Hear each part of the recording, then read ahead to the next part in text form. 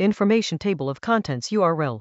https www.fanpool.com novel TRME 7076.html. Years later, when Alina heard Ronan call out "Yes, Madam Prime Minister" to Lady Dinia from outside the door, she couldn't help but mutter, "Damn it.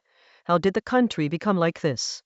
She then recalled that sunny afternoon when she, at 18, had witnessed the fateful first meeting between the two. Page 201. Skinny Curly glanced at Boss Noodles. "Don't drag this out too long. We don't have much time." "Hell," Ina snorted coldly. "Don't drag it out too long.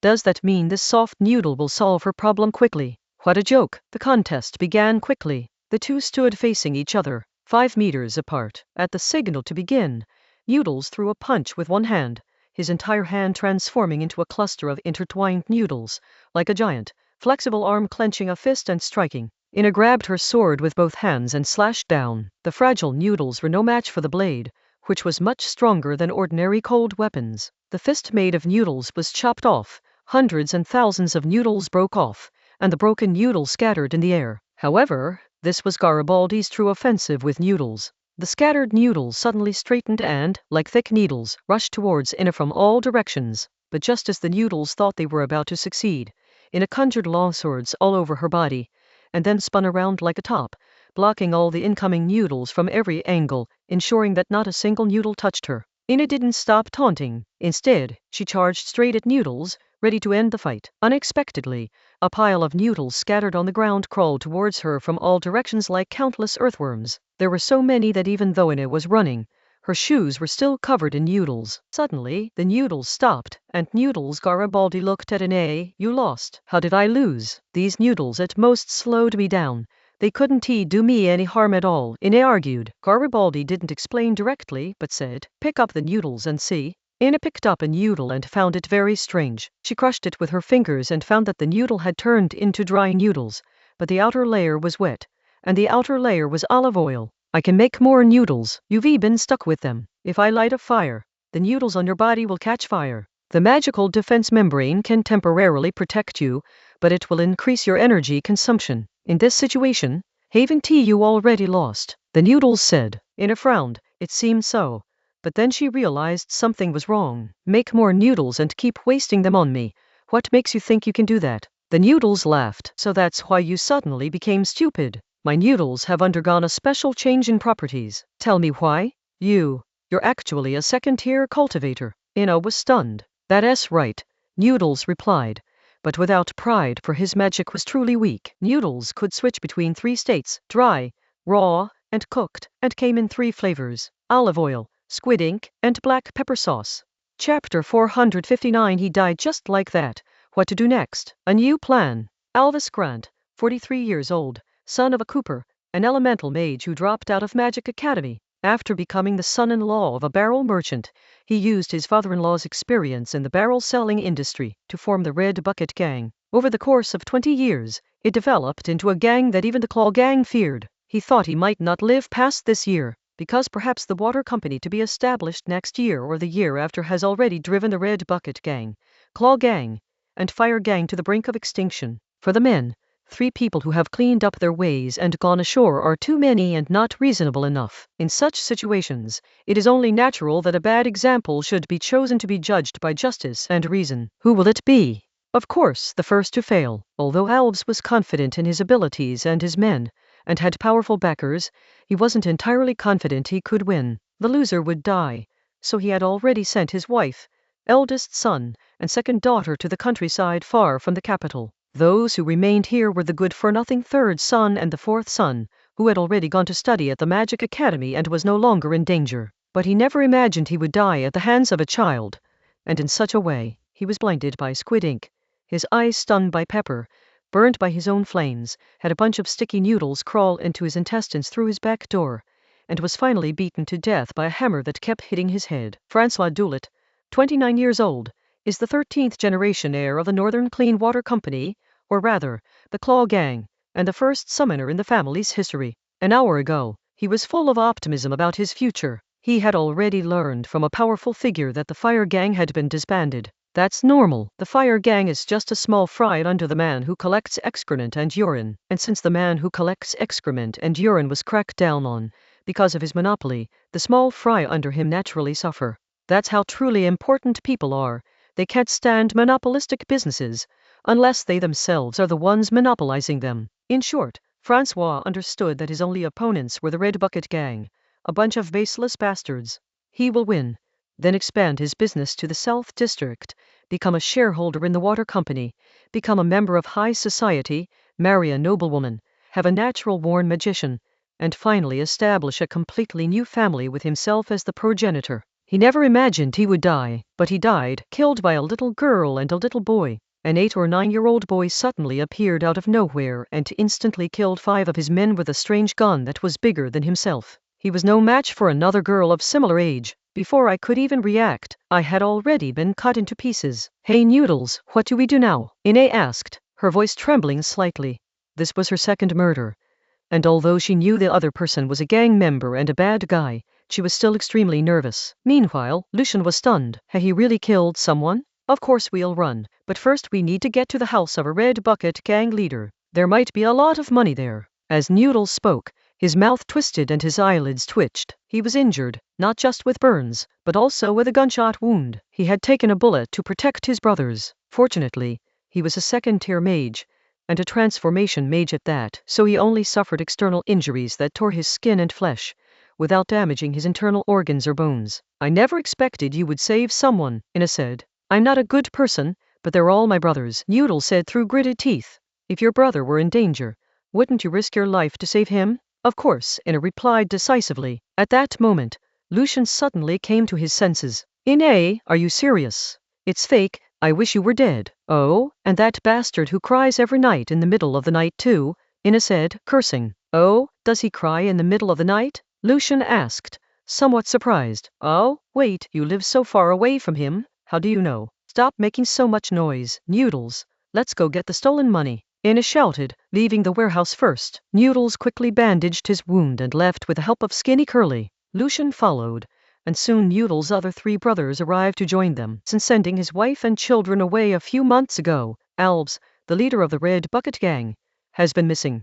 Apart from a few trusted confidants, no one under him knows where he lives. But the Noodles just happened to find out. It was because he happened to know about this that he came up with his initial plan to kill Albs, the leader of the Red Bucket Gang. One reason was revenge, as his stepfather was killed by one of Albs's men when he was drunk. The other reason was to use this achievement to join the Claw Gang and give his brothers a better life. Sometime in the future, he will leave the gang and take the civil service exam. But Ine's appearance made him temporarily change his plans. He killed 2 people at the same time, created chaos, and then started his own small gang. He believed he had the ability. Not long after, Ine, Noodles and her group arrived at Alb's secret residence. Soon, a group of people found a locked iron box. The little rascal nicknamed Axe immediately went up and opened the lock in no time. "Why are you called Axe? You should be called Locksmith," Ine teased from the side. The brat raised his arm, which had practically no muscles, and gestured a couple of times. "Hell?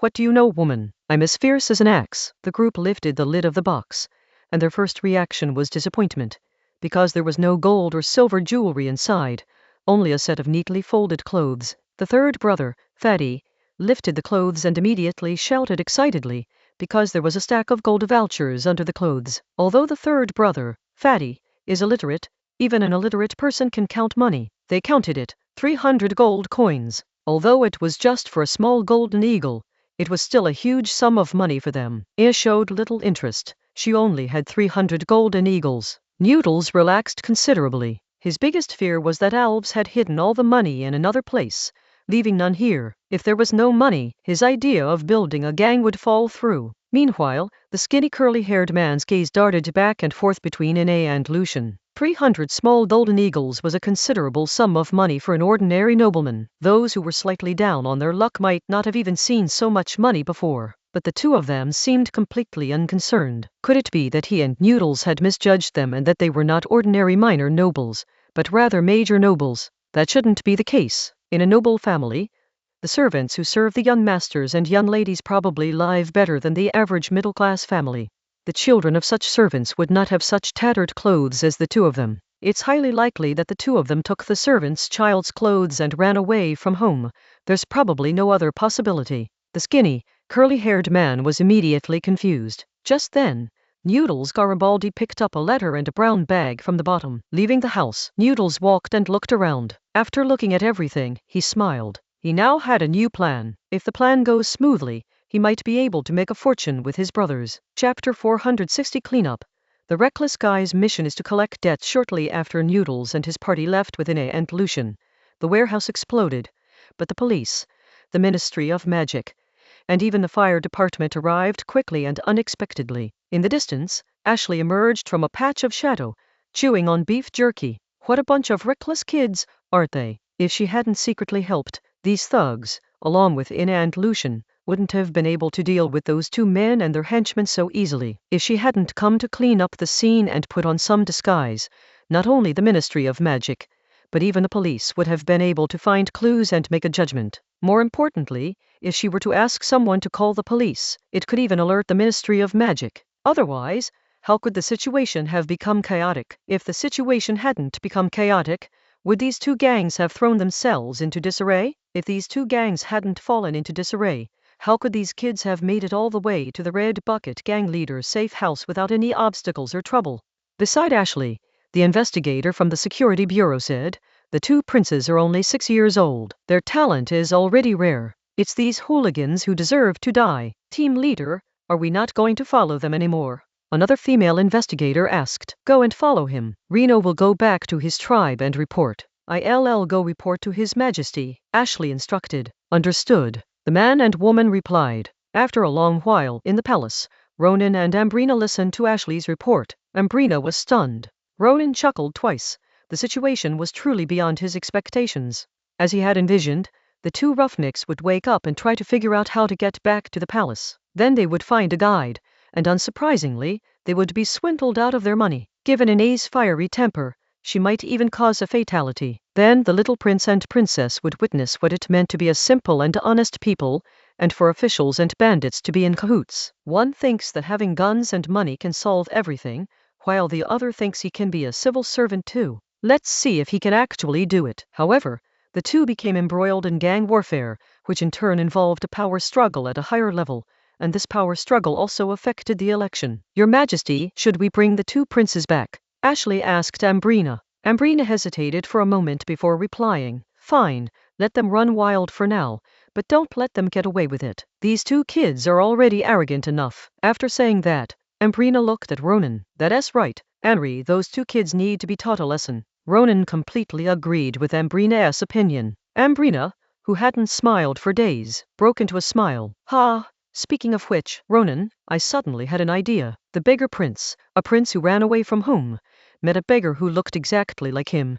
Then they swapped clothes, and then he couldn't go back. Isn't that interesting? Yes, that's interesting, Ronan replied. Playwright Ambrina is resurrected. Hee. Ambrina chuckled smugly. Oh right, Ashley, why don't you stay and eat with us? Ashley, still thinking about Ine, didn't hear Ambrina's words clearly and subconsciously replied, Yes, Your Majesty, before being forced to stand up and step back. Ambrina chuckled. Ashley, I'm asking you to stay, not to leave. Oh sorry. Ashley, who had been absent-minded, finally realized what was happening. No need to apologize. After all, there's no need to apologize. That child has caused you a lot of trouble. Ambrina wanted to say that we are family, but she didn't say it out loud. Ina did cause Ashley a lot of trouble, as she frequently went to the home office, and Ashley was usually responsible for picking her up and dropping her off. Meanwhile, the group of Noodles and the brother and sister were having dinner at a restaurant. It's called a restaurant, but it's really just a shed next to a small house on the street. The food is very simple. A stew with potatoes, carrots, onions, and a tiny bit of beef. The staple food is a baguette that's hard enough to kill you. Why is there no meat at all? Ina complained. There's so much meat, the third fat man said, even taking a spoonful to show him. Ina frowned. In her memory, stewed beef was always in large, tender pieces with a milky aroma, but the meat in front of her was shredded, tough, and didn't smell good at all. That's for sure. In such small shops, the beef is cheap, mostly leftover scraps that don't sell by the afternoon. And even with that kind of meat, there won't be much in a stew. It's far worse than the Ministry of the Interior's canteen, let alone compared to the royal palace. Noodles remained silent, still working on his plan. Just then, in a sudden voice interrupted his thoughts. Hey, why are you so quiet? With a sigh, Noodles said, I was planning to send you away, But now I have a new plan. So you still want to use us? Ine interjected. It wasn't exploitation. Noodles quickly explained. You being dishonest, Ina said. All right, I'll finish telling you the whole story. If you don't want to get involved, we'll send you home tomorrow, Noodles said. Here's what happened. The Red Bucket Gang leader got a job from a very wealthy baron who is protecting him. The Earl of Champagne owes this baron a sum of money, and the baron transferred the debt to the Red Bucket Gang leader as payment for a previous job. In the letter, he said that if the debt could be recovered, the baron would only get 1/3, and the Red Bucket Gang leader would get the remaining 2/3. If the debt couldn't be recovered, as long as he was willing to find someone to sue the Earl for not paying back the money, the debt could be returned, and he would also receive a substantial reward and help him with the water company matter later. It sounds a bit convoluted, but to sum it up in one sentence, this matter involves helping someone collect a debt. You want to do this in place of the Red Bucket Gang leader? Ina asked. Page 202. That's right.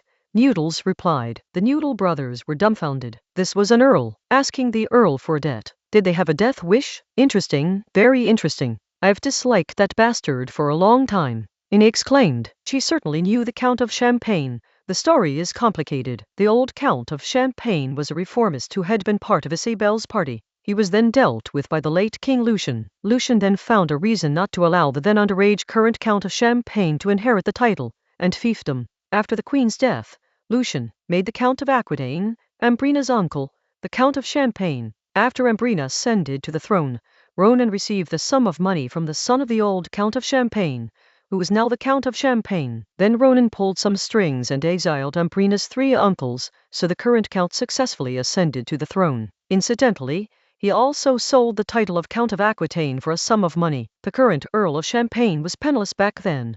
All his money was borrowed. But now he's become a deadbeat, living a life of luxury yet refusing to pay back his debts. It's not that Ina calls him a bastard for refusing to pay back his debts. It's because this guy dared to give gifts to her aunt. Isn't this a despicable act? Only her father, Ronan, is allowed to give gifts to her aunt. So you're participating? Of course. Chapter 461. Scrap metal. Too smooth. Some speculations. Nighttime. Outside the cabin. Under the moonlight. Noodles Garibaldi is practicing greeting the gatekeeper for the 3rd time. Yes, practicing greeting the gatekeeper. He was to replace Alves, the leader of the Red Bucket Gang, as a debt collector. First, he had to meet the wealthy baron, but the baron was a nobleman, and a wealthy one at that, not someone they, as poor neighbors, could meet simply by knocking on the door and saying hello. That snobbish security guard wouldn't even bother to inform you if you weren't a respectable person. He'd just kick you out. As a nobleman's illegitimate son who had once served noblemen, Noodles knew this very well. He'd been hanging out on the streets for so long that he'd forgotten how to greet people. Ina walked over and said, "What's the use of all this? The doorman can tell you're a poor wretch just by looking down at your shoes." "I can go buy a nice pair of shoes," Noodles said nonchalantly. "The shoes of wealthy people are definitely custom-made, fitting well and comfortable, and they want to be brand new when they go out. They have to be smooth and lustrous. Those that are shiny and gleaming are for tasteless nouveau rich who love to show off. The shoes of nobles are old, but they are very well maintained. For example, some shoes made of horsehide are very stiff. Men have to tough it out on their own. If it is a woman, she might find someone with similar height, weight and foot shape to wear the shoes for a few days to tame them before she wears them herself. Clothing is even more important. In recent years, many wealthy people have emerged. Many nobles are not as rich as merchants. In addition, the current queen and king consort do not like the gorgeous and complicated style. Nobles advocate a low-key and refined style to distinguish themselves from nouveau rich. Do you understand refinement? For example, a silk or linen coat that looks very ordinary may have a lining full of embroidered patterns, which you will only see when you take off the coat in a warm room. Nobles are such rotten things. They love these boring things, and there are so many boring things that I could talk about them all day long. So don't even think about pretending to be a nobleman. It's hopeless. Ina gave Noodles a good talking to. Although she vehemently disliked the etiquette teacher who promoted this rubbish to her, she had to admit that some of it had still gotten into her head. A hint of frustration crossed Noodles' face. "What should we do then?" Ina chuckled. "It's simple. Just say you're from the Ministry of the Interior's Security Bureau, and absolutely no one will dare refuse to open the door for you." This Noodles was stunned. Impersonating someone from the Security Bureau. What, you don't dare? You dared to go to the Earl to collect debts, but you don't dare to impersonate the Security Bureau? Ina questioned. It's different.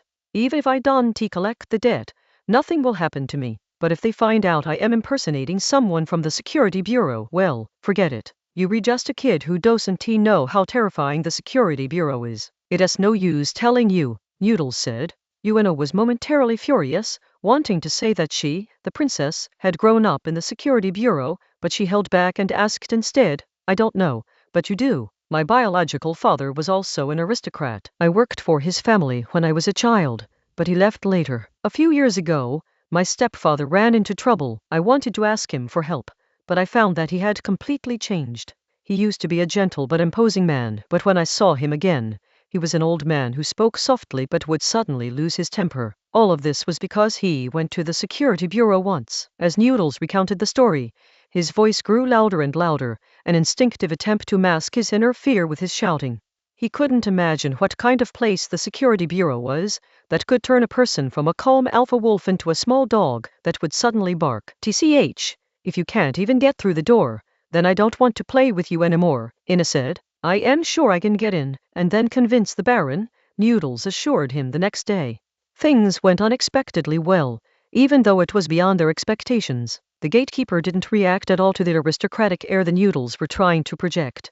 He simply made a gesture of blowing on a silver coin. It turns out, all that was needed was money. The Noodles went in, and not long after, he came out. Everyone looked at him, but Noodles remained silent. Several brothers asked anxiously, but Noodles remained silent until the four brothers sighed and even began to comfort him, until Ina gave him a disdainful look from the side. Noodles then burst into a triumphant laugh. He succeeded. Although he didn't receive the promised 70 of the money like Albs, the leader of the Red Bucket Gang, the Baron promised to give him 10 if he got the money, to support his reorganization of the Red Bucket Gang.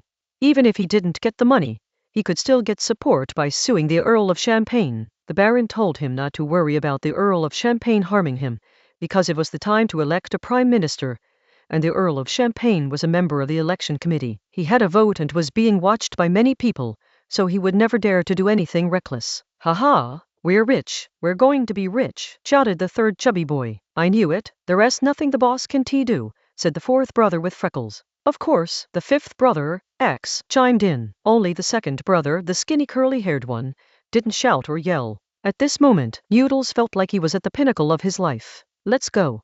Have a good lunch. Get everyone a nice set of clothes, and then we'll go collect the debt this afternoon. What they call delicious food is nothing more than roast chicken. So-called good clothes are only those that are made to order. In this era, truly good clothes are not ready-made but custom-made. Of course, Ine and Lucian were a little happy, finally free from those uncomfortable coarse linen clothes and those cheap wool sweaters that smelled bad. After changing his clothes, Lucian once again called his sister Ine aside.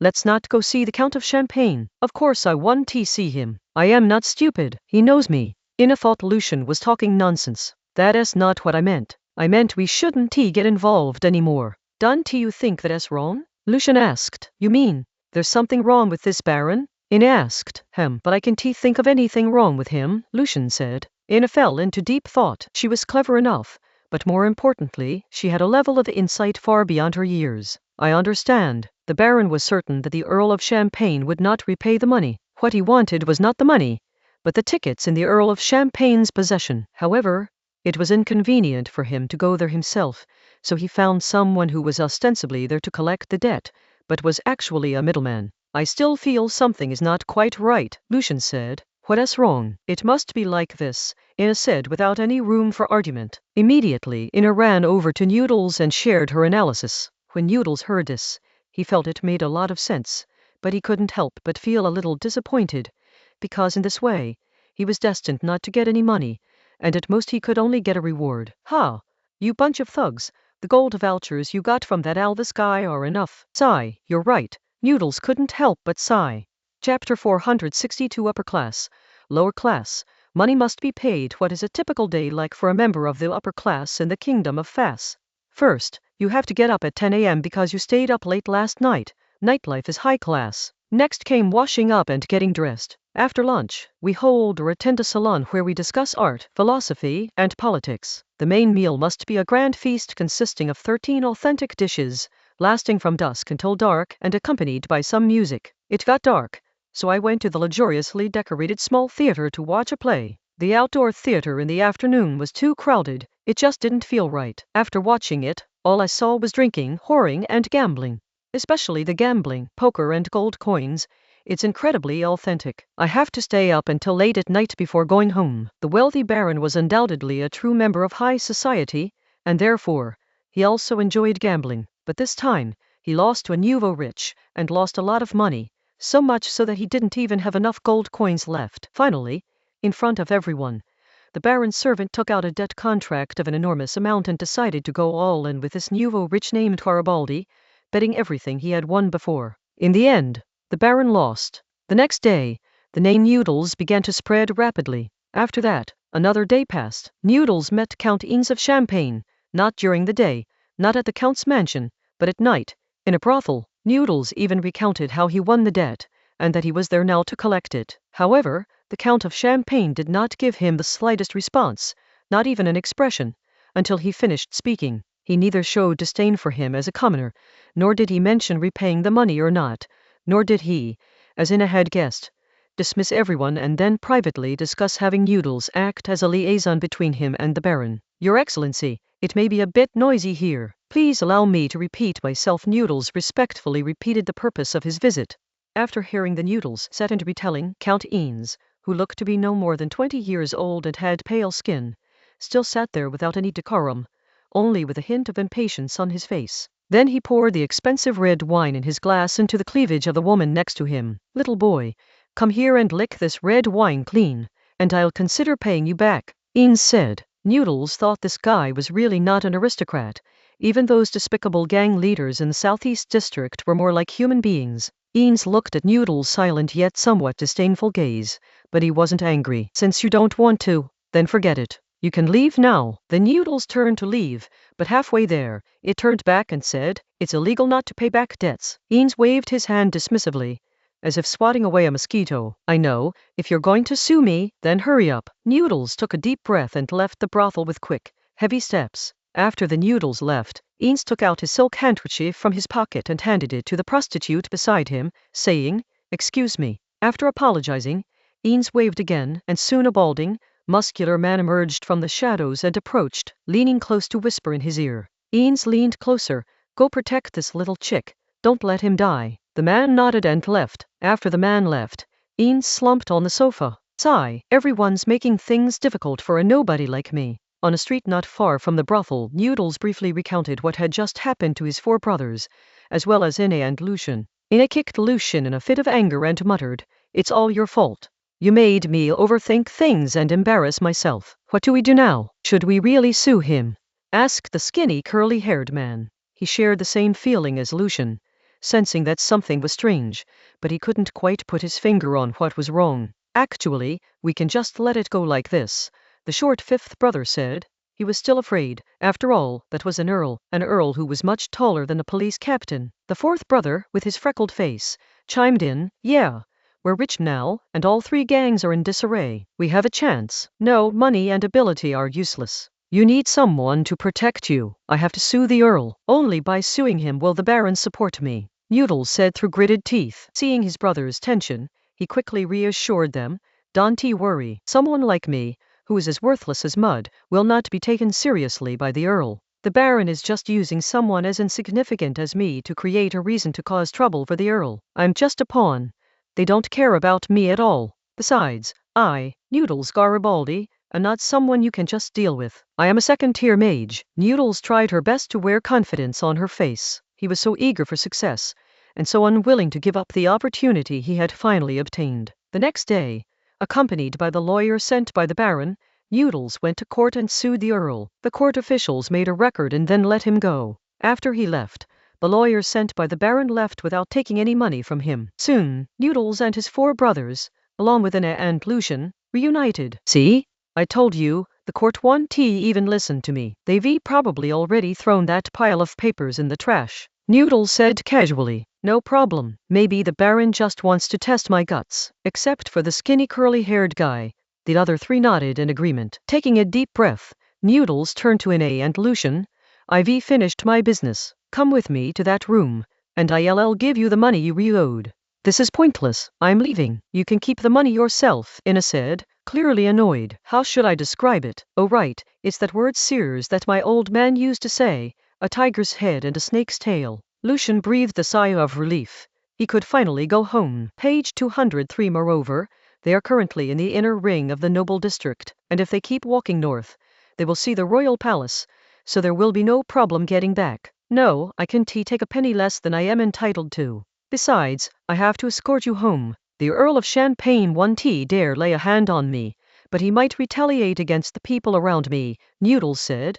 I don't need your protection, Ina said, but at least you should pay me, Noodles said firmly. I know I may have misunderstood. You're not just a young lady from an ordinary noble family. Your family must be very powerful. This little bit of money is nothing to you. You also look down on me and think I am just a fun-loving lower-class person. But no matter what, you helped me, so I have to pay you back. We may not have anything, but we always repay kindness and debts. After saying that, Noodles stood motionless, staring at Ina, waiting for her answer. Okay, I'll go with you to get the money, Ina agreed. By the time they left, it was already evening. After dinner, it was dark, and they would have to go back the next day. Ina and Lucian had no choice but to spend another night in this cramped and smelly place. The next morning, they would take the money and leave to return to the palace, ending their journey. Chapter 463. Blame shifting, attack, and exposure. Ina and Lucian's temporary hut was separated from the 5 people in the noodle shop by a courtyard, and at this moment, the 2 were lying on the same bed. Lucian, what do you think father meant by leaving us here? Ina murmured. Lucian lay on the pillow with his hands behind his head. Why was it father? Why not our dear mother?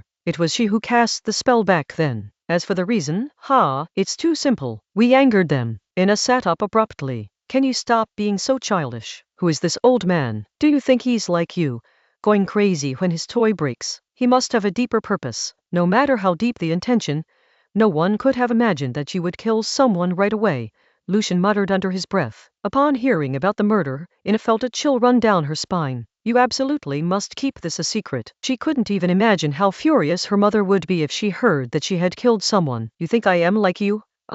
Impulsive? Lucian originally meant to say stupid. In the end, if you had just listened to me and left, none of this would have happened. Upon hearing that Lucian was trying to shift the blame, Ina immediately flew into a rage, delivering an elbow strike to Lucian's stomach.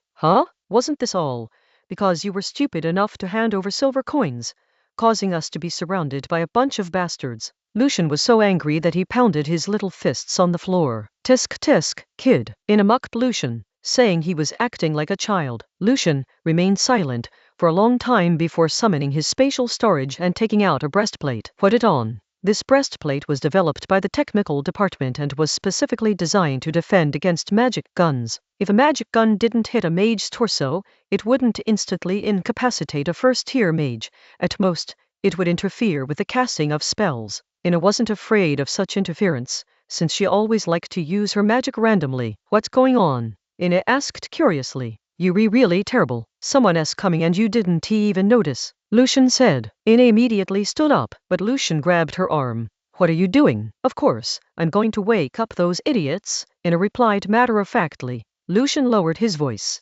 If you go there now, you might get surrounded too. Those guys are pretty clever. Their noodle magic isn't great, but they use it very well. They also have 2 guns, so it shouldn't be a big problem. Ina took the breastplate with one hand and shook off her brother's hand with the other. Lucian, you are utterly shameless. Lucian was stunned by the scolding. He didn't owe those thugs anything, so why should he help them? Besides, as a prince, he shouldn't be taking risks. His history teacher had told him more than once about how kings in history, relying on their bravery and leading the charge, lost their lives on the battlefield and squandered the foundations they had built. While Lucian was still stunned, Ina had already put on her breastplate and ran out. Lucian scratched his head in frustration. Fuck your teachers, fuck your history, fuck your kings. After cursing, Lucian pulled out his automatic rifle from his spatial storage and charged out. In another courtyard, the 5 men, including Noodles, had already gotten up. Noodles was, after all, a second-tier mage. Although his perception was considered poor among those of the same tier, it was still slightly stronger than Lucian's. He had already sensed the danger and was preparing to inform Ina and Lucian to ignore them and run away directly. You guys, sigh. Noodles felt a bit conflicted when he saw Ina and Lucian, but he forced himself to calm down. Never mind, you two go hide on the second floor and be ready to provide support at any time. Then Noodles assigned tasks to his 4 other brothers who were just ordinary people. Having spent years on the streets and escaped death multiple times, Noodles is extremely skilled at nighttime indoor combat. Although this villa, which has been uninhabited for many years and is in a very poor location, was acquired 2 weeks ago using all of his previous savings. However, this was the place where Noodles originally planned to carry out his kidnapping scheme and bury the Red Bucket Gang leader. He knew everything about this place. Noodles, it's me, Andrew. The Baron needs to speak with you. A voice, both strange and familiar, came from outside. After thinking carefully, Noodles remembered who Andrew was. He was the Baron's butler, and it was Andrew who took him to see the Baron after the gatekeeper announced his arrival. Why did this guy know? Why did the Baron kill him? Seeing that the Noodles didn't respond, the butler Andrew sighed and looked at the people beside him. You prepare to set it on fire, and also bring grenades. Although he was just a butler, a novice mage who would be commonplace in the capital, he was a veteran of the battlefield. Since he had failed to lure the other party out, he would never enter the other party's territory. After giving his instructions, the butler said very respectfully to a man wearing a coat on the other side, I'm so sorry, but I'll have to trouble you again. That kid is a magician, and he picked up a little girl magician from somewhere. The reason it was so troublesome was that before they arrived here, they encountered a burly,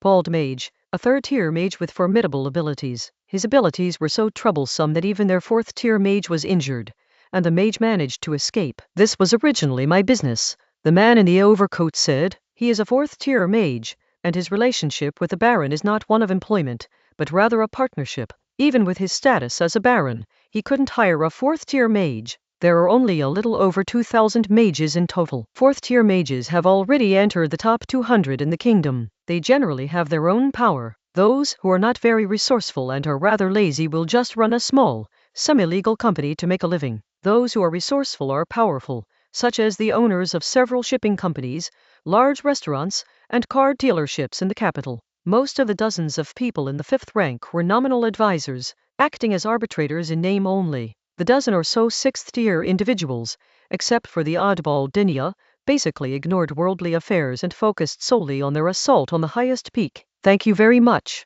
The butler expressed his gratitude again, while gripping his revolver tightly with his right hand and drawing his military knife with his left, ready for battle. Here, a battle is about to break out. At the same time, in the spacious but enclosed music room of the palace, young Count Ines of Champagne stood opposite Queen Ambrina, who sat on the sofa, holding her modified guitar in one hand, looking at the handwritten sheet music in front of her, occasionally plucking a string and then writing a couple more strokes, as if no one was in front of her. Ines, seeing that Ambrina still ignored him for a long time, finally couldn't help but speak up. Your Majesty, someone is trying to frame me. I am innocent, but that is not important. What is important is that they want to harm your Majesty and the Marquis. The Marquis Ines was referring to was, of course, Ronan. Ambrina put down her violin, feigning surprise and anger. What's going on? Ines breathed a sigh of relief and began to recount. Some people know that I am your Majesty's absolutely loyal subject, so they set this trap and sent someone to collect a debt. How could I possibly pay such a large sum of money? So that pawn-like thug went and accused me. That arrogant thug is bound to be killed. The people I sent might not be able to protect him.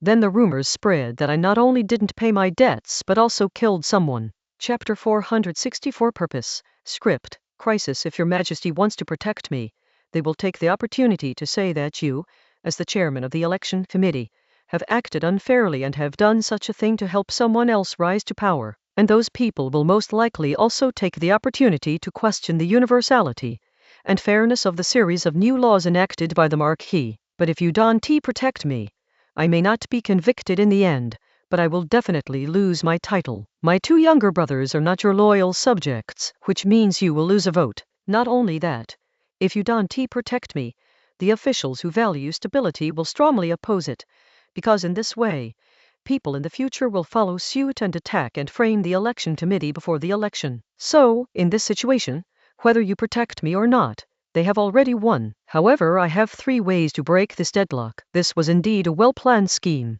If Ambrina insists on upholding the law impartially, losing a single vote is nothing. The key issue is the negative impact it will have. In future elections, election committee members will become defendants before they even vote. Wouldn't that make the kingdom, or even the entire Western continent, a laughingstock? Therefore, a group of ministers, nobles, church and magician representatives would do their utmost to prevent Ambrina from upholding the law impartially. However, if she does not enforce the law impartially, Ambrina will immediately be labeled as biased. That's not the main problem. The key issue is that some people will take the opportunity to question the new law. Ambrina glanced at the Count of Champagne. Tell me your plan. The first way is to back down. If you stop insisting on supporting MS Edges, I think both Pierre's faction and old William's faction will let go of this nobody and then work together to quell the matter. Ian said, to be honest, all three candidates in this prime ministerial election support the new laws and policies.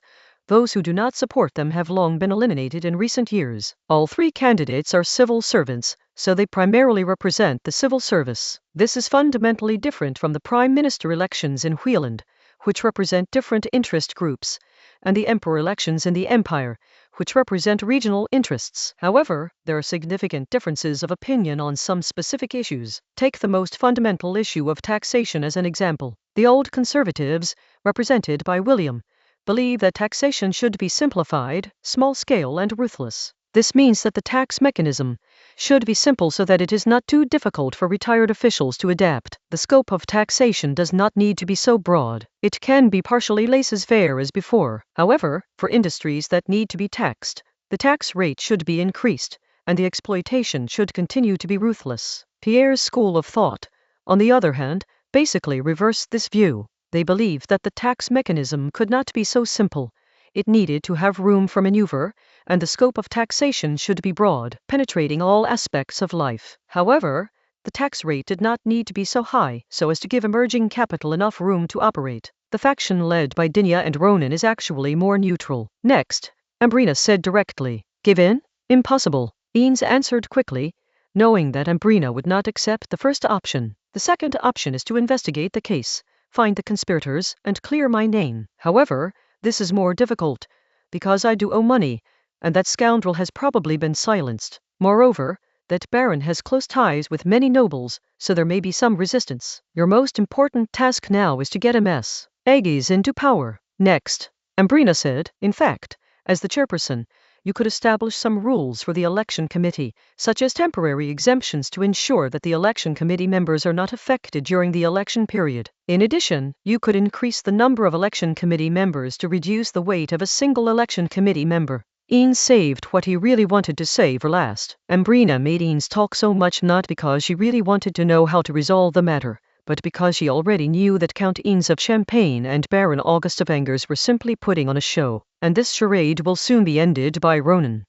And the one who said that Ronan just wanted to see what Eanes, this self-proclaimed loyal Count of Champagne, really wanted, now finally knows. It must be said that Ambrina was a little surprised. She had thought that Eanes was secretly colluding with Pierre or William, but it turned out that it wasn't. This guy is colluding with nobles, and possibly the church as well. In recent years, the nobility and the church have not lost money, and have even gained more, but their power has decreased significantly. So these people wanted to regain their political voice, and then they set up this scheme during the election. Once the number of electoral commissioners increases, will the next step be to expand the powers of this body, or even go further and develop it into a national parliament? What is this? This is treason. The kingdom of foes can only have one son, and that is her, Ambrina, and at most one more moon, Ronan. Actually, there is an even simpler and faster way, Ambrina said. Eanes was stunned. Was there another way? If someone frames you, can't you frame them? Ambrina retorted. How could I have framed him? Eanes was even more confused. Before he could finish speaking, Eanes suddenly felt his magic being suppressed. Bang! A gunshot rang out, and Eanes fell to the ground, utterly astonished. He instinctively struggled to escape, but in the next instant, a hand reached out from the shadows and snapped his neck. The next instant, Ashley appeared in the room carrying Eanes's body.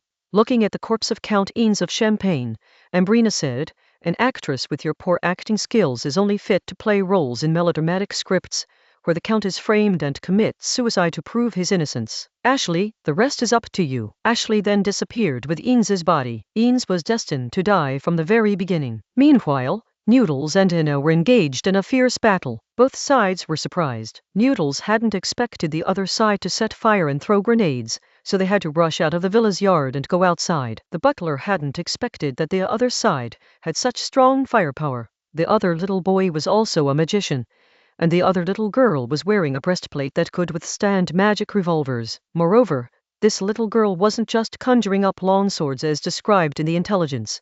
She could even transform into a giant hedgehog made of long swords, which could then be launched. The group of Noodles and Ina broke through the encirclement, which could be considered a success or a failure. They were now stuck in the middle of a densely packed alleyway in a slum not far from the villa, with dead ends on both sides and their escape routes blocked by the other side. Noodles and Lucian worked together to suppress the enemy from the front, while Ina, the second and third brothers with guns cleared the way from the back, and the fourth and fifth brothers hid in blind spots. "Cover me, I'm going to take care of that kid with the gun," the butler shouted to the person next to him.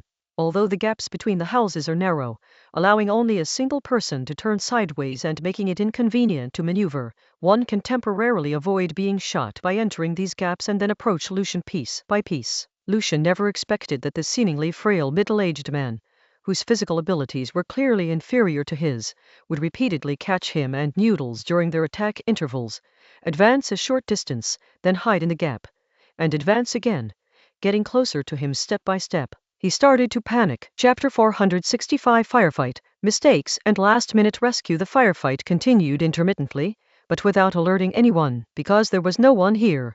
This area had been designated for demolition, and the people had been moved to the shanty towns in the East District. It was for this reason that Noodles bribed the people guarding this area to use the abandoned villas nearby as temporary safe houses. As the butler Andrew dodged and charged forward with increasing suspense, he gradually approached Lucian and Noodles. He has now basically figured out the performance of the kid's gun. Its maximum rate of fire is not as good as the magic revolver in their hands, but the actual situation is different. Their magic revolver consumes a lot of magic. A novice mage can only fire 2 rounds, which is 12 shots, before he can fire any more. If he fires any more, his physical abilities will be reduced due to a drop in magic power. Therefore, they can only fire 1 shot at a time. But this brat's gun is different.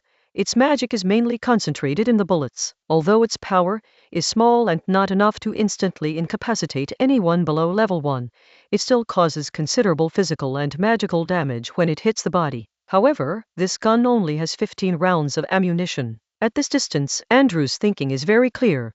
The kid's next reload will be his chance. At the same time, Kaio, the 4th-tier mage who was the strongest member of the team and was wearing a coat, hesitated to make a move. On the one hand, he was injured. When he fought with that bald, strong man, he initially thought that the other party was cooperating with him in a charade. However, the other party was serious, and he was injured due to his carelessness. Now his left hand is still a bit inconvenient. Looking back, it was indeed a foolish thing for him. Count Eanes of Champagne was once a down-on-his-luck playboy who could only mooch off others. He borrowed might to bribe Ronan to get his title back. There was no way he would have anyone with strong power and trustworthiness by his side. That bald man had no idea about this plan. On the other hand, he also needed to conserve his strength, as he would have to silence witnesses and clean up the mess later. Apart from the butler, everyone else was hired from the Netherlands.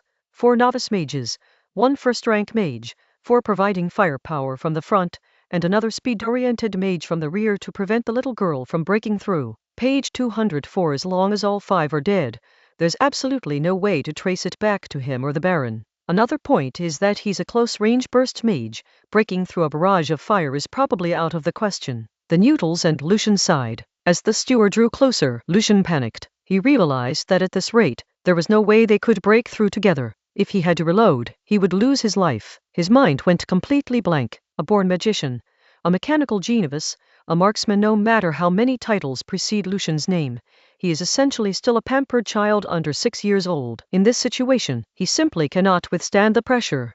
Noodles didn't notice Lucian's unusual behavior. He was staring intently at the cloaked mage who hadn't made a move yet, as this was the greatest threat to them. Lucian in front of him should still have 4 bullets left. The butler probably won't dare to charge into this last distance for the time being. He definitely can't dodge the bullets at this distance. Being hit by 4 bullets will definitely knock him down. However, once the butler falls, the magician who has been hesitant to make a move will probably take advantage of the situation. But it doesn't matter. He should be able to delay the opponent's actions for a while and buy Lucian time to reload. Just as Noodles was thinking this, Lucian suddenly started to change his magazine in a panic. Noodles thought 4 rounds were a sure thing, but Lucian didn't think so. He felt 40 rounds weren't enough, let alone 4. Oops! Opportunity! Just then, the butler Andrew launched an attack, armed with a gun and a knife. At the same time, the 4th-tier mage Joe also moved. He did not act after the butler as Noodles had expected, but instead activated at the same time. Although Joe was behind, he was already behind the butler Andrew in the blink of an eye. The Noodles that came to the rear to provide support were a beat too slow. They reacted immediately and used the Noodles to bind the magician. However, the soft Noodles could not withstand the struggle and were broken in an instant. The broken Noodles turned into pepper-flavored bits of noodles in the air, which flew into the eyes of the magician in the coat like needles. But just as they were about to reach the magician's eyeballs, the pepper-flavored needles were instantly pulverized by the magical impact. As a 4th-tier mage, even without using magic, simply condensing magical energy and releasing it to create an impact is enough to shatter Noodle's magic. At this moment, the butler had already broken through the noodle net and arrived directly in front of Lucian. "Ah, Grandpa Axe is here!" Suddenly, Axe shouted and rushed out from the side to hug the butler. With a thud, the butler stabbed him in the body and kicked him, but he couldn't kick him away. This old soldier and magician couldn't even kick a small, lowly commoner child away. Another kick, and then another, and the 5th brother's axe was kicked away and he died. The butler turned around and faced Lucian once more, but in that instant, Lucian, having finished reloading, fired. The gun spewed fire, emptying the magazine. In the blink of an eye, blood bloomed on the butler's body, and he staggered back 2 steps before collapsing to the ground. A burst of gunfire also affected the magician wearing a coat behind the butler. However, this level of attack was equivalent to an ordinary person being hit by a group of children throwing stones, resulting in minor injuries and bleeding. It not only did not affect his actions, but also further aroused his ferocity. The next instant, the coat-clad magician lunged forward, the ground cracking, and his right hand snapped back a classic charging motion. In a flash, Noodles pulled Lucian behind him and stood in front of him as a shield. Of course, he wasn't trying to take the fall for someone else. He wasn't that noble. He had already turned into Noodles, so as long as the opponent didn't deliver a wide-range attack, he wouldn't die, and he could buy Lucian another chance to reload. Joe's right hand shot forward like a cannonball, his entire right arm resembling a spiral lance made of obsidian. A flash of light, and the spinning, explosive lance pierced through Noodles' chest. The Noodles' chest voluntarily opened, and countless frail Noodles entangled the spiral lance, instantly slowing its rotation. Noodles revealed a hint of joy. The transmutation type is least afraid of this kind of single-point physical attack. Naive, Joe scoffed, accelerating with his lance and conjuring a magical tornado. The spiraling lance pierced through his chest and extended forward, aiming at Lucian, who had fallen to the ground. Just as it was about to touch Lucian, a flaming hand blocked the spinning lance tip. The tip spun and protruded in the palm, but could not advance any further. After a burst of sparks, the spinning stopped completely. Joe abruptly retracted his arm, which had transformed into a spiral spear, and Noodle, whose chest had been pierced with a large hole, collapsed to the ground with a thud. Immediately, the owner of that hand leaped out of the vortex portal. Lucian, who had survived the ordeal, stared blankly at Agostina, who had suddenly appeared in front of him and completely blocked his view. The next moment, Isabel appeared. Joe felt a chill run down his spine and cold sweat pour down his back. He didn't immediately recognize Agostina and Isabel, but he sensed that one was a 4th tier and the other a 3rd tier. Without much thought, Joe activated his attack with both hands, heading towards Isabel, who was closest to him. In a 2-on-1 situation, he had to take down one of them first. Chapter 466 Saving Lives, Being Forced to Commit Suicide, and Self-Blaming Education. The spiral lances, like 2 giant drills, charged in and pierced right through Isabel's body. It was as if the one being attacked was not a real person, but a phantom. The next instant, the 2 spiral air guns snapped and twisted into pretzels in the blink of an eye. This is Isabel's 3rd-tier magic, distortion, and the etherealization she just experienced was the effect of her merging with her summoned creature. Almost simultaneously, Agostina unleashed a fiery blast that struck the coat-wearing mage on the head. The cloaked magician Joe, his arms twisted, was blasted away and crashed into the wall, sliding down to the ground like a rag doll. His arms, now back to normal, hung limply at his sides. His face was covered in burns, festering sores, and bleeding. Knowing he was completely outmatched, Joe immediately pleaded, "Spare my life." I know it's." Before he could finish speaking, Agostina's flame suddenly erupted beneath his feet, a towering pillar of fire shooting straight up. In an instant, the mage, who only wanted to beg for mercy, was like a little mouse standing on an incinerator, accompanied by heart-wrenching screams and wails. The magician Joe, who had just begged for mercy, went into a frenzy. He realized that these two had no intention of letting him go, nor did they even want to know the truth behind it. They just wanted to kill him. Despite the intense burning pain, Joe, engulfed in flames, charged towards Agostina, his hands transforming once again into spiral lances. Joe knew very well that his attacks were useless against Isabel. Only by taking down Agostina could he have a chance of survival. He was, after all, a fourth-tier opponent, and Agostina was also only a fourth-tier opponent. Even her most powerful attack was not enough to kill him. Isabel didn't plan to use twisting again, as it would be too taxing on her, and at her third rank, it wouldn't be fatal to her opponent. Her goal was to finish off the guy below her first, and then deal with the other first-rank mage who was being held back by an A. The butler Andrew was the first to die, followed by the mage who fought with an A, then the fourth-tier mage Joe, and after that, the whole group died without leaving any survivors. This was something that had been decided long ago. As for the Noodles gang, the fifth brother was killed by the butler, the third brother died at the hands of that first-tier mage, the second brother was injured, but not seriously, the fourth brother had been hiding and was fine, and the eldest brother Noodles was still alive. Ha, he's still alive. Isabel looked at Noodles lying on the ground. Lucian, you two go with the chief. I'll take this kid to the rehabilitation center. In the blink of an eye, Isabel left with the Noodles. She was still alive, but only Noah, the suturing master, could save her from her injuries. Agostina glanced back at the spot where Isabel had disappeared and shook her head slightly. Ronan's idea was that they shouldn't save the thug if possible. Isabel had acted on her own initiative, but it wouldn't have much of an impact. It's all right. It's all over now, Agostina said, her tone relaxed.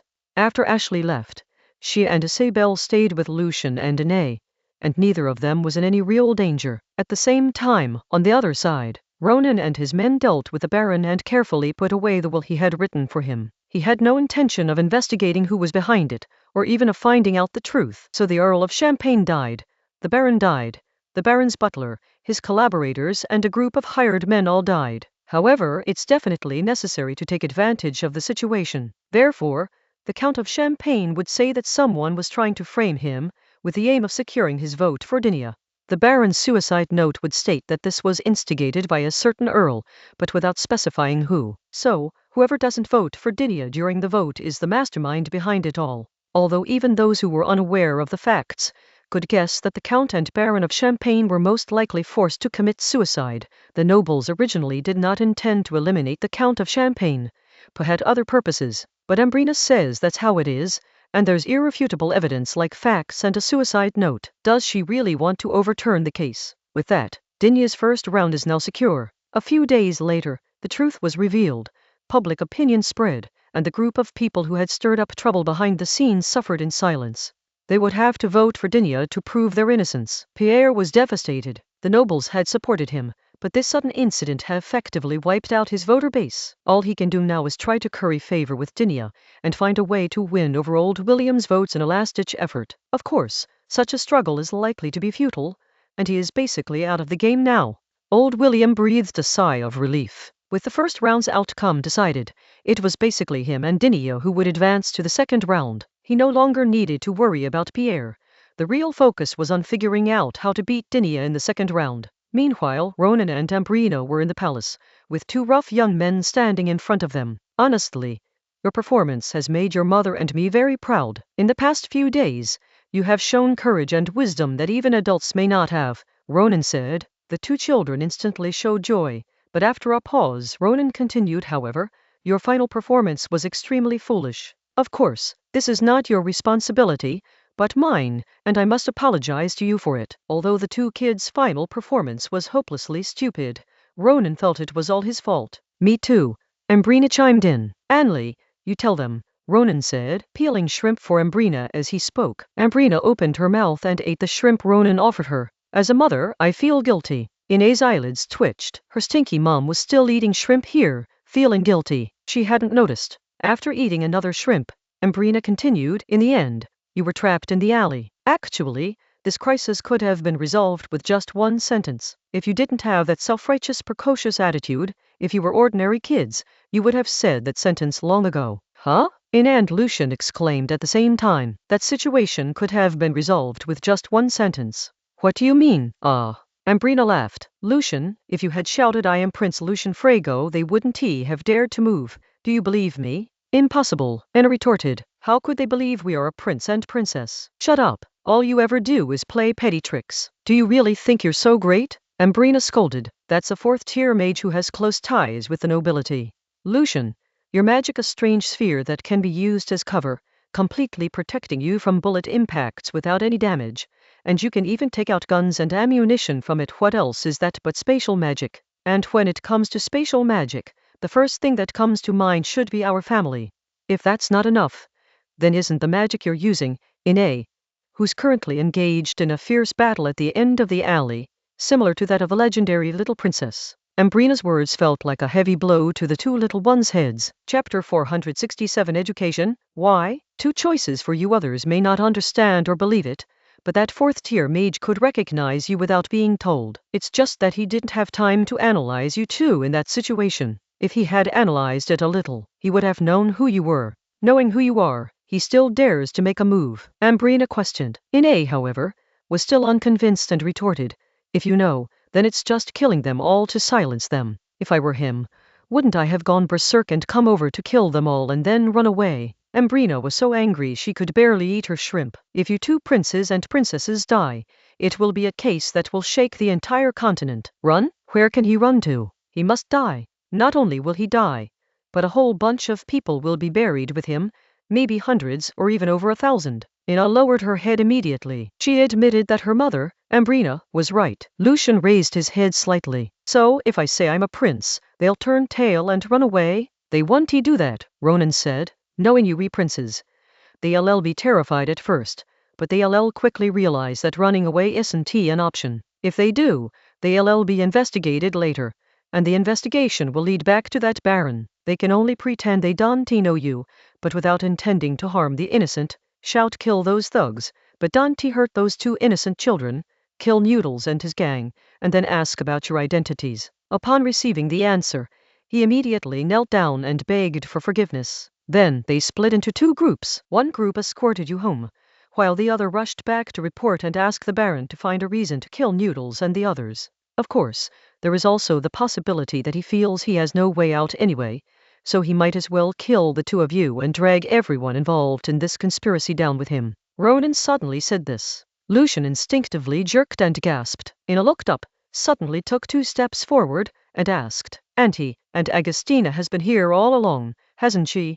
Ronan paused for a second, sighed softly, and then looked at his daughter. Yes. Why didn't you act sooner? Ina questioned. Didn't you ask your aunt? Ronan retorted. She told me to ask you, Ina said through gritted teeth. Ronan smiled helplessly. Clearly, Isabel had some reservations about him in this matter. According to my original plan, when you were attacked, Lucian should have separated you from the 5 teenagers while you were dragging Ina away. If that were the case, your aunt and Tina would have taken you to a safe place and handed you over to other people in the security bureau before going back to deal with those people. But the reality is quite unexpected. You didn't separate from those 5 people. After you rushed out of that villa's courtyard, your aunt and Tina could have made their move. If they had, there wouldn't have been any further fighting. There are 2 reasons why I didn't intervene. First, your aunt still wanted to see how these teenagers would react in this situation. This is the moment when you can see a person's true colors. Secondly, it's because of me. Before they went, I said something. Don't even think about saving that boy named Noodles. Ronan has finished his explanation. Why? Ina didn't understand. She really didn't understand. Just these past 2 days, her father had gone to see Noodles, who had been saved, and had shown him a lot of concern, because he used you, dragging you and a kid like Lucian into killing people, even though it was your own choice. Do you think your mother and I shouldn't be angry? Your mother is the queen. Getting angry can kill people, Ronan said, before Ambrina pinched him hard. But now that he's been saved, and he's not entirely hopeless, consider him as someone who has gained another friend. And since he's your friend, shouldn't I, as his father, show him some concern? Ronan said. Ina finally understood her father Ronan's thoughts. Page 205. All right, let's stop here. Ronan was also exhausted. In the afternoon, Ronan arrived at the rehabilitation center. After letting Noodle's two brothers, who were still alive, leave, Ronan sat down in front of Noodles. This was the second time Noodles had seen his idol since he regained consciousness, and he was still very excited. Last time, Ronan had only greeted him briefly before leaving. "You're recovering well," Ronan said. Noodles tried to get up, but Ronan gestured for him to stop, so he lay down and replied, "Yes, Your Excellency Marquis. You saved Lucian's life, and I want to thank you." Ronan added, "No, I didn't. Your Highness was saved because of those two. Moreover, I was more focused on creating opportunities for Your Highness by risking injury," Noodles quickly explained, indicating that he didn't actually intend to risk his life to save Lucian. "That is not important. I said you were kind to him, and that is it." Ronan's tone was unquestionable. "In short, to repay this kindness, I'll give you two choices. First, I'll clean up your past, find a minor nobleman to adopt you, and send you to a school in the capital. If you work hard enough, you can easily become a civil servant. Secondly, I'll give you some money and send you to a coastal city. There are many opportunities there, but it will really test your skills." After Ronan finished speaking, he looked at Noodles and noticed a slight surprise on the face of the 14-year-old boy, but not a strong one. "It seems you had some idea," Ronan said. "Yes, but I didn't expect it to be like this." Noodles admitted that he felt Ronan would definitely make some arrangements for him. He had been thinking about how Ronan would deal with him these past 2 days, but he guessed that Ronan would give him a sum of money and send him far away. However, an idol is an idol, and his thoughts are beyond the comprehension of a dirty thug like him. After hesitating for a long time, Noodles finally mustered up his courage and spoke his mind. "Can I suggest one myself?" He didn't want to keep the capital, nor did he want to go to the coast and follow the old path. "Speak," Ronan urged him. "I want to join the army," Noodles said. "Ha ha ha ha." Ronan laughed out loud, but after laughing, his face darkened. "You are very cautious, but your ambition is not small." The Noodles were stunned by those words. Had they been seen through? Ronan patted him on the shoulder. "Sure, Northern Legion, earn merit, and then come back as an officer, right? However, we can only arrange for you to attend a military training course and then become a regular soldier." I knew I'd been seen through, Noodles thought to himself. "That's settled then. You won't have a chance to back out," Ronan said, standing up. "Once you've fully recovered, someone will make arrangements for you. As for your two brothers, they can come along too." After saying that, Ronan left. In the following days, the two boys changed. Lucian was no longer so averse to history class, and even started reading on his own, asking questions in class, although they were all naive. But at least he was no longer so arrogant. Ina has been running around less frequently and still sneaks into Lucian's history classes, but she still finds ways to skip etiquette and art classes. It seems she has no hope of becoming a lady. Chapter 468. The Anti-Liu Rally. They can't just kill him through insults. The key to the election. That's about it for now regarding the issue of children's education. Ronan returned to his daily political duties and the affairs of the prime ministerial election. On this day, a group of nobles held a Liu conference at Baron Ren's house. Baron Ren was a typical wealthy nobleman with a fiefdom, living in the capital. His house was a large villa with dozens of rooms and 2 large courtyards. The rooms were luxuriously decorated and filled with valuable collections and furnishings. He had dozens of servants, including maids, gardeners, cooks, coachmen and all sorts of miscellaneous servants. He had only a few legitimate children, but a large number of mistresses and illegitimate children. At this moment, Baron Ren's clothes appear to be the same as the ones he wore while playing cards last night, but upon closer inspection, it becomes clear that they are not the same. That's just how nobles are. Their clothes may look the same, but they've actually been changed. Ronan went too far this time. We only made a few suggestive requests, and he killed the Earl of Champagne and my brother, and then forced us to vote for Aegis. Baron Ren complained. His fiefdom was in Ren's, and he was the first person to exchange land for shares, one of the first beneficiaries of Ronan's policies, getting rich among the richest. However, he was also the mastermind behind this conspiracy. In the kingdom of Fas, there are 2 main types of nobles: counts and barons. The differences between counts and barons are greater than the differences between a person and a dog. For 300 years, successive monarchs have been weakening the nobility, each with their own outrageous measures. Now, there are only a few dukes and a few marquises. The title of duke is not an honorary title given to members of the royal family, such as the Duke of Alwar, or it is a transitional title before the crown prince ascends the throne, without any real fiefdom. Marquis, on the other hand, is a functional title, specifically given to a very few individuals who hold important positions on the border and need to wield significant military and political power. Dukes and marquises would naturally not attend such events. As for counts, some of them were actually dukes before. Aquitaine, Brittany, and Lorraine were all dukes before being forced to become counts. Although their fiefdoms were extremely small compared to the countdoms of the feudal era, they were still among the most powerful nobles in the kingdom. They didn't want to come, but as election committee members, they held a vote and had no choice but to. Many of the other earls, who were originally earls, are now so destitute that they don't even own a piece of land and are left with only empty titles. They usually rely on their privileges and connections to freeload. They came to this grievance meeting purely to join in the fun and, incidentally, to get a free meal. Viscount? There's no such thing as a viscount in the kingdom. Then there are the barons, including Baron Wren, who was an earl hundreds of years ago and still has a considerable fiefdom. These capitalist barons are the masterminds behind this incident. There were also some barons,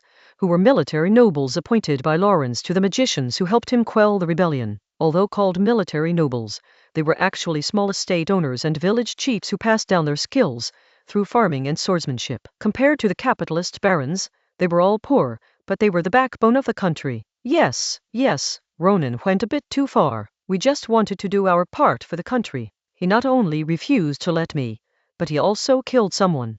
It's one thing to kill people, but to destroy their spirit as well, insisting that the Earl of Champagne and his family committed suicide and to even forging a suicide note. Moreover, the two fake wills implied that the earls were responsible. Is there no justice or law left? The barons first echoed Baron Wren, then criticized Ronan, and finally turned their attention to the several heavyweight earls present, especially Earl Marcus of Lorraine, who was the one who could talk to Ronan the most. Marcus simply smiled. After all that talk, should we vote for that lady, or not? One question, and everyone fell silent. There are no free lunches in this world. I can understand that you want to participate in politics, but now that you all have money, and you still want to participate in politics, are you Ronan? Are you His Majesty the King? Can you allow that? Marcus questioned. Unless you are willing to give up your shares in state-owned enterprises, and municipal enterprises. On what grounds? That's right, we got this in exchange for our fiefdom.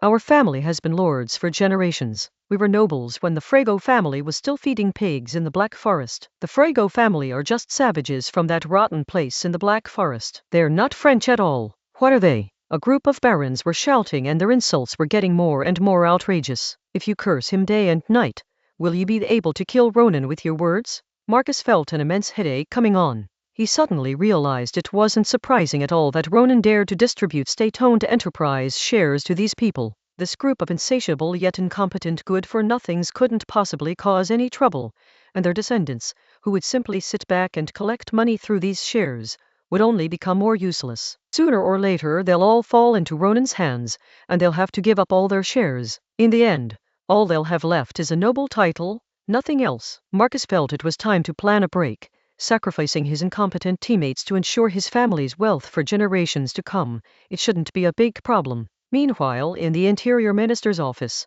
Dinia was also discussing the conspiracy that had taken several days to unfold with Ronan. Pierre and William the Elder competed with me for the position of Prime Minister. There was an element of power struggle, but it was more of a struggle over political direction, in order to realize our respective political ambitions. These nobles are simply after more profit. I know that desires are endless, but they already have more wealth that can be passed down.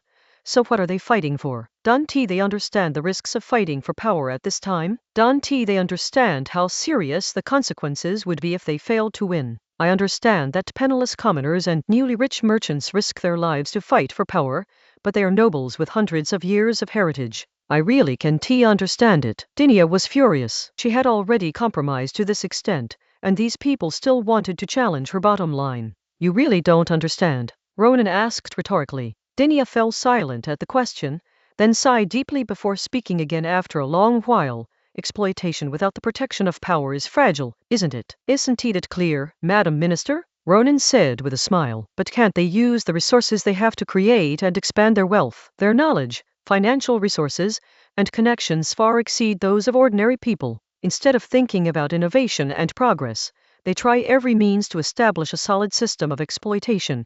Dinia questioned. Because exploitation is easier than starting a business, Ronan replied, followed by another reactionary statement. The highest form of business is the most primitive form, which is collecting rent and lending money. Neither of these can last long. Isn't he the so-called state also collecting rent and lending money? Dinia clenched her fist. I'll deal with these bastards when I have some free time. Take it slow. The key right now is the second round of elections, Ronan said calmly, pointing out the main point. By a twist of fate, Dinia managed to secure the nobles' votes, and she was only evenly matched with old William. The key to the outcome of this election rested on the shoulders of the church and the magician representatives. It's that time of year again for the traditional exchange of favors, and Ronan has to handle these things personally. Chapter 469. The first round ends with surprises. The church's advanced nature. The first round of elections took place in November. Unsurprisingly, Commerce Minister Pierre was ousted. Dinia's votes and old William's votes were roughly split 50-50, and Pierre barely got any votes. Although the ballot pattern is not visible, everyone can guess what it is. In the next round, the outcome will depend on the representatives of the church and the magician. Old William had already decided on a strategy in advance. First, try to get the magician's representatives, or more precisely, the principal of the Magic Academy, to choose neutrality, that is, to abstain from voting. Old William wasn't very skilled in magic, and despite his advanced age, he had little interaction with the magical world, making it difficult for wizards to side with him. His base of support was in the agricultural sector, but he couldn't offer any real benefits. All he could do was make empty promises, but even those promises were unrealistic. The ideal outcome would be to keep them neutral, and to prevent Dinia from taking all the magician's votes. Second, we must do everything we can to win over the archbishop. Since the system of electing a prime minister was established, the church's votes have been largely unanimous, meaning that the four leaders of the church basically vote for the same person. Winning over the archbishop is roughly equivalent to winning 4 votes. Although old William was not much better at religion, in fact, in the kingdom, only the impious and the very impious could become ministers. It should be said that the only types of people who could become ministers were those who were not devout. However, when it comes to the church, making empty promises is still relatively easy. However, it's not so convenient in Dinia. The reason is that Dinia's relationship with the church is rather delicate. Nearly 20 years ago, Dinia returned to the capital as a hero of the kingdom. At that time, the late King Lucian planned to cultivate her because Dinia came from a respectable background. Having come from the Iggy's orphanage, she had no relatives or even many friends. She was strong, being a 5th-tier individual at the time, which put her among the most outstanding people in the kingdom. Most importantly, she was ideologically sound, a staunch reformer who did not believe in religion and did not identify with the nobility. But immediately a bunch of people started smearing her, and the church was one of them. Of course, the church would never admit to such a thing. After Dinia was stripped of all her public office, the church baptized her again and appointed her as an apologist. Does this mean the feud is over? It's hard to say. Given Dinia's current status, if she, as an apologist, makes promises to the church but fails to deliver on them, she will be in serious trouble. If you don't dare to make empty promises, how can you engage in insider trading? The advantage is mine. Old William said this in a private gathering. But a few days later, old William was dumbfounded, because Dinia's status as an apologist was revoked, or more accurately, replaced. Although the title of apostle is actually an honorary one, it is given by the church to certain magicians who have a lot of face, so that these magicians can give the church face in certain situations. However, in name, apologists are also members of the church and they are officially employed with limited positions. The new apologist is said to be the younger brother of the Grand Master of the Knights of the Apostles. It's a mystery how an old man who is almost 80 years old, whose father has been dead for almost 20 years, suddenly has a long-lost brother who has just turned 20. But if the Grand Master of the Knights says so, then so be it. After all, he's a 6th-rank knight. Besides, the younger brother and older brother didn't look exactly alike when they were young. They were practically identical. Both had light brown hair, grayish-brown eyes, high noses, long faces, large jaws, small mustaches, and double chins. Handsome men. Now that Dinia is free from the burden of being the patron saint, she may even be able to get the vote from the Grand Master of the Knights. Think this is over? That wasn't all. Ronan then donated a sum of money to the church, along with a series of patented technologies. This money naturally ended up in the hands of the Archbishop's assistant. He is the Archbishop's assistant, not just the Archbishop's assistant.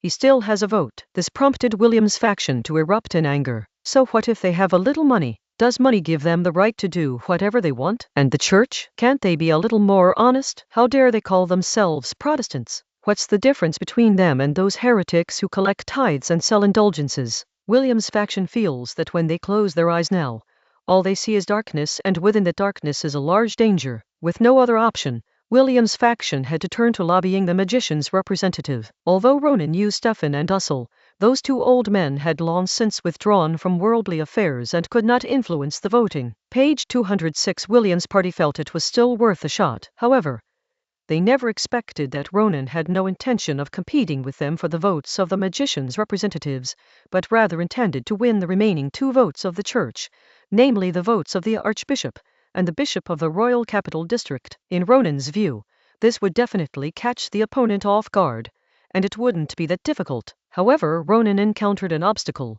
Dinah disagreed. I disagree with allowing the church to fully enter industrial communities, let alone offer theology courses in public schools in industrial communities. We must not allow such decadent things to enter into a new field that can be used to build a new national spirit, Dinah said to Ronan. Ronan's condition for using the votes of the archbishop and the capital bishop was that the church be allowed to enter the emerging industrial community with government subsidies. How can you say it is decadent? Our country's Protestant church is progressive, relatively speaking, Ronan explained. In short, I disagree, Dinah said firmly. Ronan was completely baffled as to why Dinah, a native of the region, was even more anti-church than he, a transmigrator. Is the church corrupt? Of course it is, but it's not that corrupt. In the past, the church was quite progressive. Some people blame the church for the Dark Ages, which is a big mistake. The root cause of the Dark Ages was that after barbarism triumphed over civilization, the barbarians refused to become civilized. The price of this lack of civilization was that a group of illiterate people were unable to govern the grassroots,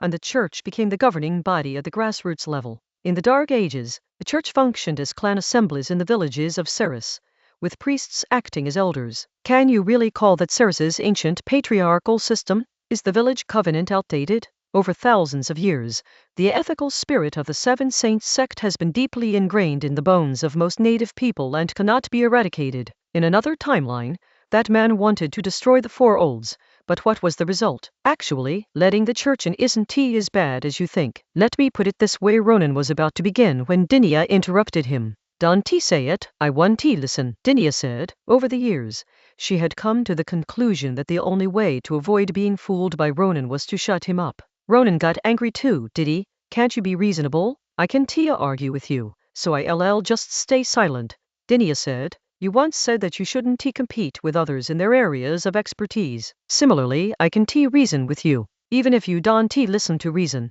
it still exists subjectively, Ronan said, a little angry. You don't think that if we don't invite the church in, it won't come in, do you? In the realm of culture and thought, if you don't have anything to occupy, other things will naturally come in. Chapter 470. Luring and to kill, gains and losses, blasphemy. Dinah was taken aback. Can't you think of something? That's the solution, Ronan said. Dinah asked, puzzled. What is the church's core base? It's not the religious nobles and officials, nor their industries scattered throughout major cities across the country, but the rural areas that the government cannot effectively manage. Once they lose this, they are nothing. The country is constantly building factories and moving towards industrialization step by step. As a result, some cities that were originally in important locations are expanding in size, and the surrounding populations are beginning to move to the cities, which is urbanization. In order to maintain its position, the church must march into the city no matter what, but this will bring a problem,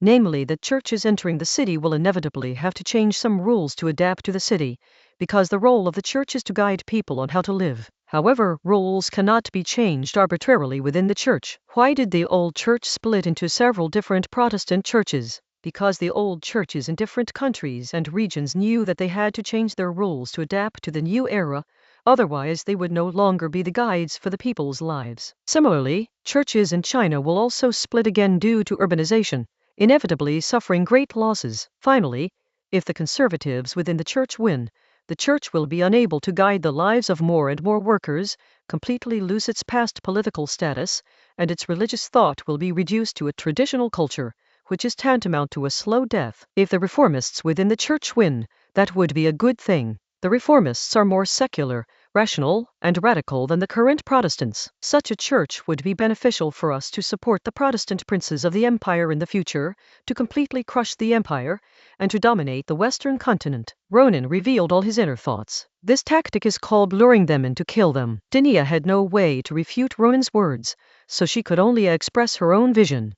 Isn't there a new idea to guide the citizens? To be honest, in a country where more than 70% of the population is illiterate, and the remaining 30% are not completely illiterate but are mostly semi-literate, promoting new ideas is just nonsense. Ronan said this. In the kingdom of Fas, 70% of the population is completely illiterate, unable to recognize a single word. The majority of the rest are semi-literate, able to read, but only a few commonly used words and some words required for their professions. These people are mainly artisans and small merchants. Less than 10% of people can truly understand a book. The reason is simple.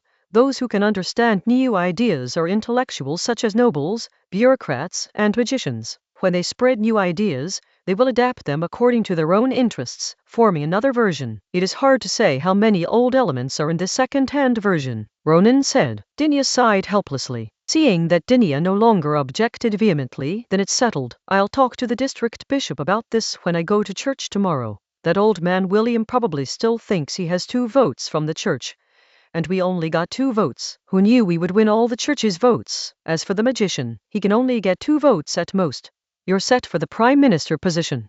Dinia didn't speak, and her face showed no sign of joy or excitement. Ronan, who was about to leave the office to handle official business, didn't leave. Instead, he looked at her and asked, "What's wrong, Didi? Are you unhappy?" "It's not that I'm unhappy, it's just that I feel like I've lost a lot along the way." Dinia sighed.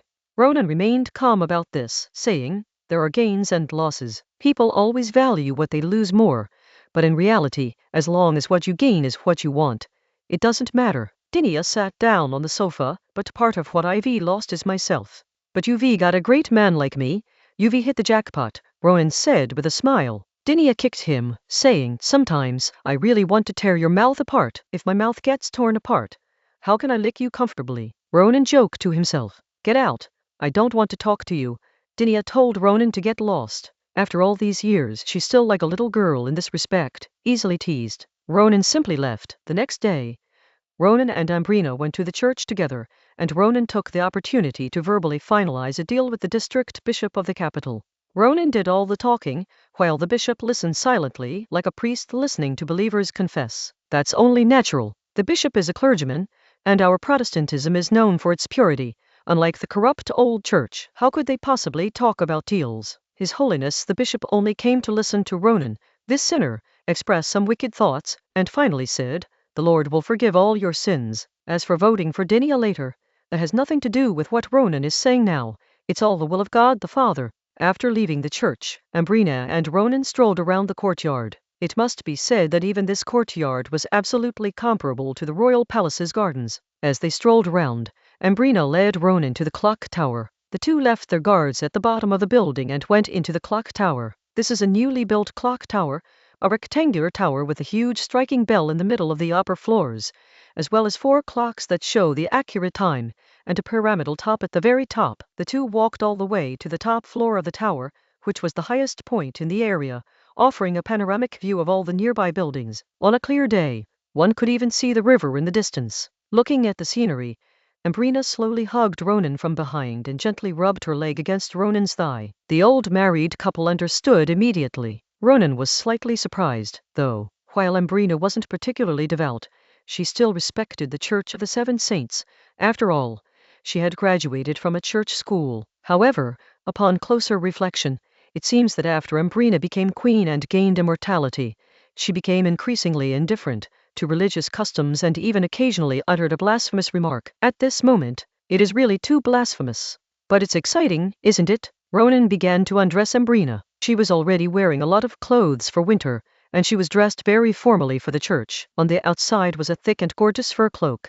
Underneath was a dress with an extremely large skirt, and inside that was a corset that supported her bust and cinched her waist. Once you put on this kind of corset, you basically can't do anything normally. Ambrina quickly took off Ronan's shirt. Ronan moved with more skill than a maid, who specialized in dressing noble women. Soon, Ambrina was only wearing a corset, thick white silk stockings in a milky pink color, and soft sheepskin high heels. The two of them pressed together, embracing and kissing, caressing each other.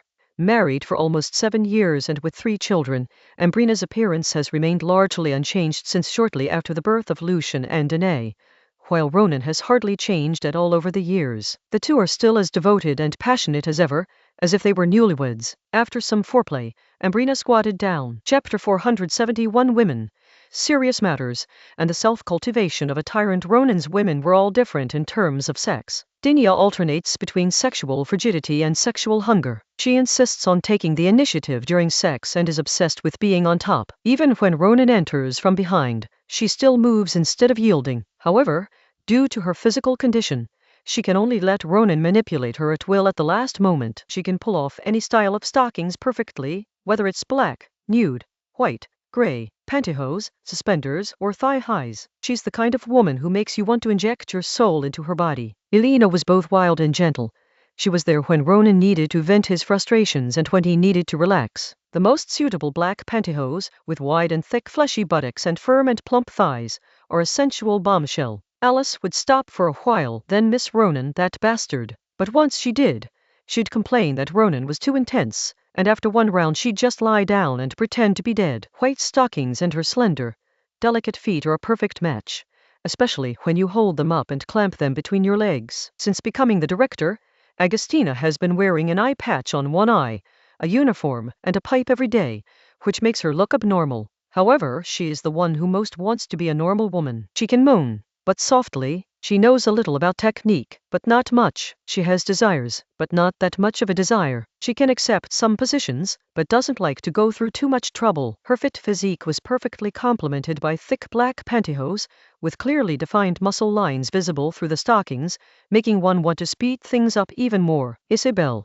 Ronan doesn't seek her out, and she doesn't seek Ronan out either, but when she's doing something, she's incredibly focused, yet she firmly refuses to call herself a party member. However, she always finds a way to ask Ronan who's better, her or Ambrina, with a strange confidence that makes her seem like a man, while Ronan is the wife who cheated on Ambrina. Ronan loved it when she wore sheer stockings. It suited her serious yet assertive personality, making it especially satisfying to bully her. Ashley occasionally makes subtle, probing inquiries. At first, she was a bit restrained, trying too hard to please people, and her fancy gestures seemed deliberate. Now she's much better, and of course, she's absolutely fine when it comes to using her skills. With her exceptional flexibility, she looks stunning in both glossy nude stockings and snow-white pantyhose. The former evokes the image of a female assassin disguised as a stripper, while the latter is reminiscent of a female ballerina. Gloria, forgive Ronan for only being able to describe her as a little slut. She called him daddy during that time, and she never changed her ways despite repeated warnings. Ronan's only wife, Ambrina, was very sexually active and preferred to take the initiative first before becoming passive. Just like now, after Ambrina had Ronan fully erect, she stood with her hands on the windowsill at the top of the tower, her buttocks raised, letting Ronan thrust into her from behind. Soon after, Ronan and Ambrina changed positions. Ambrina was leaning against the windowsill, while Ronan grabbed her breasts with both hands and thrust into her violently from behind, arching his back. As they worked, Ronan's hands got covered in milk that had seeped from Ambrina's nipples. Henry, you still have milk? He had assumed Ambrina was past the breastfeeding period. Want a drink, Ronan? Ambrina asked playfully. All I want to do right now is fuck you, Ronan said in a low voice. Ambrina turned around, then push harder. Yes, Your Majesty. Ronan withdrew completely, then gathered his strength and thrust it all the way in. Ambrina, who had been penetrated to the very end, raised her head and let out a low, long moan. After a series of rhythmic, powerful thrusts that made Ambrina's buttocks and thighs tremble with each stroke, Ronan picked Ambrina up, spread her legs, and placed her facing the window, like an adult carrying a child into the toilet to urinate. As the sun set, its rays shone on Ambrina, casting a pale golden glow on her thick, dark pubic hair. The straps of her stockings had long since come off during the intense exercise, and the thick, milky white stockings were now loose and no longer taut, the top sagging from her thighs to her knees. Ronan continued to thrust upwards, and Ambrina, nearing orgasm, flailed her arms wildly in the air, like a drowning person grabbing at something, but catching nothing. Soon, Ambrina reached her climax, murmuring Ronan's name in a daze. Her toes clenched tightly, her swaying breasts constantly squirting milk, and her lower body was already soaked. With each thrust from Ronan, there was a squelching sound as a stream of vaginal fluid splattered out. Finally, Ronan also convulsed and ejaculated completely. He stood motionless like a stone statue for a long time before slowly putting down Ambrina, whose body had softened. Afterwards, Ambrina dressed herself properly and got down to business. After Ronan and Dinia became Prime Minister, Agostina was transferred from the Ministry of the Interior. The position of Director of the Security Bureau became vacant. Ashley was promoted to the same level as Isabel. Galan remained unchanged. Elena resigned and left the government to take a position at the Agricultural Association. Cheney became the Minister of the Interior, and Alice took over the inspectorate. What do you think? After explaining all the arrangements, Ambrina specifically sought Ronan's opinion. Very good, Ronan replied. Ronan can do whatever he wants normally, but if Ambrina asks him if he supports her, he will definitely support her. This is the way of husband and wife, the way of ruler and subject, in their harmonious and loving relationship. As for Ambrina's actions, there's not much to say. It's just standard procedure. By clipping Dinia's wings, if Dinia wants to become Prime Minister, then Agostina and Elena must both be removed from the central government. With Agostina and Elena gone, their former subordinates will also lose power, thus reducing Dinia's influence over the Ministry of the Interior. Incidentally, she should promote her good friend Alice, as she will use the Oversight Bureau as a tool to check and balance the bureaucracy. Her younger sister, Isabel, will be used, but she needs to keep her in check. As I said before, being a tyrant isn't easy. Tyrants need to be skilled in political maneuvering and have a treacherous minister like Ronan. Also, there's no need to make any changes to the military staff. Let's leave it as it is. Ambrina spoke casually. Understood, Ronan replied. Page 207. After finishing the business, Ambrina immediately reverted to her lively little girl self. Let's go back for dinner. Tonight we'll go to the small theater to see a play. It's the first performance of my novel, The Princess's Rule. Wait, isn't it the Beggar Prince? Ronan exclaimed in surprise. Lucian doesn't have the makings of a protagonist. He can generate any conflict at all. It's that brat, who's more suited to be the protagonist, Ambrina said. That sounds like the point. Well, but how can you impersonate magic? Ronan asked another question. Ambrina chuckled.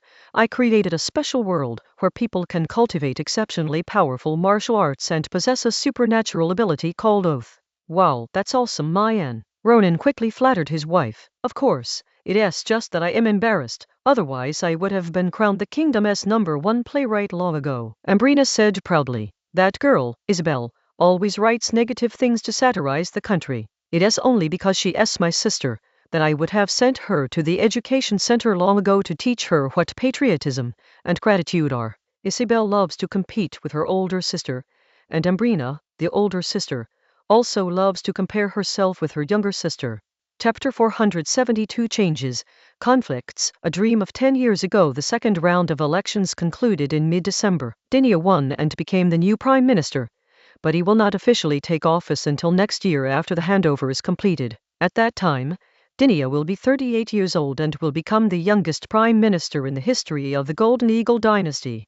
However, if the previous dynasty is also taken into account, she is not considered young. In the feudal era, where the ruling class was entirely composed of nobles, children in their teens inherited the throne, and there were prime ministers and regents in their 30s. But one thing is certain, she was a breakthrough. She was the first female prime minister, a first in the entire Western continent. Before Dinia officially took over, drastic changes began in the organization and personnel. The original Ministry of Commerce was split up and became a new Ministry of Commerce and Ministry of Industry. The Territory Management Department was abolished. Local personnel were incorporated into the local police force, and the Central Command was incorporated into the Ministry of the Interior. The Ministry of Agriculture's Supervisory and Management Authority over Farmers' Associations, and the former Ministry of Commerce's Supervisory and Management Authority over Trade Unions, were transferred to the Ministry of Civil Affairs. The Transport and Postal Service was separated from the Ministry of the Interior to form a new Ministry of Transport. A new Ministry of Education will be added. Overall, there is one less department and 3 more departments. In addition, since the new Prime Minister can replace 3 ministers according to established practice, Dinia now holds 6 ministerial positions. From this perspective, She is the prime minister with the most political leverage since the civil service system was fully established 100 years ago. The 6 ministers were hoping that a whole host of high-ranking, experienced officials would go crazy. But Dinya was quite difficult to deal with. First, she was an orphan, so there was no way to persuade her indirectly through relatives. Second, she was single and childless, so the classic approach of arranging things for children was useless. To make matters worse, she was not greedy and didn't even have any hobbies that required spending money. Dinah's residence is the second smallest among all the prime ministers, the first being that of the previous prime minister, Alexander. Thinking about this, a group of bureaucrats wanted to curse. How could 2 prime ministers in a row be honest officials? How could this be so unbearable? Officials are living in misery. That's the case. Finally, everyone made up their minds and gave up the idea of finding Dinya. To get a ministerial position, you'd have to ask Vice King Ronan, Lord Ronan. However, to the officials' dismay, at this crucial moment, Lord Luo actually went skiing in the eastern mountains with his incompetent wife and children. They said they would only return after the new year. That's it. We have no choice but to go find Dinya. Fortunately, while Dinya wasn't greedy, she wasn't exactly frugal either. Like other noblewomen, she would buy jewelry, perfume, cosmetics, clothes, shoes, and bags, but she wouldn't buy anything too extravagant. With her salary, she couldn't afford anything too luxurious. Besides that, there's only alcohol. Dinya loves to drink and also enjoys collecting alcohol. Quite coincidentally, Ashley was turning 30 at this time, and it was her first birthday party. This birthday party was already very attractive because of Ashley's special status. The late king's illegitimate daughter is nothing special, nor is Ronan's lover particularly special. What is truly special is that she is both a hotel owner and a school principal. More importantly, Dinya will also be attending her birthday party. Of course, I must participate. Bring along a bottle of fine wine and chat with MS. Dinya about wine culture. Unbeknownst to these officials, Ronan and Ambrina had already decided on the ministerial candidate, and none of the candidates were Dinya's preferred choice. The people Dinya favors are all very capable. Although they live a rather extravagant lifestyle, there are very few people in the central government who don't live extravagantly. Moreover, the people she chose are all people who only accept bribes, don't embezzle, have poor interpersonal relationships among their colleagues, but never neglect their official duties. The people Ronan chose were typical old bureaucrats. They were greedy, though not much, but they did nothing. They hadn't retired yet, but they lived like they were already retired. Ronan's reasoning was that he wanted to promote a group of bold and ruthless people to the central government as middle-level managers, so that the current ministers would become mere figureheads, and these new people would carry out further reforms. If any problems arise, just arrest them and send them to the guillotine. The damage that people with only political achievements in their minds do to the country won't disappear just because they lose their heads. These are Dinya's words. Does reform involve growing pains? If the people don't bear the pain, should the country bear it? This was Ronan's answer. Is this labor pains? This is a side effect, Dinya retorted. Then I'll be frank, I haven't thought that far ahead. I just want to develop to the limit to prepare for the war that will sweep across the entire Western continent in the future. The two had a big argument about this, but couldn't reach a conclusion. Before Ambrina left the capital, Dinya went to Ambrina and explained the situation to her. However, Ambrina pretended to be confused, saying, "You're the one talking to me about this. I don't understand. There's a new dessert in the kitchen. Would you like some? Don't be so angry. If you're really angry, I'll give you my husband for a few days so you can vent your anger." Dinya grew anxious and offered a few words of advice. Ambrina immediately got up and left, saying that the child was crying and she had to take care of him, ignoring Dinya completely. The following day, Ambrina announced that she would be going skiing in the east with Ronan, their son and daughter, and to celebrate the new year. After the banquet, Dinya returned home with Agostina and Alina, as well as Camille, who was to continue serving as Dinya's private secretary. "Tina, I am practically being sidelined before I've even taken office as prime minister," Dinya said to Agostina beside her, her empty wine glass cracked from gripping it so tightly. "Ronan is just as arrogant as he was back in UC City. Back in UC City, when Dinya was mayor and Ronan was secretary general, Ronan would always say yes, Madam Mayor, and then do what she asked according to his own understanding. Sometimes Dinya wished she could tear him apart. Commander, it is not that serious," Agostina reassured her. "In the colony and in the Ministry of the Interior, your main job was to do things. But back in UC City, and now as Prime Minister, being an official is the main thing. Ronan just made some adjustments based on your situation. Alina took the broken wine glass from Dinia, brought over a new one, poured wine for all three of them, and said, "Besides, Dinia, you don't need to worry so much. Young master has already reached his limit. His level isn't much higher than it was 10 years ago. You're different now. You're much stronger than you were 10 years ago. Don't be afraid of him." Camille remained silent, because she understood that although Dinia spoke ill of Ronan, her relationship with him was still extraordinary. Agostina and Alina could talk to him because they were both Ronan's lovers and were trusted, but she couldn't. She hadn't truly integrated into this small group. This small group that controlled the country consisted of Ronan, his wife, and their lovers. Camille looked at her face reflected in the wine glass, then looked down at her chest. Compared to them, she looked like an ordinary passerby. I couldn't help but feel secretly sad. Chapter 473 Vacation. Mother and daughter showdown. I know what you're up to. In late December, Ronan and his family, including Ambrina, arrived in the east. On this day, in the snow, Ambrina's polar bear fur coat was set aside. She wore a beige-colored calico wool sweater, a white fine-knit long skirt, white wool blend tights, and deerskin snow boots. She looked so cute and cuddly that you wanted to hug her and give her a bite. Ronan didn't hug her. Instead, he pounced on her and knocked her down in the snow, like a big bad wolf pouncing on a little white rabbit. The other side, having taken off her bulky coat, Ina was skiing on a snow-covered slope. Although her movements were clumsy and she was quite unskilled, she kept yelling and shouting as she skied, making her sound like a seasoned skier. Baron Berth, who was invited to be the coach, was on tenterhooks, fearing that the princess would start a snowballing attack at any moment. The Ministry of the Interior personnel standing nearby showed no sign of nervousness, and the accompanying attendants were even more expressionless and unusually calm.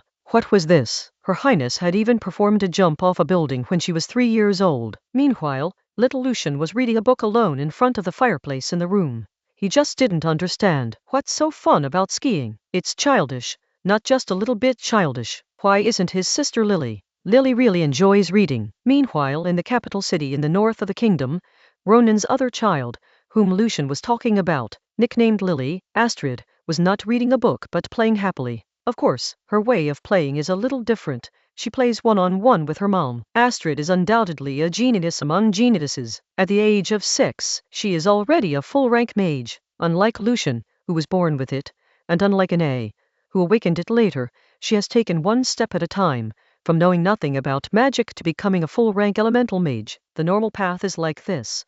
Around 6 or 7 years old, one suddenly feels an unusual ability to release magic, then goes for testing to determine their talent, and then enrolls in a school or hires a private tutor to learn the 7 fundamentals, becoming a novice mage. Once they master the 7 fundamentals, those who are a little more talented will be around 16 or 17 years old at this point. This is how Agostina did it. She then completed the sacrifice and became a full-rank elemental mage. Astrid was different. She started by reading books for fun, and gradually learned magic. Then she began to consult her godmother, Agostina.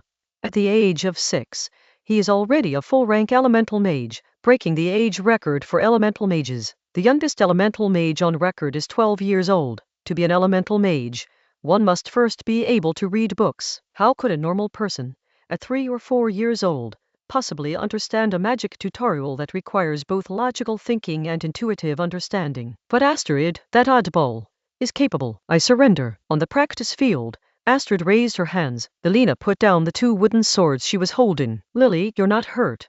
Why are you giving up? Astrid replied, I've used all the moves I can. There's no point in continuing. Can't you try a little harder? Alina asked. Astrid put the small warhammer back into its sheath. My dear mother, effort is only possible if there is a correct path. Otherwise, it is just an inefficient struggle. At this moment, I no longer have a path to defeat you. No matter how hard I try, it is a waste of time. Alina shook her head. You're just like your godmother. That's how Agostina is. Most of the time, she's like a hibernating python. Incredibly lazy, only striking when the opportunity arises, and once she's wrapped around someone, she'll never let go. I think I am more like father, because I didn't wait for opportunities, but constantly created them with my mind. It's just that, mother, you used your strength to defeat all the ways I could think of to win. Astrid put the warhammer on the shelf. I can only admit that you are stronger now. Alina tossed the wooden sword onto the shelf, walked over and pinched Astrid's chubby cheeks like dough. You brat! What do you mean by now and later? Astrid slapped Alina's wrist repeatedly. After Elena let go, Astrid pouted and began to analyze. Impossible. In terms of special abilities, my potential is above yours. In terms of magic, I am a four-element mage with no weaknesses in offense and defense, while your magic is just a healer. It was inevitable that I would beat you. Elena rubbed her temples. No wonder you're your father's daughter. You're quick-witted. He does have some knowledge in magical theory, but he is pretty bad at combat. In a real fight, all he does is cower and sneak up. Sooner or later, he'll be my defeated opponent. Astrid got excited when she talked about her father, Ronan. Not only that, I am going to surpass him in magical theory. Yes, yes, yes, our Lily will be the most amazing in the future. Elena didn't know what else to say. Astrid waved her hand, then, with her precocious wisdom, began to sigh. Not necessarily. Aunt Dinia is just too strong. Although her theoretical knowledge is pretty poor, her strength is simply despair-inducing.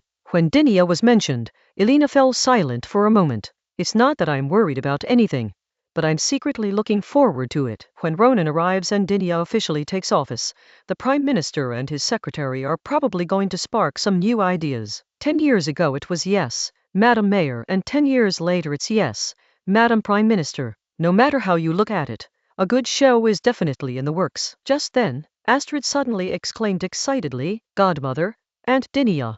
Elena turned her head and saw Dinia and Agostina walking towards her. Elena looked at Agostina.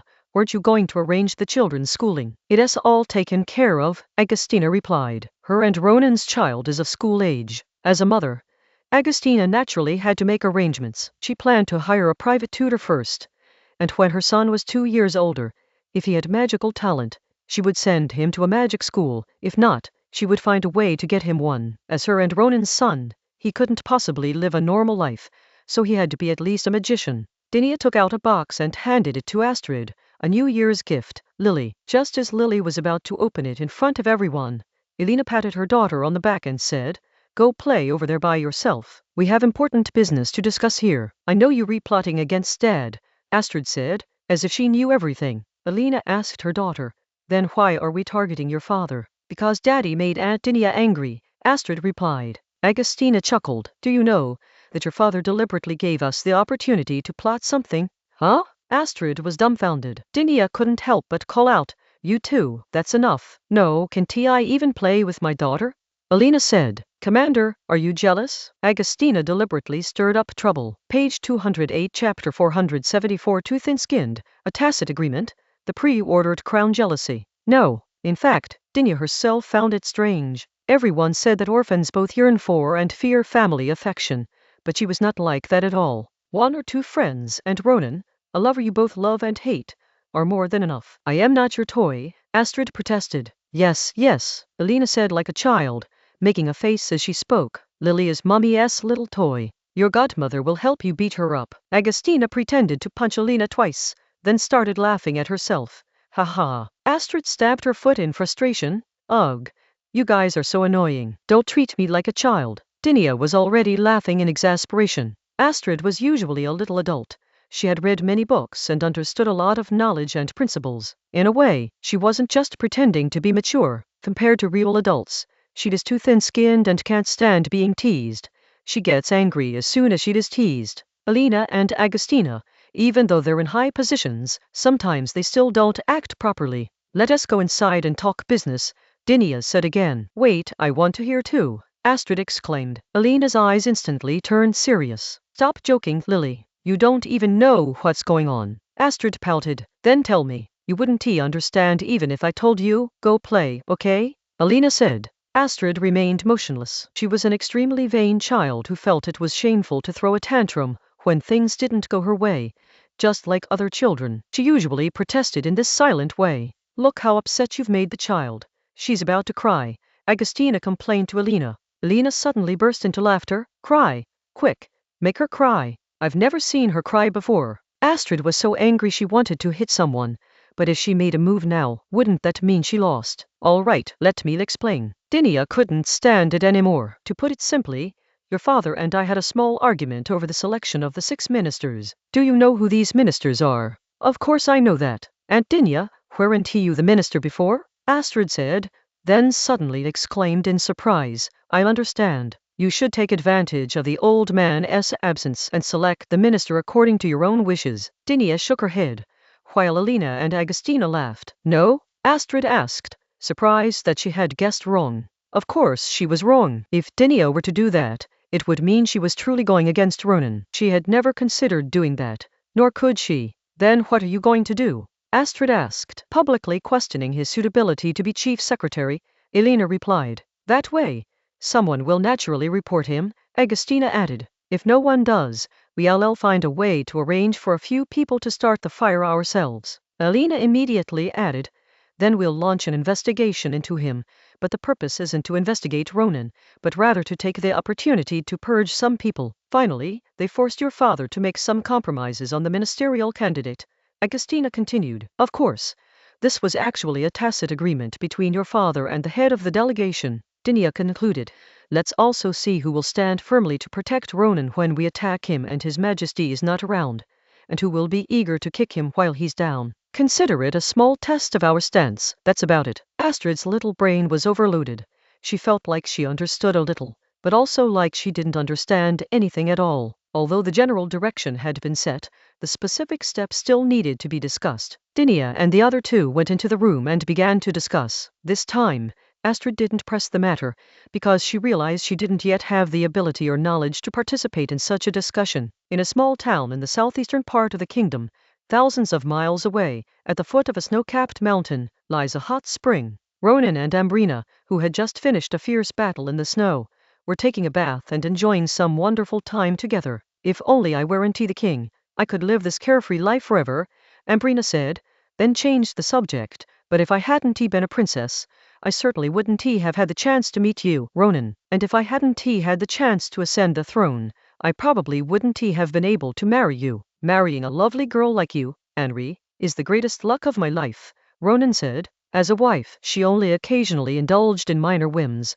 never acted out, and even allowed Ronan to have affairs. As king, he was not extravagant, completely trusted Ronan, entrusted him with political affairs, and never interfered in his own affairs, making things difficult for Ronan by giving unsolicited advice. Meeting such a person was undoubtedly Ronan's good fortune. I am 30 years old, and I am still cute. Ambrina smiled, pursing her lips. Ronan put his arm around Ambrina and said, even when it turns 30, Henri, you'll still be adorable. Ambrina gently patted Ronan. By the way, is she really all right in the capital? Ambrina knew, of course, that Ronan was deliberately giving Dinia an opportunity to cause trouble. She was somewhat worried about Dinia, and at the same time, she was still a little angry and hoped that Dinia would stumble. Dinia had really gone too far that day, daring to lecture her. Ronan was perfectly aware of Ambrina's thoughts. Wouldn't it be better if something went wrong? Let our king go back and give this ungrateful prime minister a good scolding. Ambrina shook her head. Never mind, she's always been like that, always annoying. It's best if nothing goes wrong. Your Majesty is truly the most benevolent ruler of all time. Ronan quickly flattered his wife. TCH, more like a tyrant. Ambrina denied it, but she was secretly pleased. With the country's rapid development in recent years, it's impossible for her not to feel a little proud. Her ancestor Orange founded the enterprise, Lawrence revived it, so wouldn't you say she revived it 3 times over? In terms of achievements, she should at least be ranked 3rd, if not 2nd. Thinking of this, Ambrina couldn't help but ask, by the way, Ronan, when do you think the empires will start fighting? How would I know? Ronan genuinely didn't know. The entire Western continent knows that the Protestant princes of the Will Empire are about to fight the old Church Emperor, but no one knows exactly when. Maybe it will be tomorrow, or maybe it will be another 10 or 8 years. What, you can't wait to put on the crown? Ronan asked. Ambrina asked, if we win by a large margin, will we be able to wear the crown? Yes, if the empire collapses completely, it will mean that the old church will never have a chance to rise again. The Pope, who is hiding in Vienna, will probably have to make a move. Ronan said, if the Pope makes a move, the final result will be either that he sends over the crown, or he loses his right to it and we make one ourselves. Sigh, I hope it doesn't come to that. Ambrina didn't want the war to spread throughout the entire Western continent. This is not something we can control. Chapter 475 Officially taking office. Fortunately, every time the market opens, a promise was made in mid-January of 1594. The royal family returned to the capital. This was immediately followed by a major reshuffle of personnel at the central level. Prime Minister Alexander retired directly and no longer holds any public office. Former Secretary Austin also left the central government and went to work for a consulting firm. Digna became Prime Minister, and Ronan became his first secretary. Regarding the two previous prime ministerial candidates, Pierre was transferred to the position of governor of the New World colonies.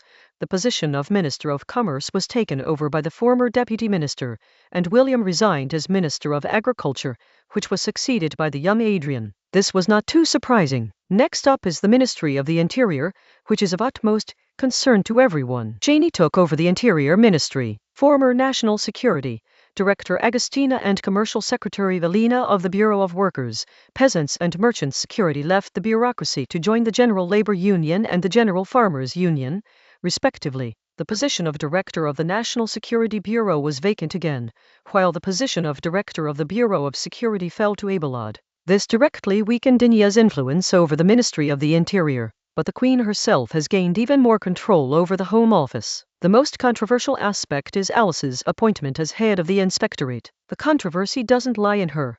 As a friend of the Queen and the lover of the Vice-King, who else would get promoted if not her? The controversy lies in the fact that, at the same time she took office, a large group of people from the Inspectorate went directly to the Education Center for further studies. This is not a good sign. Her Majesty's power has increased further. Postal and Transportation Services were separated to become the Ministry of Transportation, and the former director was promoted to minister. Next up are 4 new faces. These 4 people are quite surprising. None of them were the hot topics everyone was talking about a month ago, and some were even unheard of. Thankfully, there were no betting odds, otherwise someone would have lost everything like in the last election. First, there's the new Minister of Industry. Everyone thought he would be a reformer, but it turns out he was appointed as the director of the Social Welfare and Relief Bureau, which was originally under the Ministry of Civil Affairs. The extent to which this person's expertise is mismatched with his job was even a bit excessive for the secretaries. This was definitely not the kind of person the new Prime Minister, Dinia, would prefer. You guessed right, this was Ronan's choice. Even the seasoned veterans in the central leadership failed to grasp Ronan's deeper meaning. He was essentially placing a minister with a seal at the top and then planting a bunch of ruthless officials below him, using these ruthless officials to develop industry. A healthy country is one where farmers are exploited, workers are exploited, and officials are exploited. Secondly, regarding the Chief Justice of the Supreme Court, most people believe that the one who will take the position will be the Dean of the Law School who previously worked with Ronan to draft the new Civil Code, especially the property law section. After all, there's a saying in officialdom: to become an official, you need to look at your face. To get promoted, you need to have connections. As a result, the vice principal and dean, who had a good appearance and strong connections, failed to take the position. Instead, the president of a very radical second-rate university took the position. No need to guess, this was Dinia's choice. He had 2 famous propositions.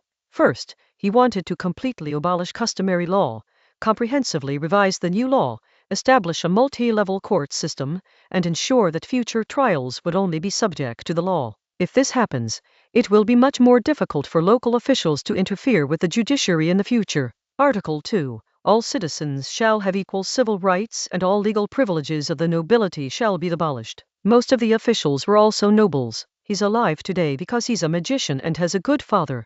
He's also the son of Ussel, one of the 3 giants.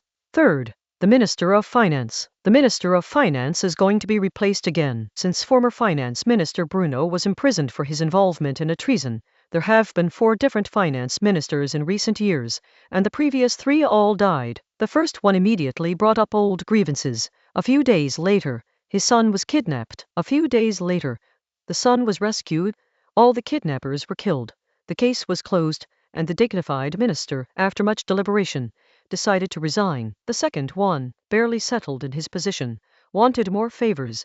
Ronan could only move him to a much hotter spot, a red-hot iron chair. The third one was too old and died of illness. The finance minister has become the most risky position at the center of the economy over the past few years. The new finance minister this time is quite intriguing. He is a governor. The state in the east, bordering the mountains to the south, has a population of less than 200,000, less than a densely populated city. Many of these 100,000 plus people are shepherds, and the governor's governing style is also very much in line with local customs, like shepherding sheep. If we're judging him by his political achievements, it's not that he had none, but there aren't many achievements to count. This minister was handpicked by Ronan to send a signal that past transgressions would not be punished. Unbeknownst to the officials, this was the very thing that had sparked the argument between Dinia and Ronan. Ronan meant to let it go, since the Ministry of Finance issue wasn't just a problem with the Ministry of Finance itself, but rather with various central departments defrauding the government of funding.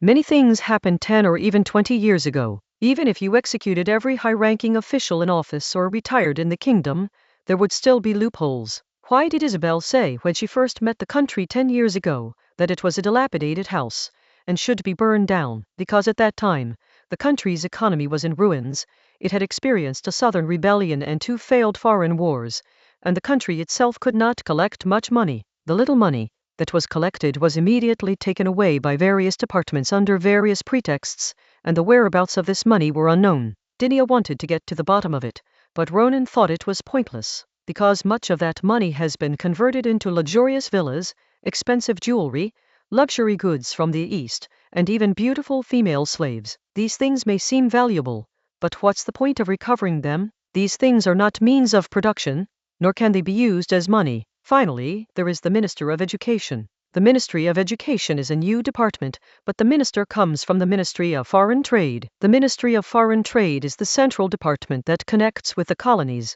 The reason it is called that is very simple. The Kingdom of Fas never uses the word colonialism, and does not admit to having carried out colonial activities. From beginning to end, it is only trade, foreign trade. You understand? Colonization is something only those barbaric pirates and old-fashioned executioners from Wheeland would do. Our kingdom of foes has always been a land of farmers, with a perfectly good conscience. The Ministry of Foreign Trade is mainly composed of 3 types of people: ruthless, vicious and vicious. This person was chosen by Dinia because she wanted to promote compulsory education, and in the current situation, implementing compulsory education would require the use of wolves. In general, of the 6 new ministers, apart from the ministers of Commerce and Agriculture, Ronan and Dinia each got 2.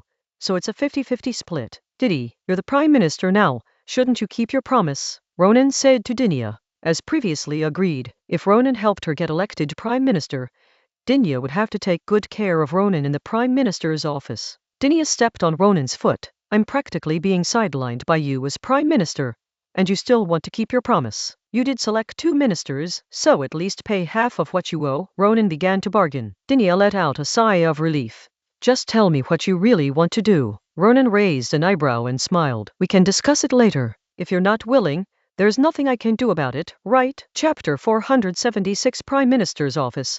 Madam Prime Minister, how about something special? In the latter half of January, the weather is approaching its coldest point. The Prime Minister's office, which is no more than 50 square meters in size, has been renovated and its furnishings have been changed. This process is repeated every time a new Prime Minister is appointed. Page 209. Dinia didn't make many changes. Apart from some small decorations and furniture that she liked, she mainly replaced an office desk and 2 large sofas, and added a wine cabinet. Alexander's former desk was a small one with 4 long corners and no drawers. Dinia replaced it with a large one with no corners, a front panel, an open middle, and multiple drawers on both sides. It wasn't that Dinia needed to store a lot of documents, but rather that she liked to wear slippers when she sat in the office. Wouldn't it be very unseemly if she didn't have a large drawer desk that completely covered her lower body? The sofa was changed because Alexander's office only had chairs, which were hard wooden chairs, and Dinia found them uncomfortable, so she replaced them with sofas. As for the wine cabinet, that's a personal hobby. At this moment, Ronan sat in the Prime Minister's office chair. Behind him, to his left, was the church's 7-starred cross flag, and to his right, a flag bearing the Frago family crest. A national flag? There was no such thing. On the wall behind him hung the famous painting The Oak Pact, depicting the first king of the Golden Eagle dynasty and a group of people who were both mages and nobles, making a series of agreements under that old oak tree, including provisions stipulating that 5th-tier mages would not participate in the war. In front of Ronan was the kneeling Prime Minister. Dinia had taken off her camel-colored leather coat and placed it on the sofa. The buttons of her wool coat, which resembled an officer's uniform, were all undone, and a few buttons on her white shirt underneath were also undone. From Ronan's perspective, who was sitting down, one could see her delicate collarbone and the cleavage between her 2 plump white breasts beneath the open collar.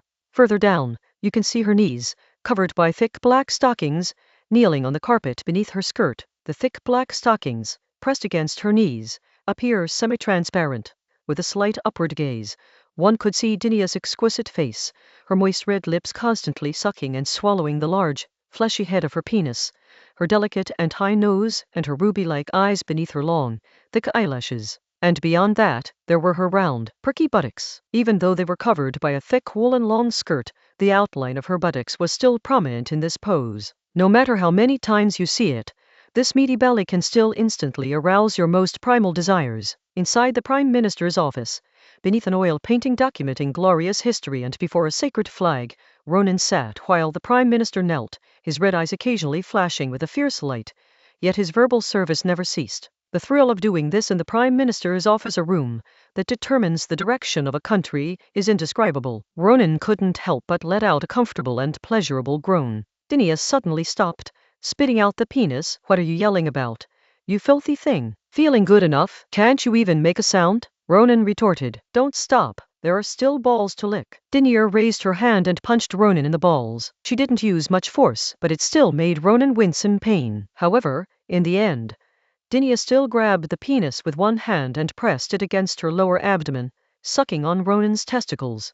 After licking her, Ronan began to hold Dinia's hair with one hand and press the other hand against the back of her neck, pressing Dinia down to give him oral sex. Press it down completely, then lift it up, then press it down again, each time a deep throat. Not long after, Ronan's penis began to throb. He could feel it. Ronan pushed Dinia away, grasped the penis himself, and said, "Open your mouth." Dinia paused for a moment, then opened her mouth. A thick stream of white fluid shot out, followed by several more splatters. Dinia instinctively closed her eyes and turned her head to dodge, but she was still sprayed all over her face. A few strands of her snow-white, pale gold hair clung to her, some remained at the corner of her mouth, and thick, white smegma slowly trickled down her face. Just the sight of Dinia's expression, so cold and ruthless, yet also lewd, made Ronan's recently ejaculated penis twitch violently. After swallowing the food in her mouth and wiping her face, Dinia crawled out from under the table, stood up, and looked down at Ronan, who was still sitting in the chair, lost in thought. Dinia, who was initially a little angry, suddenly smiled again. "What are you laughing at?" Ronan asked. "I'm laughing at you for getting so excited just because you shot me in the face," Dinia said. "Ha." Ronan chuckled. "Isn't this normal, Diddy? A beauty like you, any other man could remember it for a lifetime if you just smiled at him." Dinia was momentarily at a loss for words. "Diddy, the prelude is over, it's time for the main event," Ronan said with an excited smile. "Let's celebrate. You've achieved your long-held dream and successfully become Prime Minister." The excitement, elation, and mixed feelings of melancholy that Diana experienced upon becoming Prime Minister had long since faded after the election. "Ha, a celebration. A celebration is me lying on my desk and letting you fuck me. Is that it?" Dinia sneered. Ronan suddenly stepped forward and pressed himself against her. Dinia was taken aback. Ronan slipped his hand through the gap between her shirt and skirt, reaching between her thick black stockings and silk panties. With a gentle swipe of his hand, he felt the wetness on her panties. "Tisk tisk. Our Prime Minister, she's only been eating for a little while and she's already like this," Ronan said with a slightly smug smile. "Diddy, do you admit you missed me?" Dinia grabbed Ronan's wrist and pulled his hand away. "If you say another word, get out of here." Ronan stopped talking nonsense, pressed Dinia down on the desk with her backside facing him, and lifted her skirt up. The pose, the angle, the silky, slightly sheer thick black stockings covering her buttocks, round, fleshy, and perky, completely captivated Ronan's gaze. Looking at this scene, Ronan couldn't even bear to pull down the stockings or tear a hole in them. Taking a deep breath, Ronan grabbed Dinia's two buttocks with both hands and pressed his face against them, as if he wanted to merge his head into Dinia's buttocks. He touched, rubbed, and licked, using the tip of his nose, his face, and his lips to feel the smooth surface of the pantyhose stretched taut by its extreme fleshiness. Finally, Ronan got up, opened the crotch of his torn pantyhose, and, holding his already hard and throbbing penis, shoved it all into that moist and warm cavity. Filled with a long-lost sense of fulfillment, Dinia couldn't help but exhale a long puff of white breath. Ronan bent down and began to violently thrust his hips, almost losing his mind, driven entirely by instinct. After a while, Ronan stopped what he was doing, reached out and picked up a messenger bag from the table. Dinia looked up at Ronan, her expression seemingly saying, Why did you stop? Ronan opened the small messenger bag and took out a jar of ointment and a string of beads. Did he, to celebrate becoming Prime Minister? Shouldn't he do something special? Ronan asked, raising an eyebrow. Dinia returned Ronan's gaze with a vicious look that could rip a chunk of flesh from him. Chapter 477 Introduction. Recycling, brutality. Be yourself. Alina was walking down the third-floor corridor of the Prime Minister's office building, heading towards the fourth floor. The Prime Minister's office is a four-story building. Apart from the reception hall, the other rooms on the first floor belong to the permanent secretaries dispatched by the General Secretariat to various central departments. The permanent secretaries themselves are generally not here, but assist the ministers in their daily work in other departments. These rooms are for secretaries of secretaries, who are responsible for liaising with secretaries of other central departments. The Prime Minister himself relies on this system to indirectly control other departments and become the head of the bureaucracy. The second floor still belongs to the Secretariat. The people on the second floor are the secretaries who actually work for the Prime Minister. There are currently 163 people in total, and the number is still increasing.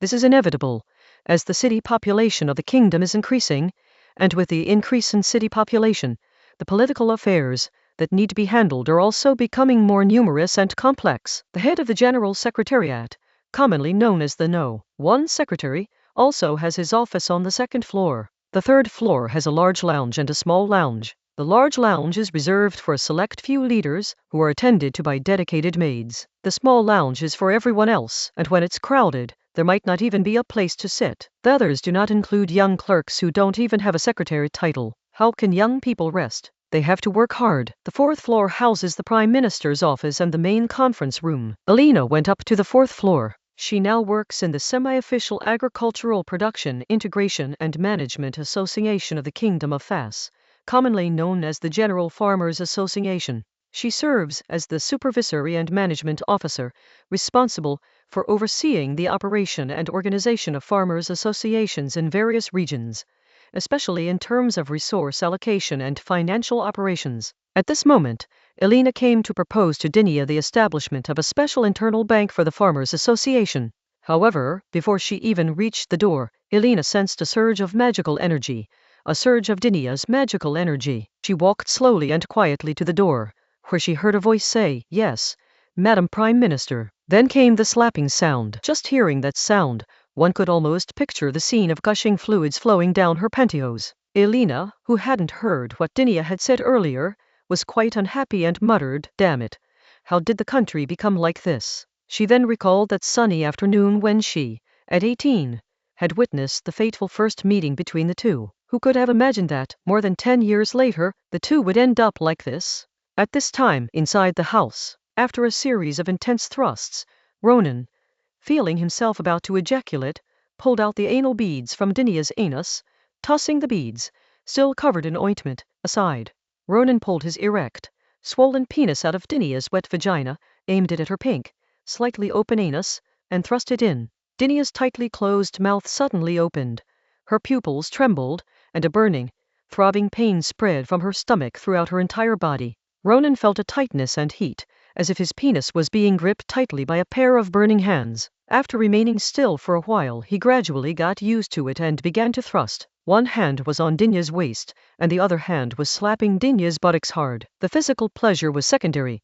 The real pleasure was the unparalleled sense of control and the exhilarating feeling of releasing everything. For Dinia, in addition to the strange feeling of pain and pleasure in her body, there was another kind of indescribable feeling. Being violently penetrated from behind should have been unacceptable to a strong woman like her, bringing no psychological pleasure and even feeling like an insult. But the one who penetrated her was Ronan, who sometimes seemed like a tolerant father, sometimes like a troublesome son, sometimes like a warm-hearted brother, and sometimes like a younger brother who deserved a beating. She was an orphan, and Ronan, who suddenly entered her life when she was 26, became all her men. This was both the least loving and the most loving sexual act she ever had with Ronan. Ronan, Rodinia moaned as she called Ronan's name, her legs bent back, her feet hooking around Ronan's legs. The special black stockings had been torn by the uncontrollable magic, with multiple runs and holes, and her toes were even breaking through the toes of the stockings, peeking out. Even when she lost her composure during climaxes,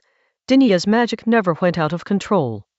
Ronan pressed down on her, grabbing Dinia's large, white breasts tightly with both hands. He used so much force that the milk flesh spilled out from between his fingers. Ronan let go of Dinia's hand, grabbed her hair, and pulled her head up, blurting out all the things he had been holding back. You want a strong country and a good life for your people? You're just a dreamy, difficult bitch. This damn France is a broken-down old ship. I have to repair the old ship and build a new one at the same time. Do you know how tired I am? And you give me attitude and hit me. I'll fucking kill you, you bitch. Dinia retorted, hypocritical slut, cowardly dog, pretending to have no feelings, pretending to have no dreams. Come on, you piece of trash. Fuck me to death. But I love you, Diddy. Ronan laughed and cried at the same time. Me too, Ronan, Dinia replied. The two kissed each other. Ronan quickly pulled out, and Dinia stood up. The two stood close together, embracing, and soon removed their clothes.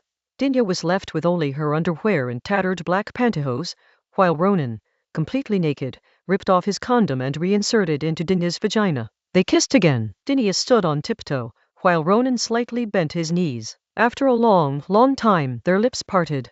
Ronan realized that he had already ejaculated some time earlier and gone soft, while Dinia noticed that some areas of her black stockings on her inner thighs were already half dry and starting to clump together. The two looked at each other and smiled, then parted ways. Dinia sat on her desk, legs crossed, hands propped on the surface. Her large, full breasts, which were not sagging at all, were not concealed. Some of the white hairs that had been stained with semen from her face earlier were stuck together in a clump. The tuft of white hair on her lower body was sticky and tangled. Her black pantyhose, which was full of holes and tears, was also covered with semen. The toe of her left pantyhose was torn, revealing her glistening toes. Ronan, sitting on the sofa, looked at the lewd Dinia, yet surprisingly remained calm. Diddy, Ronan called softly. Dinia responded, puzzled. I suddenly feel a sense of relief, as if we can be ourselves again, even though ourselves have been tainted by each other, Ronan said calmly. But we certainly can achieve true peace and harmony,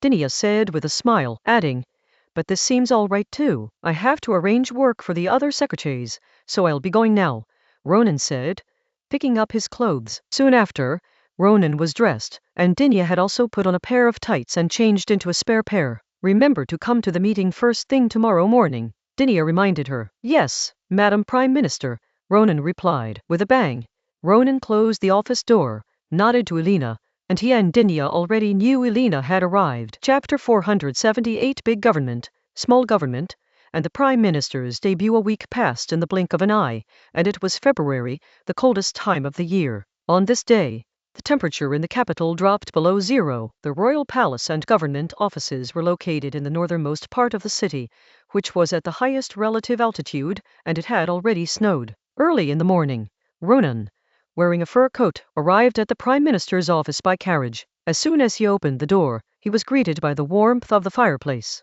He took off his coat and hung it up, then placed his briefcase on a small table beside him. Camille, who had arrived at the office earlier than him, greeted him. Good morning, Miss Rabelais. Good morning, Sir Arts, Camille replied. Ronan sat down on the sofa, picked up a newspaper, and casually complimented her. The lipstick color suits you very well. Thank you for your praise. Camille smiled happily, but when she looked at Ronan, she found that he was reading a newspaper and not looking at her, and she couldn't help but feel a little disappointed. Mechanized printing technology existed decades ago. Newspapers originated in the commercially vibrant Vienna region and quickly spread northwards throughout the western continent. However, even today, newspapers are not cheap, and no publisher wants to lower the price. After all, middle-income earners can afford them, and those who cannot afford them are illiterate. The only thing Ronan regrets is that there are no daily newspapers anymore, only monthly and weekly ones, and the content in the newspapers is basically not news to him. He would simply read the various pronouncements of paper politicians as a pastime to pass the time. Before Ronan could finish reading a particularly insightful commentary, Dinia pushed open the door and entered, while Ronan put down his newspaper. Dinia carefully put away her mink coat imported from Ross. The oatmeal-colored turtleneck sweater underneath made her already large breasts look even bigger. She wore a light brown jacquard wool long skirt with thick black stockings underneath, and black wool calf socks on her feet. Her shoes were thick, non-slip, stitched leather shoes. Good morning, Dinia greeted Camille casually, then sat down at her desk and looked at Ronan. Ronan, is something the matter? Ronan picked up his briefcase and sat down in the chair opposite Dinia. Yes, I have a small suggestion for the proposal you plan to make at tomorrow's Imperial Council meeting. Dinia gestured please and said, speak. I suggest you bring up the suggestion of increasing the number of civil servants, Ronan stated calmly. Dinia looked surprised, but quickly regained her composure.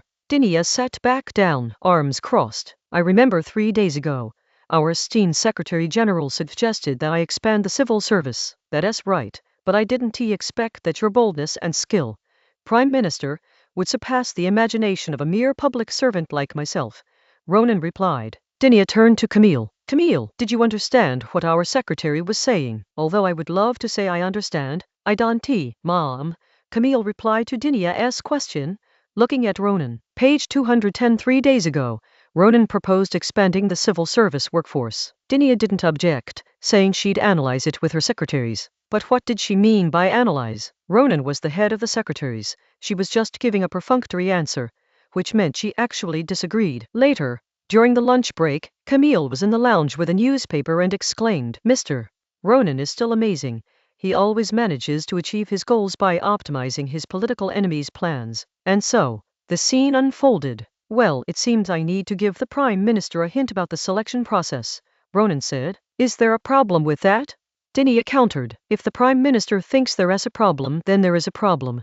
If she thinks there isn't, then there isn't, Ronan said. But let us talk about some big picture issues, like those big picture commentators in the newspapers. Does the Prime Minister think a big government or a small government is better? Ronan asked. Dinia said, for a country like ours, which is not small but actually not very big, where agriculture is dominant and industry is slowly developing, a large government is naturally better. Ronan smiled. In a sense, it can't be said to be completely wrong. Dinia frowned. The kingdom has a population of 22 million, of which about 2 million are urban residents, mainly distributed along the western and southern coasts, as well as several inland cities that occupy transportation hubs. The capital is the largest of these hubs. Undoubtedly, in order to concentrate resources on major projects and achieve the greatest possible development, we should have a large government. However, this large government is more than sufficient for the urban population. Like a parent, it can manage all aspects of the city,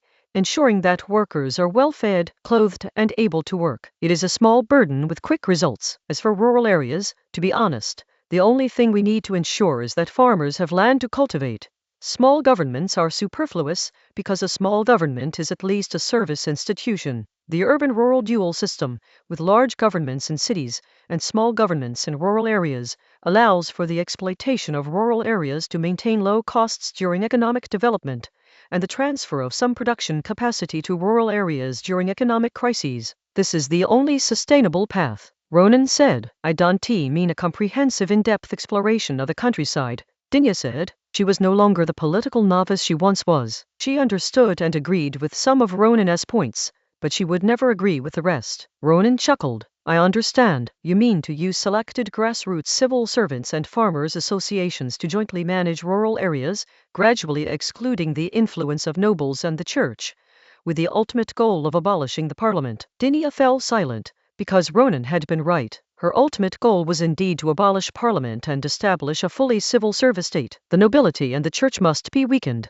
but they must also exist, Ronan said. The council is actually quite good. Dinia's eyes widened, wondering if she had misheard. Let us talk about another question. Ronan smiled. Camille, tell me, who is the person least likely to disobey the king? A farmer, Camille answered tentatively. No, it is the nobility. The nobility at this stage, Ronan said. The nobility is a very important force. It should be weak, but it cannot be absent. Moreover, if we lose the nobility, who will uphold the hereditary system? Dinia's lips parted slightly.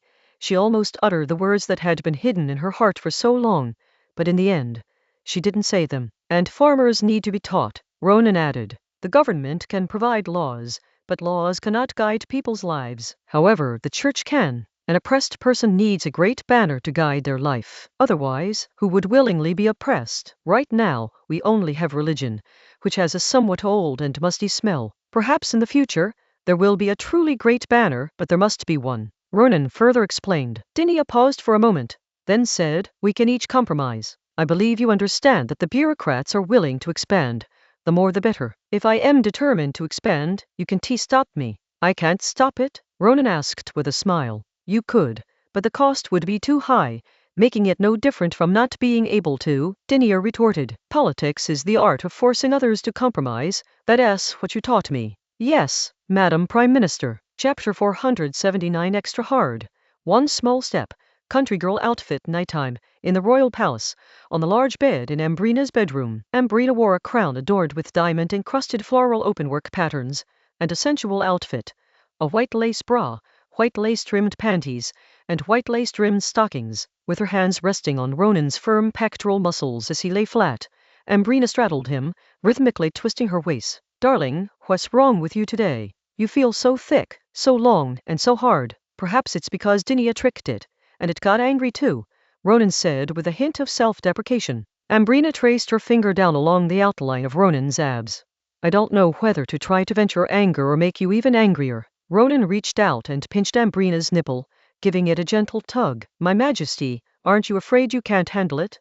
One mouth isn't enough, then three, Ambrina said. Let's feed your mouth first. With that, Ronan rolled over, pinned Ambrina down, grabbed her plump ankles with both hands, lifted her legs up so her feet were pointing in the air, bent her waist so her vulva was facing upwards under her thick black hair, and then leaned down and pressed his whole body against her, starting to drive himself down. The daily nightlife of the elderly couple begins. The following morning, a meeting was held before the emperor. The main topic was the expansion of staff. There's nothing to say about the central government expanding its staff.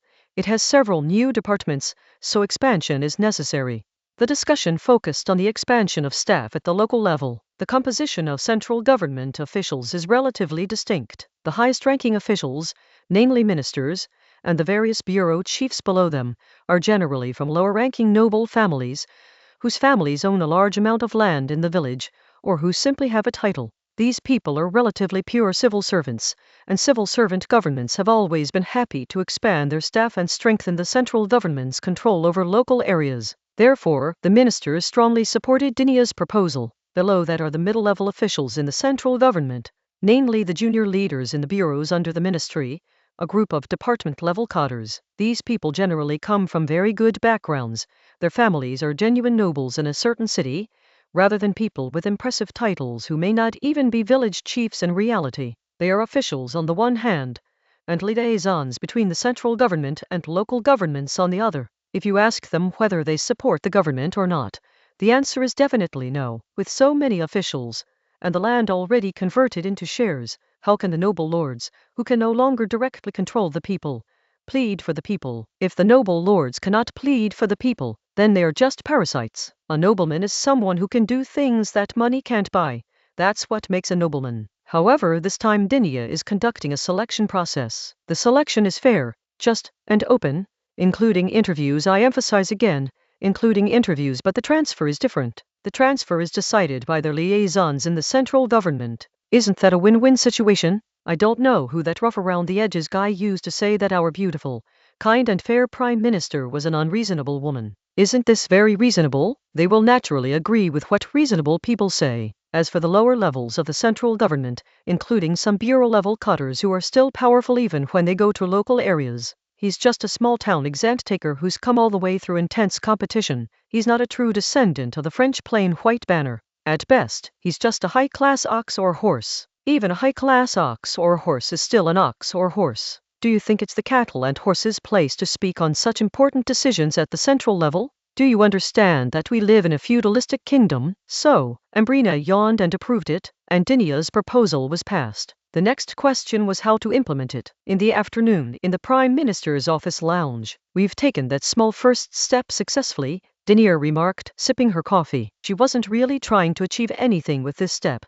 It was just a first shot in her journey to become Prime Minister. Her only requirement for this shot was that it wouldn't backfire. When a new official takes office, the first step should be a seemingly impressive but actually weak one. This is to ensure stability and allow other subordinates to gradually adapt to your commands at a comfortable pace. After a while, these people will get used to it. Once she gets used to it, the second step is to establish her authority. If it were 10 years ago, Dinia would almost certainly have chosen someone she didn't like to take down, but now, she wouldn't use such methods.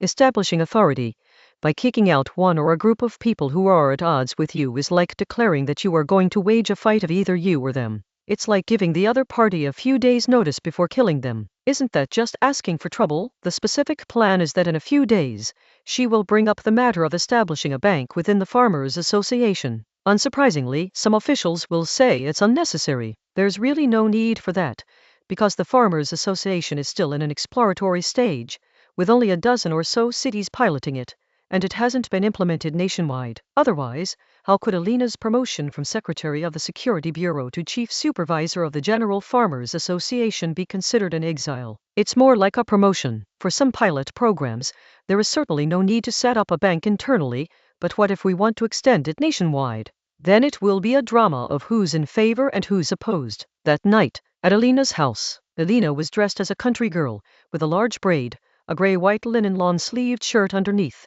and a dark brown maternity dress in a pastoral style over it. Underneath the long dress, she wore light brown knee-high cotton socks and round-toed leather shoes with a single buckle. She was described as a country girl, but in reality, this was the attire of a daughter from a minor aristocratic family in the countryside. She wore this kind of clothing when she went to the countryside for inspections, with a rough-made but very warm wool coat imported from Wheeland on top. Ronan was at that moment embracing Alina from behind, engaging in foreplay.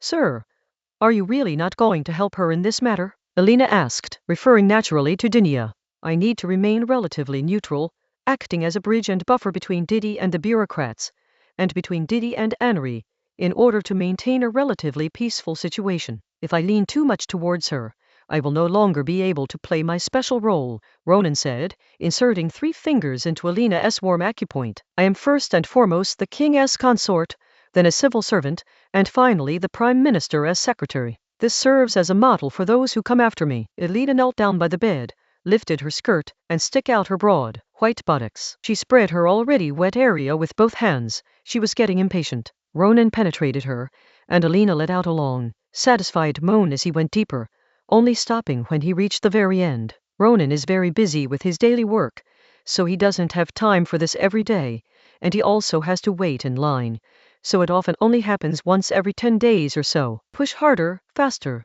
Alina shouted. Ronan pinched Alina's chubby cheek hard. "Keep your voice down. Lily's sleeping upstairs. She is asleep like a dead person." "It is fine," Alina said, deliberately swaying her hips so that Ronan's thick, long penis could scrape against every fold of her vaginal walls. Ronan placed his hands on Alina's waist. "Then I'm going to speed up. Come here." Alina lowered her waist and raised her hips. Chapter 480. Spring is here. Winter is coming. Slow down. February was cold, but the hearts of the central government officials were not cold at all. In fact, they were quite warm. After becoming Prime Minister, former Interior Minister Dinia seemed to have become a different person, no longer as cold as before. In March, temperatures rise, seemingly signaling the arrival of spring, yet winter is indeed on its way. The Prime Minister has raised the issue of establishing a bank within the Farmers Association. The conclusion of the discussion was, of course, that it was unnecessary. The reason was simple.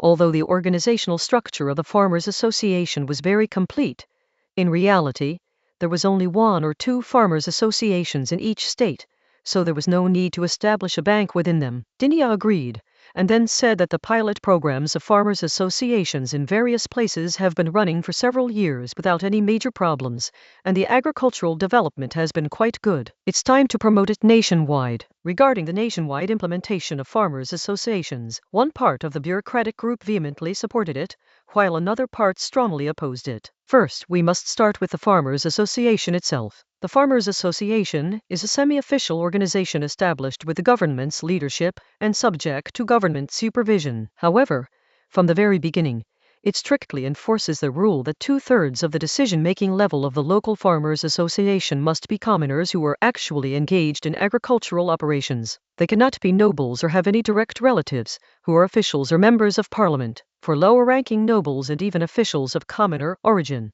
the widespread promotion of agricultural associations not only reduced their burden and lowered government administrative costs, but also increased their power. This was because the widespread promotion of agricultural associations meant the full commercialization of agricultural products, which were first and foremost commodities, and only secondarily essential supplies for survival. Goods need to flow into the market, and the market is in the city, which is currently controlled by the government. However, for officials from noble families, The widespread promotion of agricultural associations was very disadvantageous. Although their land was exchanged for shares and the original lords became free citizens, they still have industries in the countryside, and quite a few of them. They also have a voice, which is definitely not insignificant. This is a remnant of the feudal manor economy of hundreds of years, and it is not something that can be eliminated overnight. To put it simply, if something happens in a village, or if a problem arises, wouldn't they have to ask the former patriarch or his henchmen to help them go to the city hall or city council? Do you think a group of farmers would go to the city hall to plead their case?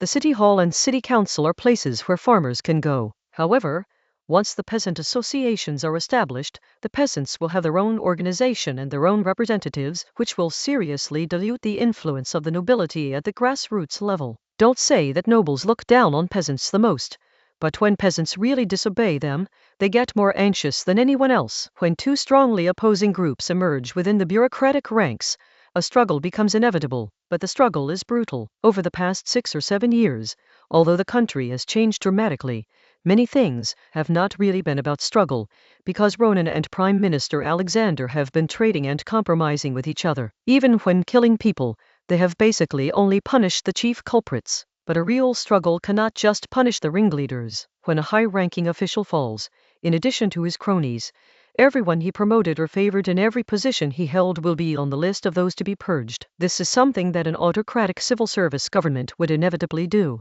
and it has nothing to do with cultural customs or ideologies. How can such a situation not be described as winter approaching? At night, in Isabel's little house, on her simple little bed, Isabel was giving Ronan a foot job. She was wearing champagne-colored satin pantyhose. In the dim light of a yellow lamp, her straight, slender legs with just the right amount of flesh were incredibly alluring. The pantyhose clung to her legs, and with the movement of her legs and feet, the soft, watery sheen of the silk shimmered. Issa, can you concentrate? Is this foot fetish?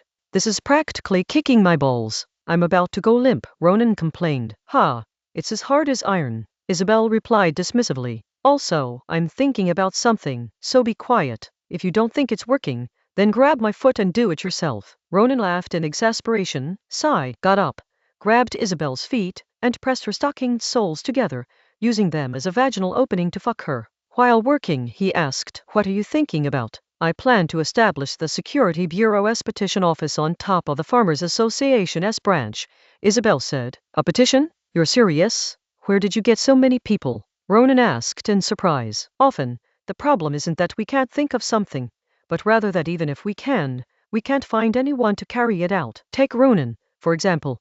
Deep down, he longed to be a privileged leader like the Soviets, but he lacked the necessary qualifications. You don't think the Security Bureau has only developed some informants among small business owners and skilled workers in the city over the past 5 or 6 years, do you?" "I also have people in the countryside," Isabel said. In Isabel's base of support during her struggle for the throne, there was one element that even Ronan overlooked. That is to connect small intermediaries between rural and urban areas. These people are farmers themselves, but they mainly operate in small town markets, buying agricultural products from farmers, sorting and identifying them, and then transporting them to the city to sell to large merchants, earning a small profit margin. Many of the small middlemen that Isabel took care of back then later grew into big businessmen. Through these people, along with the power of the Ministry of the Interior's Security Bureau, Isabel developed many small urban and rural middlemen in other regions into informants. She didn't need to do anything.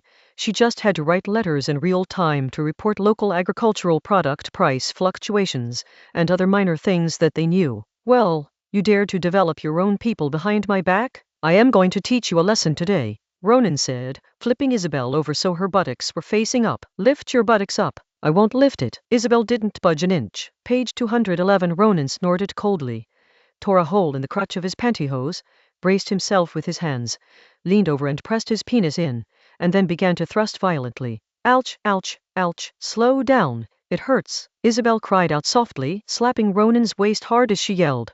"Are you trying to kill me? You're the one who's going to die. I'll fuck you to death." Ronan accelerated again. Isabel's firm, bouncy bikes trembled and swayed from the impact, wave after wave of movement. Soon, Isabel could only bury her face in the sheets, gripping the edge of the bed with both hands, her stockinged feet pushing against the sheets to stabilize herself. But the stockings were slippery, and she couldn't stand up straight at all. Before long, She had almost covered the entire sheet by the headboard and pillow. After venting his anger, Ronan flipped Isabel over, grabbed one of her legs, put her toes in his mouth, and continued thrusting hard. Isabel kept her eyes closed, one hand gripping the sheet tightly, the other occasionally slapping Ronan's thigh, signaling him to slow down. She didn't speak, because if she opened her mouth, she couldn't help but let out those lewd moans. The more she acted this way, the more excited Ronan became. Stop. I told you to stop.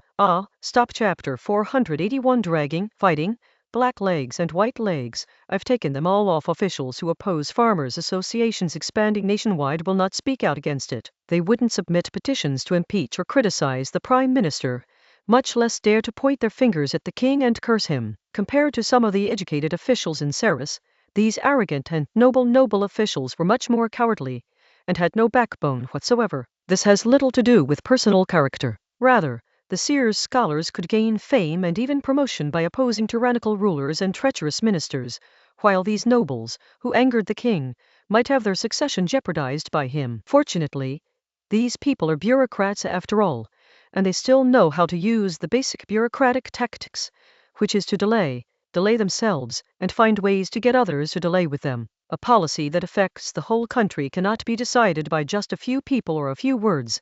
It requires the cooperation of various departments. The central government does not operate in a single line. Each department has many things to handle and cannot stop to deal with a single matter. Therefore, it is reasonable that there is not enough time to discuss and decide on a nationwide coverage plan for farmers' associations. Therefore, the nationwide coverage plan for farmers' associations has been a state of discussion since it was first proposed, and this state will continue for a long time. Dinia cannot remove any official under the guise of passive resistance. However, it's not that she has no solutions. These aristocratic bureaucrats, who came from privileged backgrounds, almost all had two charges: dereliction of duty and negligence in governance. Of course, this was actually tacitly approved by the bureaucratic group, and even the king himself, who was even happy that these people were not doing their jobs properly, because these people were originally the local representatives in the central government, and the liaison between the central government and the local areas. They were the kind of Manchu lords who thought, my father and my grandfather had already done everything I was supposed to do in my life when they were fighting for the country. They were not the kind of people who could only curse and criticize other places. However, tacit approval is just tacit approval. It is not a written permission in the rules and regulations. If someone tries to use the rules and regulations to justify their actions, then they are indeed in the wrong. Now, Dinia is going to use rules and regulations to dismiss these people from their public positions. In the past, the entire bureaucracy would have united against Dinia because Dinia's behavior was considered a violation of rules. But things are different now. Because of the Farmers' Association, a group of low-ranking nobles and commoner bureaucrats are now at odds with these true noble lords and bureaucrats. Since they are already in opposition, then it becomes a struggle. It vividly illustrates what it means for rules to be dead while people are alive. Under the prevailing trend of writing about righteousness and reading it as self-interest, the so-called ancestral laws are nothing but the nonsense spoken by the dead in their coffins. If you take them seriously, you've already lost. Besides, we Western continent people don't respect our ancestors, we only worship gods. Our Heavenly Father has said, the Farmers' Association is fine. What? You're saying the Heavenly Father never said that? Then go to heaven and ask the Heavenly Father if he'd ever said that. The struggle lasted for 3 months. At first, there was no intensity. Daytime government affairs proceeded as usual, and at night, music and dancing continued. But as time went on, Dinia became increasingly ruthless, suspending or even demoting these people on charges of dereliction of duty and negligence. Now the struggle has entered a critical stage. However, the intense conflict did not mean that Dinia was directly targeting these people. On the one hand, they were nobles and respectable people, and more importantly, they still had a reason to exist. What Dinia is going to do is remove your legs, white legs, black legs, both legs. Nighttime at Ashley's mansion. In the bedroom, Ronan was clapping his hands. Ashley had just put on a wonderful performance. She performed a small segment from the stage play The Female Knight, written by Ronan, with songs by Ambrina and choreography by Isabel. The story borrows the framework from The Prince Consort, telling the tale of a heroine whose knight fiancé is framed. She takes his place in a tournament, wins, and is then offered a princess in marriage and a fiefdom by the lord. The scene Ashley just performed was on the eve of her wedding, where the female lead was preparing to confess to the princess, expressing her inner conflict through a monologue, a song, and a dance. This part is incredibly difficult. You have to sing, dance, and change from men's clothing to women's clothing at the same time, switching from a sense of power to a sense of grace. The first half has to be so cool that women will clench their legs, and the second half has to be so beautiful that men will go dry. There are no more than 5 actors who can perform this scene well.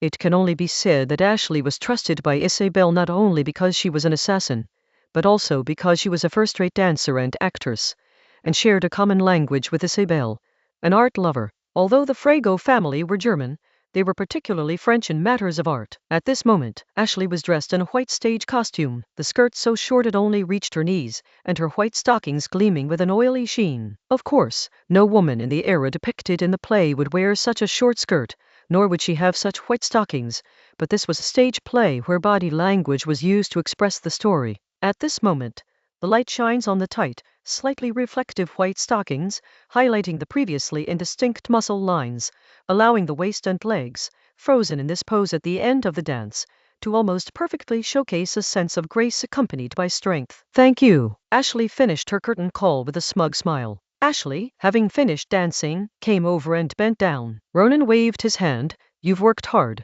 so it's my turn to serve you. With that, Ronan picked up Ashley, put her on the bed, bent down, and first fiddled with her for a few moments, then pulled down her panties, before burying his head in her panties and licking and sucking her through her white stockings. Ashley was momentarily at a loss for what to do with her legs. Spreading them wide apart seemed inappropriate, as that would be too unladylike. Closing them together also seemed wrong, as that would trap Ronan's head. After a while, Ronan tore open the white stockings and inserted himself inside. There were no complicated positions, just the most ordinary missionary position. Ronan supported himself on the bed with his hands.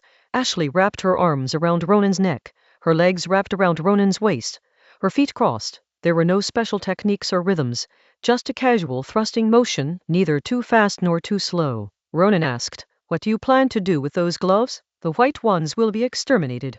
The black ones will have their property confiscated," Ashley replied. "Very good," Ronan said approvingly. Ashley's words seemed to be backwards. It should be that the white people's homes are confiscated and the black people's clans are exterminated, because the white people are all respectable people with status and a lot of money, while the black people are not respectable people. They look powerful, but they don't actually have much money. But Ronan approved, because Ashley understood all his intentions without needing his prompting. The white and black legs were violated not because of wealth or evil, but because they were the legs of nobles. White-legged people are hard to cultivate, while black-legged people are easy to cultivate. Therefore, white-legged people should be killed, and their businesses will naturally be seized by their competitors. As for black-legged people, their homes can be confiscated.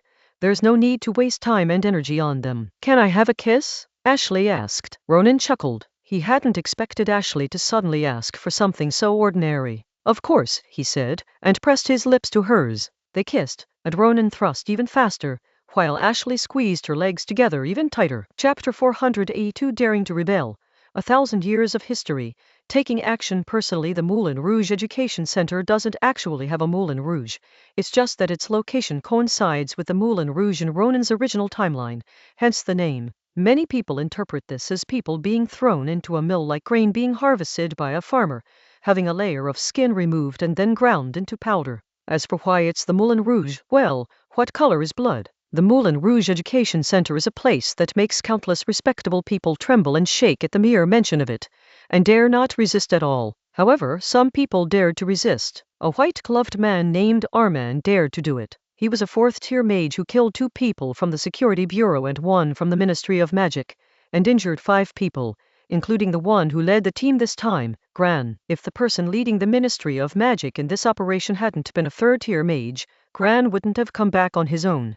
He would have been carried back. Why would a 4th-tier mage willingly act as a white glove? He wasn't even 4th tier when he became a white glove, and after he advanced to 4th tier, he was no longer as obedient as before. According to intelligence, Armand has now fled to Venia and sought refuge with the city lord. Here we must mention the history of Venia, the most important period in the history of this western continent and the source of everything that changed beyond recognition. At first, this boot-shaped peninsula was inhabited only by savages. Later, After being brutally beaten by a group of barbarians, the pirates of the Aegean Sea fled their dilapidated islands and began to wander the Mediterranean in their ships. During their wanderings, these pirates stole cultural essence from some coastal city-states in West Asia and from an ancient civilization in North Africa, thus developing their own civilization. After a long time, this group of Hansen returned to their hometown and established a true civilization. In this process, and afterwards, these civilized people, who were once nothing more than pirates,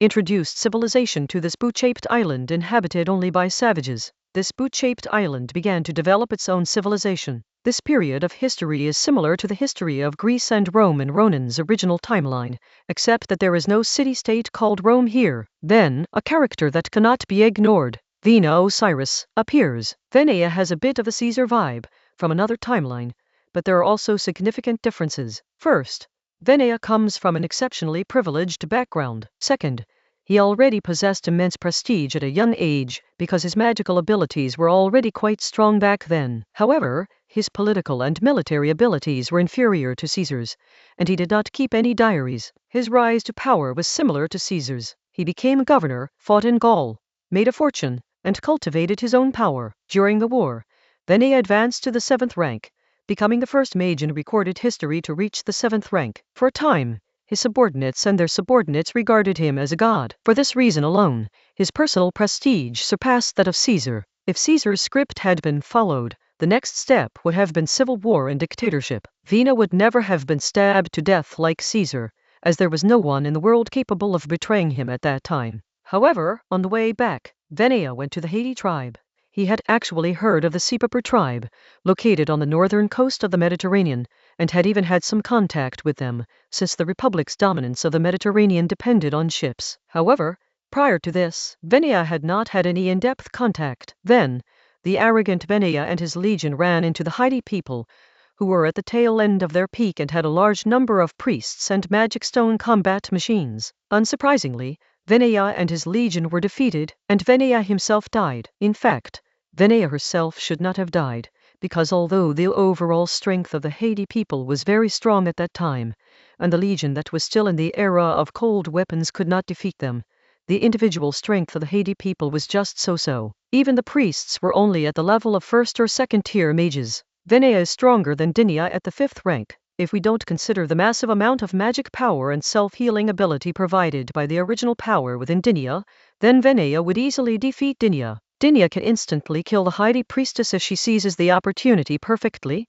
and Venea can do the same. But Venea did die, though not truly. He discovered the secret of eternity in the ruins of the Haiti people. Between immortality and supreme power, he chose immortality and entered a state of suspended animation, paving the way for his resurrection. Unfortunately, when he came back to life more than 1,500 years later, it was no longer his era of dominance. Moreover, he was unlucky enough to encounter Dinia and Rowan. Even if he had encountered other 7th-tier beings, he might not have died. Returning to history, after Venea's death, his adopted son, Caravi Osiris, his first general, succeeded him as the leader of a legion. He announced Venea's unfortunate death, held a funeral immediately, and then led the army back home. Then the script of Caesar unfolded. He became dictator and expanded the capital again, then proposed renaming it Venea. This name change naturally provoked fierce opposition from the upper echelons, but it was part of the Callaway plan. He defined himself as a victim, and incited his subordinates to say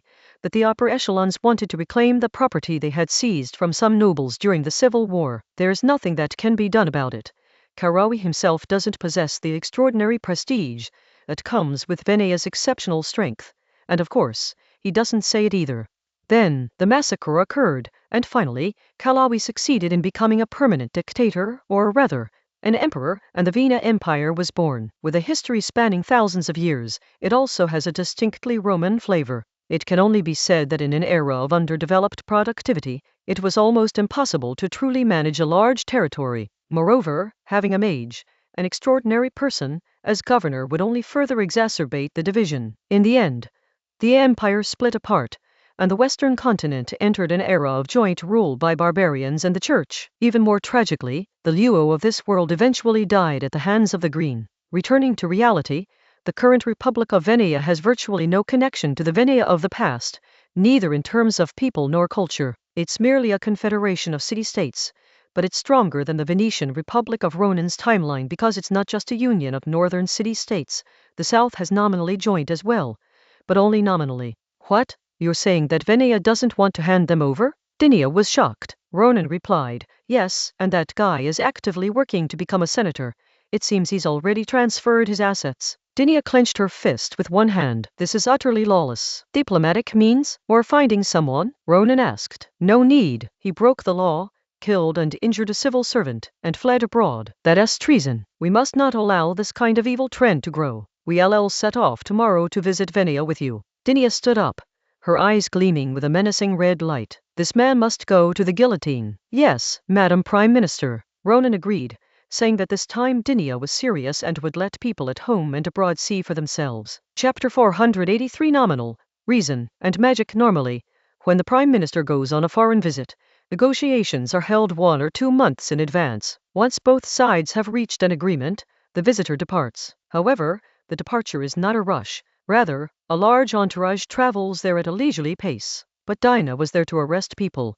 The diplomatic visit was just a pretext for causing trouble abroad. Besides Ronan and Dinia, only Galan was involved in this operation, because Dinah was nominally a foreign visiting prime minister who arrived ahead of time, and Ronan was nominally the prime minister's secretary.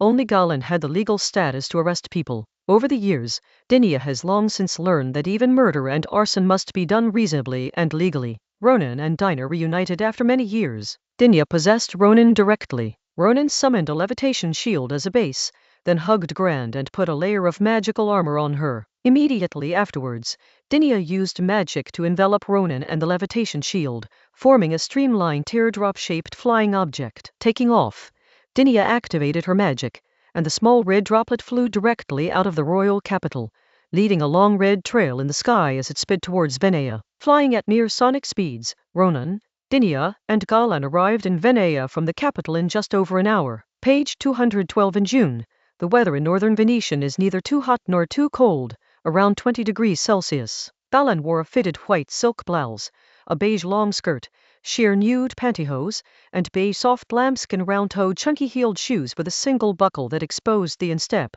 Wearing a refreshing light-colored outfit, she gave off a sweet feeling. Her eyes, like her sister Alice's, had long, curled eyelashes and bright black pupils, but were a little narrow and long, carrying a hint of disdain. However, unlike her sister who was often serious and expressionless, Grandin liked to smile. She is like a white rose, pure and alluring yet with a few thorns. Dad, what are you looking at? Galan suddenly asked in a teasing tone. I think you look quite big dressed like that, Ronan said in a light, joking tone. Galan puffed out her chest. I wasn't small to begin with. She has a small frame and is thin, with delicate and firm breasts. Although they don't look big when you grab them, they are actually a C-cup. Elena's grip was very, very big, bigger than Diddy's, but actually it was somewhere between a D and an E. Diddy goes without saying. She has a figure like a figurine. Before meeting her, Ronan had only seen figures like hers on some anime character figurines. Unfortunately, Dinia was wearing a loose silk dress at the time, which, although still quite large, was not nearly as large as when she wore a turtleneck sweater in winter. At this moment, Dinia was wearing a pair of ultra-thin, transparent white stockings and a pair of nude-colored, mid-heeled, strappy, soft leather square-toe shoes. When she is not emotionally agitated, she is like a flower on a high mountain. Dinia suddenly stopped and reminded him, that's enough. She knew that Ronan and Gloria had that kind of relationship. Ronan also became serious. By the way, aren't you going to pretend? Dinia still had her striking long, light blonde hair. They were currently in the wilderness outside the city, and once they entered the city, they would instantly attract everyone's attention. No need. I want to take him down in public. It would be even better if he could be recognized, Dinia said. That's how it should be, Galan exclaimed.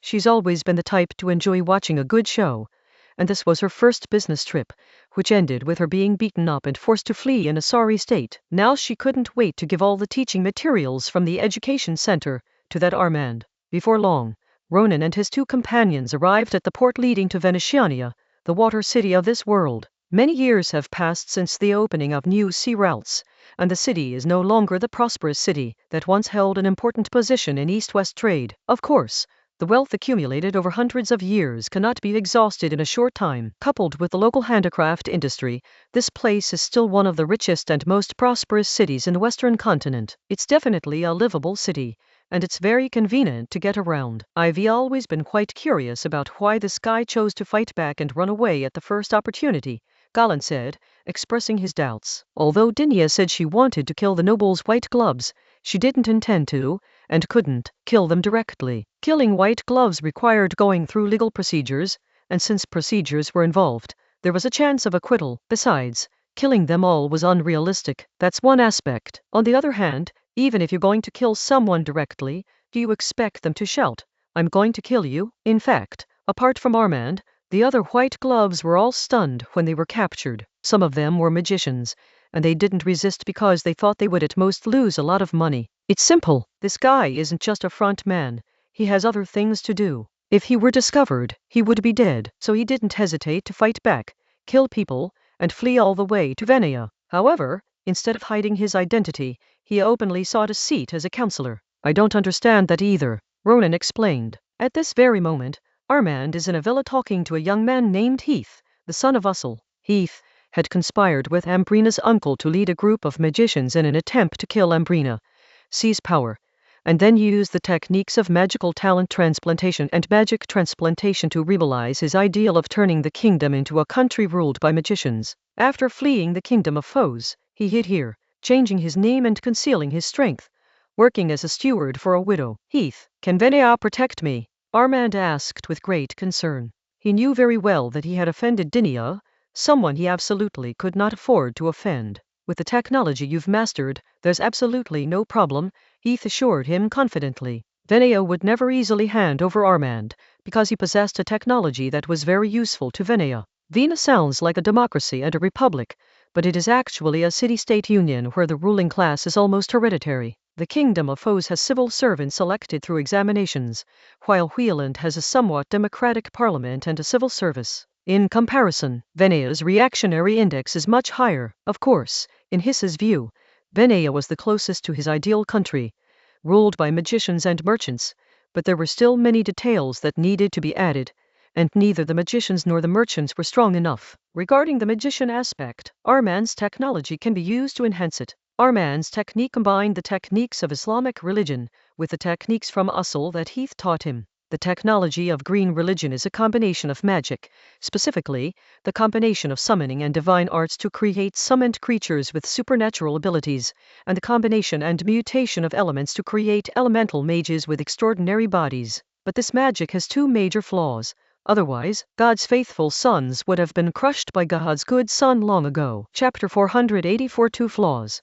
After stealing from the east, they had to steal from the west. Now they had to run away. The magic of union, pioneered by the Prophet of Islam, is roughly like this. If someone possesses summoning magic, instead of rushing to cultivate it, they suppress it and then strive to make a divine oath through their own faith, ultimately seeking to obtain a weakened version of divine magic, and then merging the two together. If someone is an elemental mage, they will not advance to the next level for the time being. Instead, they will pursue their faith, make a divine oath, acquire a weakened version of the alienation magic, and then advance to the next level as an elemental mage. Just by listening to this process, one can basically understand where the two flaws of combining magic lie. First of all, this process is extremely difficult. It requires talent, perseverance, and luck, because if you're not careful, you might become a cripple. This makes the threshold for achieving magic quite high. Secondly, even if a combination of magic is achieved, its strength will not exceed that of a single magic. At lower levels,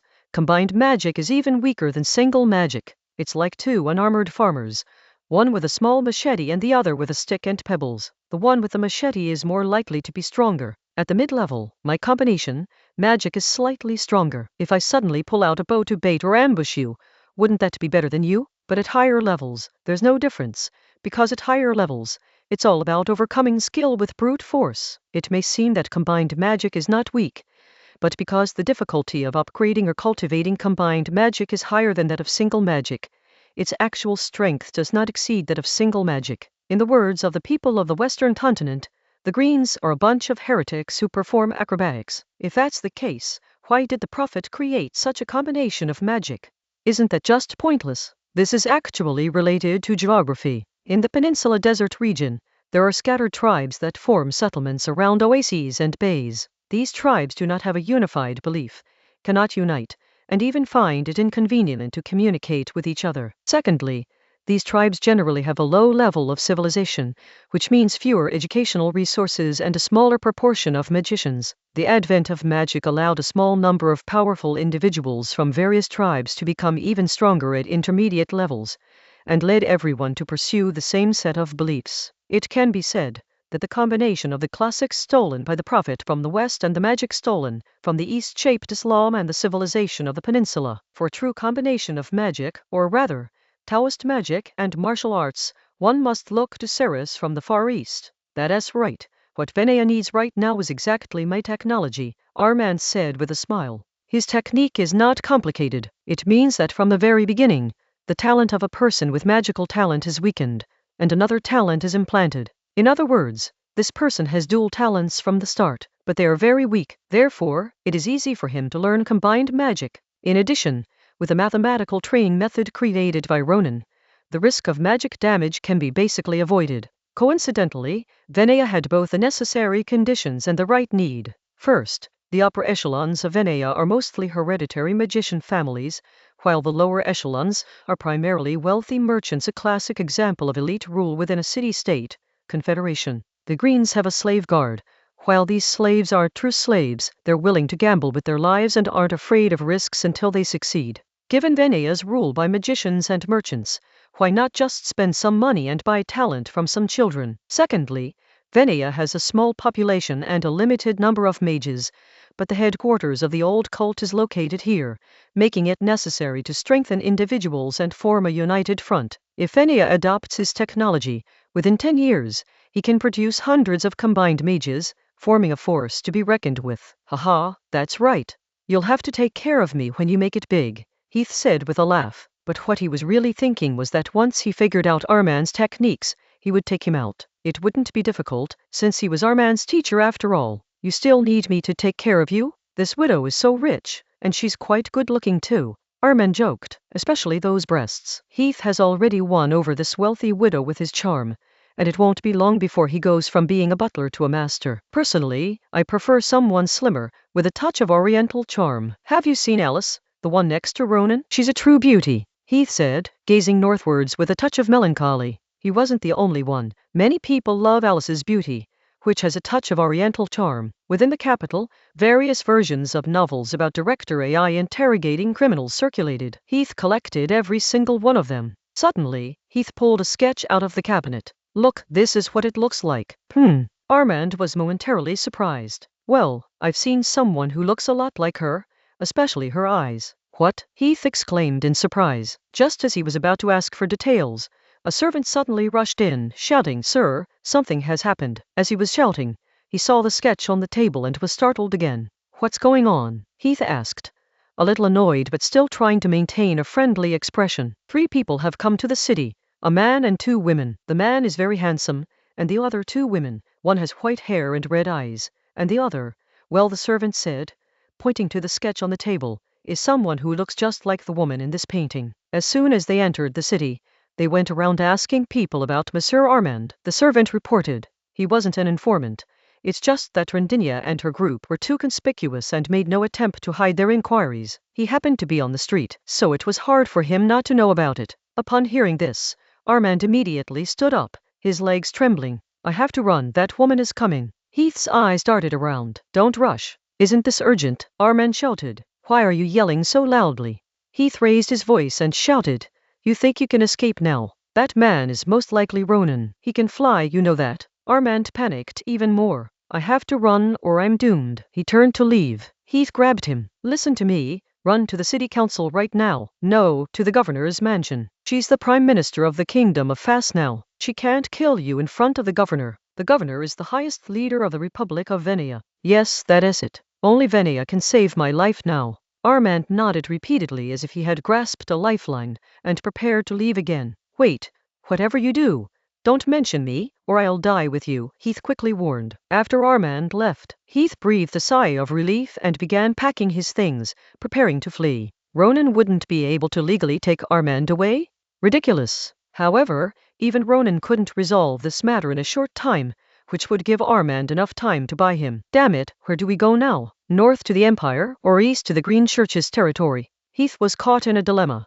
Chapter 485 Choices, Schemes, and the Prime Minister's unscrupulous acts. Heath ultimately chose to head north to the Empire. Admittedly, he knew that the Suleiman Empire was not actually that strict on matters of faith. In fact, it could be said to be more enlightened than many countries in the Western continent that adhere to the Seven Saints religion, especially for someone like him. Moreover, the combination magic of the Suleiman Empire can provide him with a reference. He believes that it won't be long before he, will be able to figure out the dual weak talent endowment technique that Armand currently possesses. With this step, perhaps one day he will be able to realize the same system combination that his father, Usul, yearned for, combining summoning and elemental magic, the two oldest magics belonging to the same system. But he still chose the Empire. Between magical research and political pursuits, he chose the latter. He had no intention of directly siding with a powerful state or trying to ally with the Emperor and then going against Ronan and the future Protestant alliance. He knew he didn't have that kind of power, and he didn't believe the old church could win. His idea was to go to a small,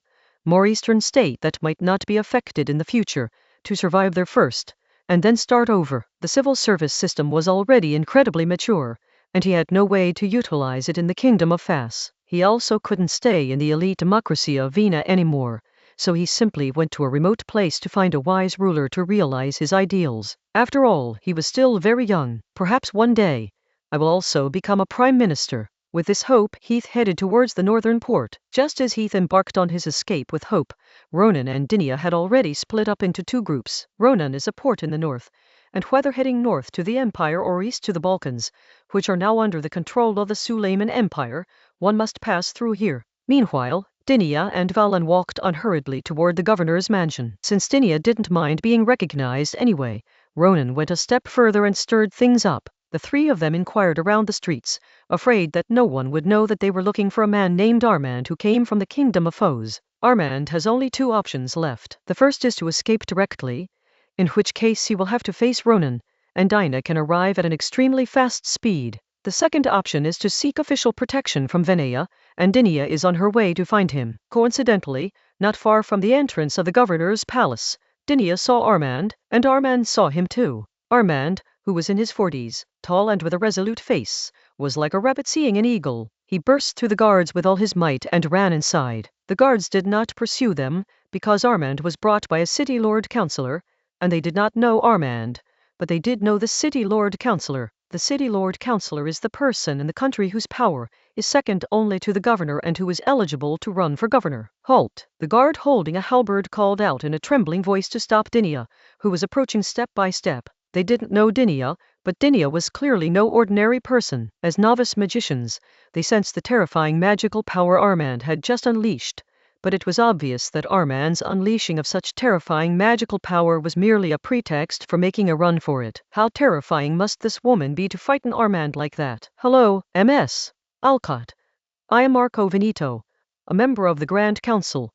The city lord councillor who brought Armand over greeted Dinia respectfully. Someone of his stature would certainly recognize Dinia. Page 213. Officials in the Kingdom of Foes generally address Dinia by her official title, or, if they are slightly closer, by Lady Aegis. Others who were strangers to her, but knew her, generally called her Lady Alcott, or Lady Apologetic. Hello, you can call me Aegis. I am no longer an apostle, Dinia replied politely. I believe His Holiness the Pope would be very willing to bestow upon you the title of true apostolic deity, Benito said with a smile. Dinia frowned slightly, not because Marco was implying that Protestantism wasn't a true religion, but simply because she didn't want to waste her breath on this person. Maybe go in, sir. Grand, who had been silent until now, finally spoke up. Benito knew what Dinia was up to. Prime Minister Aegis, this is, after all, our country. If you take any excessive actions within the governor's palace, it could cause a serious diplomatic incident. I believe you are well aware of this. Excessive actions? You are mistaken. I am merely a prime minister on a visit. It is said that the governor's palace houses sacred relics from the Holy War hundreds of years ago. I heard that a traitor from our country went in to steal the relics. Let me introduce you.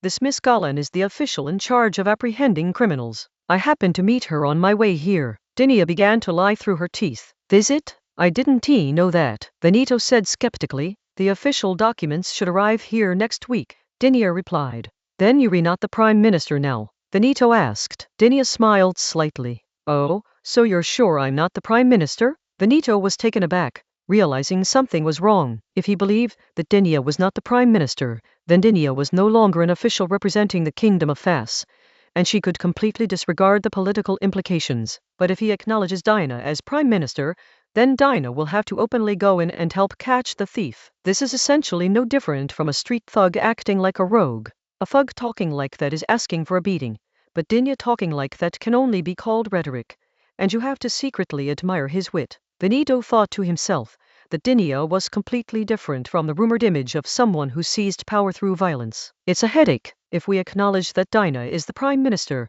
then she has to enter as a visitor. If we don't acknowledge her, then she has to act like an ordinary foreigner. Does it really have to be this way? Benito asked helplessly. Or you can just hand them over, Dinya replied, speaking frankly without any pretense. Benito pretended not to hear and said, we naturally believe your suspicions. Please wait a moment, and we will verify it ourselves. Sure, but I am thirsty. Can I come in for a coffee? Dinya asked again. Benito's eyelids twitched. Then please come over. Our country is a clean and honest one, and the coffee at the governor's palace is really of poor quality. Ouch! Galan suddenly cried out in pain, then fell to the ground, but immediately got up again. That's the guy. I've been attacked. With that, Galan broke through the guards and rushed inside. Benito was shocked. He was a mage, after all, and yet there wasn't a single fluctuation of magic power, and he was attacked. Who was he trying to fool? However, the next moment, Dinya also went in. Benito froze, and after a moment he rushed toward the location of the chief archmage at top speed. At this point, only Venia, the only 7th-tier being, could save the day.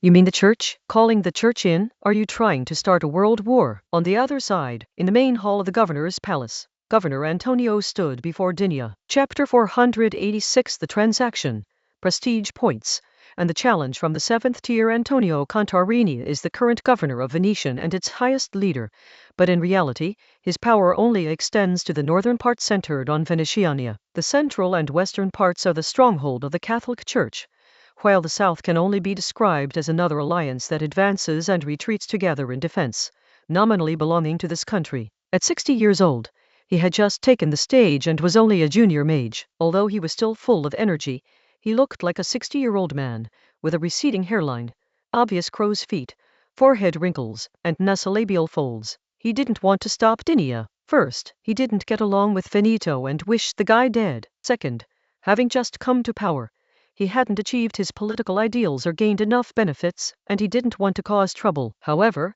as governor, he had to maintain the country's image no matter what, and could not allow Dinya to take people away from the governor's mansion. If this Armand hadn't come to the governor's mansion, but had been somewhere else, he would have pretended not to know anything. It must be said that Heath remained calm under those circumstances, giving Armand the best advice, which was also the optimal solution for himself, as it would buy him the most time. However, Antonio was well aware that Dinah would most likely not give him face. Could we speak in private, madam? Said old Antonio. Okay, Dinya agreed, waving to Gran to come over. Soon, Antonio led Dinya to a small meeting room. Although Antonio was an old man, he didn't mince words and went straight to the point.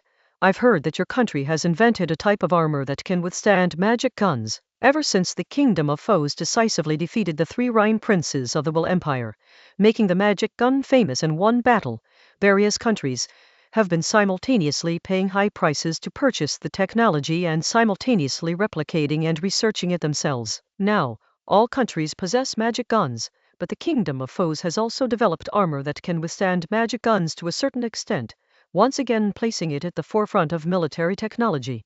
Venia certainly wanted this technology too, and as governor, if he could acquire it, handing over Armand would not only not be a shameful thing, but would also earn him considerable prestige. Dinya could understand that the other party was proposing a deal. We can trade, but it can't be a trade. I need to take the person with me first, and I can give you some compensation afterward, Dinya said. Old Antonio couldn't help but frown. Dinya's approach may seem no different in essence, but for him, the difference is significant. Giving the technology first and then handing over the people can be seen as the governor arguing his case, leaving the other party with no choice but to exchange goods for people. But handing over the people first and then giving the goods is like the other party slapping you and then rewarding you with something. Dinia sighed. To be honest, my situation is not much different from yours, Governor. We are both newly appointed and need to gain some prestige, so I hope you can understand my difficulties. Old Antonio's eyelid twitched. I understand you, but who understands me? Am I, the head of state, your point of prestige? After a moment's thought, he said, if you are willing to cooperate with my work, I can appropriately reduce the tariff on silk. A century ago, Venia stole silk technology from the East and began to develop its own silk industry. Although the quality of its products could not compare with that of Sarah's silk was transported from afar, making its shipments unstable and its prices expensive. Venia silk, on the other hand, was relatively cheap and stable, and at one point monopolized the silk market of the entire Western continent, making an untold fortune. However, in recent years, the Kingdom of Fas has also begun to develop the silk industry. This is thanks to Ronan, who was an engineering student. He could work on steam engines, make hand-operated looms, and improve looms, but he couldn't actually produce raw silk. However, when Ronan and Dinia entered the real dream together in the new world, Ronan learned the complete techniques of making porcelain and working with silk in the dream. Over the years, the Kingdom of Fas has developed a very large silk industry. Moreover, the Kingdom of Fas has a large population and a large territory, and its costs are much lower than those of Venia. In the silk industry, it has already defeated Venia. The silk industry in Venia currently relies on the domestic market and some old Christian regions. If tariffs are lowered and silk from the Kingdom of Fas is allowed to enter, it will be a devastating blow. Antonio SR is now promising to sell out the country in the future in exchange for immediate gains. I don't understand economic matters. In short, hand over the person first, Dinia said firmly. Old Antonio sighed deeply. Then there's nothing to talk about. He wasn't nervous, because judging by the time, the people who were supposed to come should have arrived by now. The next moment, a piece of floorboards not far away suddenly liquefied, then began to bubble as if boiling. A ball of transparent water emerged, gradually forming a human shape, and finally, a man appeared before Dinia. The man was very handsome, arguably the second most handsome man Dinia had ever seen in her life, the first being that rotten Ronan. Long hair tied in a small braid, arched eyebrows, long eyelashes, bright black eyes, sharply defined facial features, short stubble on his chin and a casual smile on his lips. Melancholy eyes, a confident smile, a man with a story to tell. The man looked at Dinia. I have no interest in these kinds of things, but in this world, there are always things we can't escape. How about a duel with only winners and losers? No problem, Mr. Giovanni, Dinia replied. Giovanni leaned against the wall with a somewhat languid air. It is truly an honor for this old man to be known by such a beautiful woman as you. It is really hard not to know the most womanizing mage, Dinia replied. Giovanni laughed out loud. How, not necessarily. Compared to your excellency Usul of your country, I, with only 3 daughters and still far behind. As he spoke, Giovanni glanced at Grand Miss. Your fire magic is quite good. It certainly wasn't taught by those 3 people from your country. It's a pity your water magic is lacking. Regardless of the outcome this time, I'll give you a notebook. IV read Mr. Victor's notes, said Grand. Giovanni nodded slightly. No wonder. Several years ago, he went to the east and passed through here. I even met him there. That notebook should have been given to Ronan Arts, right? What's your relationship with him? What do you think? Galan asked playfully. Oh, what a pity. Giovanni sighed. If you have a daughter in the future, could you introduce her to me? Governor Antonio and Dinia coughed at the same time. Just then, a woman walked in. Giovanni looked at the woman, pointed at Grand, and said, protect this young lady, and make sure that gentleman doesn't get away. With that, Giovanni leaped into the open space of the outdoor courtyard, and Dinia followed. With a snap of his fingers, a transparent, 2-winged dragon made of water appeared before Giovanni. He extended his hand and said, Madam, please. No need, I can fly. Dinia replied indifferently. Giovanni said nothing more, and rode the water dragon towards the sea. Dinia threw out darts and began to flash forward through the air. Chapter 487 Duel. Good girl, bad old man under the sky. Above the sea, Dinia and Giovanni stood facing each other. Can we begin? Dinia asked impatiently. But Giovanni responded, but before he could finish speaking, a large crater was kicked into his chest, and he flew backward, creating a long white wave on the sea. After flying a few hundred meters, Giovanni stopped. Giovanni didn't even have time to say 2 words of farewell before his vision was filled with nothing but red as Dinia's red beam cannon descended from the sky. With a loud thud, water splashed up several meters high on the sea surface where Giovanni was. The seawater within the area splashed outwards like a storm. Just then, Giovanni's presence suddenly vanished, and in the next instant, he emerged from a splash of seawater and appeared before Dinia. This is the power of a 7th-tier elemental mage. I am the element, and the element is me.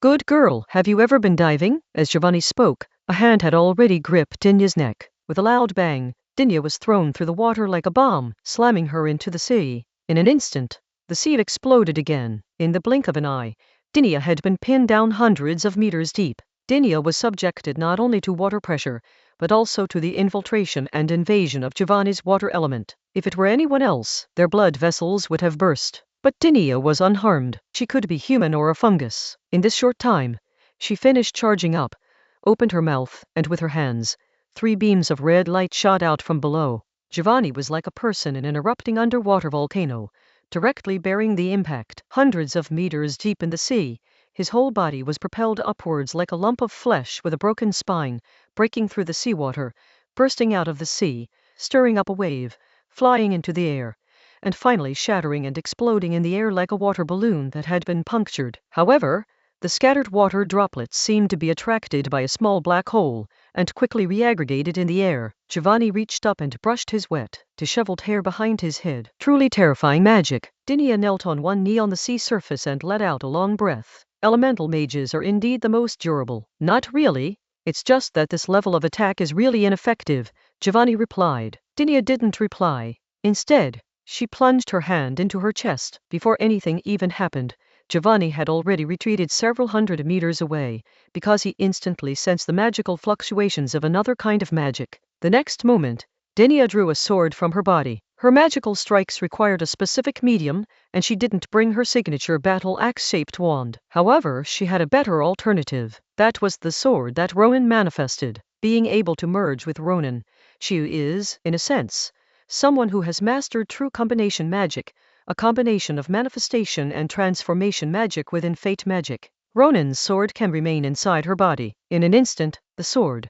which was only a meter long, was enveloped in red light and extended, transforming into a giant red sword more than 10 meters long. Dinia flashed forward, wielding her greatsword and slashing down at Giovanni. The giant red sword, more than 10 meters long, extended once more. Giovanni swung his arm to block, and as he did so, his arm transformed into the arm of a giant ice giant. However, when faced with a giant sword that possessed both magic-breaking and piercing properties, and was further enhanced with immense magical power, the iceberg-like giant hand shattered and broke apart, sending countless shards of ice flying everywhere. The shattered ice fragments exploded again in mid-air, turning into countless tiny, sharp ice spikes that shot out like a machine gun in a storm, flying towards Dinia. The Dinian made no attempt to dodge. His sword thrusts continued unabated, his speed increased, and his blade grew longer. Just as the strike was about to hit, Giovanni vaporized, dissipating into steam. The next instant, Giovanni reassembled dozens of meters away, clutching his chest and taking a couple of breaths. He was completely immune to physical attacks, and even ordinary magical attacks couldn't hit him. However, Dinia's ferocious long-range magical attack still managed to injure him. Dinia wasn't having an easy time either. Strictly speaking, she had already died once, just as the rumors said. Giovanni smiled wryly. Why should an 18-year-old woman, who is only at the 5th level, be called the #1 female mage on the continent? Because in addition to a massive amount of magic power, she also has a life force as vast as the sea. Page 214. Want to come again? Dinia asked. Giovanni gave a sly smile. Haha. When a woman asks me this question, guess how I answer. Die. Dinia's face was filled with murderous intent. She had never been one to tolerate men making lewd jokes at her. Ronan flirted with her, and she just cursed him as a filthy bastard and a dog of a man, occasionally punching and kicking him. But that was Ronan. Dinia entered a berserk state. Her white hair grew wildly, her nails turned red, and red wolf armor grew all over her body, revealing only a pair of eyes that looked like red spotlights. Her long sword, which was tens of meters long, shrank and solidified into a 2-meter-long giant sword, which she carried on her shoulder. She crouched on the sea like a wild beast, exhaling a breath of red steam. At this point, Giovanni was already a kilometer away. The next instant, a red light streaked across the sky, hurtling towards Giovanni like a comet, and a powerful shockwave tore through the sea. At the same time, in the sea area where the two were facing each other 1,000 meters apart, waterspouts kept rising from the sea surface, impacting and stopping Dinia's advance from bottom to top. Dinia flew in a zigzag pattern, but the waterspouts did not rise and fall immediately. Instead, they turned into huge spiral ice pillars. The ice pillars spun and shattered, launching ice shards in a 360-degree arc. In an instant, there was nowhere left to hide in the entire space. If there's nowhere to hide, then don't hide. It charges forward, slows down, stops, accelerates, charges again, stops again, like a steel cone, constantly moving forward in the ice storm. Dinia is like a red flame traveling through hail and gale, the flames teetering on the brink of extinction, then suddenly igniting, then rapidly weakening and slowing down, only to reignite again just before going out. Finally, Dinia closed in on Giovanni. He wielded his longsword wildly, unleashing countless crescent-shaped red slashes, while enormous red feathers, like a whirlwind, danced in the air. Under the cover of these slashing feathers, a burst of red light erupted behind Dinia, accelerating her once more. At the same time, countless sharp iceberg fragments fell from the sky, crashing into the sea and sinking into the ocean, instantly creating towering waves. The giant wave headed straight for the eastern harbor of Venetiania. Dinia thrust her sword out right in front of Giovanni, but it was more like an explosive forward blast than a thrust. At that moment, Giovanni, whose exterior was covered in ice armor and whose interior was filled with steam, slammed his sword into the chest, causing the armor to crack like a spider web. The tip of Dinia's sword pressed rapidly against Giovanni's chest, and the cracks continued to spread as it advanced. But just then, Dinia, who had regained consciousness, realized something was wrong. She was too close to the harbor. If they went any further, they would affect the civilians in the harbor. Not wanting to harm the innocent, Dinia suddenly withdrew her strength. However, Giovanni gripped the longsword tightly and accelerated in the opposite direction, flying towards the port. Dinia was completely shocked. Chapter 488 The Victorious Good Man, the Defeated Hero. What the hell is this about bringing them to justice? Dinia and Giovanni attacked each other, each attack more violent than the last. At first, it was just the aftershocks that stirred up white waves, but in the end, a storm and waves swept in, as if it were a natural disaster. But from the moment Dinia kicked Giovanni away to the moment Dinia struck Giovanni in the chest with her sword, the entire process took less than a minute. Apart from those who were already on the eastern harbor side from the beginning, other residents in the surrounding area did not even notice the strange, natural disaster-like movement at sea. The people on the harbor side had just seen the approaching tidal wave. They were stunned for several seconds before turning around and frantically shouting to run and escape. The next moment, Giovanni crashed through dozens of moored boats, smashed through the harbor's bridge, and cracked the harbor floor like a cannonball before finally coming to a stop. In the blink of an eye, the waves crashed in, the raging torrents knocking over and capsizing the ships in the harbor, crashing and pounding against the shore. The waves surged wildly, and many people who didn't have time to escape were hit by the fiercest first wave, as if they had hit a wall, and instantly lost consciousness as they were swept away by the waves. But most people managed to escape, though they were only affected by the seawater. Even so, everyone was still in a state of shock and disbelief, as if they had survived a disaster. But they didn't run away anymore. Instead, they stared blankly at the man in the harbor, at his backlit, shimmering figure. The man knelt on one knee, a woman holding a long sword to his chest, but he stretched out one hand with all his might, releasing two huge waterspouts to resist the raging waves of the harbor and keep pushing them back. This scene alone is enough to evoke a multitude of thoughts. The two fought all the way to the harbor. The man should have won, but he was distracted by fighting off the oncoming waves to protect the people around the harbor. If it weren't for him, this area would probably have been destroyed. Why do you do this? Dinia asked. From the beginning, she did not want to harm innocent people, so when she observed that there were no ships in the surrounding waters, she took action immediately, wanting to finish the battle quickly and avoid involving innocent people. And it was because of this that Giovanni was ambushed, but still called her a good girl. However, Giovanni deliberately provoked her, leading her this way. In the end, even Dinia stopped, and he forcibly dragged Dinia this way. The waves that crashed into the harbor and caused casualties were not caused by the aftermath of the battle, but by Giovanni using magic. Giovanni simply smiled. A good girl needs a victory and to take that traitor away, doesn't she? And I should be a defeated hero, giving the governor's office an explanation and making the people accept it. The only loss is a little bit of my personal reputation. Of course, none of that matters. What matters is that some people die, some things are destroyed, and some tension is injected into this country. Although I hate Veneto and his gang of bastards, they are right. This country can't continue to degenerate like this. It needs some change. Since that's the case, I'll give them a reason. Like I'm too useless to protect them. They only think about making money and having fun. Even if they don't become fish on the chopping block themselves, the sons and grandsons will one day. Sigh, what a hassle. The old man has decided to go to Suleiman's place tonight to experience the exotic atmosphere. Ha ha ha. Giovanni started laughing as he spoke. Dinia sheathed her longsword. I suddenly understand why you can seduce so many extraordinary women. What, are you interested in me? Giovanni said. Absolutely not.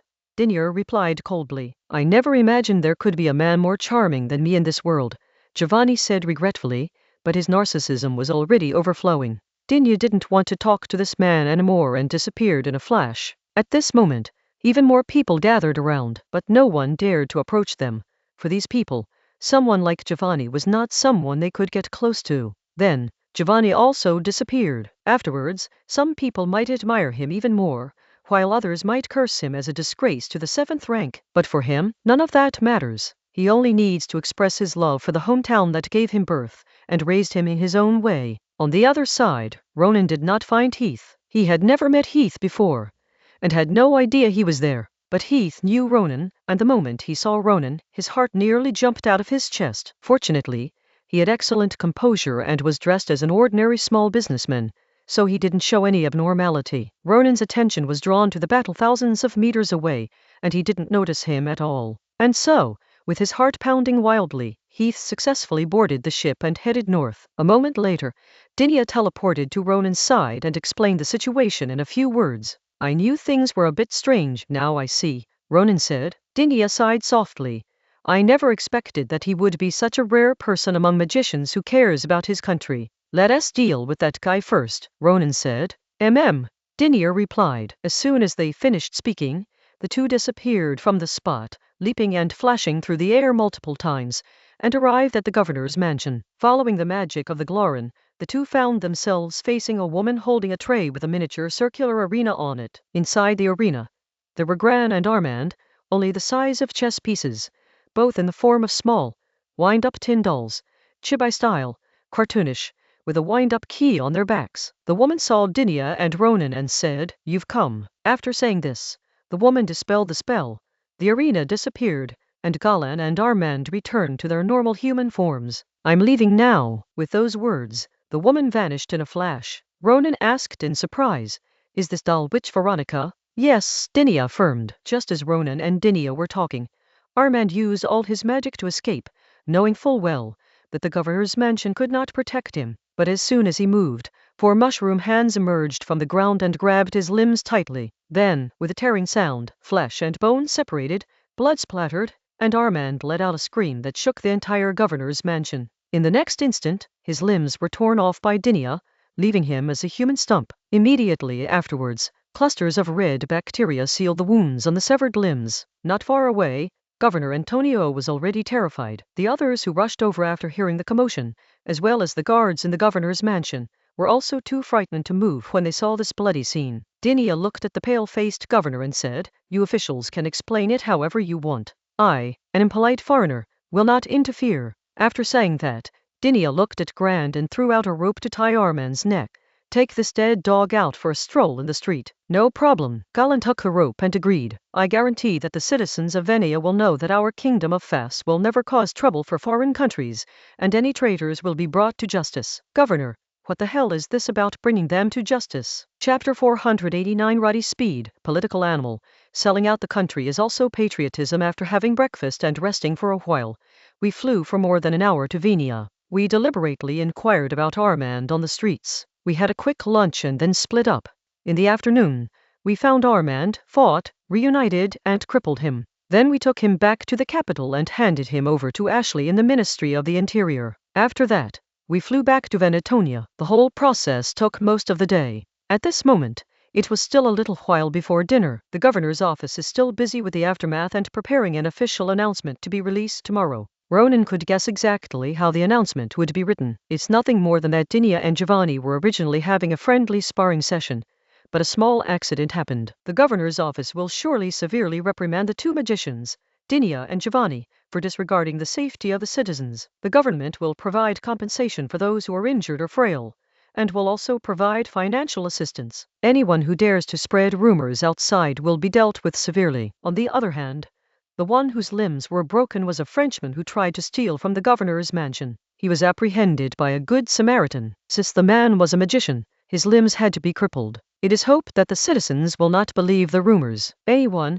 who slanders the government from the outside will be severely punished the other side. Benito's acceptance of Armand has been a huge embarrassment. Not only that, but the Grand Council has also pinned all the blame on him. Although it's impossible to hold him accountable, since there was no crime to begin with, given this trend, his position as a councillor is likely in jeopardy. The councillor is very important to him. Don't be fooled by his status as a top nobleman and a big capitalist. Without power, his capital will shrink immediately. As for nobles, in this day and age in the Western continent, a nobleman without power is nothing. As a political man, Benito was still quite rational. Although Ronan and Dinah had caused his power and status to crumble in the blink of an eye, he still took the initiative to invite Ronan and Dinah. Ronan and Dinia did not refuse, and also brought Galan along. The hastily prepared dinner was not lavish. It was just an ordinary meal with local characteristics. The meal started with a seafood salad as a side dish, followed by clam chowder. The main course was grilled steak, and the staple food was local squid ink pasta, along with a sausage and cheese pizza, and finally, ice cream. After finishing the meal, seeing Benito remain silent, Dinia raised her wine glass and said, "Just say what you have to say." Benito was conflicted. He was a city lord councillor, a man who combined the identities of nobleman, capitalist, and politician. He was a truly important figure in Venea, which was no small country. He knew he should speak humbly, but he just didn't know how. Ronan smiled to himself. Seeing that Benito remained silent, Ronan broke the awkward silence first. In a few days, the official documents and letters will arrive, and then the rest of the delegation will come. At that time, we can stay at your manor at your invitation. You can't possibly not have a manor, can you? Then, we can sell the technology for that magic defense gun to a company in Venea, a company that you and another merchant from the Kingdom of Foes would have co-founded. With these two things, you'll keep your seat as a member of Parliament. Next, you can even try to become governor. Oh, that's what you were planning to do, wasn't it, Mr. Benito? Ronan said, taking a sip of his drink. Benito nodded. So, what do I need to give in return? Venea has a special product called white feather insects, which produce flesh-colored silk threads that can be used to make magical silk fabrics. The most famous of these is, of course, flesh-colored pantyhose. As far as I know, the largest company in this industry, which almost holds a monopoly, owns 60% of the shares. You can sell half of those shares to the silk fabric production and trading company of New Sea City in the Kingdom of Foes, Ronan said. In fact, it was because of stockings that Ronan knew about Benito. Otherwise, would a mere Venetian councillor be worthy of Ronan's attention? Which of the foreigners Ronan knew wasn't a truly important figure in the Western continent? In the Western continent, there are 3 types of magical creatures whose silk can be used to make magical stockings. One is the flame-patterned rust iron sea spider from the northern coast of the southern continent, whose silk flakes can form black threads. Another is the white feather insect from the Venea region, whose adult form is white, but whose cocoon is made of fleshy silk. The third is the long-haired pika living in the frigid northern regions, which is like a ball of fur and is the source of magical white silk. Although Ronan's Heidi people had long ago created magical plants whose threads could be used to make magical stockings and other silk fabrics, the effects were still not as good as those made from magical creatures. For high-end options, it's still the same old 3 dishes. As for the low-end market, there is no low-end market for things like magic stockings, because consumers are either rich or extremely rich. No problem, Benito agreed. Ordinary people can't use magic silk fabrics at all. In the end, this industry is nothing more than a luxury item that can only be used by magicians. He can make money and make friends through this industry, but it can't bring him political influence. Industries involving military weapons not only bring enormous political influence, but also generate substantial profits. That's only one aspect, Ronan said. Please speak. Benito was not surprised at all. He would have been surprised if there were no other conditions. Another task is for you to mobilize your resources, to remove mid-range porcelain from the international market. Ronan then made a second request. Page 215. Benito frowned slightly. This was treason. He was a man with political ambitions who wanted to enrich the country and strengthen its military. What is there to hesitate about? Your mid-range porcelain industry was already failing, so this is like getting rid of a burden. Ronan said, you can just continue making those high-end counterfeit Sears porcelain. In the realm of mid-range porcelain, no one can rival the exquisite and durable bone china produced on the assembly line controlled by Ronan. Okay, Benito agreed. Is there anything else? It is only right that a minority of the people make some sacrifices so that he, as a good leader, can come to power. That is all. You can offer anything else, Ronan said. That is it. We'll be going now. Someone will talk to you about the specific contract terms later. A high-ranking leader like Ronan would only set a general direction.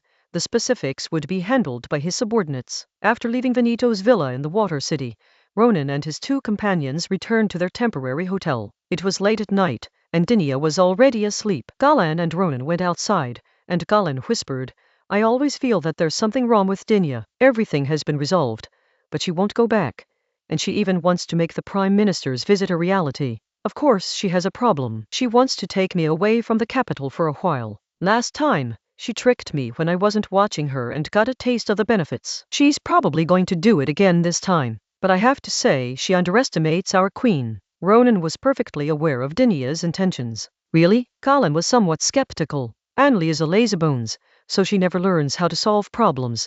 She only knows how to deal with people who have problems. Chapter 490 half. You know me? The king is working too hard. The central court of the kingdom of Fas is another deformed, patchwork, and functionally ambiguous department, serving as both a legislative and judicial body. It is called a semi-legislative body because the kingdom of Fas was a monarchical autocracy, and the real legislative power was in the hands of the king. It was considered a part of the judicial system because the kingdom of Fas was not only an autocratic monarchy, but also riddled with feudal remnants, with nobles, the church, local laws, and religious laws. Even so, it is undoubtedly a powerful department. However, the new dean, Edmund Arts, is a very unpopular person. Ambrina was among those who disliked him, but despite her dislike, Ambrina couldn't simply replace him. Since the reign of King Lawrence a century ago, the kingdom has had a somewhat co-governed character, with the king and the officials sharing power. There was nothing that could be done about it. More than 100 years ago, Lawrence faced a situation where the Northern Legion had been defeated.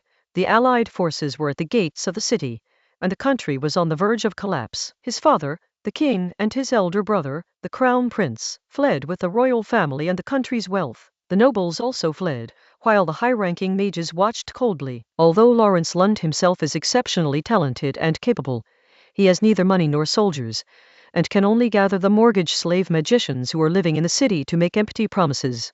Many of the rules we have today originated from that time. For example, even the king cannot arbitrarily replace ministers, and these ministers refer to officials at the ministerial level. However, I can't just replace you, but you can resign voluntarily, right? As a result, the son of the newly appointed president of the Supreme Court was sued for not paying for prostitution. The plaintiff, a wealthy young man, tearfully accused the man, saying, I am a lord, a nobleman. So what if I don't pay? You lowly thing, go ahead and sue me. My father is the Chief Justice of the Supreme Court. Edmund could only sigh helplessly. He asked his son what had happened, and his son replied, Father, you know me. If I go to a brothel, it's this pimp who will be the one to sleep with me. Edmund was so angry that he smashed his son's head on the spot, but he knew that his son was indeed a damn homosexual and would never solicit prostitutes. Someone is setting him up. Moreover, he was extremely malicious. Edmund was a strong advocate for abolishing aristocratic privileges, and then the other party attacked his son, saying, I am a nobleman, so what if I don't give money? They also used the phrase my father is the Chief Justice of the High Court to smear Edmund himself. Edmund hesitated for a moment, then decided to put aside his own family for the greater good. His son was subsequently detained. Edmund never expected that the plaintiff would die by suicide, leaving behind a blood letter. This blood letter was very well written, and it did not directly mention anyone's name. It only said that although he was lowly and a scoundrel who ran a brothel, he wanted to seek justice. However, he did not expect that some people were not just people who wanted to uphold justice, but hoped that he would die so that his family would not be harmed. Who is being referred to as the one who claims to uphold justice? Isn't it Edmund? Immediately afterwards, The prostitute involved was attacked and is now in a rehabilitation center under the Ministry of the Interior Security Bureau. It was an extremely low-level framing tactic, but public opinion spread like wildfire. Just as Edmund was figuring out who was behind his scheme, he was invited to the palace. The royal palace, the king's study. Actually, if you had stopped advocating for the abolition of noble privileges, you wouldn't have caused so much trouble. Ambrina was very direct. To be honest, I don't really like you. After all, I am the highest-ranking noble. If you want to abolish privileges, as the king, shouldn't I set an example? I wouldn't dare say I'm the most frugal or gentle king of all time, but I am indeed very frugal and gentle, aren't I?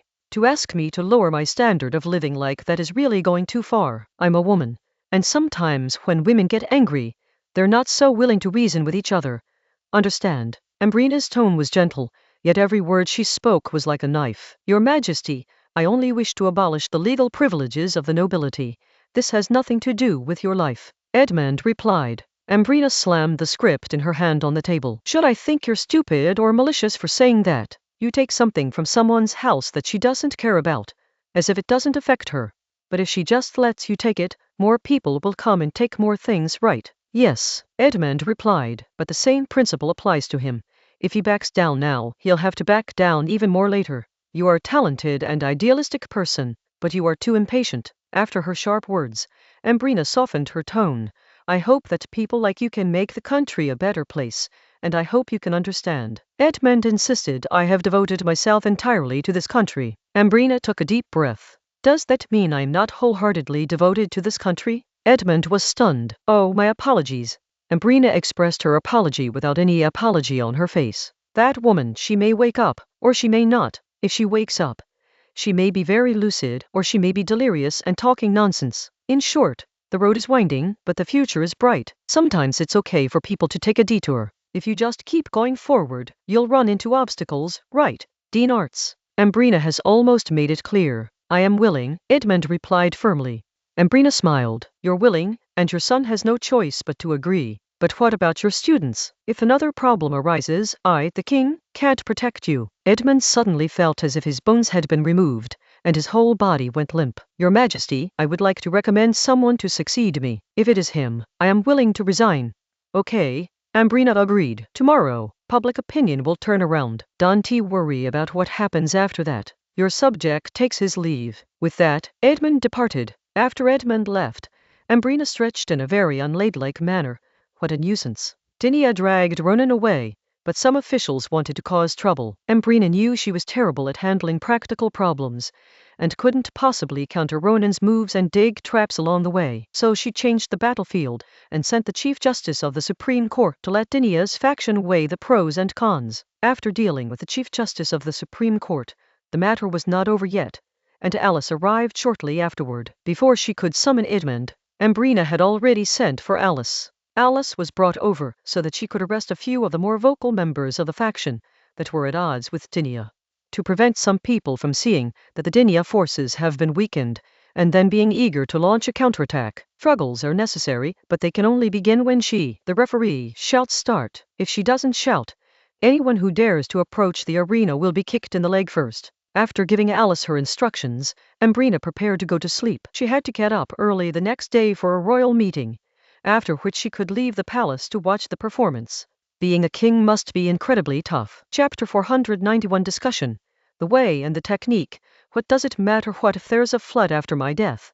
Dinia's visit lasted only one day. The reason is self-evident. Edmund, the reformist she favored, was forced to resign. Although the new leader was of the same faction in the legal field, he was far less upright than Edmund. She was in a bad mood, and naturally didn't want to force a formulaic smile and use official language to deal with these Vina people. The next day, in the afternoon, at the seaside, a gentle sea breeze was blowing. Galen was wearing a light pink dress with a pointed collar, short sleeves with ruffles, a high-waisted, tiered, long skirt, and sheer pink and white stockings on her legs, along with a pair of silver-pink strappy shoes that resembled ballet shoes. At this moment, Jelen gently brushed her hair, which was ruffled by the sea breeze, and gazed lazily at the distant sea. The soft sunlight shone on her fair face, which combined Eastern and Western beauty, making her look so pure and elegant. Galen turned around, about to speak. Don't move, don't speak, Ronan whispered. Galen pouted. Why won't you let me speak? I'm so happy right now, ha ha ha. Dinia really suffered a big loss this time, just as you predicted. Ronan couldn't help but rub his forehead and sigh. Ugh, I really want to tear your mouth apart. This kid was so nice when he was little, except for being a little naughty. He had no other problems. How did he grow up to be such a slut? Dad? Galan looked at Ronan, puzzled. I don't have a daughter like you. Ronan laughed angrily, pinching Galan's cheek hard. Watch your words, understand? Granda gave a sly smile. I was just kidding. After the joke, Granda immediately became serious. This ability to switch from laughing and joking to being serious and earnest in the next second was exactly like Ronan's. Speaking of which, the next step is with the guild, right? Yes, Ronan said. The union that Ronan created was not the same as the Western unions he had in his previous life. This was an officially established, semi-official organization led by the All-China Federation of Trade Unions, rather than a spontaneously formed, scattered, non-governmental organization. Its main function was not to coordinate labor relations between workers and employers, but to replace the guilds that were widespread in the country to coordinate the direct relationship between large capital and small capital. In Ronan's view, guilds were organizations with mafia-like characteristics that attempted to interfere in politics. They were the complete enemy of monarchical autocracy and the source of that evil, vertically divided democracy. In the Western continent, the Church's ideology is the Tao, while the old imperial-style republic is the technique. Therefore, democracy is an inevitable stage that will arrive in the Western continent, and no one can stop it. However, some of the negative aspects of democracy can be eliminated in advance. Next, primary and secondary schools, as well as apartment buildings similar to tenement buildings, will be built in the factory area, and the labor union will act as an intermediary and guarantor to help unionized workers take out loans, to buy houses and send their children to school. Galan was aware of this as well. Why not have the factories fund the construction of schools and apartment buildings in the factory area, and then provide preferential policies for workers? Instead, they let those unscrupulous businessmen in and create student loans and mortgages to siphon money from them? Galan asked. Ronan chuckled. When did you start sympathizing with workers? Did you get assimilated from spending too much time with Issa? It is not out of sympathy. It is just that I felt that doing so would win people's hearts.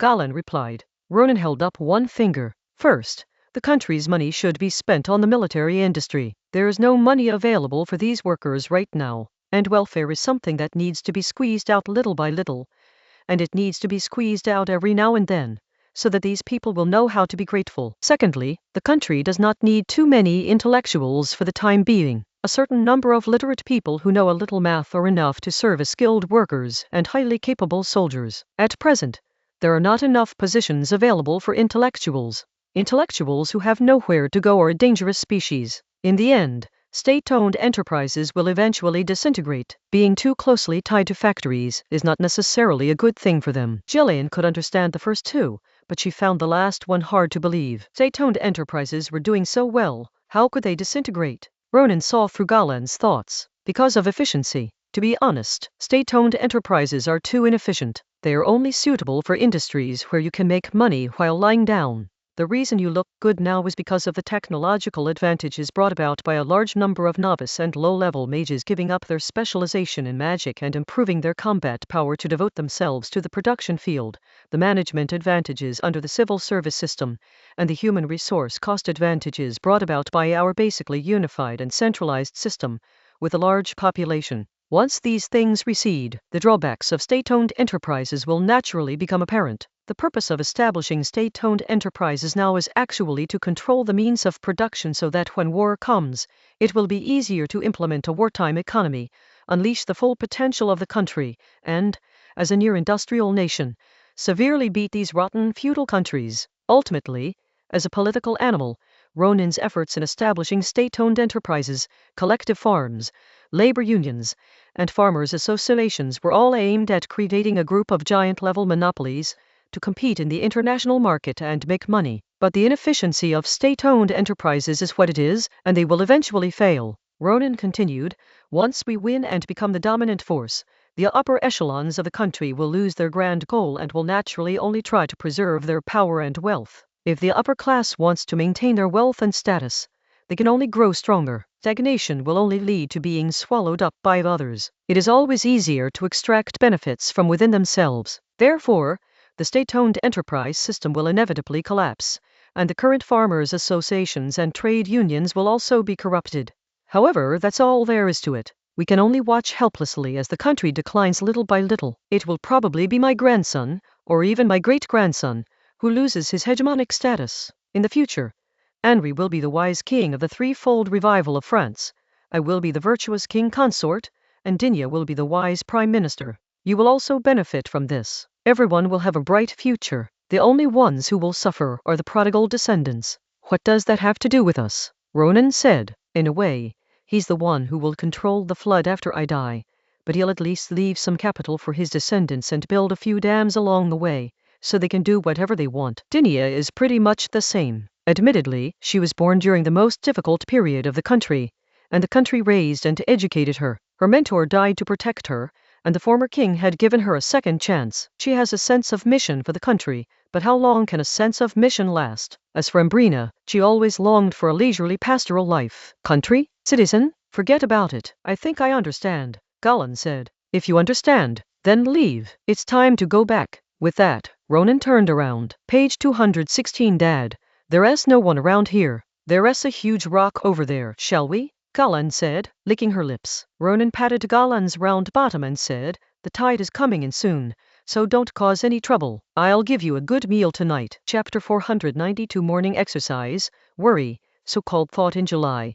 During the summer, the daily temperature in the capital is around 24 or 25 degrees Celsius, neither too hot nor too cold, making it the most comfortable time of the year. Sunday morning. On the big bed in Agostina's house, wearing a black sheer nightgown on top and loosely strapped gold-brown stockings on the bottom, Agostina, with her eyes half open and her hair casually draped over her shoulders, rested her head on Ronan's thigh. One hand held Ronan's thick, long penis, and she leisurely and comfortably licked and sucked the head of his penis. Tina is beautiful but has an aggressive look. She has a full but not particularly large bust, a fit body, and her toned buttocks can feel hard when taut. She has a clear six-pack, strong and powerful thighs, and muscular but not thick calves. She looks like a woman who can drive men crazy, but in bed she is not very proactive and doesn't like to make a fuss. Tina. Okay, deeper, Ronan whispered. Agostina spat out the meatball, looked up lazily, and refused. No, I'm sleepy. I don't want to move. She had been working overtime for several days in a row. Last night, after changing her clothes, she only said a few words before falling asleep. Ronan got up and picked up Agostina. Then let's wake you up. He kissed Agostina's cheek from behind, gently biting her earlobe, while Ronan kneaded her breasts with one hand and played with them with the other. Agostina slowly began to feel it too. Ronan felt the wetness and stickiness on his fingers, then pushed Agostina down, pinning her beneath him with her buttocks facing him. Looking ahead, there's a smooth, white back with the subtle outline of its muscles. Closer up, there's a powerful, muscular physique. Looking down, there are glistening black silk panties, damp with water. Below that are the thighs, where the thick straps of the stockings connect to the suspenders. The dark brown stockings have a subtle gold sheen. Further down, the thighs, backs of the knees, calves, ankles, heels, and soles are all covered by a thin layer of evenly colored, slightly metallic matte light brown stockings. The heels and toes, along with the thick straps at the top of the stockings, are the same dark brown with the gold sheen. She felt like a brave and powerful female knight dressed as an elegant noblewoman. Ronan squeezed and kneaded Agostina's firm, muscular legs beneath the stockings a few times, then, supporting Agostina's waist, he thrust inside. Agostina was very hot inside. When it was inserted, I felt a surge of heat rush from my lower body to my head, and I woke up instantly. Agostina, feeling a long-lost sense of fulfillment, also fully awakened. After a while of gentle, rhythmic thrusting, Ronan pressed Agostina down, then grabbed her ankles with both hands, raising her lower legs as a support, and began to pound into her with great force, each thrust feeling as if he wanted to shove his balls inside her, impacting her groin. Agostina also began to moan comfortably, her hands gripping the bed, her buttocks swaying and arching slightly to accommodate Ronan's powerful thrusts. Ronan released Agostina's legs, opened his arms, and stopped thrusting rapidly. As the stimulation subsided, Agostina braced herself on the bed with both hands and used her feet to push against the sheets for leverage. Her thin, non-elastic stockings became wrinkled all over. She then raised her buttocks high, used her waist and abdomen to thrust back and forth in large movements, and vigorously and rapidly manipulated Ronan's penis with her wet and hot vagina. The key to getting Agostina moving is to ignite her fire. After enjoying himself for a while, Ronan regained control, turned Agostina over to face him, and pressed himself against her. Agostina's fingers were spread apart and pressed tightly against Ronan's back. Even though Ronan's back muscles were taut, 10 red marks were pressed into them. Her stockings were so loose that one of them went down to her knees. The wrinkles were piled up, her legs were crossed and tightly wrapped around Ronan's waist. Her insteps were straight, and her toenails were faintly visible in the thickened area of the stockings at the toes. Agostina remained lost in thought. Ronan pressed himself against her and began to thrust wildly without any rhythm or skill. After a quarter of an hour of irrational, chaotic intercourse, Agostina's hands and feet began to weaken, and Ronan thrust even more fiercely. Finally, with a low moan, Ronan injected all his semen into Agostina's body. Afterwards, the two began to gently caress and kiss. After resting for a while, Ronan got down to business. A lot of projects will be launched in the factory area soon, and the union will act as the supervisor. You need to keep a close eye on things. Don't worry, Agostina assured confidently. These construction workers in the capital can't fool me. That is true. You're the most educated person around here, Ronan said with a smile. Agostina is indeed the most educated member of Ronan's team. She is a graduate of the Magic Academy. As a technical elemental mage, how can she play with technology if she doesn't understand integral calculus and differentiation? In addition, she is also a doctor of architecture, not through correspondence after becoming an official, but because she earned it while in the Mage Corps. After Dinia left the Mage Guild, Agostina was naturally marginalized, so she simply applied for a leave of absence without pay and went to university. She designed the Moulin Rouge Education Center. It's nothing special, Agostina said modestly. Yes, I trust you to handle things, Ronan said. Agostina sat up. By the way, will it be okay to let Alice deal with those people? She was referring to a bureaucrat who was assigned to handle certain tasks while slacking off, but who maintained close ties with people in the cultural sphere and even secretly published articles under a pseudonym in newspapers that were detrimental to the authorities. Although Agostina and Alina are close, and she doesn't usually interact much with Alice, they are still on the same side, so she still cares about her to some extent. It's not about dealing with them. It's just about having some exchanges and persuasion, Ronan said. Although Alice's childhood experience of her intellectual father's brutal murder made her more tolerant of some intellectuals, this time she wasn't tasked with arresting people, but rather with engaging in friendly exchanges. That's fine. If Isha takes over, I'm afraid a bloodbath will be inevitable. Agostina sighed softly. In recent years, with the economy on a continuous upward trend, ideological work must keep up. Isabel firmly identifies with a country, a leader, and an ideology, and she believes that only her ideology is correct. Well, to put it another way, Dinia is communitarian, which advocates state intervention, regulation, and suppression of liberalism, while Isabel is heading towards a socialist path, which can be described as very radical and very dangerous. She should just focus on her security work, Rowan said. By the way, isn't ideological work being extended to the military? Agostina asked. Not for now. Soldiers are also citizens, with families and lives. If citizens feel that the country treats them well and are willing to agree with loyalty to the emperor and patriotism, they will naturally agree with these principles. If citizens are no longer loyal to the emperor and patriotism, it will be useless to emphasize patriotism in the army 1,000 times. Ronan shared his own opinion. More than 100 years ago, even magicians in the capital couldn't afford houses. Back then, the army didn't emphasize loyalty to the monarch and patriotism, so who believed it? But then Lawrence allocated houses and repelled the invading enemy. Chapter 493 Diplomacy, Unexpected, and even more unexpected. July 11th, an ordinary day without a royal council meeting. Morning, Prime Minister's office. Good morning, Camille. Nice perfume, Ronan greeted. Good morning, Marquis, Camille replied. After greeting everyone, Ronan, as usual, sat on the sofa reading the newspaper, occasionally revealing a smile that was either sarcastic or simply amusing. Camille examined once more the concise summary of government affairs in front of her, which she had already reviewed more than once and was about to present to the king for his review. Several years of rapid development, if not a race into industrialization, at least accelerated the break from feudalism.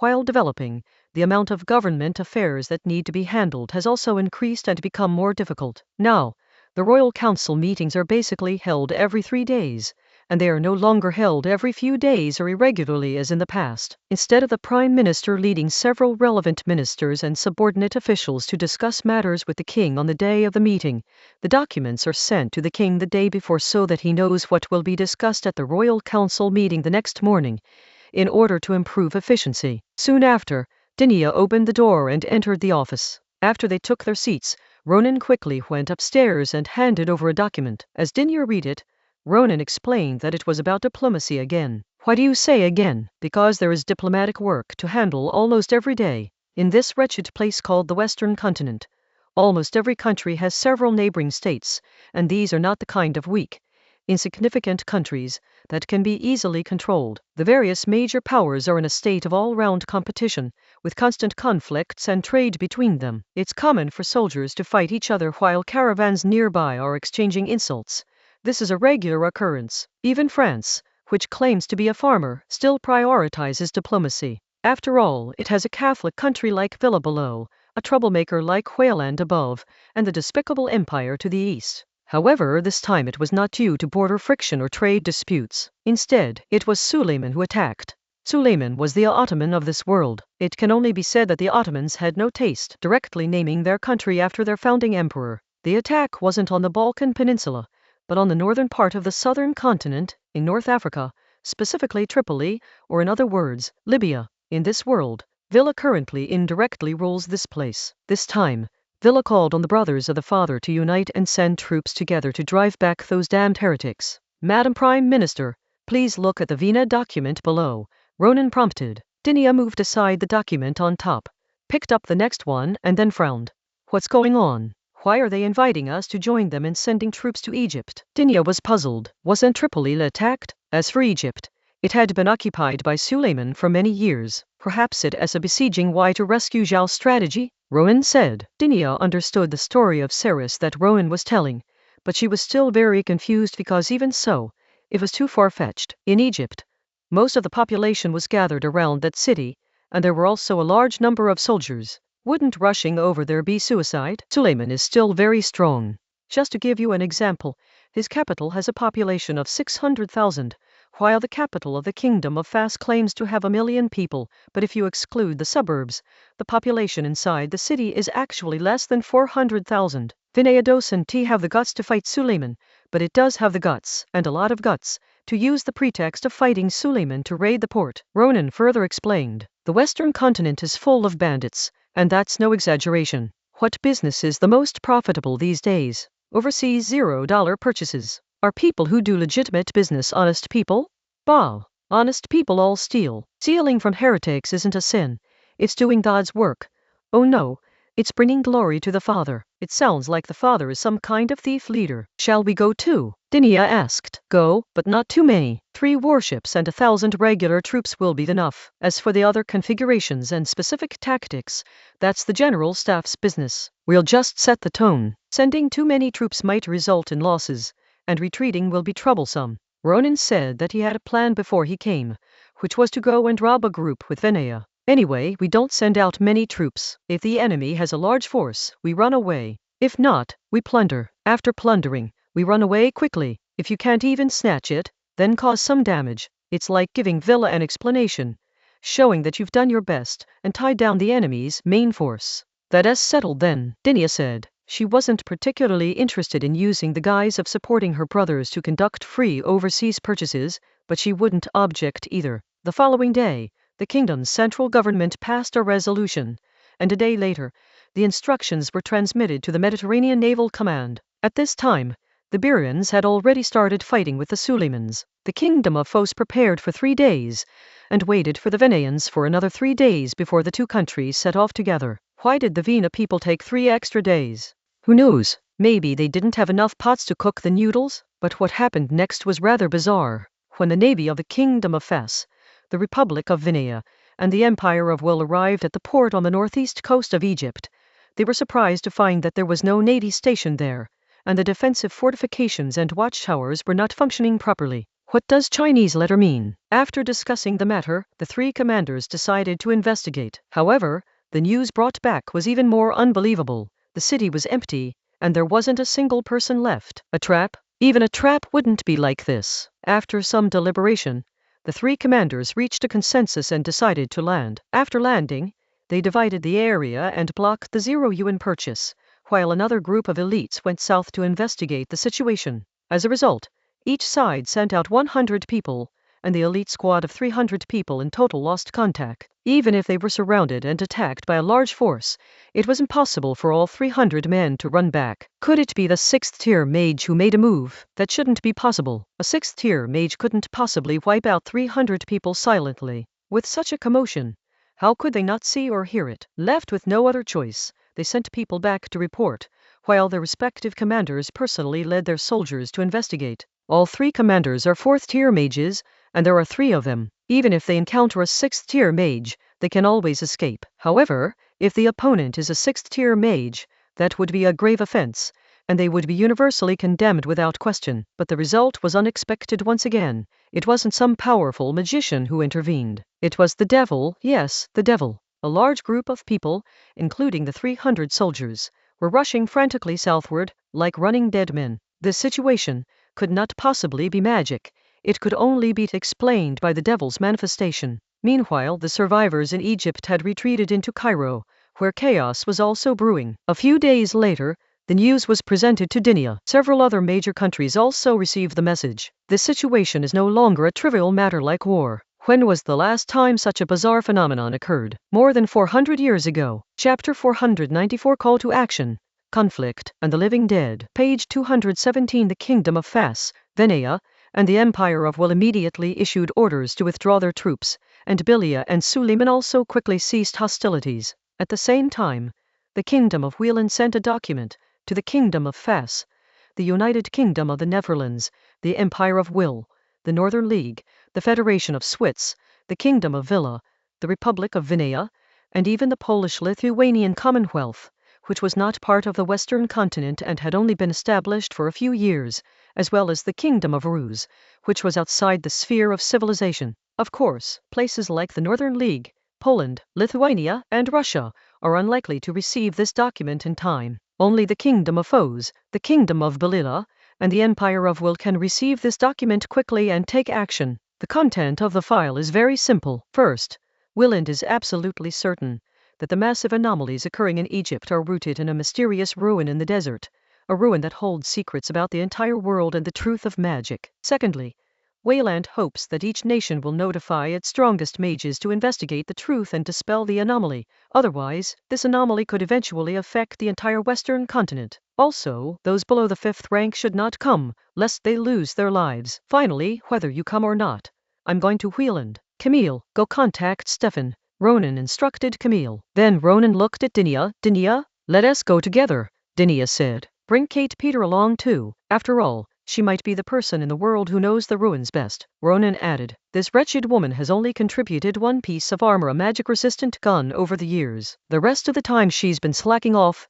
wasting taxpayers' money every day. It's time for her to put in the work, although it will most likely cost more this time. The next day, Stefan arrived. This old man, who had already attained immortality, had been bored for several years, so bored that he had even started chasing women. Upon hearing the news, he came without asking for a single penny. It has to be said that immortal people have no other pursuits but novelty and excitement, and they are willing to come with their own food. Thus, the team from the Kingdom of Foes was formed. Dinia, a 6th-tier mage, Ronan, a 5th-tier mage, Keter, an AI robot who was not a mage, and Stefan, a 7th-tier mage. A few days later, the expeditions from various countries met in Alexandria, a port city that had become a ghost town. 3 people came from Wayland, one of whom was Ronan, an old acquaintance of Dinia, and Fies, who was not a nun at all but was indeed a nun, and she was now at the 5th level. 2 people came from Venea, whom Dinia had met before,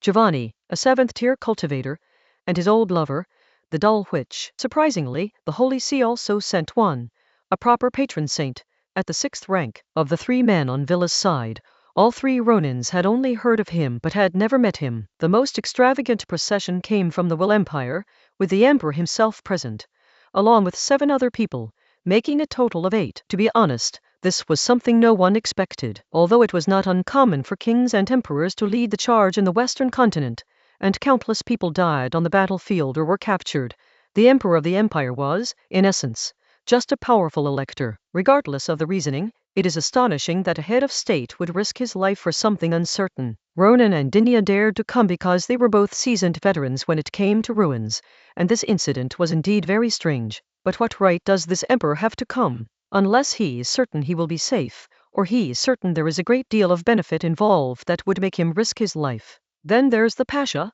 or rather the governor, from Egypt, and there's another magician besides him. That's normal. After all, Egypt is Suleiman's territory, and he couldn't just stand by and watch these Catholic sons run amok, even though he probably could only watch helplessly as the outcome came. I'll be leading this operation. No objections, right? The emperor spoke. Of course there were objections, but on the surface there were none. Although many people didn't take him, the emperor, seriously, he was still the emperor, the person with the highest status in public. Wellanders, lead the way, the emperor continued. The bald, horse-faced man leading the Wayland faction glanced at His Majesty the Emperor and said, "Please allow me to say this. We are all acting as mages now. Even if you don't think so, you are not our emperor, so this tone is not very appropriate." The atmosphere suddenly became tense. Everyone fell silent, but no one dared to make a move. Those present were undoubtedly top-tier mages of the continent, and if even one of them made a move, it could trigger a chain reaction and the city could be reduced to ashes. A burst of laughter broke the seemingly frozen air. Everyone looked toward the source of the sound, where a tall, slender but not frail blonde woman appeared. It was Kate Pierre, whom Ronan had brought. "I'm so sorry, everyone. Please don't take it to heart." Ronan quickly stepped forward to apologize, pointing at Kate Pierre. "She's just a woman who came from slavery and doesn't know any manners." Ronan's statement is essentially correct. Kettering was originally a beast of burden in engineering, and compared to the Romans present, wasn't he just a slave? Ultimately, the wheel inside stopped provoking and simply led the way. The emperor held back and did not retaliate, but the fact that a conflict arose before the journey even began already foreshadowed one thing. The rift between the groups was larger than expected. Villa, the Empire, and the Papacy are all old Catholic forces. Among them, the naval conflict between Villa and Wayland over the new sea route has escalated to a full extent, while the Empire has also become an enemy due to the shameless raid on the Rhine by the Kingdom of Foes, and there have been constant minor skirmishes in recent years. The Kingdom of Wayland and Fas are Protestant. Although they have been locked in a love-hate relationship for hundreds of years, they have temporarily formed an alliance in recent years. Venea is a Catholic, but not entirely, and doesn't want to get involved in this conflict. As for Suleiman's side, they were certainly happy with the situation. As he led the way, the Waylander began to recount the information he knew. This wasn't selflessness. How could a bunch of troublemaking pirates who were eager for the various countries of the Western continent to fight to the death be selfless? It was just that they knew very well that this time it was extremely troublesome, and that it was definitely not something they could handle alone if they wanted to quell this chaos or even seize profits from the danger. The group consisted of top-tier mages, and they traveled at an extremely fast pace, quickly arriving in Cairo from the northern port. The chaos in Cairo continues, with the area now under a perimeter of security, leaving only one gap open. The people here have also discovered that although these undead will attack those around them and even infect those they attack, their goal is not to attack people, but to run in a certain direction in the desert. So all we need to do is prevent the wandering zombies from coming in and drive them out of the city from the south. The group of mages paid no heed to the chaos in Cairo and headed straight for their destination, the place where the undead were surging in. Chapter 495. Pause. Each with their own hidden agendas, a familiar aura in the desert. A few hundred meters from a large pyramid that was over 100 meters high, the group stopped and did not go any further. By this time, it had already gotten dark. At the edge of the pyramid, the undead are kneeling motionless on the ground, just like the foolish and devout tribesmen worshipping their gods in an ancient and primitive sacrificial ceremony. They are like the funerary statues frozen in time in a tomb, deathly silent and solemn. Tens of thousands of undead kneeling in neat rows around the pyramids, a sight both spectacular and terrifying. Scattered people continued to pour in, arriving at the outer perimeter. Once they reached their positions and knelt down, they suddenly died, remaining in the same kneeling posture as everyone else, without making the slightest movement. Strange and eerie. Here, a group of people have already set up camp. People at their level aren't afraid of sandstorms or low temperatures. It's just that people naturally prefer to be more comfortable. Inside the tent, Emperor Antoro of the Will Empire sat silently, holding a wooden sculpture. He was 47 years old, and 10 years had passed since he was chosen as emperor. At 47, he looked like he was 67. This was not due to overwork. As a high-ranking mage, his energy was far beyond that of ordinary people. Aging would only begin when he entered the final stage of his life. He looked old simply because he wanted to appear more mature and dignified. Being an emperor in the empire of will is too difficult, especially for an ambitious emperor who wants to accomplish things. He must use both force and tactics to suppress dissent, and then produce achievements to gain recognition and make the various lords reluctantly submit. He, Antoro, emperor of the Will Empire, cousin of King Villa, and nephew of the previous emperor who once dominated the continent, spent 10 years securing his throne. But that's not what he wants. He wants to be the emperor of all Germany, or even rule the western continent like the old empire did. He came here impatiently and spent a considerable amount of money to invite 6 other people,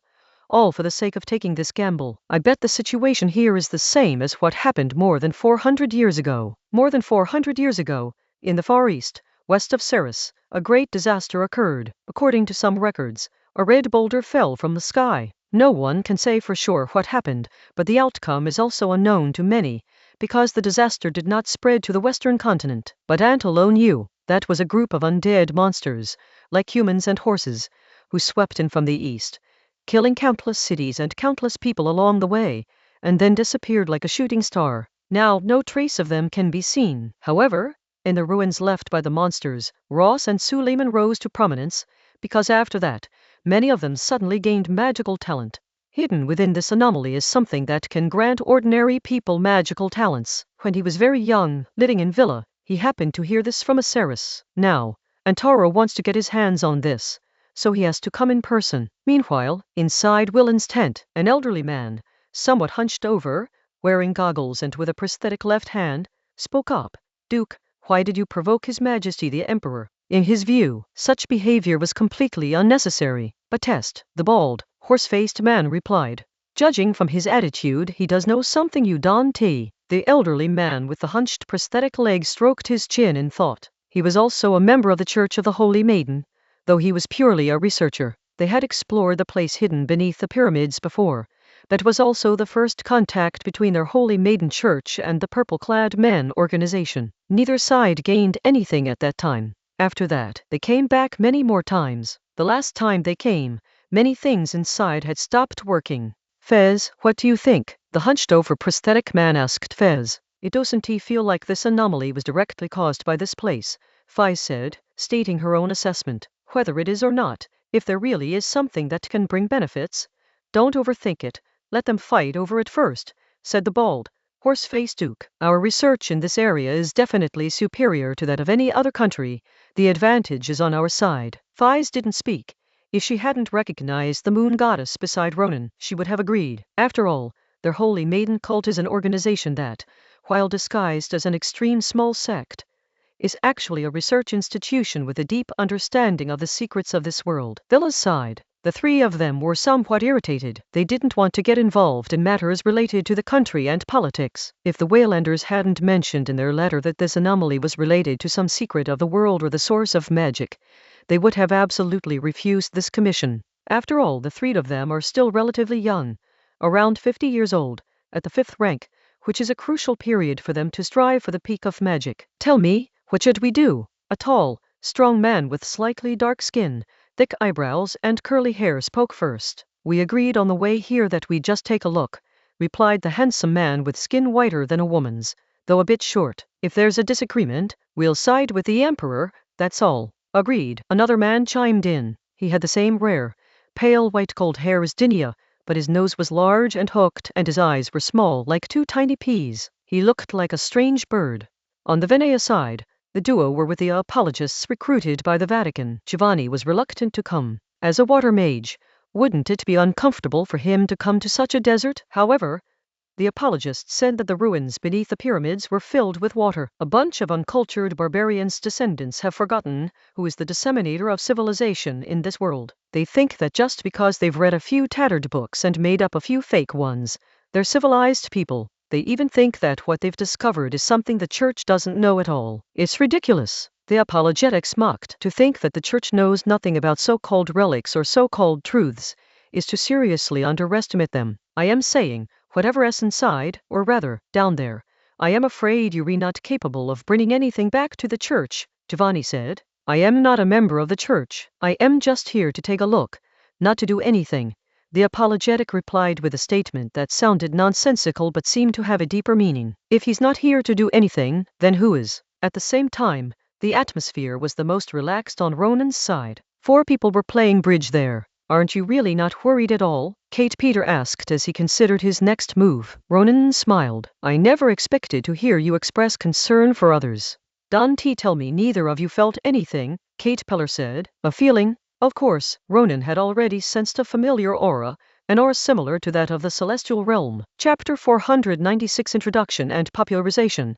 Who isn't a robber at heart? The first challenge during a break in the card game, Stefan explained the identities of the other players to Ronan, Dinia, and Kate Pierre. On the Empire's side, Grand Duke Osteria, Emperor Antelo, is a 5th-tier figure with no combat record. However, based on his background, barring any unforeseen circumstances, his magic should be the family heirloom summon, Lion of Contract. Lions possess some fighting power, exceeding the scope of ordinary animals, but within the realm of magic, they are not particularly strong. The key is that they can form contracts with people to a limited extent, and after fulfilling their promises, they can obtain the agreed-upon magical power from the other party. Besides him, there were 6 others. Black Dragon Bricked, a 7th-tier being with the ability to change fate and transform into a giant black dragon immune to magic. Eye of the Storm Colin, Tier 6, Ritual Element, an elemental mage who wields lightning. Conrad the Hammer, a 6th-order being, is a manifestation of destiny. His nickname Hammer refers to his personality. His actual magic, like Ronan's, is a sword, but the effects are different. Conductor Ernst, Tier 5, Ritual Summoning. The summoned armor can be attached to others and controlled. Little Fingerbecker, a 5th-order cultivator, is a manifestation of the Heavenly Oath. His body can split off to form independent entities. He is nicknamed Little Finger because when ordinary people see him, he doesn't have a little finger and they don't know where it went. The healer Toldo, a 5th-tier cultivator, possessed the Heavenly Oath divine art. Stefan had said a great deal about this man, but Ronan felt that remembering just one thing was enough. This man was a healer. Page 218 overall. The Empire's lineup is luxurious, with no weaknesses, including tanks, damage dealers, controllers, scouts, and healers. Next, we have the 3 people on Willen's side who initiated this operation. Puppet Nunfies is an old acquaintance of Ronan and Dinia, and is at the 5th rank. Heretical Hyman, an old man with a hunched prosthetic leg, wields the Heavenly Oath divine art.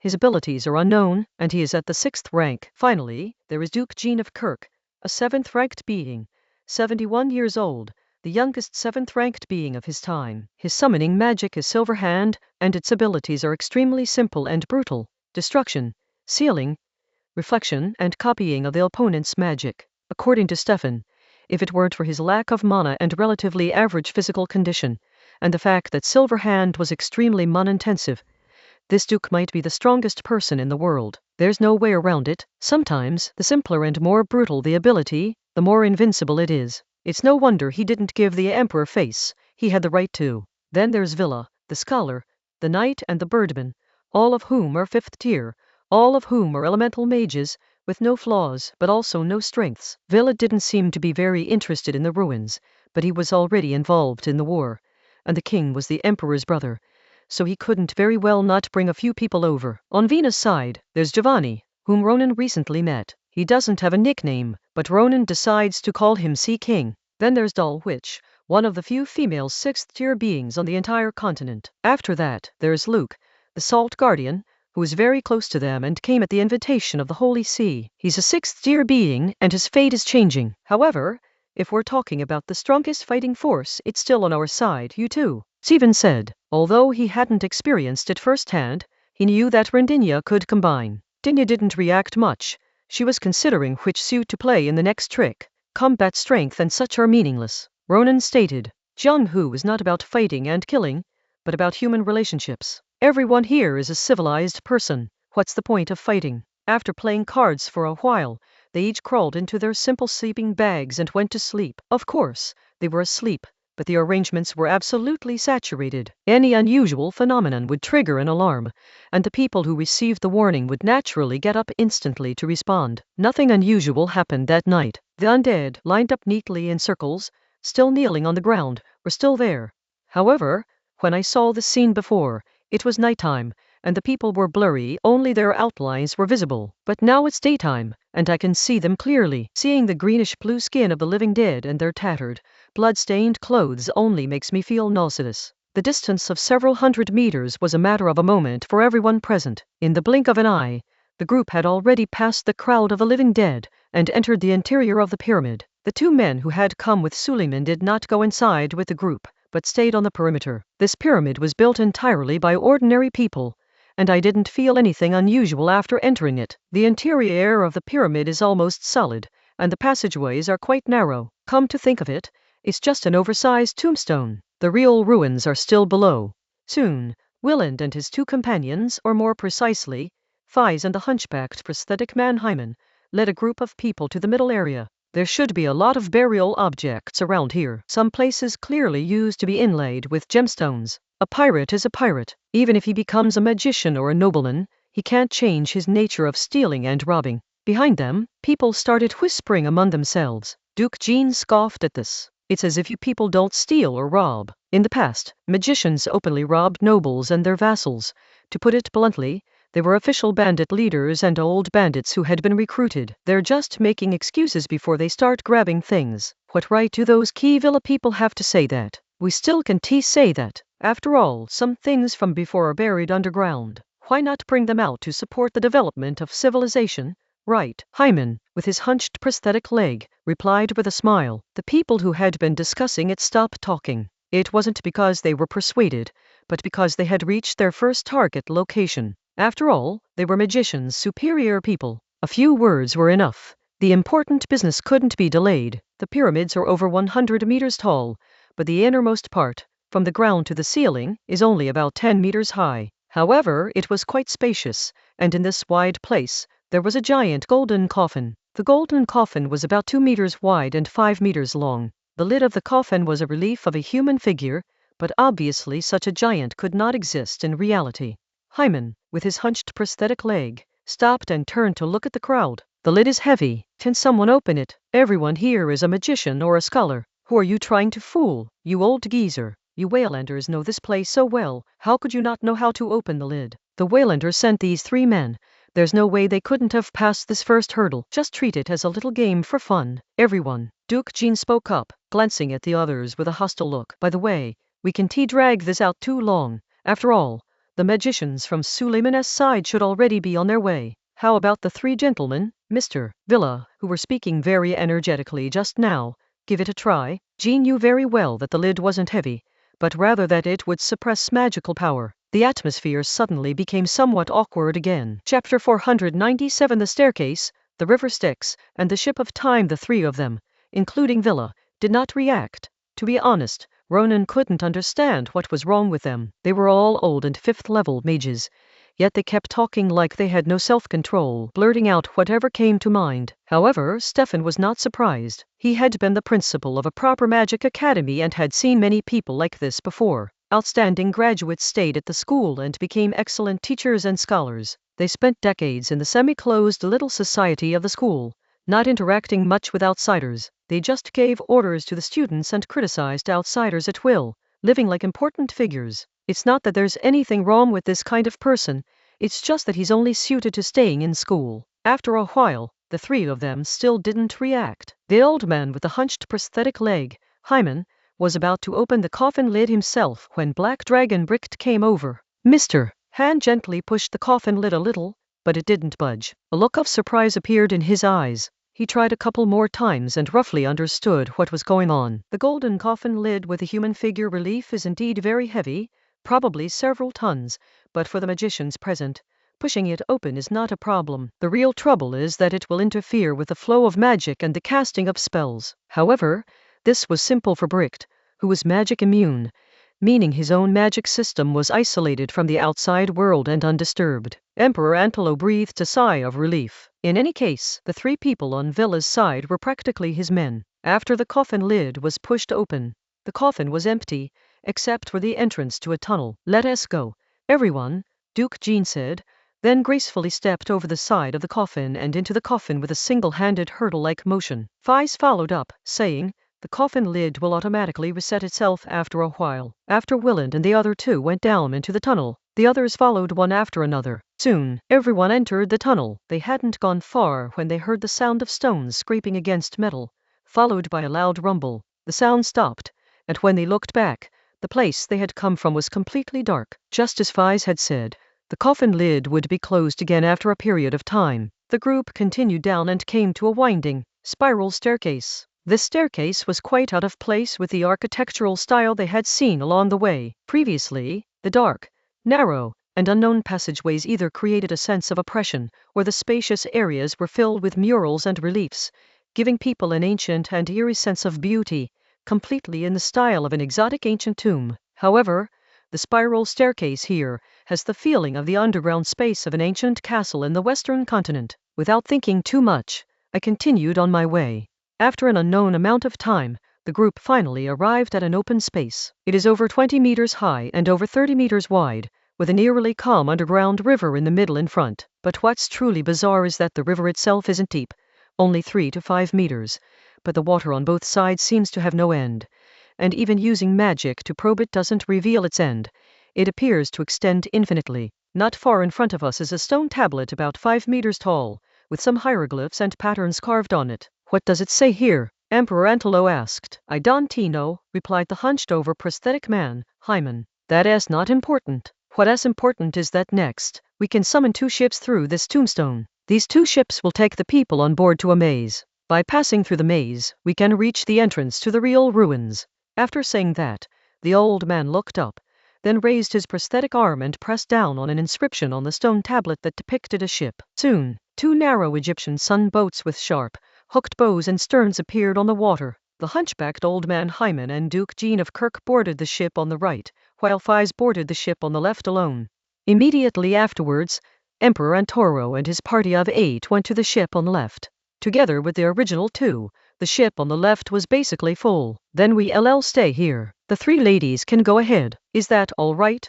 Ronan stepped forward and said. No one raised any objections. Soon, Ronan and his group boarded the ship on the right. Fez was at the front, followed by Martina, the doll witch, then Dinia, with Ronan behind Dinia, followed by Giovanni, then Stefan, then the guardian Salt Luke, and behind Luke were the 3 of them, including Villa. You're not going to have to row yourself, are you? Ronan asked. Wait, it will drive away by itself, Fies replied. Before long, the boat began to rock slightly, and the eerily calm river surface finally came to life, rippling gently. But then the situation changed. From the moment they arrived, the group had been silently facing the right side of the stone tablet, which read forward. But at this moment, the ship Ronan and his group were on was moving to the left, which meant moving backward. Now the bow of the ship becomes the stern, and the 3 people, who were originally sitting at the very back, become the ones at the very front. Hey, what's going on here? The very feminine-looking knight demanded loudly. Oh, I forgot to mention,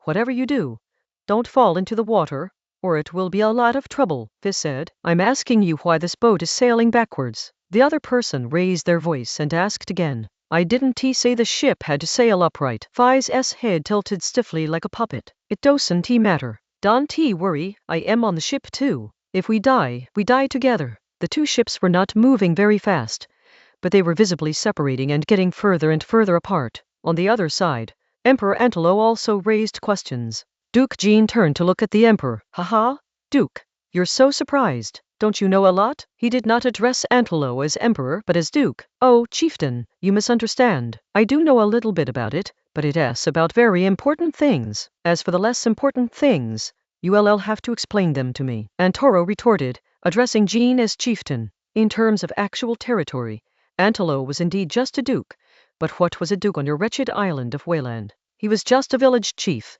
and a mountain village at that. Hyman, with his hunched prosthetic leg, had to step in again to smooth things over, saying, it's all right, the 2 ships may be heading in different directions, but they will eventually reach the same place. The 2 ships fell silent for a moment. Soon, the other side could no longer be seen from either side. In complete darkness, without any change in light, the boat remained on the river. There were no murals or stone carvings on either bank, just indistinguishable stone walls. As the boat sailed on the river, not even a sound could be heard. Gradually, the boat began to lose its sense of movement and began to lose track of time. A group of people started chatting, and only by listening to each other's words could they feel that time had not stopped, but was constantly flowing. How much longer? Asked the tall, robust scholar sitting at the very front, with no one in front of him and only able to stare into the endless darkness. I don't know, Fies replied. Damn it, the tall and muscular scholar couldn't help but curse.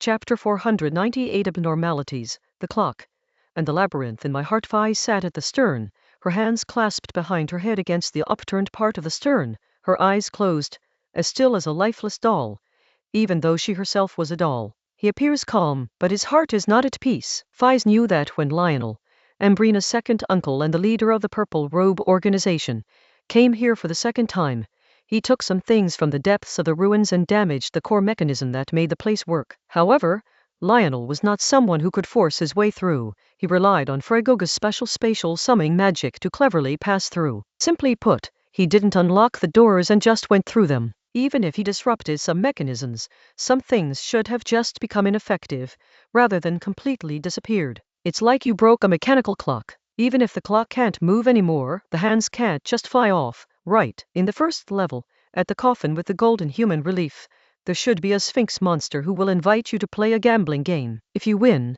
he will let you pass, but it is very difficult for you to win, because this Sphinx monster can read minds. 1 minute is allotted. The second hand is ticking away. This is the second stage. This river is called the River Styx. Everyone sitting on the boat has a dead self in them. Every so often, a dead person appears, and the corresponding living person needs to deal with the dead person so that the boat can continue to travel. Everyone has 1 hour to work together. The minute hand is right there. But now, the Sphinx is gone, and the dead has not appeared. Combined with this strange phenomenon, it's hard not to speculate that someone has entered the alternate dimension ruins, taken control of the place, and completely controlled the clock. They can dismantle whatever they want and make the clock turn however they want. Fies opened his eyes and looked at Dinia, who was talking to Ronan, separated by a person in front of him. Page 219. Fortunately, the saint is here. After an unknown amount of time, the boat stopped. The river ahead was still obscured from view, but a large entrance was visible on the side. Fies knew that going through this gate would lead to the third level, the maze. Once through the maze, one can reach the entrance to the otherworldly ruins. The members of the Holy Maiden's cult couldn't enter, and neither could the purple-clad man initially. Neither pure brute force nor mere spatial magic could break through the barrier. However, if there are any people in this world who can enter it in the right way, it should be Ronan and Dinia. Upon reaching the shore, we were greeted by a massive, mud-yellow stone gate covered in Egyptian-style carvings. The birdman among the three of them, Villa, spoke up and asked, "Sister, you said there's a maze inside. I'd like to ask if this maze is just a simple maze?" For a magician, a simple maze is not difficult at all. Fies replied, "I can't explain it, because once you go in, you'll soon get separated. Each person is in their own maze, and you, me, and everyone else will encounter different people. So beautiful nun, what will happen if you can't get out of the maze?" Giovanni asked. "There will be no punishment, and you won't be trapped inside forever. After a certain period of time, you will be able to return to the outside." Fies answered with a very certain tone, but in reality, she was not sure, because this was no longer the place she had experienced before. It's possible that the maze from before no longer exists, or that if we fail to get out of the maze this time, it won't just be a simple matter of being sent out. Who knows? Anyway, she didn't care. She was just a puppet now. The real her wasn't here. As for Ronan and Dinia, being immortal beings, she didn't need to worry about them at all. What does it matter to her what others do? "Let's go," Dinia said, uttering only one word. Just like Ronan's perception, once they arrived here, the aura that resembled that of the heavens became increasingly pronounced. The gate had no mechanisms. It was simply a heavy stone door, posing no difficulty whatsoever to the magicians present. Soon, the group pushed open the door and entered. It was indeed a maze with 10-meter-high walls. At a height of 10 meters, even these high-level mages could easily climb up without casting spells. Although Fez didn't say anything to warn people not to go up, no one dared to climb the wall. Everyone walked obediently. There are no fools here. Everyone understands one thing. In such a strange place, it's crucial to avoid being overly clever. Soon, Ronan realized that he had unknowingly walked to the front, and when he looked back, there was no one behind him. Just as Fies had said, once you enter this maze, you will get separated and become alone. However, even though the people had separated, the maze in front of them didn't seem to have changed. "That is it?" Ronan muttered something to himself and continued on his way. Finally, after Ronan silently counted more than 200 numbers, the scene ahead changed, and he saw a stone tablet. There were no words on the stone tablet, only pictures. The pictures are divided into 3 sets vertically from top to bottom. The meaning of each set of pictures is very easy to understand. The one on the far right means to climb up and stand on top of the maze wall. The entire structure of the maze is clearly visible. You can move directly between the walls and quickly pass through the maze. In the middle, walk steadily, make marks along the way, turn back when you encounter a dead end, and then choose another path. You will eventually find the right path and the only exit. On the far left, use brute force. Go straight forward. The wall, just smash it down. It's a straight line. The fastest way to reach the exit. These 3 are all considered standard approaches to mazes. This is probably not about letting people choose how to navigate the maze, but about letting them choose an actual maze. Ronan pondered to himself. If this maze can be solved using these 3 methods, then what's the point? Is it just for kids? After a moment's thought, Ronan chose the right. After all, he was a right-winger who was good at thinking.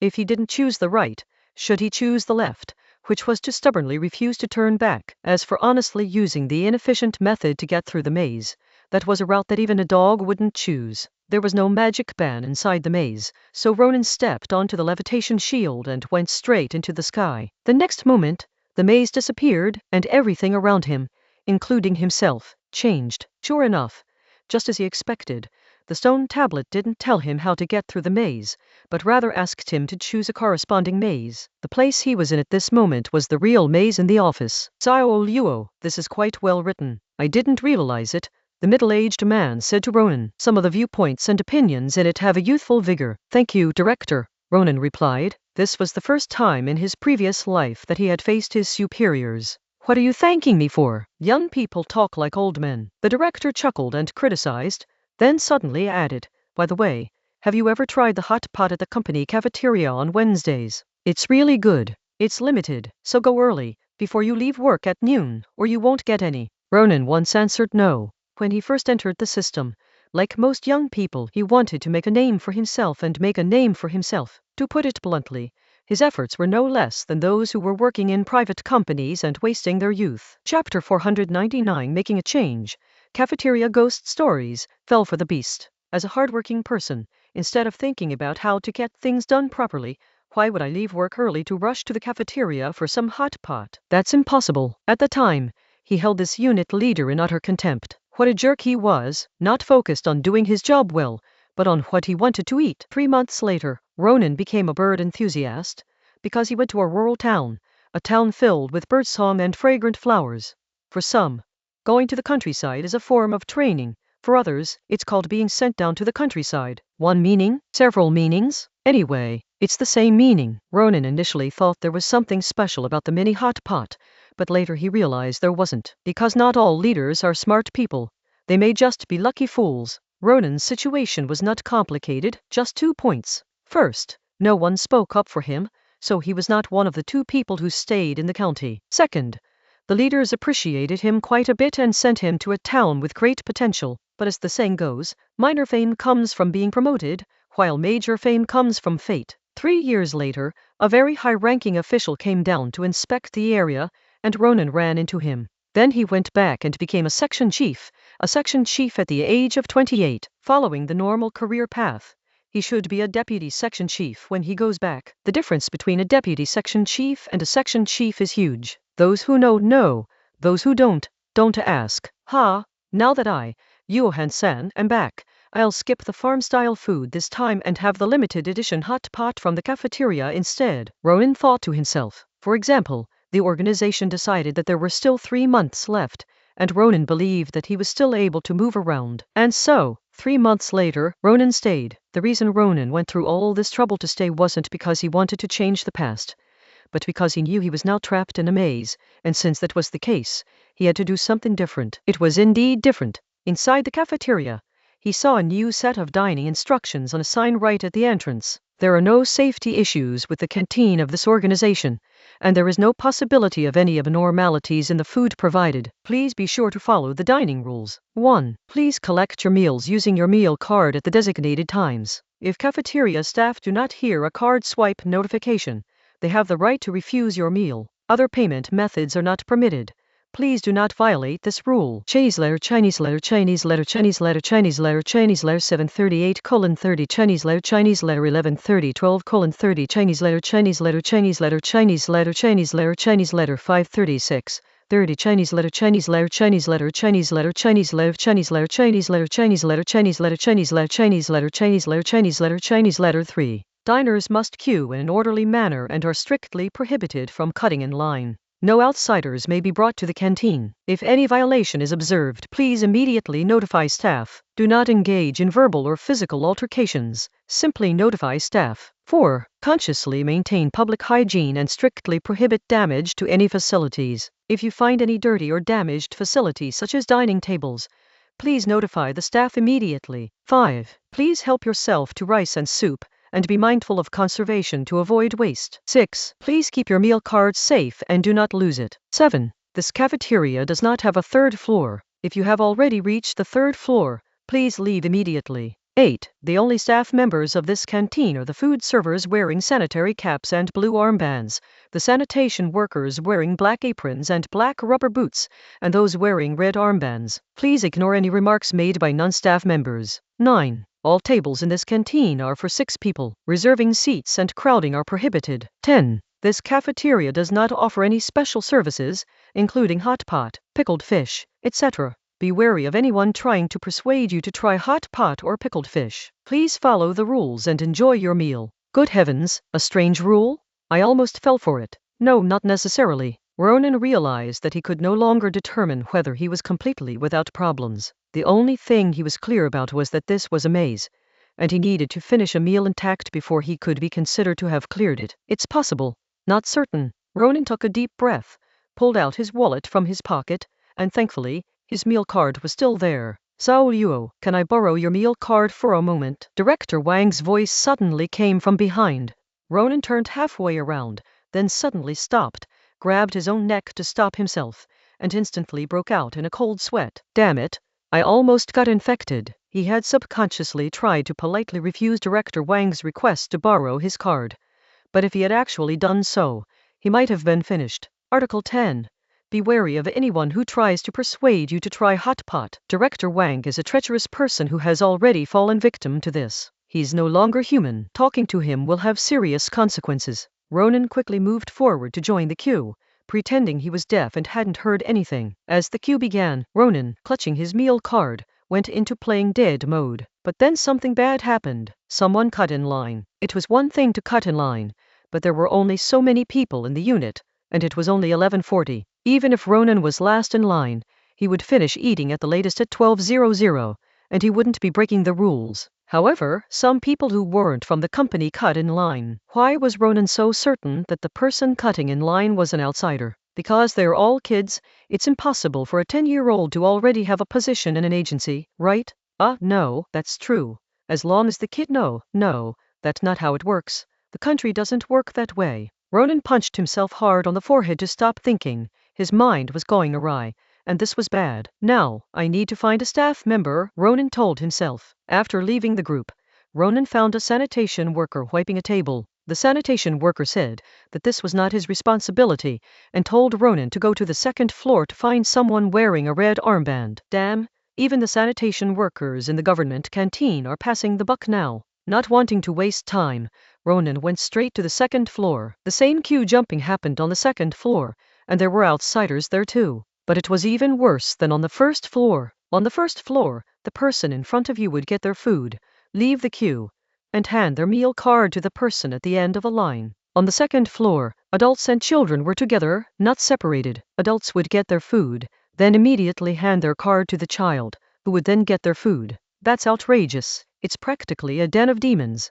Not long after, Ronan spotted the red armband-wearing figure standing dumbfounded to the side. That damn red armband guy completely ignored the situation on the second floor, but Ronan was too lazy to care. He wasn't eating on the second floor anyway, so the red armband guy just needed to take care of the problems on the first floor.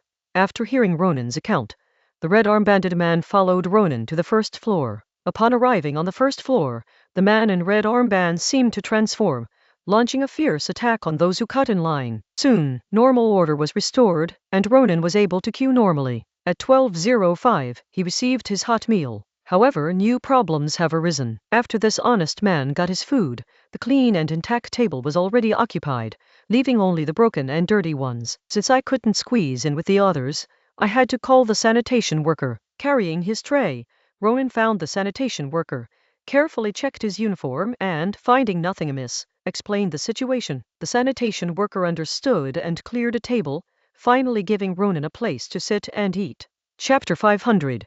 Eating Habits. Who's gone mad? The original intention is the eggs at the food in the government canteen was quite good, and for Ronan, it was even better than that. More than 20 years have passed, and he finally tasted the flavors of his hometown. At this moment, Ronan was no longer the vice king, marquis, or first secretary. He was like a mountain villager who had never left his village in his life, who had walked for most of the day from the countryside to the county town, eating only a steamed bun and drinking half a bottle of water, and then plopped down in a luxurious hotel. The way they ate was so impressive, even a mad dog would have to admit they were experts. The plates were polished.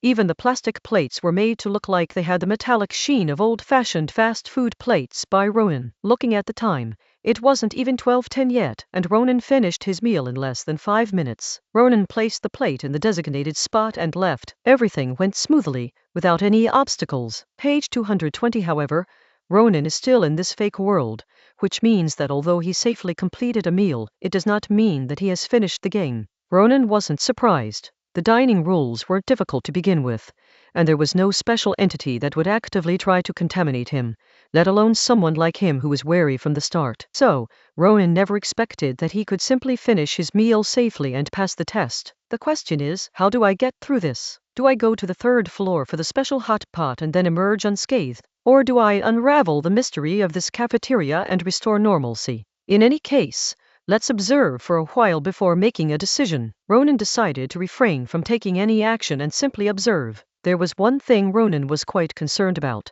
The 1st and 2nd floors were full of people who violated the rules, but these people who broke the rules, cutting in line and wasting things, did not cause any bad consequences. For the next 2 days, Ronan continued to strictly adhere to the rules while carefully observing everyone eating in the cafeteria. Violations remain the norm. Those who do not violate the rules are rare, but let alone any negative consequences, there wasn't a single abnormality to be seen. Before we knew it, a new week had begun. On Tuesday, Director Wang's car broke down, and Ronan, who was going the same way after get off work, offered to drive him home. When they arrived at the entrance of the residential area, the sky was still overcast and not completely dark yet. Director Wang did not get out of the car, but instead lit a cigarette. Seeing a hint of surprise flash in Ronan's eyes, Director Wang took a deep breath and exhaled smoke rings. Little Ronan, at my age, I'm stuck in a rut, with neither a high nor a low position. My wife and kids are like that, so you know how it is. The only time a person has to be free is a little while smoking in the car before going home. That's right. A wife who can't be satisfied and a son who can't be taught, Ronan remarked. PFFT. Cough, cough, cough. Director Wang choked on a puff of smoke. Xiao Luo, what are you doing here making such a fuss about when you haven't even gotten married yet? I just came up with a random idea, Ronan replied casually. Young man, you should look on the bright side, Director Wang advised. In fact, most leaders are like this. When they are no longer your leader, they are all good people. But when he is in charge, neither he nor you are human beings. You are part of what is called the system. Do you remember what you wrote that day? Director Wang suddenly asked. I remember, Ronan replied. In truth, he had long forgotten. For the Ronan of this world, it might have been 3 months ago, but for the real Ronan, it was a matter of 2 worlds, more than 20 years apart. Who would still remember such things? There are a few points that are still lacking. There are also a few points that I wrote when I was young, and I wrote them better than you. We need to stand at a new perspective and have a broader vision to carry out some reforms in order to better serve the people. Right, Director Wang said, half with emotion and half with doubt. Ronan did not respond. But I'm just waiting for the hot pot on Wednesday, Director Wang said, exhaling a long puff of smoke, as if it were not smoke but his own breath. The day after tomorrow feels like tomorrow, and also like today. Only hot pot proves that tomorrow truly is tomorrow. See you tomorrow. With that, Director Wang got out of the car. Ronan drove away. What if he hadn't traveled through time? What if he had traveled through time but hadn't met Dinia? What if he had met Dinia but hadn't chosen to help her? So, could he be the next Director Wang? I don't know. since people can't be generalized, but sometimes people really aren't that different. The next day, Ronan decided to take the risk. He followed Director Wang to the third floor to eat hot pot. He had eaten the hot pot in the cafeteria before, but that was 3 years later. The hot pot in front of him was just like the one in his memory, a stand with a solid alcohol in it and a small round pot on top. This was the standard hot pot in the Three Gorges area. Beef brisket with pork intestines, plus side dishes such as potato slices, lotus root slices, and cabbage. This pot of rice only costs 20 yuan in the canteen, enough for 2 men to eat with rice. But if you put it at a street stall, it would cost at least 78 yuan. Director Wang ate with great relish. Was he eating a mini hot pot? No. He was a big shot in this small county town. Why would he care about a mini hot pot in the canteen? He was eating his life, his youth that he could never return to.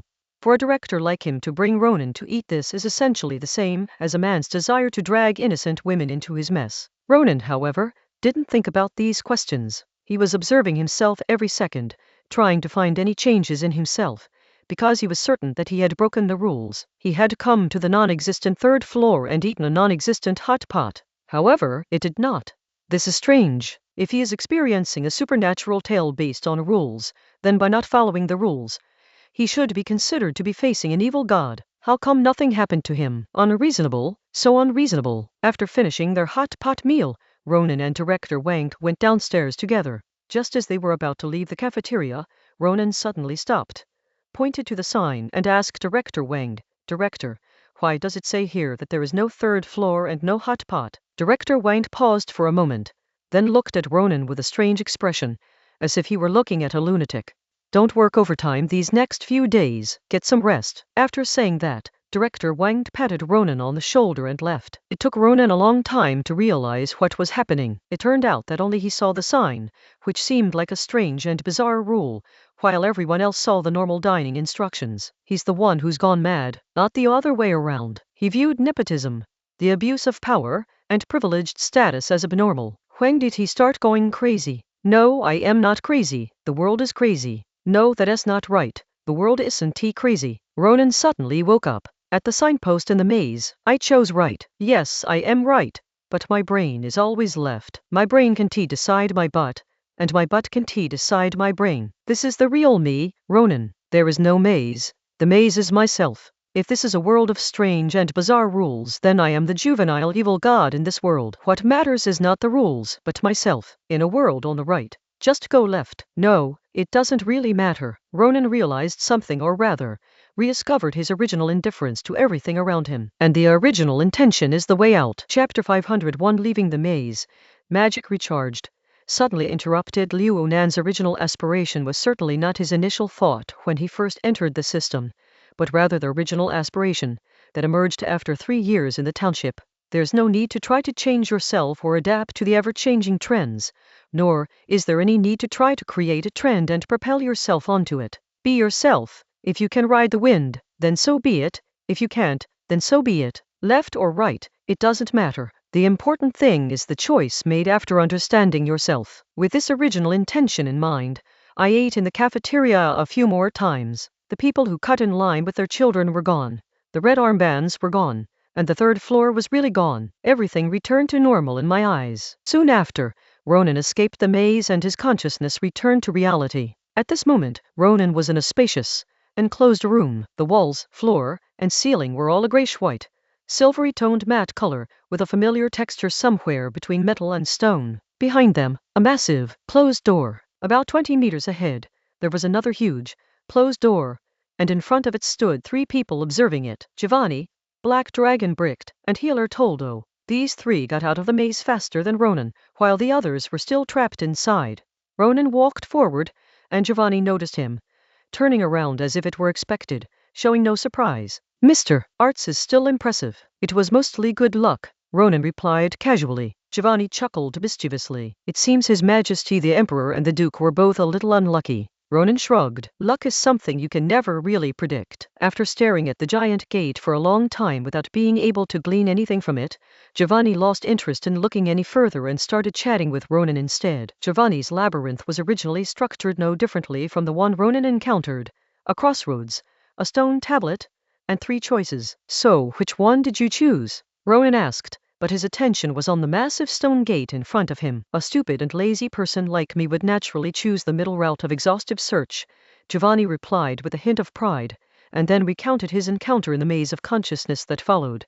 In short, I met a group of women who insisted that I choose one of them. So, who did you choose? Ronan asked, as if he were playing the straight man, but his attention remained on the huge stone gate in front of him. After looking at it for a long time, he still couldn't figure it out. As a reader, Ronan had gleaned important information from the ruins many times when he was stuck there in the past, but now he had gained nothing. Either the mystery isn't in this door, or some mechanism here hasn't been activated yet. Of course, I want them all, Giovanni said. Judging from his tone, it was impossible to imagine that he was a 7th-tier mage at the peak of his life, already in his 80s or 90s. Both in appearance and in his daily behavior, he seemed more like a dissolute aristocratic young master. After telling his story, Giovanni asked Ronan, and yours? I chose to go up there and reminisce about when I first became an official, Ronan replied.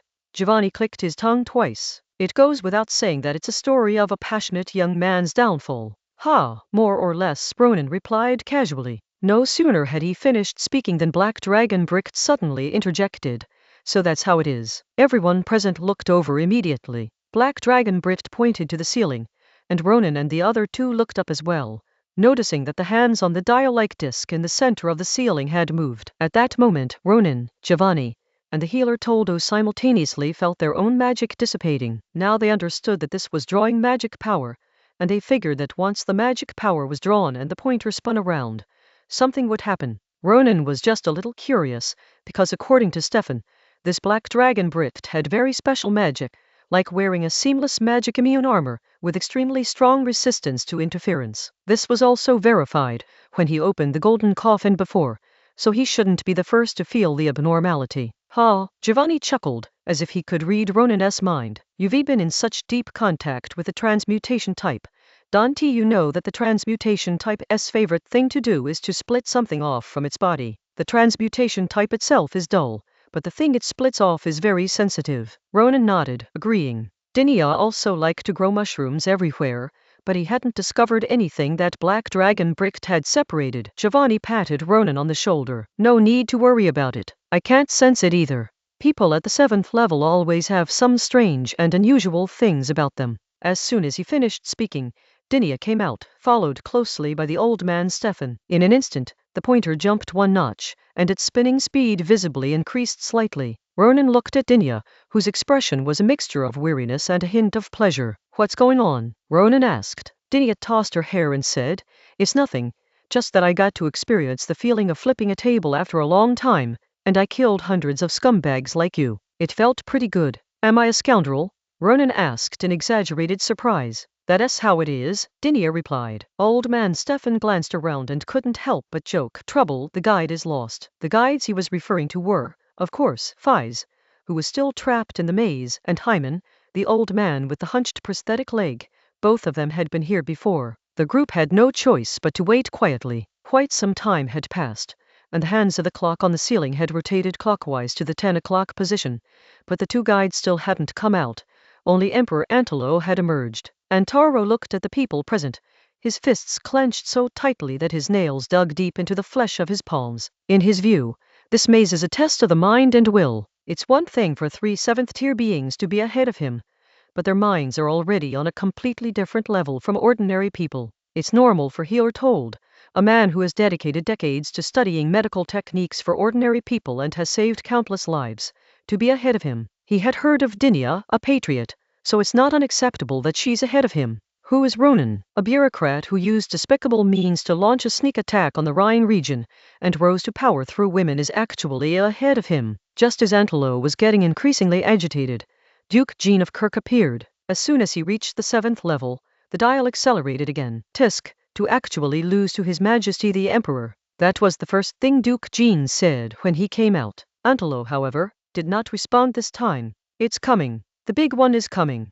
Ronan looked at the clock face on the ceiling and said that the hands were rapidly approaching the 12 o'clock position and were about to complete a full circle. Less than half a minute after Ronan finished speaking, the pointer reached its position. The next instant, characters began to appear on the huge stone gate in front of him. Ronan looked over and the familiar feeling returned. The characters that he couldn't understand at first glance were translated directly in his sight. Those who come here will. The text abruptly stopped there, and then the door opened. Ronan felt something was off. The text he had just read seemed to be a level description, but before it was finished, the door opened. Chapter 502. The level was skipped. Something's not right, another Ronan. This place doesn't play by the rules. Page 221. According to the usual approach, shouldn't there be the text on the door explaining the level and giving some hints that contain puzzle-solving elements? Meanwhile, some threats have emerged in this spacious, enclosed room, requiring both a response to these threats and the decryption of the information. The situation became extremely tense. Finally, the puzzle was solved. The threat was eliminated, and the door was opened safely. However, in reality, the door opened before the level instructions were even fully displayed. A group of people, who had been on high alert, were like soldiers advancing towards the enemy formation with their guns raised. Just as they were about to get close and the enemy was shouting for them to open fire, the enemy suddenly surrendered. Well, how should I put it? It's a bit overwhelming for people. Just then, with a loud bang, the door behind me opened. Looking back, they saw the others who had come with them but were now trapped in the maze, staring at them with blank expressions. Looking past these people, the doorway led to the very spot where they had landed from that endless black river. Two groups of people heading in opposite directions eventually arrived at the same door, but they did not meet when they reached the same door. Opening the gate leads to a maze, but now, behind the gate lies a room directly beyond the maze. Time and spacetime have become disordered. Ronan thought it was a time warp, but Faith and Hyman thought the door inside had opened. Have you solved the puzzle? Asked Hyman, the hunchbacked old man with a prosthetic leg. The door opened by itself, Duke Jean said. Hyman shuddered, and his prosthetic leg made a screeching sound like gears jamming. He hadn't expected this to happen. It was in this very closed room that he had faced not only the constant draining of his magic power, but also the constant attacks from the monsters manifested in the maze of consciousness. The intensity of the magic extraction is immense. Those below the 5th rank simply cannot withstand it. The monsters manifested from the mental consciousness labyrinth are even more powerful, making it difficult for those below the 5th rank to even protect themselves. Those who attempt to enter the true ruins must, under this dual pressure, continuously solve the riddles presented in hieroglyphics that appear on the massive stone gate. His back was broken here, and his hand was lost here. When he was ready to face this place again, it was gone. Are you kidding me? Are you kidding me? Old man, calm down.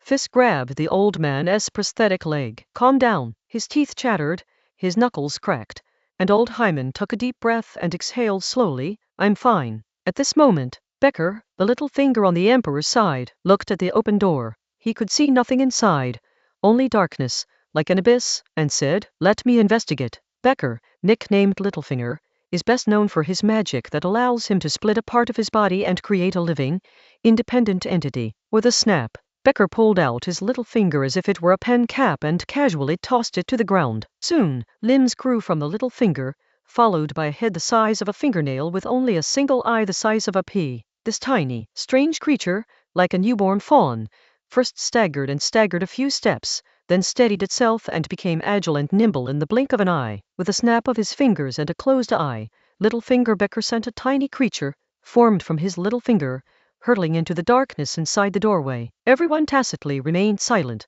waiting for his detection results. Becker covered his closed eyes with one hand and began to describe what he had seen and felt.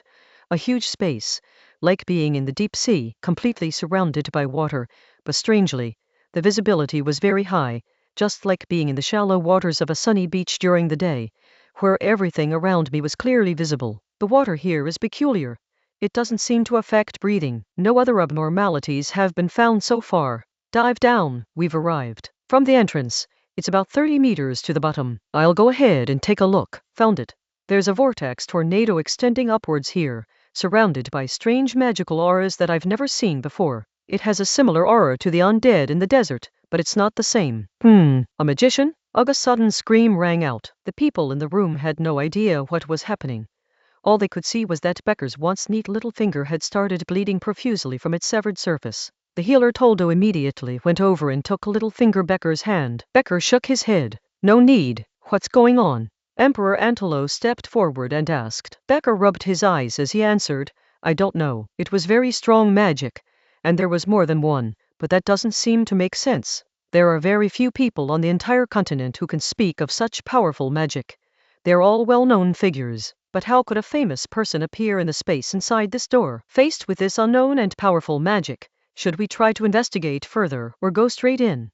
Having come this far, is there any need to hesitate? Old man Stefan asked rhetorically, and as soon as he finished speaking, he plunged into the doorway. Ronan and Dinia then followed them inside. Giovanni glanced at his old lover, then transformed into a wave of water and rushed into the doorway. Dalwitch stomped her foot and followed, while Salt Luke chose not to follow and stayed outside. Emperor Antelo stepped forward, but was stopped by Black Dragon Bricht, who shook his head. It is not necessarily safe outside, Antaro said simply, then stepped into the doorway. Black Dragon Bricht shook his head helplessly and went inside. Healer Toldo followed immediately. The others hesitated for a moment, choosing not to follow immediately but remaining outside. They had been invited, not hired, and had no obligation to risk their lives for His Majesty the Emperor. Following them, the 3 members of the Willen trio entered. As the initiators of this operation, they naturally wouldn't stay outside to wait for the outcome. The remaining 3 of Villa did not rush over. For them, waiting for the final result was enough.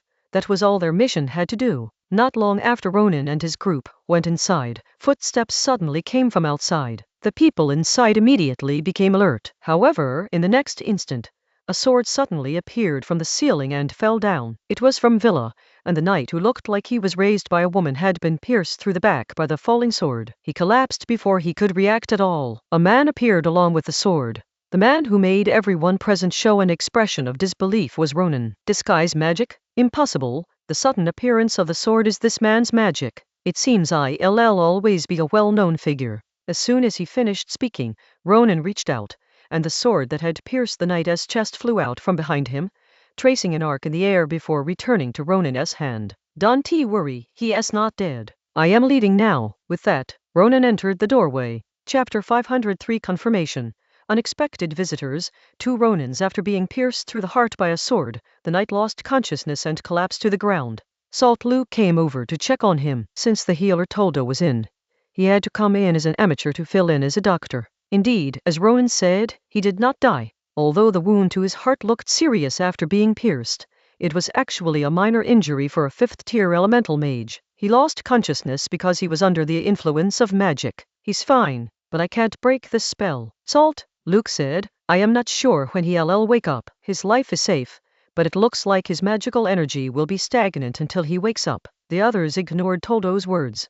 Littlefinger Conductor Ironhammer, the Eye of the Storm, swiftly entered through the door. As high-ranking mages, they were not subordinates of the Emperor and naturally did not take the Emperor seriously. Moreover, since the Black Dragon had gone in with them, there was no need for them to go on the adventure. However, things were different now. This suddenly appearing Ronan had instantly killed a 5th-rank mage. Yes, it was a swift kill. The knight didn't die because Ronan never intended to kill him.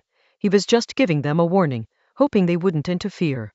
But they had no choice but to get involved. They didn't care that much about the Emperor, but they couldn't stand by and watch his life be in danger. If the Emperor died, the resulting turmoil would also affect their own interests. Moreover, it's actually safer to stay with the main group. Staying here would be more dangerous. The 2 from Villa thought the same thing. It was more dangerous to stay here. So, the scholar and the birdman followed closely behind and entered the inner world through the door. Salt Luke had no time to take care of anyone, and turned around and went straight inside, leaving Knight alone outside. At this moment, inside the gate lies a water world. Near the outer edge of the waterspout rising from the bottom of the water, Ronan and his group of 4 Emperor and Toro of the Empire, Black Dragon Bricht, Healer Toldo, Willand, Giovanni, and his old lover Dalwitch all stopped to observe the strange phenomenon. To others, it was simply that the aura emanating from the waterspout was somewhat similar to the strange aura emanating from the living dead. But for Ronan and Dinia, this was not exactly the same as the aura of the heavens. It was practically indistinguishable. Aside from the unusual aura, there was another feeling that many magicians had experienced. The typical path for a magician is as follows. Between the ages of 5 and 8, they sense the existence of their own magic power, instinctively manipulate it to do things, then undergo testing to confirm their magical talent, and then begin learning the basics of magic. At this moment, some of the mages felt the same soul transformation they had experienced during the awakening of their magical talent in their childhood. How is it? Emperor Antelo asked Black Dragon Bricht beside him. Yes, Black Dragon Bricked gave an affirmative answer. Like Dinia, he was a fate change type magician. However, unlike Dinia, who became a full-fledged magician before his talent was awakened, he, like Ronan, first awakened his talent, then studied, and one day suddenly awakened fate magic. Of course, Ronan, as a transmigrator, did not have the memory of awakened talent. When he transmigrated, this body was already 15 years old. Really? And Toru only said one word, as expected. This anomaly, like the calamity from the East recorded in historical fragments, brought an opportunity to give more people magical talents. As expected, the anomaly that caused those undead creatures was inside that waterspout. With this item, the ideal of unifying the Empire of Will no longer be an unattainable dream. Just as they were pondering how to ensure they could take the thing inside, suddenly, everyone sensed more than one magical fluctuation emanating from the waterspout. What's going on? Is there a magician inside? Everyone instinctively stepped back, retreating to the security bureau several dozen meters away. The next instant, a man appeared wearing a half-ghost mask, fish-scale armor, flowing purple hair, a young and handsome face, but an arrogant demeanor. He was holding a little girl in his left hand, and carrying a huge Guandawa type of halberd on his right. A handsome middle-aged man with a long beard and dressed in a white robe followed closely behind. I already told you, she ran in here on her own. I'm just protecting her. I'll take her back after this is all over. The young man, who was holding the little girl with one hand, shouted. After speaking, he looked around at the people around him and couldn't help but frown. Damn it. What is second brother doing? How did he let such a big group of troublesome people in? Put her down, and I'll spare your life, the middle-aged man threatened as he chased after her. You old geezer, you're so annoying, the purple-haired man roared, swinging his guandao with one hand, unleashing a huge black slash before continuing his escape without hesitation. On Ronan's side, no one took immediate action, because they had no idea who the two men were or what they were talking about. Only Ronan understood what they were saying. It was Chinese. How could he not understand it? However, although only Ronan could understand, the others were not blind. Wasn't it obvious that a man was running with a little girl on his back while another man was chasing after him? Moreover, it doesn't matter who is good or who is bad. What matters is that these two men came out of that waterspout. Without a word of discussion, Black Dragon Brick stopped the arrogant young man. Just then, the young man's expression changed. Second brother.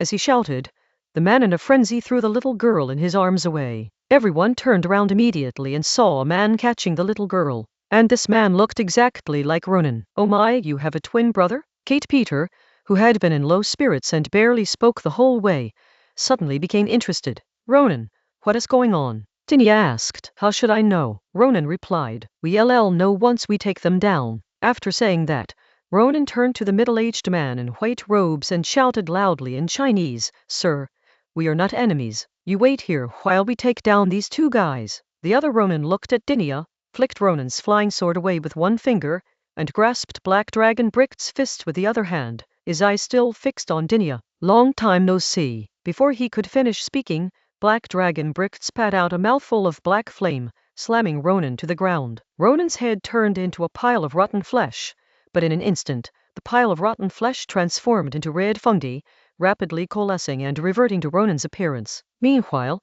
the little girl in Ronan's hands turned into a small doll and came into the hands of the doll witch Martina. Ronan and Dinia were both stunned, because this regenerative ability belonged to Dinia. Ronan glanced around. Seventh brother, it's time to go back. We can't hold out for much longer. Chapter 504, those below the 7th rank are minions. Frame-by-frame battle.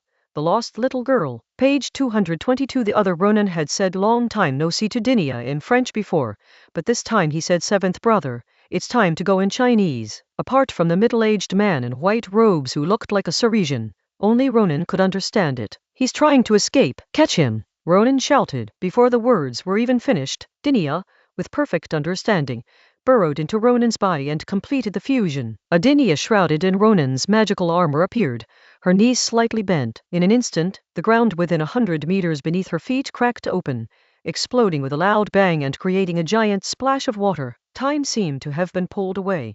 One moment it was Roddy taking off.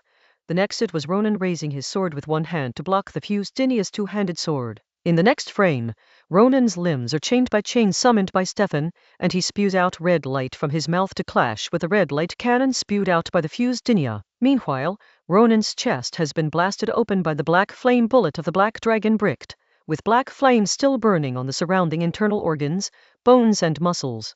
In the next frame, Ronan's head was crushed by the surging, squeezing liquid manipulated by Giovanni. His skull shattered, his brains exploded, and the energy wave was attenuated before he was completely hit by Dinia's red beam cannon. At this moment, the others arrived as well. The eye of the storm flashed with lightning and rushed towards Ronan, who was already a pile of fragments. "Hey, don't get in my way." As soon as he finished speaking, Colin, who had completely transformed into an elemental form and resembled a ball of lightning, was pierced through by a sword. The next instant, he reverted to human form, the long sword piercing his chest and sinking deep into the ground, pinning him to the ground. He was a 6th-level man, just one step away from reaching the peak, and at this moment he was like a small piece of menu paper nailed to the wall. He was just a nobody in Ronan's eyes. As Ronan's sword pierced the eye of the storm, Conrad's greatsword struck Ronan, who was not yet fully regenerated, instantly shattering the surrounding area like an earthquake, and Ronan himself was also shattered. In the next instant, Ronan transformed into a red snake, like liquid, and coiled around Conrad's arm, which was as thick as a metal pillar. The arm, which looked like its muscles were about to burst through the skin, instantly shrank and became a weak little hand made of skin and bones. Meanwhile, Ronan has regenerated and is in even better condition than before.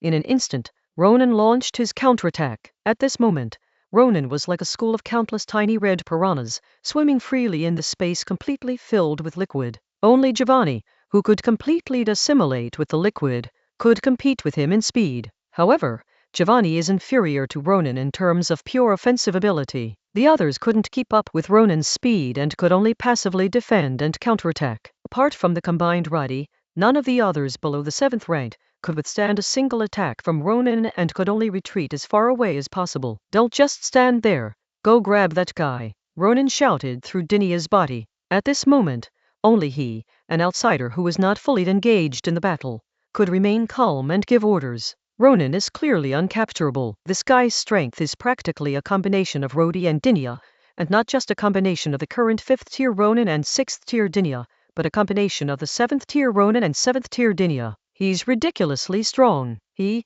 Dinia, Stefan, Giovanni and Black Dragon Bricked, which is equivalent to 4 7th-tier fighters, couldn't suppress him. Don't you understand? This is the limit of human capability. Ronan laughed wildly. "Hey, you over there. Stop playing house." On the other side, a man with long purple hair, covered in scale armor, wielding a single-handed halberd with sweeping, powerful strokes, was fighting his enemies, while attempting to break through the encirclement. "Ha ha ha, if I had a choice but to stay, I would love to fight you to the death. Humans are so interesting." The man wielded his guandao wildly, becoming increasingly frenzied. Protected by his scales, various kinds of magic had almost no effect on him. Even Martina's almost rule-based magic could only turn him into a doll in certain areas, and he would recover in almost a breath. The only option is to fight him hand-to-hand. However, his speed and strength were still far inferior to Ronan's. Despite his frantic slashing and hacking, he was still unable to break through the encirclement of a group of 6th and 5th-tier warriors, as well as the assistance of Caterpillar, who could release both impact and attraction abilities. The middle-aged man in white robe stood protectively in front of the little girl. The battle reached a stalemate. The battle between Ronan and the other 7th-tier fighters was a rapid flashback collision. Each strike compressed their power into a single point and was completely injected into the opponent, making it look like several points colliding in water, barely causing any aftershocks. Both sides have entered a phase of mutual attrition. On the other side, the battle between the young man covered in full-body scale armor and the others was much more intense.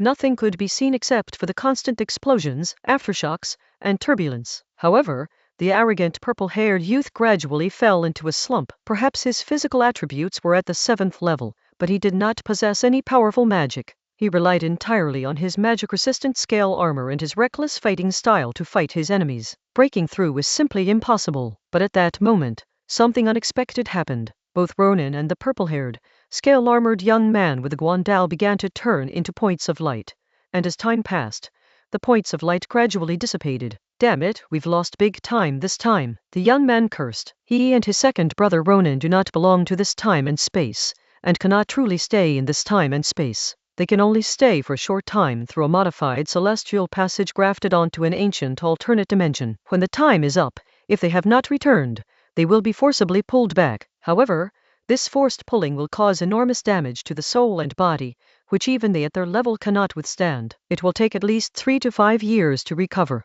This time, I came to this world only to conduct an experiment and, incidentally, to collect some research materials. If everything had gone smoothly from beginning to end, it would have been fine, but now they've suffered a huge loss. Meanwhile, as Ronan and the purple-haired youth were being photonized, the same phenomenon occurred on the middle-aged man in a white robe. Realizing he was beginning to disappear, the middle-aged man noticed that the little girl hadn't turned into photons, so he immediately grabbed her and ran towards the distant waterspout. The middle-aged man wasn't sure if he could get back by running into the tornado, but at this moment, he had no choice but to take the gamble. He was incredibly fast, and in the blink of an eye, he brought the little girl to the waterspout, went inside, but nothing happened. He was entrusted with a task but was unable to complete it. Unwilling to give up, he reached out to try and grab the little girl to disappear together. However, he grabbed nothing and looked over in astonishment, only to find that his arm had completely vanished. Time was running out. He was about to leave this world. Knowing he could no longer keep his promise, the man could only give his friend's daughter his final instructions. Go with the man who spoke Mandarin. Chapter 505 Disappearance. Conflict. Repaying kindness. As the middle-aged man disappeared, Ronan and the arrogant purple-haired youth also vanished. Only a little girl with a blank expression remained. The waterspout that was rising from below in the distance was also gradually dissipating. Ronan and his group stood there, confused and bewildered. Everything that had happened in the short few minutes since they stepped into the inner water world was too abrupt, leaving them no choice but to be puzzled and bewildered. Suddenly, a young man emerged from the waterspout, carrying a little girl in one arm. He was followed by a middle-aged man chasing him. No one knew who they were. Then Ronan appeared. Unable to communicate, they could only fight. Unexpectedly, Ronan was ridiculously strong. In the end, only the little girl survived, and no one knew why they had appeared there. Healer Toldo began treating Ironhammer Conrad. As for Eye of the Storm Cullen, his sword had vanished along with Ronan's. As a 6th-tier mage, he had regained his mobility, though his magic flow was slightly disordered, making him somewhat immobile, similar to a 2nd-tier mage repeatedly struck by a magic gun. Meanwhile, in a room some distance away, the knight also woke up. Just then, the waterspout completely dissipated. At the center of the original waterspout, a huge, open white shell appeared. The shell's texture was not as shiny as a normal shell. Instead, it was rough like sand. Inside the shell were piles of egg-sized, round beads that emitted a red glow. Emperor Antoro, having noticed this, snapped out of his reverie and walked toward the giant white seashell. He had spent a great deal of money to hire several of the Empire's top magicians and even risked his own life for this. Although there had been some twists and turns, the item was now right in front of him, and he was determined to get it. Duke Jean of Welland stepped in front of the Emperor of the Wool Empire. Your Majesty, aren't you being too hasty? Shouldn't we have some discussions now? This can't be kept all by you. Emperor Antelo scoffed. What right do you have to discuss this? In the battle just now, not a single one of you Waylanders made a move. You were all conserving your strength. Ha! That's very much in line with the habits of you Waylanders. Without us leading the way, how could you have gotten here? Jean retorted. Besides, if I'm not qualified to discuss this, or no one else. Like I said, you don't really think you're the Emperor, do you? The words "you don't really think you're the Emperor" were the most unbearable for Antoro. In an instant,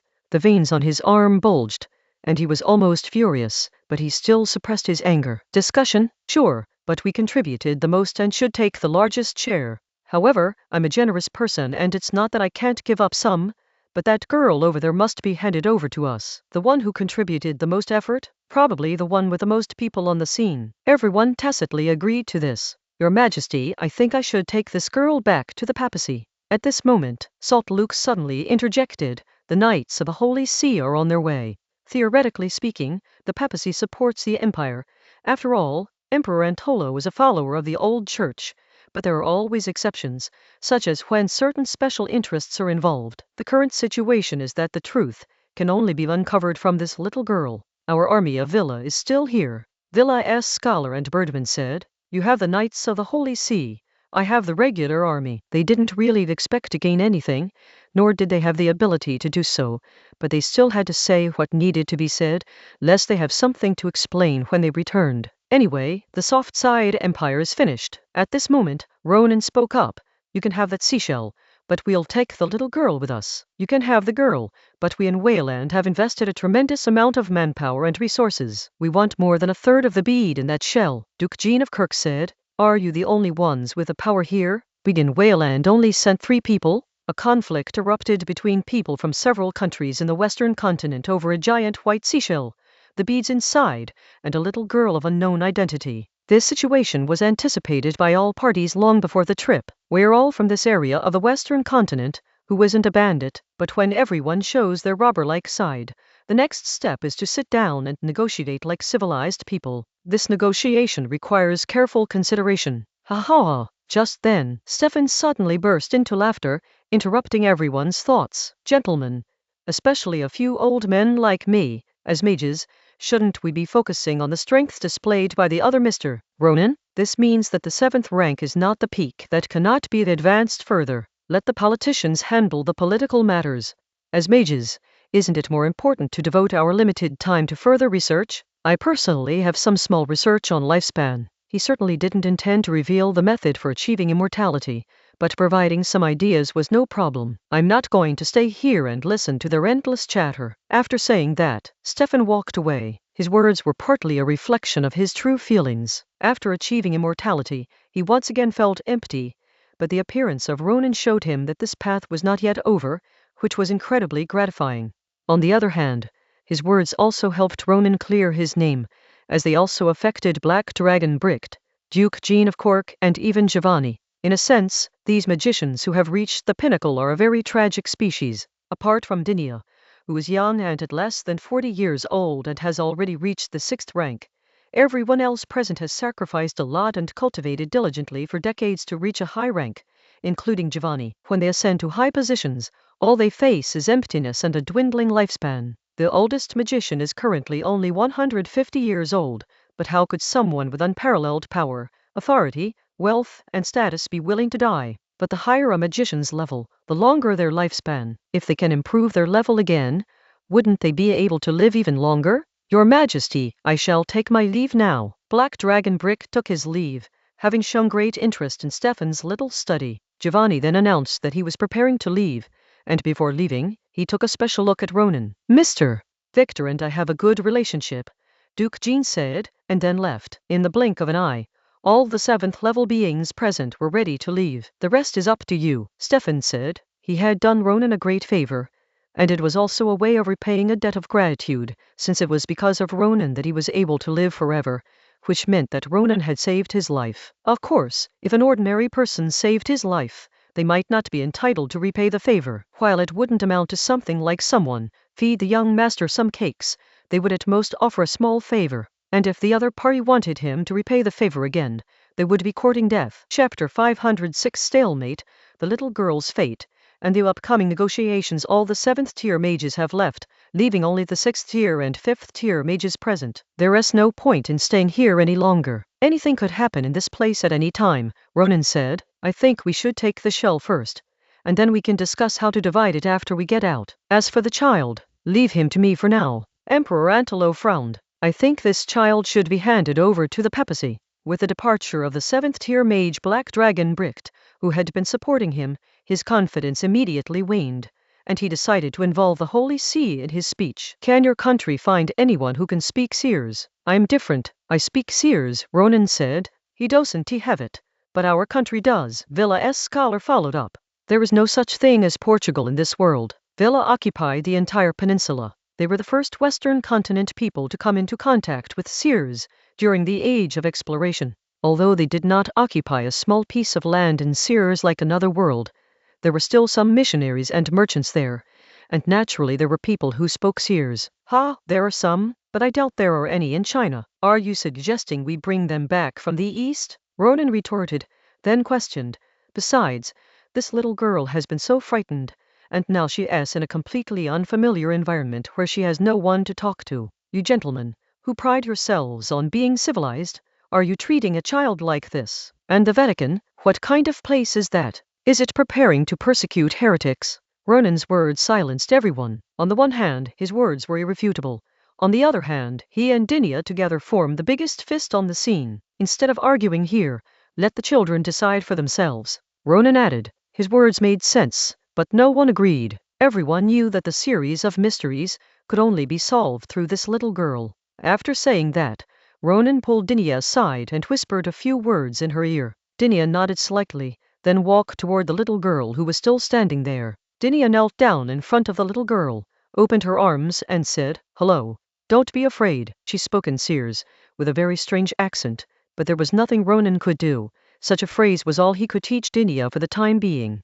As for why she didn't go there herself, isn't it because Dinia is a great beauty? Such a great beauty is always more approachable to little girls. The more important reason is that he looks exactly like that Ronan, and that Ronan is an accomplice of the person who kidnapped her. Page 223. Even if the child can tell that he and Ronan are not the same person, wouldn't he be instinctively afraid? Ronan looked over expectantly, hoping that Dinia would bring the little girl over. To Ronan's surprise, the little girl glanced at Dinia, shook her head, and then, running and swimming through the water, pounced on Ronan and grabbed his leg. Wow! Ronan was also taken aback. Little did he know that the little girl was following the middle-aged man's last instructions before he disappeared. Moreover, in her eyes, the white-haired, red-eyed Dinia was simply a monster, with no sense of friendliness whatsoever. The only person present who seemed reassuring was the black-haired, black-eyed Ronan. What he didn't know was that this middle-aged man had become the little girl's older brother. "Don't be afraid, it's all right now. The bad guys have been chased away by your uncle." "Oh no.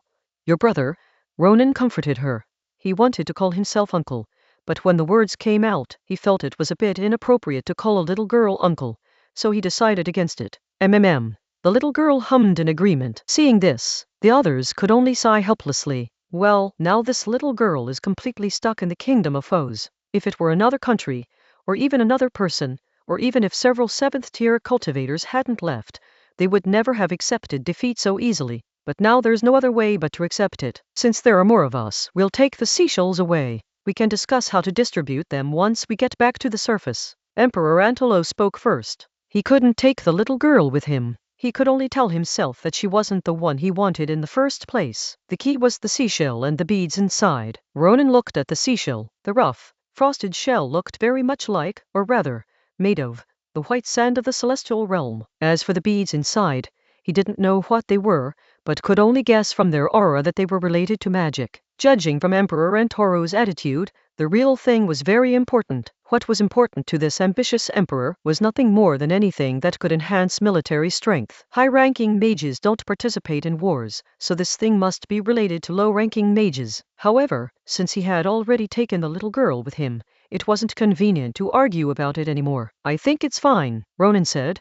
Ronan has said there are no problems, so there's nothing anyone else can say about the issues. Afterwards, Faith and the hunchbacked old man Hyman led the way, and the group left the underground ruins. In fact, Ronan knew that this water world was not a real relic left by otherworldly beings. The reason was simple. How could a real relic not have any advanced technology? Real relic would either be on the water or underground. Definitely not here. However, with so many people around, time is tight, and we have a child with us. It's really not the right time to go on an exploration. Before long, the group returned to the pyramid and soon walked out. The thousands of kneeling undead outside have turned into sand and stone statues. Many of the outermost ones have been completely blown away by the wind, turning into bluish-gray sand grains floating on the surface of the surrounding sand. Only the innermost layer, where the pyramids block the wind, still retains its incomplete form. It has not been completely weathered, but it is a fragile existence that will be blown away by the wind. These living dead are completely dead. Without a doubt, this was done by that Ronan, but we don't know what his purpose was in doing such a thing. The group did not intend to leave immediately, but instead planned to go to Cairo first. Soon they arrived in Cairo, where order had been initially restored. But outside the city, the atmosphere was even more tense than when the undead were wandering around. The armies of Beria and Suleiman were facing off not far away. The papacy's Knights of the Apostolic had also arrived, as had Suleiman's own elite forces, and the people of Wayland who had carried out the arrangements were also there. Further north, at the port, there were fleets from various countries. It is foreseeable that a negotiation involving multiple countries, 2 religions, and impacting the entire Mediterranean situation will inevitably take place. "Everyone, you must be tired. How about we go into the city and rest?" The Egyptian governor came over and said, "With such a big incident, if Pasha doesn't handle the aftermath properly, It won't be as simple as just losing his position. Yes, Emperor Antoro was the first to respond. Since he had already expressed his opinion, the others naturally agreed. The leading group temporarily moved into Cairo, while their respective factions temporarily stationed themselves outside the city. Everything depended on the outcome of negotiations before a decision could be made on the next steps. Chapter 507. The Green Party still scolds people. Diplomatic strategies, and the little girl's background. The Suleiman Empire, putting aside everything else, was absolutely the leader among the Western continent countries in the field of slave training, exterminating these scoundrels until not a trace remained. On Ronan's side, there were 2 women, an old man, a man, and a child, a total of 5 people, who were given a very large and luxurious villa. They even arranged for 8 male servants and 12 female servants to come. 3 of the male servants and 2 of the female servants could speak fluent French. Their quality alone is off the charts. As for their skills in serving others, let's not even talk about it. Just their eyesight alone is far superior to that of the court servants in the kingdom of foes. Ronan couldn't help but sigh that the people in the capital were all unruly and had such poor service awareness. Have you ever seen a maid who sleeps in late in the morning and sneaks out to play in the garden during work hours?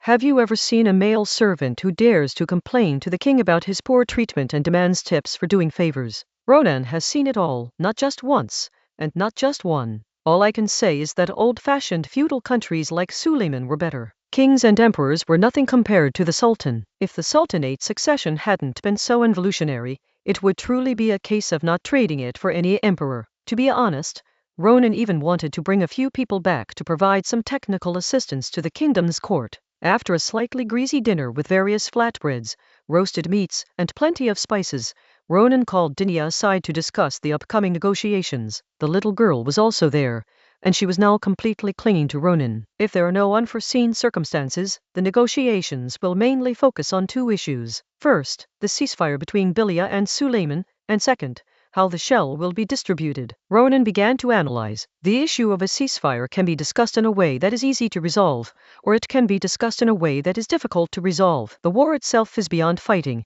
and both sides can simply withdraw their troops and that would be the end of it. But the fear is that both sides will use this as a bargaining chip and insist on getting involved in the distribution of the shells. The city of victory is Cairo, which is, after all, Suleiman's territory. If the things dug up from his territory were just ordinary things, he wouldn't care. After all, Suleiman's current focus is on the struggle with the empire in the Balkans. Stirring things up here is just to make things difficult for Villa, and he doesn't want a full-scale conflict with these filial sons of God the Father. But those beads inside the shell are connected to the magician, and Suleiman can possibly do without them. If we can unite the filial sons, that would be fine. The problem is we're not united, heh. As Ronan was talking, he started laughing at himself. There's no way around it. Heretics are more hateful than pagans. The conflict between Catholic and Protestant countries is irreconcilable. Ronan continued, unsurprisingly, based on my analysis. Before he could finish, Dinia kicked him, interrupting him. Are you crazy? Speak like a human being, Dinia said. All right, to put it simply, this time we have to stand with the Waylanders, and to some extent, we also have to take care of the Suleimans, and stand on the opposite side of that emperor and Villa. Ronan said it directly. The reason it is said to be on the opposite side of the emperor is because the emperor cannot represent the empire, just as the Holy Roman Emperor of the Harburg family in another timeline cannot represent the Holy Roman Empire. This round of negotiations has a hint of a 30 years war in it. Dinia did not give a direct answer. This was within Ronan's expectations. Dinia didn't take the church seriously and didn't act like a believer at all. All of Ronan's women were like that, but apart from Elena, who was a heretic, everyone else was actually religious, and Dinia was no exception. Moreover, he is more faithful than most people, unlike those in the church who are all hypocrites. The Seven Saints' teaching is just like Christianity. Christianity is the way of Europe, while other philosophies and sciences are just techniques. It's the same as Confucianism being the way of seers, something that many intellectuals superficially disregard, but which is actually ingrained in their very being. If Ceres were released, Dinia would be considered a true Confucian. Could a true Confucian allow a barbarian to have their own way? Impossible. Therefore, in Dinia's mind, Suleiman, a barbarian who claimed to have his own way, was unforgivable and had to be destroyed. Didi, the empire is our enemy, and an irreconcilable one at that. Ronan said. He wasn't just making things up. There was evidence to support his claims. This is another historical issue. Simply put, the founder of the dynasty more than 300 years ago, Holland, was a German, but he not only did not completely de-Germanize, he also did not truly Frenchize himself, because he changed the French code, which is the sacred code of this world. One very important clause in the code was that women had no right to inherit land. Uranus changed this clause, but did not delete it. He simply made it ambiguous. It was precisely because he changed this rule that Ambrina was able to become queen.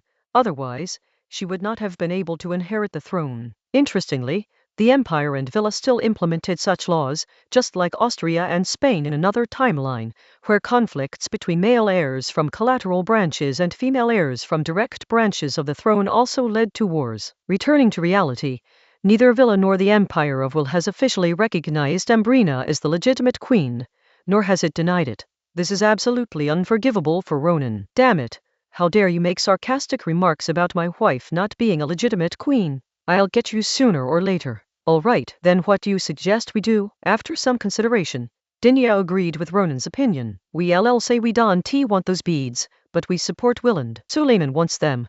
It is that simple, Ronan replied. Only by becoming someone unrelated to interests can one be qualified to be a rational and objective person, and only a rational and objective person can easily take sides.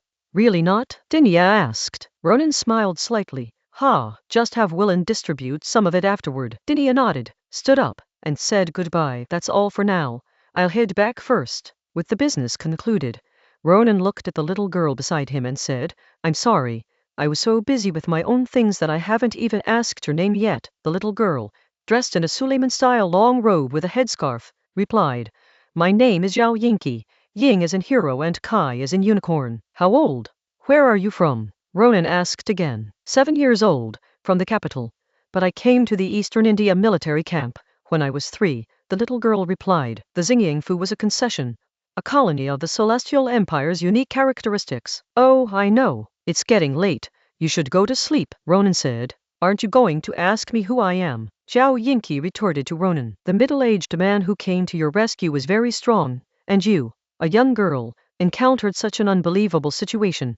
Yet you didn't scream or shout at all. You calmed down in just half a day and were even able to speak clearly with me, a Western barbarian. It is obvious that your background is quite extraordinary. To be honest, this young lady Zhao is much better than Ronan's 2 unruly kids. I don't know how panicked those 2 would be in this situation. Chapter 508. Some people made a fortune while others lost money. Returning home and making arrangements, the negotiations did not drag on for long. They ended in a day. The final result was that both Villa and Suleiman agreed to an unconditional ceasefire and withdrawal of their troops. The beads inside the shell were divided among Willand, the Empire, and Suleiman, each owning 1/3. The Empire took the shell, arguing that Willand was the guide. The Empire contributed the most, and the beads were dug out on Suleiman's territory. Of course, all these reasons are nonsense. It's the result of a power struggle and an exchange of interests. None of the 3 parties actually made a profit. In fact, they could even be said to have lost money. The Willand people themselves have invested a tremendous amount of effort in this place. If they hadn't poured more than a decade of hard work into it, would the Willand people have been able to act as guides? Moreover, they secretly promised to give the kingdom of foes a share of the beads, but in reality, they didn't even receive 1/3 of them. We lost a lot of money. The Empire didn't make any money. He had to give some to the papacy, some to Villa, and some to Venea. It was a small loss, but the Emperor felt he had lost a lot. He, the Emperor himself, came here, and this is the result. Antoros resolved to unify the Empire, achieve great things, and then ruthlessly punish the French traitors, and the Wayland pirates only grew stronger. One day, he would stain the Seine with blood, bombard London, and send Ronan and Jean, the 2 worst of the worst, to the guillotine and the gallows, respectively. Suleiman didn't make any money either. It's simple.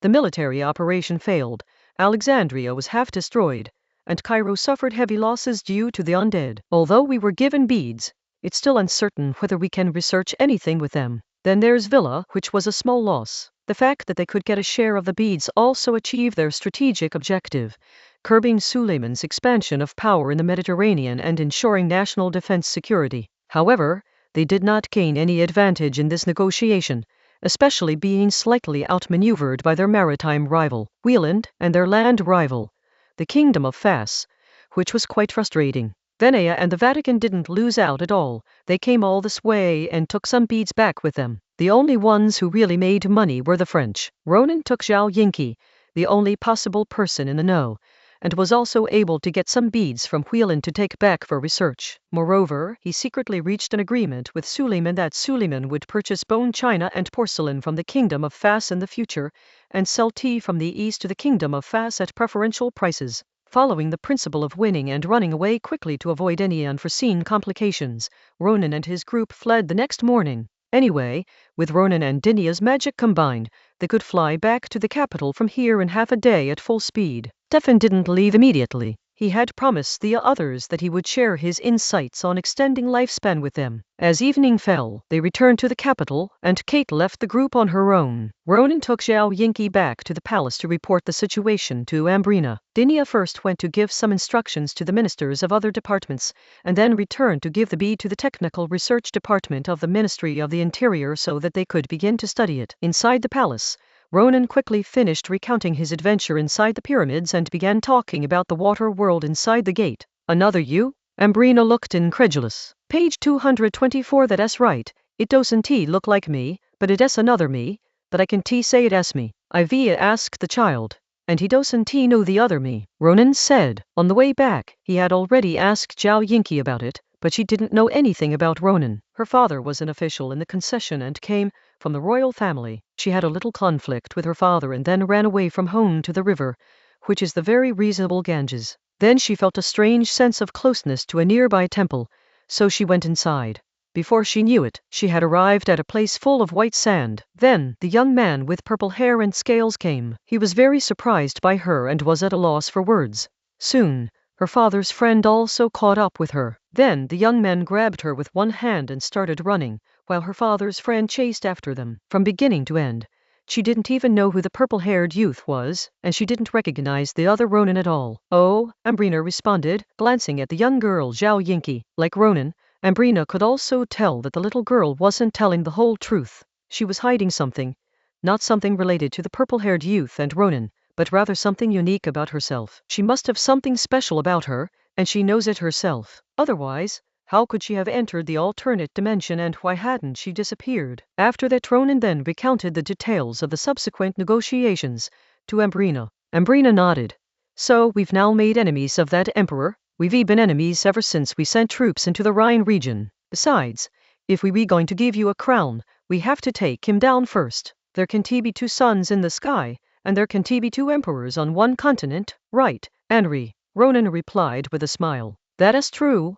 Ambrina agreed, then asked, so, what are her plans? Ronan didn't make any decisions on his own, but simply said she only speaks Seers and is a little shy, but she's all right. I see. Then let us stay at the palace. There are plenty of rooms, Ambrina decided. Ronan, you can teach her French slowly. I'll also learn some Seers language while I am at it.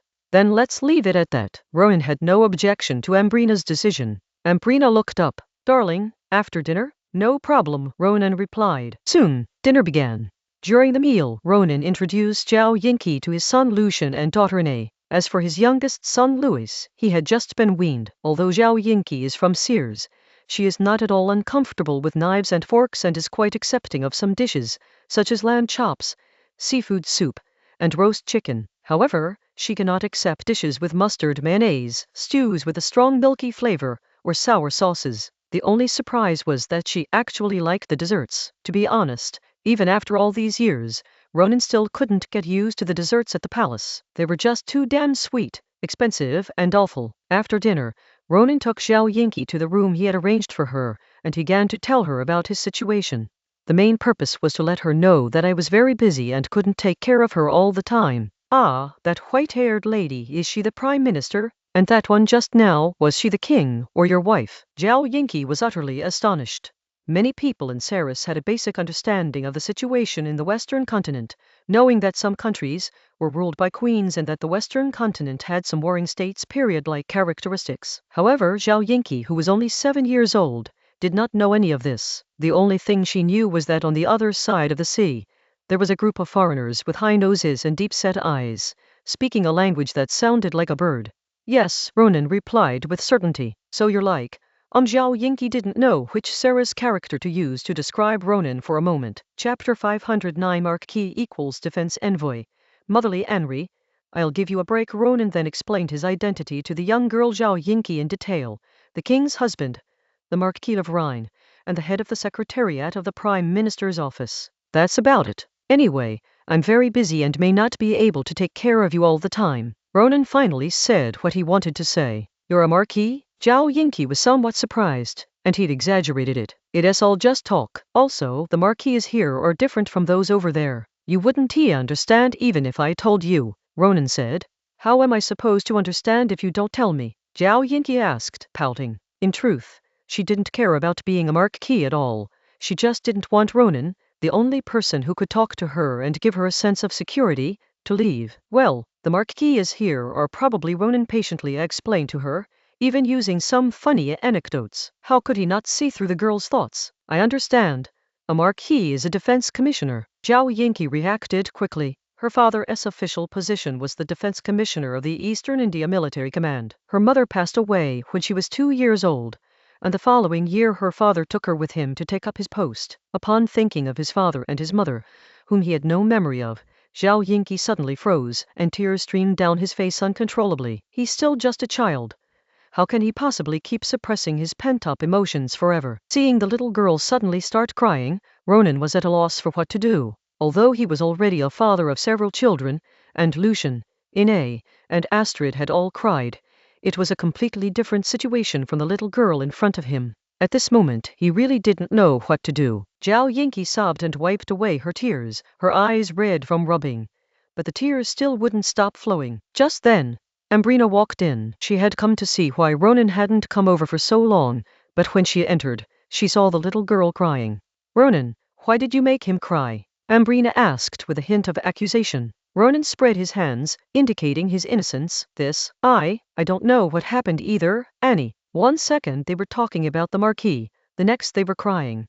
How was he supposed to know what was going on? Ambrina walked over, took out her favorite large fried chicken leg from her restaurant, and said to Zhao Yingqi, want some? If you're unhappy about something, just eat it and you'll be happy. The chicken legs taken out of the special space were still in the state of freshly cooked, steaming hot and exuding the aroma of oil. Ronan couldn't help but smile. Ambrina, like him, was someone who knew absolutely nothing about taking care of children, except that Henry herself thought she was quite good at it. What are you standing there for? Translate. Ambrina urged Ronan to hurry up and translate. What am I supposed to translate? Ronan laughed awkwardly. Ambrina slapped Ronan on the back. I'll make you translate. Yes, translator.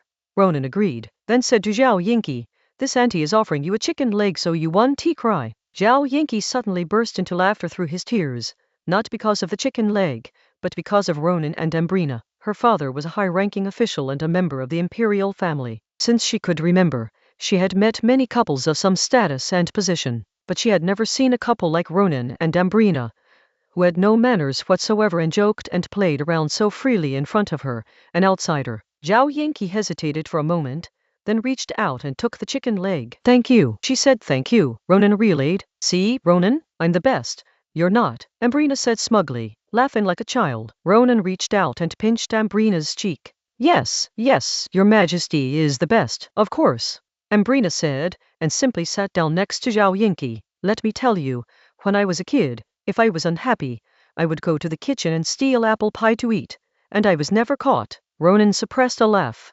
You didn't get arrested? Who the hell would dare arrest you at a church school? Translate, hurry up, Ambrina urged Ronan again. Ronan translated it for Zhao Yingqi. Zhao Yingqi was stunned. Was the queen's childhood really that miserable? Seeing Zhao Yingqi's expression, Ronan smiled and explained to her, haha, this is quite complicated. Annalie's father is the third prince. He was a playboy when he was young. Her father was not around when her mother gave birth to her. She was sent to a relatively ordinary church school when she was very young, where she studied and lived with some common children. She only came home on weekends. Her father was often not at home, and her mother didn't like her very much either. For a moment, Zhao Yingqi felt a sense of resonance. It turned out that this queen was just like her. What did you say to her? Ambrina asked. I told you about your childhood, Ronan replied. Oh, Ambrina responded. Then why does she have that expression? I was fine when I was little, perhaps in the eyes of others, especially some nobles.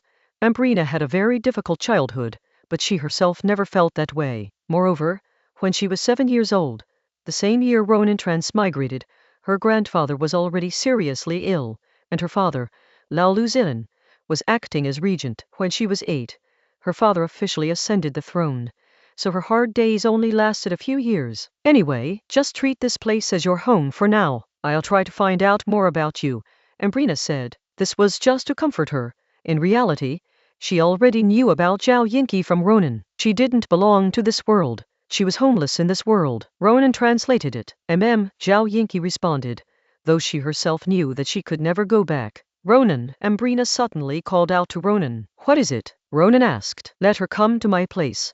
We'll spend some time with the child today, Ambrina said. That works too. Ronan agreed, and then told Zhao Yinqi what Ambrina meant. Zhao Yinqi shook her head. She was really embarrassed. Unexpectedly, Ambrina pulled her away, saying, Don't worry, my bed is very big. My daughter is about your age. Just think of me as your mother. Ronan chuckled for a moment. Who knows why Ambrina suddenly had her maternal instincts triggered. To be honest, even Ine didn't receive this treatment. Of course, it's also possible that Ine is just too mischievous and not very close to Ambrina, but instead clings to Isabel all the time. Dragging Zhao Yinqi all the way to the palace, Ambrina took out her guitar, strung it, and sat cross-legged on the bed, playing and singing a very cheerful song for him. For some reason, Zhao Yinqi cried again. Zhao Yinqi himself didn't understand why he was so moved, even though he couldn't understand a single word. Ronan, Ambrina called out to Ronan again. What's wrong? Ronan asked. Ambrina looked at Ronan and said,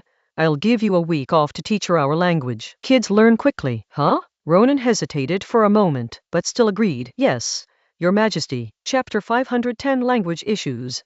New Approaches. Farmers' Loan issues a week later, in August, in the height of summer, at night, in the royal palace's sleeping quarters. Inside the room, mosquito-repellent incense imported from the Suleymanians was burning. Ambrina lay on a raised cushion, enjoying fresh white strawberries, while Ronan massaged her back and applied rose essential oil, revealing her fair and smooth back, as white as cream. Ambrina lay naked, wearing only a pair of white lace-trimmed stockings that gave her a princess-like air. Ronan's skills were certainly not comparable to those of the professional female masseuses in the palace, but Ambrina just liked Ronan massaging her. As she continued pressing, Ambrina used a small fork to pick up a small strawberry and fed it to Ronan. Ronan, Sears is so difficult, Ambrina complained, then asked, How did you learn it? I learned it from a missionary. I was young then, so I learned quickly, Ronan said casually, making it up. I think it will take me at least several years to learn it, but Zhao learns French very quickly, Ambrina said while eating strawberries. Within a week,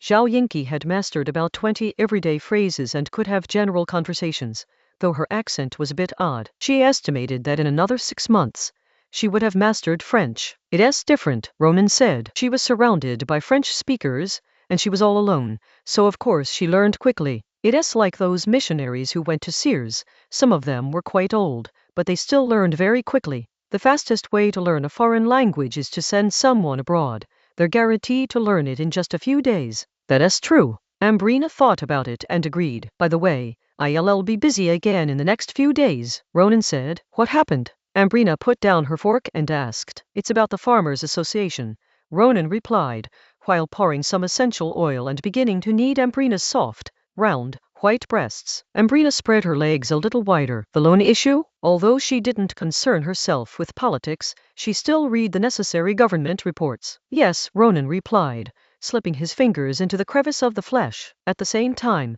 Ambrina bent her legs back. Her 2 small feet, clad in white stockings, clapped Ronan's semi-erect penis between them. Slowly, Ronan's penis became fully erect, turning into a thick, long, and ferocious monster, and Ambrina began to let out long, drawn-out moans. As an old married couple, no words were needed. Ronan leaned forward and poured himself inside. Ambrina let out a soft moan of pleasure, and Ronan, holding her waist, began to thrust rhythmically, neither too fast nor too slow. Ambrina's waist wasn't particularly thin, but it was also completely free of excess fat. It felt incredibly fleshy and soft to the touch, and every time you bumped into her buttocks, it felt the same way, like a soft cushion, but not as light and airy as a cushion. Over the years, apart from her breasts getting bigger, Ambrina is still that slightly chubby little princess.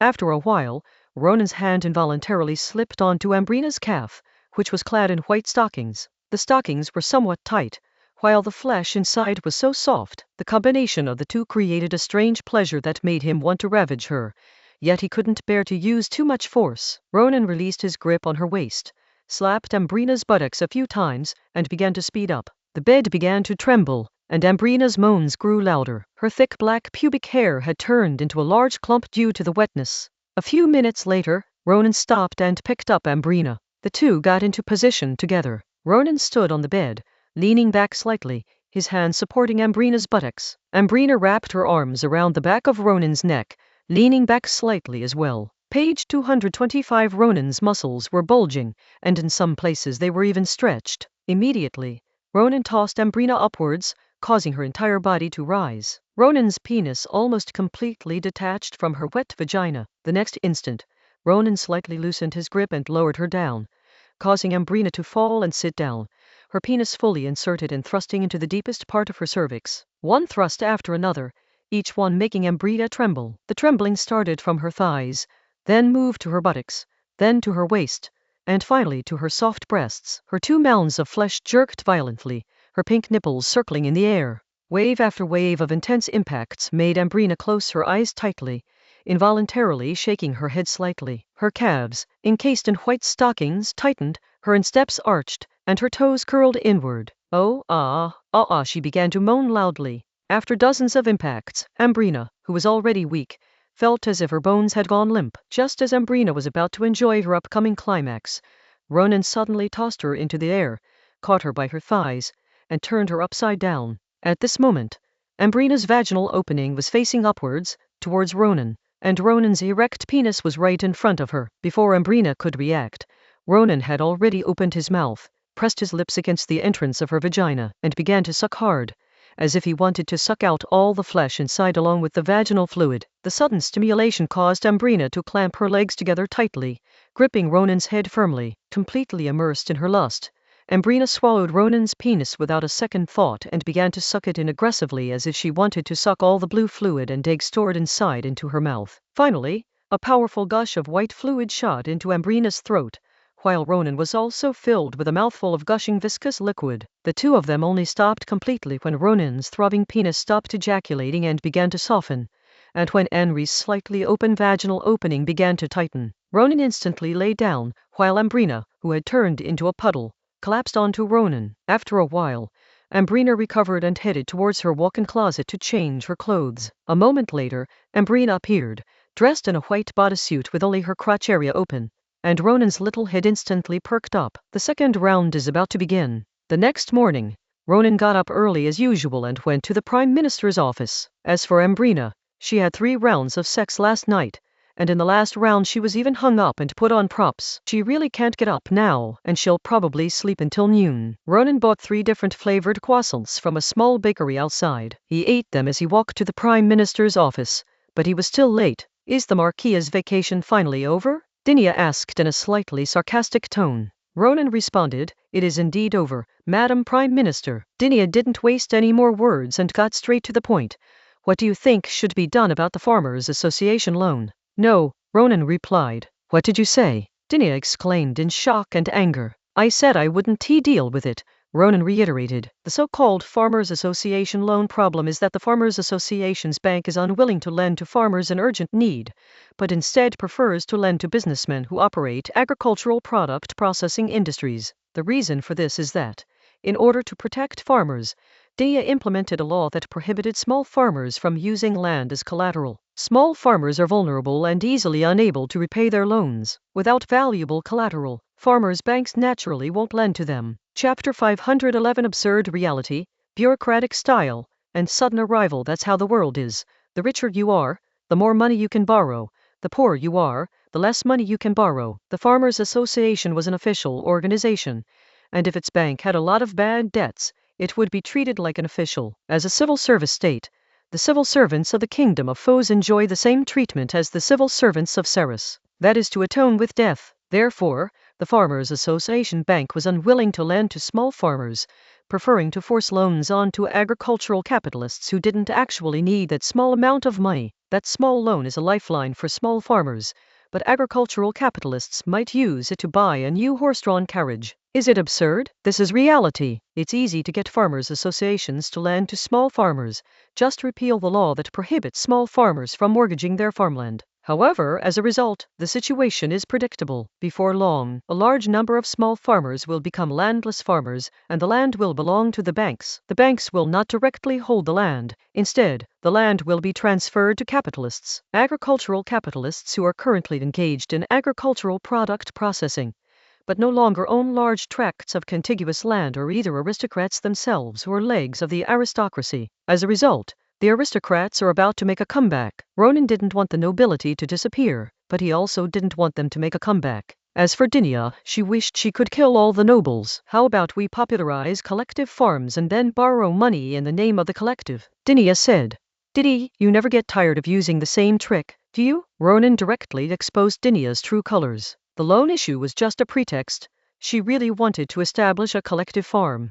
Dinia slammed her hand on the table. Can't you speak properly? This is an office setting. Call me Madam Prime Minister. Yes, Madam Prime Minister, Ronan replied. If we don't establish collective farms, then we can only order the farmers' bank to lend money to small farmers, Dinia said. You know perfectly well that this is impossible, Ronan said. If loans are forced, those below will inevitably see it as a political achievement, leading to further increases in the burden at each level, forced allocations, and a show of it all. Even small farmers will have to borrow, whether they want to or not. If it were Dinia 20 years ago, she might have done something so stupid, but the current Dinia would never be unaware of the official's true nature. Then come up with a solution, Dinia said, repeating her previous statement. The difficulties are temporary, and a moderate amount of bankruptcy and land loss for small farmers is in line with the needs of industrial development. In this process, it is enough to curb the nobility and the church and control the proliferation of capital. Collective farms are really unnecessary, Ronan said.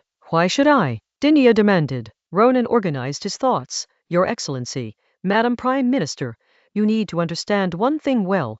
It's hard to put into words, but if I had to, it's that workers perceive themselves as being above farmers. Improved farmer compensation will inevitably lead to demands from workers for better treatment. Currently, we need to maintain relatively low-cost industrial products, and increased costs will affect national stability. As the leaders of this country, there are certain things we cannot do that are detrimental to national stability. Dinia glared at Ronan. Speak like a human being. In layman's terms, it means that workers exploit farmers, and we exploit workers. God allows it. There's no room for discussion. Ronan was blunt. The workers were able to eat and drink their fill and have basic consumption thanks to the dual support of local farmers and colonial serfs. Can workers and peasants unite? Yes, but this is not what rulers want to see, including many socialist rulers, not to mention feudal, capitalist, and reactionary bureaucrats like Ronan. I am tired of hearing these words.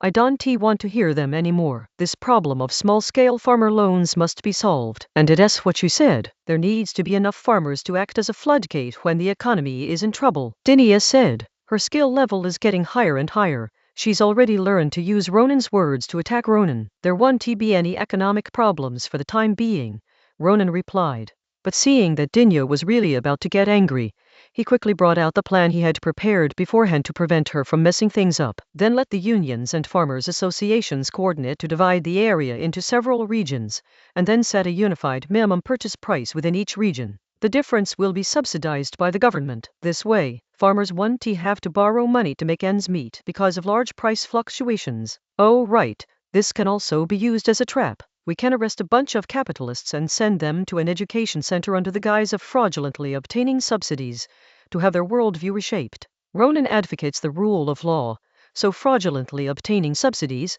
is just a matter of people being highly skilled and understanding the law and policies. How can that be considered a crime? It can only be education. Of course, this means the colonies will have to step up their efforts. This was Ronan's original plan. If Dinia had compromised from the start, then of course he wouldn't have needed to bring it up. He is, after all, an official, and officials believe in the principle of it's better to do less than more. But if the leader insists on causing trouble, then of course we have to cooperate. Let the natives of the colony suffer. What else can they do? Incidentally, let some people in the country see that they can be superior people in the colonies, and then send some more people there. There are still too few colonists. If there were more, we could start killing the natives. After all, These humanoid tools have been doing well these past few years and should have had quite a few offspring. Although Ronan spearheaded the establishment of a caste-based state in the New World with the indigenous people at its core, and hoped that such a state would continue to exist for a long time, sustainable development was necessary, and he did not allow the indigenous state to truly develop. That's the only way. Dinia reluctantly agreed, then suddenly had a flash of inspiration. I have to write to Evie and tell her to find a few typical cases, confiscate their property and exterminate their families, return some of their property to the natives, and send the rest back to their country. It has to be said that Dinia is becoming more and more Roman-like, loosening the reins on the colonies, and increasing the exploitation of the natives would absolutely delight the colonial capitalists, causing their power to expand again. At this point, she would slaughter a few fat sheep to replenish the blood of the homeland, while also showing goodwill to the natives of the colonies, telling them, I have killed those who bullied you, but some things are already irreversible. The executor was Yvette. Yvette is now the governor's first administrative assistant. This position seems to allow her to manage everything, but it also seems to allow her to manage nothing. However, sometimes the extent of an official's power cannot be judged by his rank, but by his backing. Yvette's backing is very high and very strong. Just as he finished speaking, a series of hurried footsteps approached. Bang! The door was pushed open, and there came Agustina. Who let you in? Dinia snapped. Agustina wasn't a civil servant. She was merely a director of the General Labor Union, in charge of personnel matters. To the Prime Minister's office, she was considered an outsider, and outsiders weren't allowed to enter freely. Dinia, a person who valued rules highly, was naturally very angry. Get out and report back, Dinia said again. However, Agustina was, after all, her best friend, so pursuing the matter was out of the question. Chapter 512 Miners' Uprising. Under the banner of justice, will cut off their supply line. After a while, Agustina finished the procedures and came to the office again. She came on business. A miners' riot broke out at an iron mine in the Lorraine region. At first glance, Dinia's expression remained unchanged. Camille was also calm, and Ronan even smiled. Because riots are commonplace in this era, there are always about 10 or more major and minor riots every year. As for mining areas, which month doesn't see riots in mining areas? Following that, Agustina said that she had received the news long ago and arranged for the relevant unions to communicate with the local authorities, taking a four-step approach. First, suppress, then, appease, then, eliminate the ringleaders, and finally, incite the masses. It must be said that Agustina is extremely professional, skilled in her work, and has almost reached a moral vacuum. Her execution ability is outstanding. But here's the problem. She's already dealt with it. So why does she still need to report? And why is she in such a hurry to report? Agustina then explained the reason. Local councillors were preventing them from doing this and were protecting the ringleaders, wanting to uphold justice for them. Not only that, they also wanted to organize the workers to establish another mutual aid commune. Upon hearing the word commune, Ronan's reactionary radar went off. This was outrageous. It was a rebellion. Who did it? Ronan asked menacingly. Your friend, Karl Karsenberg Lorraine, Agustina replied. Ronan's eyes widened, and after a moment of stunned silence, his fists clenched so tightly they cracked. That damn Marcus, that old fox. Ronan cursed Karl's father, Marcus, for what Karl had done, which made Dinia look puzzled. What happened? Dinia asked. He's just a city councillor, a second son. Although he's favored, he's not the heir to the earldom. What weight does his word carry? It can only be that his father used his connections to get the other councillors and officials on his side. Karl himself probably knows that his father is using him, but he can't care about that now. He just wants to carry out his ideals, Ronan said. Having known Karl for almost 20 years, Ronan has always known what Karl was thinking. Much like Dinia back then, he wished for collective farms and state-owned factories everywhere. The Earl of Lorraine has shares in the steel mill. If this happens, the price of iron ore will rise, the steel mill's production costs will increase, and its profits will decrease. What benefit will that bring him? Dinia asked. Camille, you speak, Ronan said, prompting Camille to answer the question. Camille analyzed and explained based on what he knew. Madam Prime Minister, the Earl of Lorraine does indeed hold shares in the steel mill, but only 3%. His most profitable business related to coal and iron is the transportation company that brings coal from the Rhine region. If the workers in the iron ore mines want better pay, then the transportation workers naturally have a reason to get better pay as well. He can then reasonably raise the price of coal supply. Dinia frowned upon hearing this. She is unwilling to improve the treatment of minors in the mining area, at least not now. Should we send people over to suppress this forcefully? Agustina asked, sounding somewhat eager to try. Even a powerful dragon can suppress a local snake. Sending people over there is useless. Public opinion and morality are on their side. The local government should work for the benefit of the people. If we send people over to suppress them, wouldn't that damage the image of the central government? Ronan said. They're waving the banner of justice. If you oppose them, you're being unjust. Forceful suppression is not impossible, but it would be too costly. It is foreseeable that a group of nobles who usually oppress the people would jump out and pretend to be good people. Moreover, even if the suppression is carried out by force, the Earl of Lorraine can still reap a lot of popularity. So, Ronan said, Marcus is a cunning old fox, and he's not at a disadvantage either way. While most nobles are utterly useless, those who aren't are incredibly difficult to deal with. Should we just go along with their wishes? If we compromise this time, people in other places will probably follow suit. Agustina said. Of course we can go along with his wishes. We will never agree to improve the miners' treatment, Ronan replied fiercely. Come up with a solution, Dinia said. Of course there is a way. Ronan smiled. We can build steel mills on the western coast and import coal and iron directly from the colonies. Dealing with the problems in the iron ore mining area is wrong no matter how you handle it. The only way to make Marcus back down is to not deal with the problem at all and instead take drastic measures. Page 226. With Marcus, that old fox, gone, Carl lost his support, and his system naturally couldn't continue. Is it for real or just a joke? Dinia asked again. Dinia asked whether they were really planning something big, or just trying to put out a rumor to discourage Marcus. Of course it is true, Ronan said. Setting up a steel plant on the western coast is beneficial for exports. The natural conditions in Wheeland are too good. It is an island nation with both coal and iron. We must compete with them, even if it means incurring losses in the early stages. Ronan had this plan in mind for a while, but he wasn't in a rush. This time he used it to strike at that old fox, Marcus. As long as there is another channel for coal imports, coal prices will no longer be able to be raised at will. All right, that is settled then, Dinia decided. This morning, there were both Farmers Association and Labor Union representatives, but it's finally resolved. In the afternoon, Ronan and Dinia went to the Technical Research Department to check on the progress of the research on the red bead. The special advisor, Caterpillar, Kanan, the child Dinia picked up, Carl's wife, Lena, and Noah, the human biology expert suturing master, are all present. To Ronan and Dinia's surprise, the results were in a week. According to Noah, the red bead has a very simple and crude method of use. Eat it. Eating it will enable children who originally had no magical talent to develop magical talent. It's a pity there are only a little over 200 in total, and we even broke more than 20 of them during our research, Kanan said. Otherwise we could have just used them. The Kingdom of Fas received all of Wayland's share, while Wayland, the Empire, and Suleiman each received 1/3, which is estimated to be 700 or 800. This is enough to form a small, elite force that can ensure loyalty, and it would serve a good tactical purpose for the small island nation of Wheeland, and for the Emperor, who actually only controlled Austria. The number 700 or 800 was quite a lot. For the Kingdom of Foes, using it directly is not cost-effective. 200 is far too few. With such a large population, investing more resources to build schools and cultivate talented individuals who lack the opportunity to attend school would yield far more than 200. We can take 80 of them and put them into the orphanage, and use the rest for further research, Ronan said. Dinia nodded slightly. That's enough for now, we're leaving.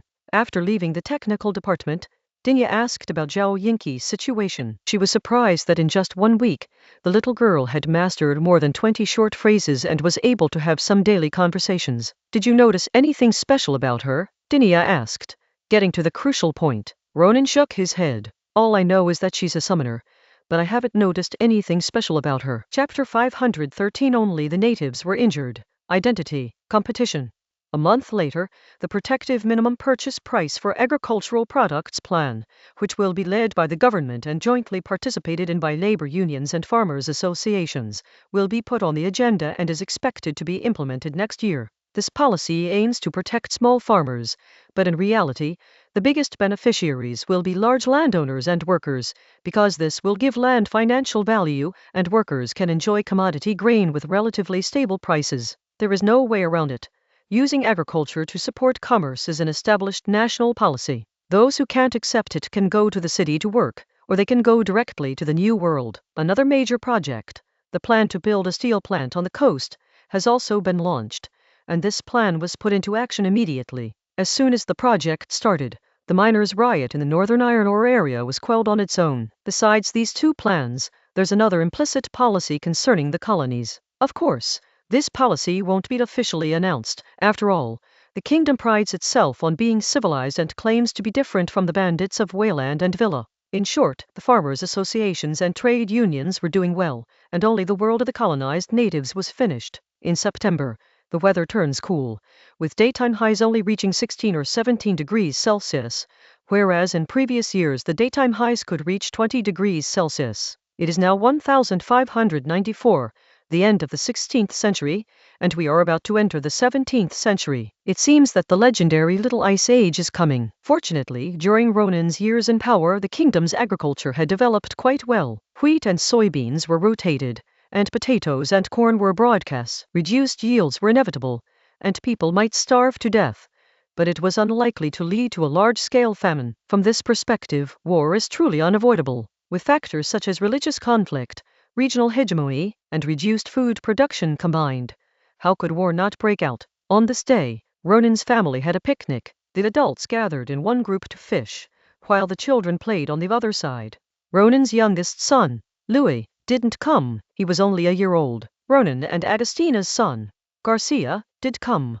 The boy seemed a bit dull, but he was actually quite precocious. He was a good student and had magical talent. He had already vaguely sensed something. Agostina, having discovered this, simply confessed the truth to Garcia, who was called her nephew but was actually her son, and then brought him over. Garcia wasn't very sociable, but he got along well with Lucian, who was also quite sociable. On the other side, Ina was instilling her bratty kid wisdom into Zhao Yinki. Although Zhao Yinki didn't understand most of it, Ina was still very enthusiastic. It's been over a month since Zhao Yinki arrived here, and he still doesn't know how to describe his feelings. Ambrina is indeed the queen, and she has a lot of power. She is definitely not just a tribal leader. The kingdom of Fas is not a backward little country, but a country with more than 20 million people, and it is very powerful in agriculture and military. In the east, apart from her homeland, no country can rival her. But Ambrina and Ronan's family had none of the airs of royalty.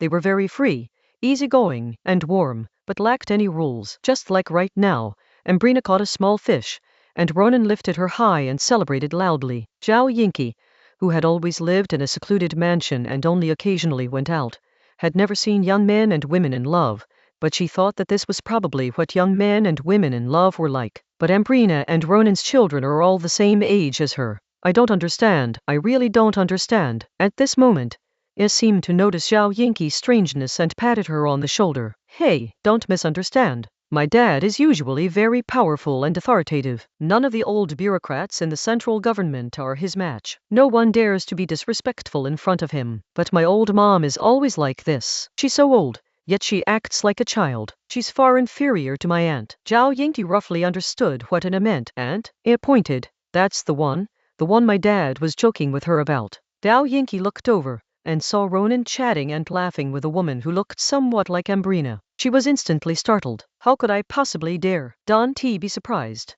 She asked also that old geezer's lover. Astrid suddenly interjected. Zhao Yinki turned around, looking puzzled. Lover? She had never learned this word. It's someone who has that kind of relationship with a man.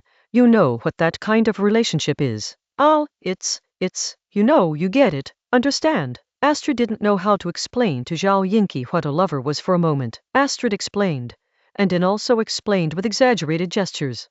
After a long while Zhao Yinki finally understood, and then he was completely stunned. In her understanding, Ronan was a queen, but how could this queen be what's the big deal? Those women over there are all that old geezer's mistresses, Astrid said. Zhao Yinki was completely terrified. It's not unusual for a man to have many women. Saris is an example of this kind of thing. Her father had quite a few, but Ronan is a queen. But thinking about it carefully, what kind of queen is Ronan? After more than a month, Zhao Yinki had a basic understanding of Ronan's identity. He was the queen, the chief of the prime minister's office, the chief eunuch, the head of the imperial guard, and the commissioner for the defense of the Rhine. It doesn't seem like it's impossible, but then Zhao Yinki suddenly realized another problem. Astrid said they were all lovers, so wouldn't that mean the white-haired female prime minister was one too? Oh no, strangely enough, these women actually got along quite well. Her father only had 3 official women, and they were all fighting each other at home. Even a child like her could see that. With so many women, how could Ronan not be in a mess? It can only be said that Zhao Yingqi is, after all, just a child, and she doesn't understand a certain principle. Ronan's women didn't live together, and each had their own careers, so what was there to fight about? Only women living in secluded mansions, where everything depends on men, would fight each other. Ina suddenly appeared in front of Zhao Yingqi. Never mind them. You can use magic too, right? Come on, let's have a contest. Well, I haven't started cultivating yet, Zhao Yingqi said, somewhat embarrassed. Huh? Aren't you a summoner? Summoners need to learn too? Ine exclaimed in surprise. Ine, however, was unaware that in Ceres, very few people used simple magic like those in the Western continent. Generally, scholars or warriors combine 3 elements, while monks combined 6. It was impossible for someone who had not studied magic to do so. Zhao Yingqi meant that she hadn't even entered the basics, hadn't practiced at all, and only possessed innate power. I'll be the referee. Don't worry, I'll absolutely ensure your safety, Astrid said. She was also eager to see what was so special about Zhao Yingqi, this special person. Let's forget about it. Zhao Yingqi shook his head. How could a girl just casually get into fights and competitions with others? She didn't want to compete, but Ina wouldn't accept it. She transformed her hands into long swords and slashed directly at Ine. The next instant, Ine's attack missed. So fast, it was almost like teleportation. Even Astrid was a little surprised, as she hadn't caught Zhao Yingqi's movements at all. Chapter 514 Rules, Speculation.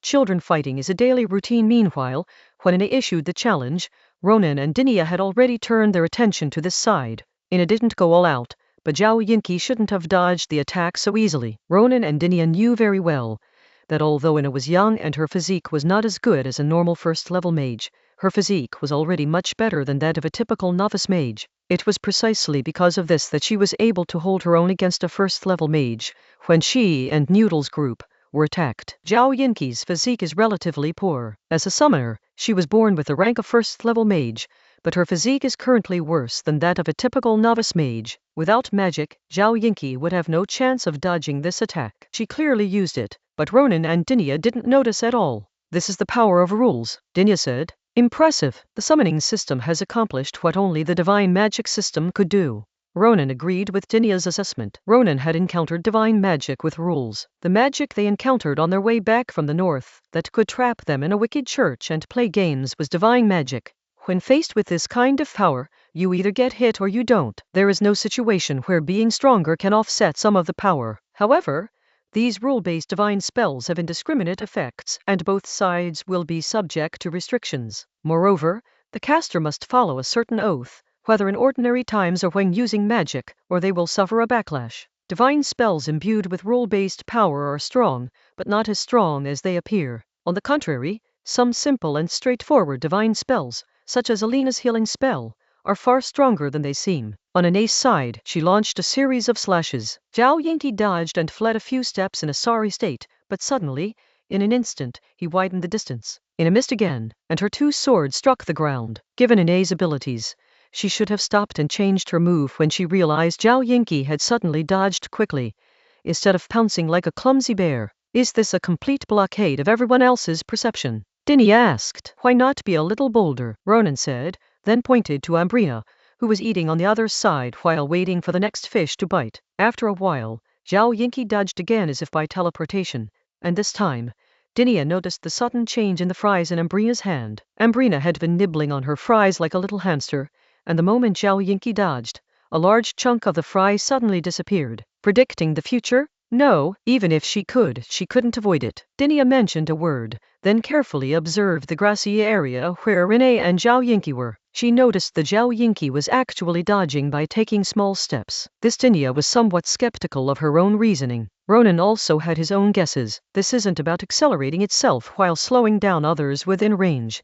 If that were the case, the footprints on the grass wouldn't look like that. It's not time stop either. If it were time stop, Ina would change her move instantly instead of knocking her to the ground. It's more like seeing the trajectory of the future. After casting the spell, the target still moves along its predetermined trajectory, while only she herself is unrestrained within the range, directly jumping to another point in time.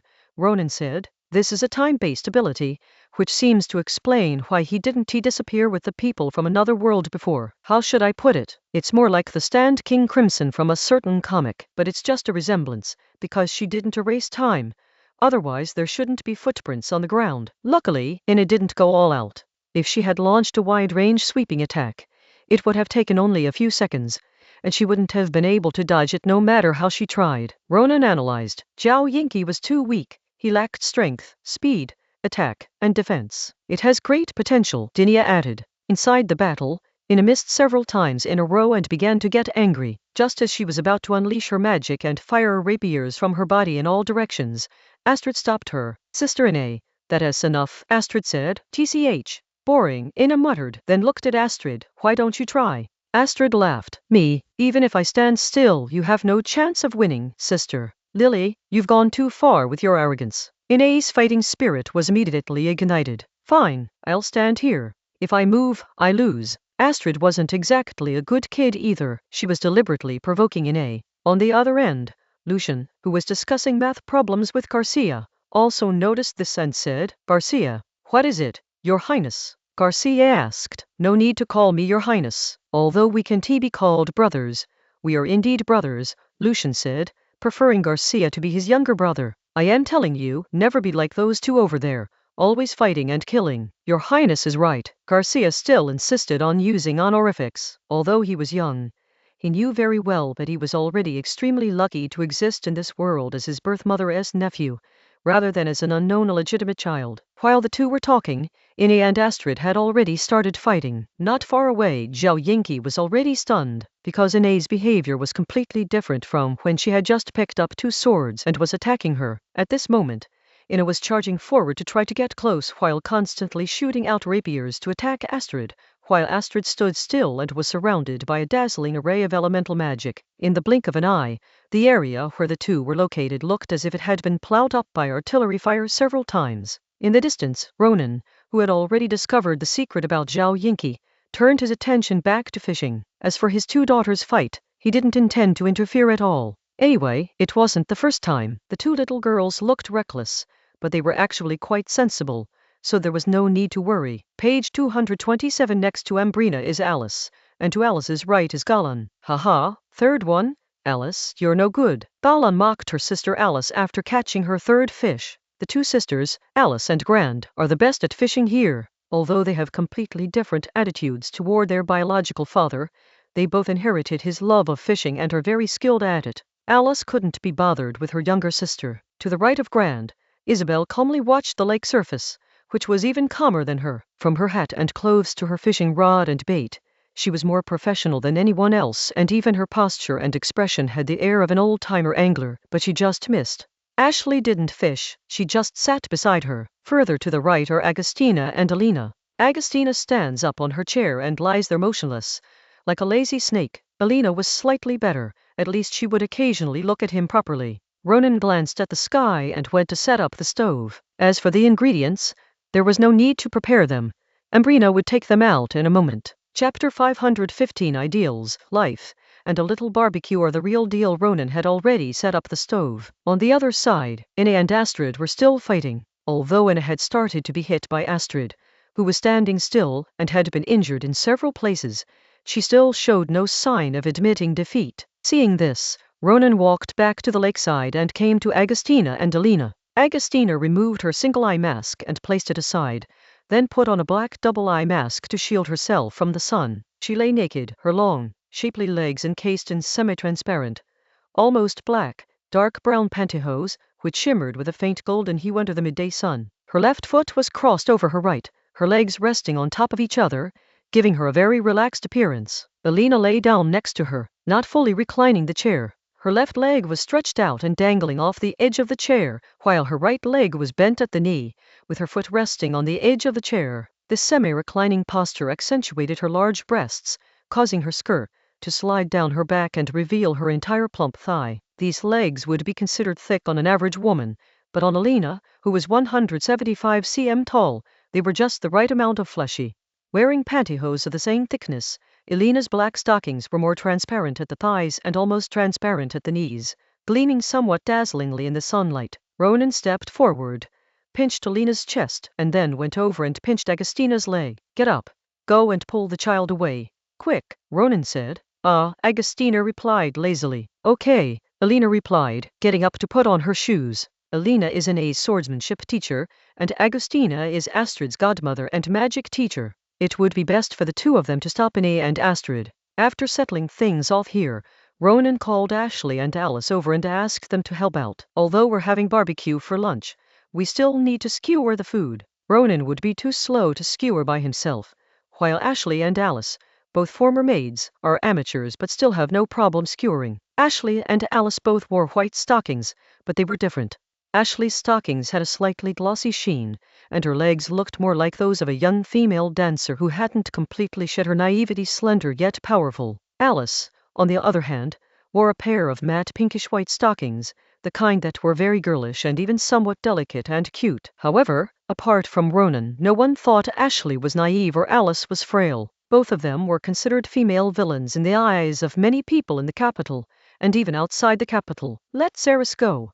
One is the chief commander, and the other is the commander-in-chief. While skewering the food, the two discussed how to launch a joint operation to rectify the prevailing social atmosphere. Those who know about this whole rectification thing understand. On the other side, Jillian was fiddling with the sauce. She seemed the most unreliable, but she was actually the best cook. When she was focused on making the sauce and didn't say anything, she really looked like a good daughter in some kind of script who took care of her irresponsible father and did all the housework by herself. But those cute children's tights with vertical black stripes, semi-transparent black fabric, and little bows tied at the calves were really a bit. Ambrina also came over to join in the fun. She was just a supervisor, watching and occasionally taking a bite. Henri looked especially adorable today, wearing a white dress with puff sleeves, white stockings with small red polka dots, and red round-toed strappy princess shoes. She looked even younger and cuter than when Ronan first met her. In comparison, Isabelle looked much more rustic.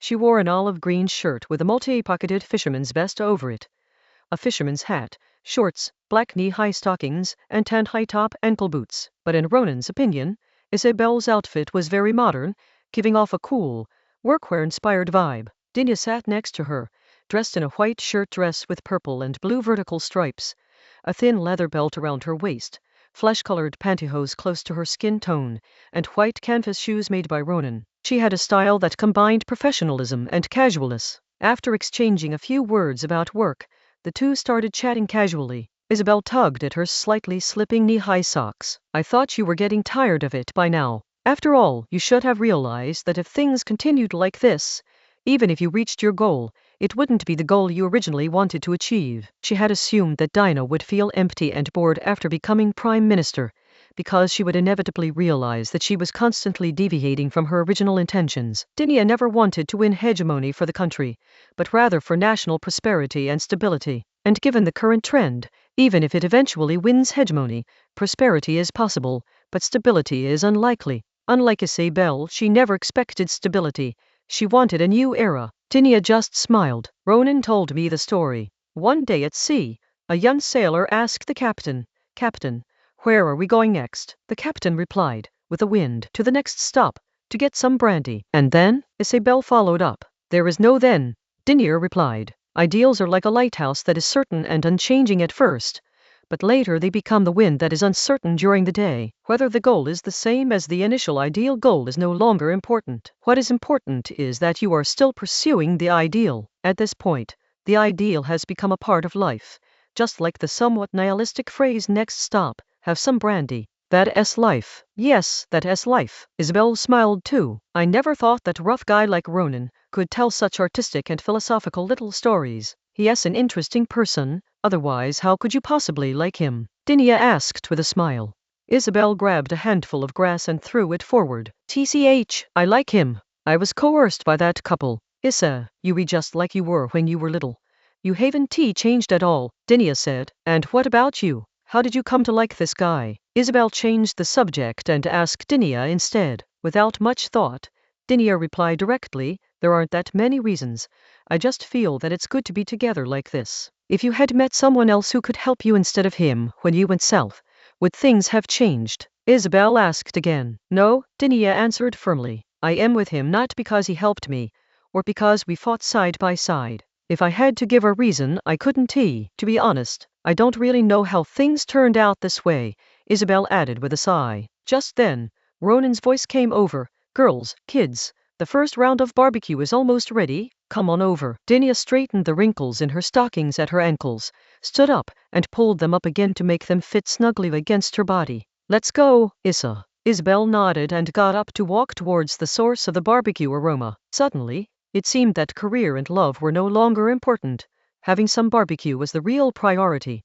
Chapter 516 The Mission, History and Distorted Time and Space Night. Near a campsite, Ronan lay on his back on the grass, looking at the starry sky that seemed within reach. Ambrina rested her head on Ronan, her eyes closed, humming some incomprehensible melodies. Ambrina stopped humming, opened her eyes, and asked somewhat abruptly, Ronan, do you think we should postpone sending the delegation to Ceres for now? No need, Ronan replied. Ambrina said this because something happened 3 months ago. 3 months ago, the navies of Villa, Wayland, and Annam joined forces to fight against the navy of Ceres. The three-nation alliance won, a pyrrhic victory, but it was worth it for Villa and Wayland because of trade. One can imagine what Ceres's attitude is towards foreigners now. There's more to this than meets the eye. First of all, Ceres is the common name used in the Western continent. They don't call themselves Ceres.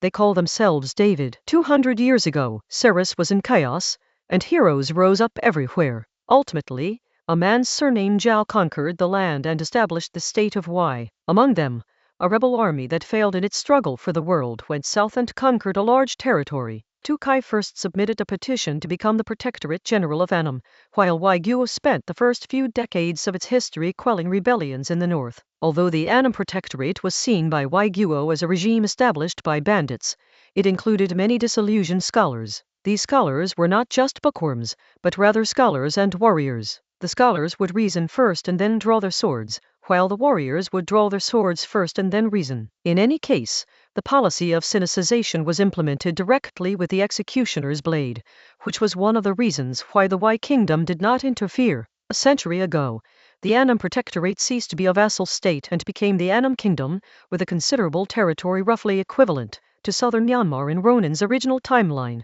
plus Thailand and Cambodia. Since gaining independence, Annam and Umlaut have been constantly at odds. However, before Annam gained independence, Guo established 3 military prefectures in the surrounding area. The Xianju Military Prefecture, whose territory extended from northern Myanmar to Bengal, Jenin Military Prefecture, whose territory extended from southern Vietnam, and Genhai Military Prefecture, whose territory extended from West Malaysia. The highest military commander of the Xingying Prefecture was the Defense Commissioner, who was 1 rank lower than the Jidashi military governor. Initially, he was just a military commander, and the position was held by members of the imperial clan on a rotating basis, changing every 4 years. However, 100 years have passed and the situation has changed. The defense commissioner is now actually doing the work of the Jidashi, only overseas. According to intelligence obtained by the kingdom from the Wellanders, in this naval battle between the Guo Navy and the allied forces of the 3 kingdoms, all 3 military camps are suspected of being somewhat half-hearted in their efforts. It can be predicted that in a few decades, the defense commissioner will probably have to request the appointment of a new military governor, and then the military governor will be replaced. This also shows that the Ceres dynasty had once again entered its twilight years. Ambrina asked, puzzled. The enemy of my enemy is my friend. We are enemies of Villa, and we are certainly not friends with the Waylanders either, Ronan said. If Ceres were still powerful, even if the foreign barbarians hadn't offended him this time, the kingdom's delegation would have been sent back to where they came from. But now Ceres is probably broke, so it's time to use a cost-saving strategy like using barbarians against barbarians. Even if the mission is unpopular, it doesn't have to be driven away. Ambrina agreed. Moreover, we don't have any diplomatic requests this time. Our main purpose is to collect the historical records of Ceres and, incidentally, inquire about Zhao Yinki, Ronan said. The mission was sent to retrieve the history books of Ceres. The kingdom of foes was not entirely ignorant of Ceres, but it didn't have any specific understanding of it either. Ronan wanted to know the historical context of Ceres in this world, and the final solution was naturally to look at the history books of Ceres. With her doubts resolved, Ambrina breathed a sigh of relief and sat up. Ronan, go to Alice's place. Huh? Ronan exclaimed in surprise. According to the rotation, it should be her turn, Ambrina said. Ronan moved closer and hugged Ambrina, whispering in her ear, Henry, how about I lick you for a while? Ambrina gently pushed Ronan away. No, it'll only make me feel worse if I get aroused and then it's not there. Don't you have big and small Ronans? Ronan said with a mischievous grin. Ambrina has a prop that's bigger than Ronan's own thing, and it even has a vibration function. That thing can't compare to you. Ambrina pouted. What's the point of sex if you don't have a lover? Besides, that thing is just you holding it and poking yourself. It's nothing compared to being lifted up by Ronan and thrust into him like he's being sent to heaven. Then let us do it. Ronan reached directly into Ambrina's skirt. Do it once, slowly, and make it longer. As a fifth-tier mage, he could do it more than 10 times on his own, but that thing didn't have his stamina. If he can control the pace, an hour at a time is no problem, but he usually only lasts about 20 minutes. After a while, Ronan pulled down Ambrina's polka-dot white stockings and white panties, spread her legs apart, lifted her buttocks, and positioned her like an adult holding a child to urinate. He aimed, pushed upwards, and then let go, penetrating her completely to the root. Ronan reached inside Ambrina's clothes and rubbed her breasts, while giving her a wet kiss as she turned her head to the side. Suddenly, Ambrina and Ronan stopped at the same time. Ambrina scolded, these kids, they don't sleep at night. On the other side Astrid and Zhao Yinki were walking over. Shall we go somewhere else? Ronan said. Ambrina cast a spell, bringing herself and Ronan into her magical space. Soon, Ine and her 2 companions arrived. Where did Mom and Grandpa go? Ina said through gritted teeth, sounding surprised and somewhat unhappy. I told you not to come. Ronan and His Majesty are having a romantic time here, and you insisted on disturbing them. Astrid said from the side. Didn't he want to come at all? Wouldn't it have been better to sleep more? But Ina dragged her along. People in their 50s still talking about love. Ina thought Astrid was talking complete nonsense. Zhao Yinki stood there blankly, somewhat at a loss. Ina said that she had heard from her aunt that the kingdom had received a report about Ceres, but her aunt wouldn't tell her, so she decided to ask her father and mother. Then Ina dragged her and Astrid over together. Just then, Isabel quietly appeared behind the 3 of them. What are you doing running around like this so late at night? Ina was startled and turned around, but Isabel immediately raised her hand to stop her from speaking. No need to explain. I know you're here to ask about Ceres on her behalf. Since you insist on knowing, then I'll tell you. As one of the de facto heads of the intelligence agency, Isabel had, of course, seen the intelligence. Zhao, I regret to inform you that at least 3 months ago, the name of the defense commissioner of the Eastern India garrison of Ceres did not match the name of your father that you mentioned. His name was Zhao Zhangwen. Zhao Yinki was stunned when she heard this. After a moment, she realized that he was talking about Zhao Zhangwen. According to seniority, she should call him her great-uncle, who was also her father's ex-husband. But wasn't her great-uncle already dead? Chapter 517. 2 years later. 5 years later, the ancient history of Ceres. 2 years passed in the blink of an eye, and it was 1597. In that year, Ronan turned 40. The delegation sent to Ceres finally returned to the capital. They were warmly welcomed upon their return, and even the minor figures accompanying them became honored guests of the nobles. There was no way around it. Everyone was just too curious about that eastern country. Ronan didn't join in the fun. He simply sent people to take away the historical records that had piled up almost halfway up the ship. The mission members knew nothing about Ceres history. As civil servants, they understood perfectly well that buying too much was not a mistake, but not buying anything would have been terrible. In any case, they bought back all the historical books they could find through translation, totaling more than 5,000 volumes, and made a hefty profit in the process. These damned civil servants are issuing fake invoices like crazy, each one costing an average of 3 taels of silver, while a book is only about 40 or 50 pages long. So Sears didn't have printing presses and was still relying on handwritten copies. History books aren't rare, mass-produced treasures. They couldn't possibly be that expensive. According to a few particularly ambitious members of the mission, the average price of a book was less than 1 or 2 taels of silver. Good grief, they doubled it. However, Ronan did not intend to pursue the matter. After all, the government was paying for it, and the government officials had worked hard for 2 years. Why couldn't they earn some extra money? In addition, they also learned about Zhao Yinki's situation. When the delegation arrived, it was a year ago. Her great uncle Zhao Zhongwen had returned to the capital to be punished for dereliction of duty, and her father Zhao Qixian was preparing to take up his post. At that time, she was only 3 years old, but in the kingdom, Zhao Yingqi, who came from another time and space, was already 8 years old. In other words, the Ronin from another timeline that Ronin encountered earlier was Ronin 5 years later. Page 228. Of course, that's another time and space. Perhaps from the moment he traveled through time, the other Ronin took a different path. Ronin didn't dwell on these matters any further and immediately began to peruse the history books of seers. The history of Ceres begins with a strong mythological element, perhaps because magic exists in this world. The origins of Ceres's history are far more mythological than those of Ronin's original timeline. Some records even say that Ceres's godlike ancestors created magic. Well, thinking about it carefully, it doesn't seem like there's anything wrong with it.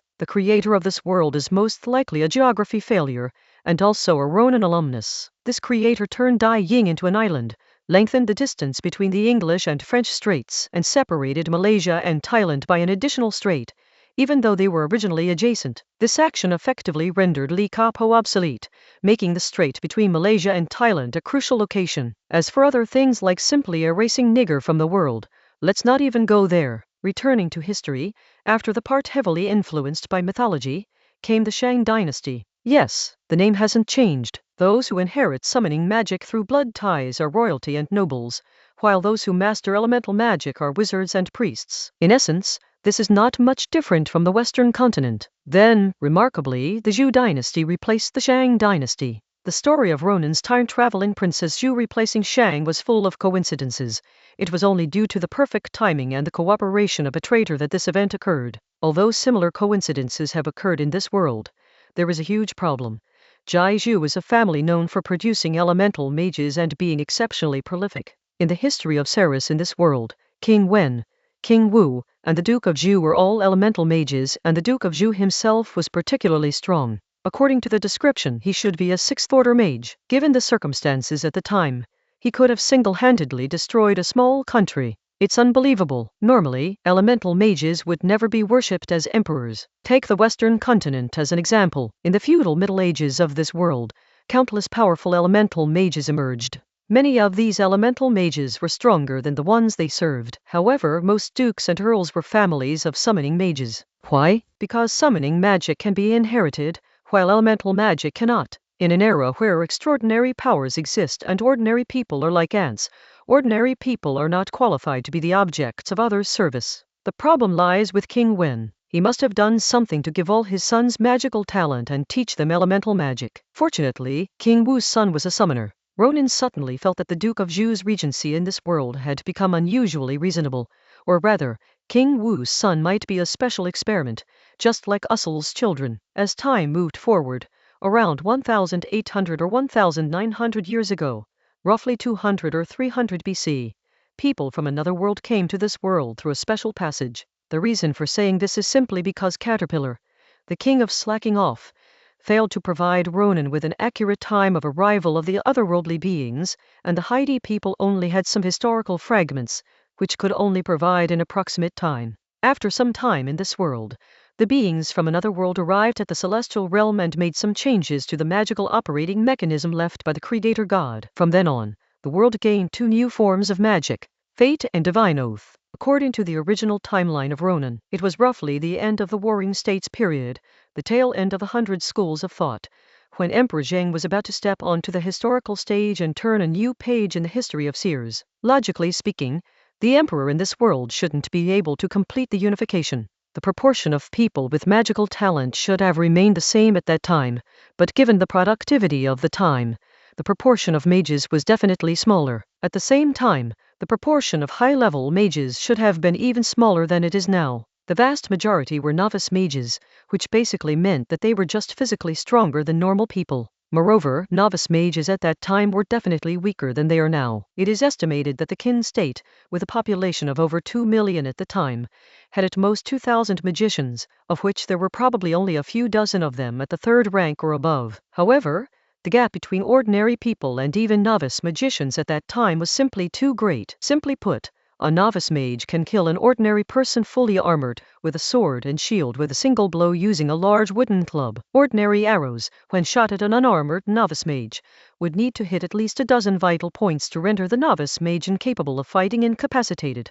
not killed. If a novice mage were in the past, arrows would be practically useless. To put it bluntly, the Qin state's reliance on ordinary soldiers couldn't actually solve the problem. But history is such that Qin unified the country, and then the Han dynasty came after him.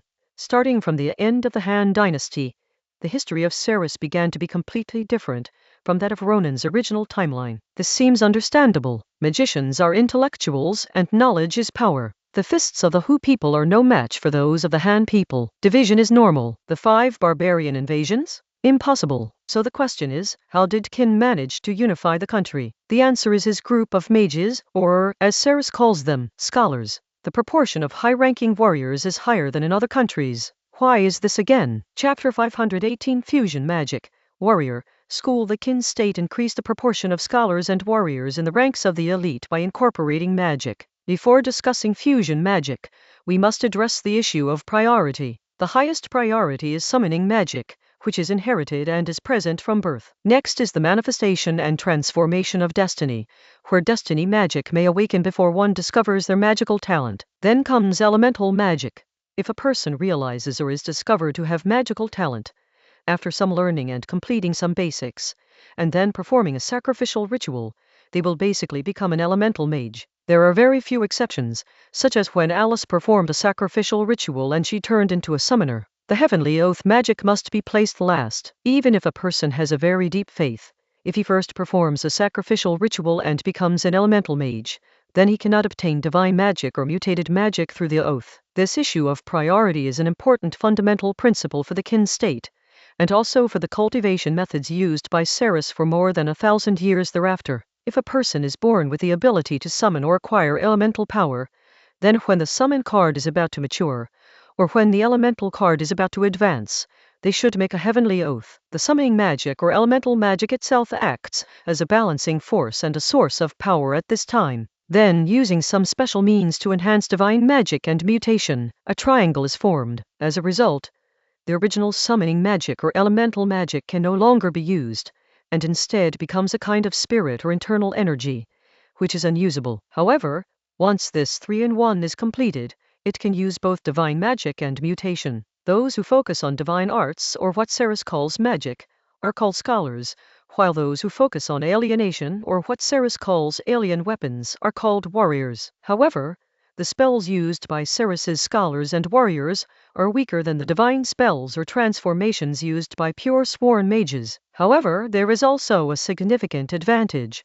The constraints imposed on itself by the heavenly oath are weakened. The life of sworn mages in the Western continent is generally difficult, because in order to improve themselves, they must constantly fulfill their oaths. Once they break their oaths, they will suffer backlash. Apart from a few mental patients who are particularly good at self-hypnosis and people like Alina who are blessed by the gods, most sworn mages progress very slowly. Conversely, Ceres was really into it, thinking, hey, I don't believe in gods, I'm just having fun. In this way, as long as the scholars and warriors of Ceres follow the laws of heaven and revere their ancestors, have a broad and vague belief, and have their own Tao in their hearts and pursue it, they can continuously cultivate and improve. Interestingly, this method seems to have originated in the Central Plains region and spread widely. The Qin state was a later adopter. However, in terms of steadfastness, the people of Guangzhong at that time were far superior to those of Guangdong. Therefore, since mastering this skill requires talent to begin with and hard work to achieve mastery, there were more people in the Qin state who were able to do so. So, in this world, it's still Qin who won. However, even in Ronan's original world without supernatural powers, Zheng Ji the emperor couldn't deal with the remnants of the 6 kingdoms. In this world, he would be even less able to do so, because those remnants can no longer be considered ordinary people. What was even more unexpected was that with the death of the first emperor, the Qin dynasty also came to an end. Then, chaos ensued, and Liu Bei, leading the people of Guangzhong, beat up the people of Guangdong once again and established the Han dynasty. The history that followed became increasingly different from the history of Ronan's original timeline. Regarding magic, it is particularly worth mentioning that some people start with destiny, and then create something else based on the work of their predecessors. They merge and merge again, and finally the 6 types of magic are integrated into one, creating a more difficult and stronger magic. Unfortunately, according to the description in one of the books that specifically records so-called immortals, to this day, no one in Ceres has truly achieved immortality through this method of cultivation. The combination of the 6 methods does not lead to immortality, and it is extremely difficult in the early stages. In the middle stages, one's strength is greater than that of a scholar or a warrior, but in the later stages, one is not much stronger. Let's look at the history after the Han Dynasty at another time. Ronan muttered that he had been studying it for several days and was planning to put history aside for the time being. However, Ronan did not put the book down. In the following days, Ronan reviewed the records of the mission members' journey to the capital and their experiences in the Kingdom of David. Having reviewed these records, Ronan gained a general understanding of the composition of the superhumans within Ceres. The most elite individuals are largely detached from worldly affairs, focusing solely on self-improvement and reaching the pinnacle, a trait shared with the Western continent. In fact, Ceres achieved its current state without the frenzied battles of the Western continent. It must be said that Ceres in this world is also a precocious civilization. Both scholar and warrior are scholars, not warriors. When they teach in the countryside, they are teachers. When they achieve fame and enter the court as officials, they are civil officials. Scholars and warriors both come from academies and sects. There are various schools of thought, each with its own principles, and the academies under each school have their own specialties. These academies and sects were places for training scholars and warriors, but they also subtly influenced local politics and even the imperial court. The various factions in the Seers' court originated from various schools of thought. As for novice mages, they are not qualified to be called scholars in Ceres. They can only serve as minor officials, soldiers, or officers. In a sense, they are not even as good as novice mages in the Western continent, since there are no restrictions on civil servants in the Western continent. It can only be said that Ceres has a large population, a good education system, and too many people with extraordinary powers, so they are not rare, which is why many scholars are not doing very well.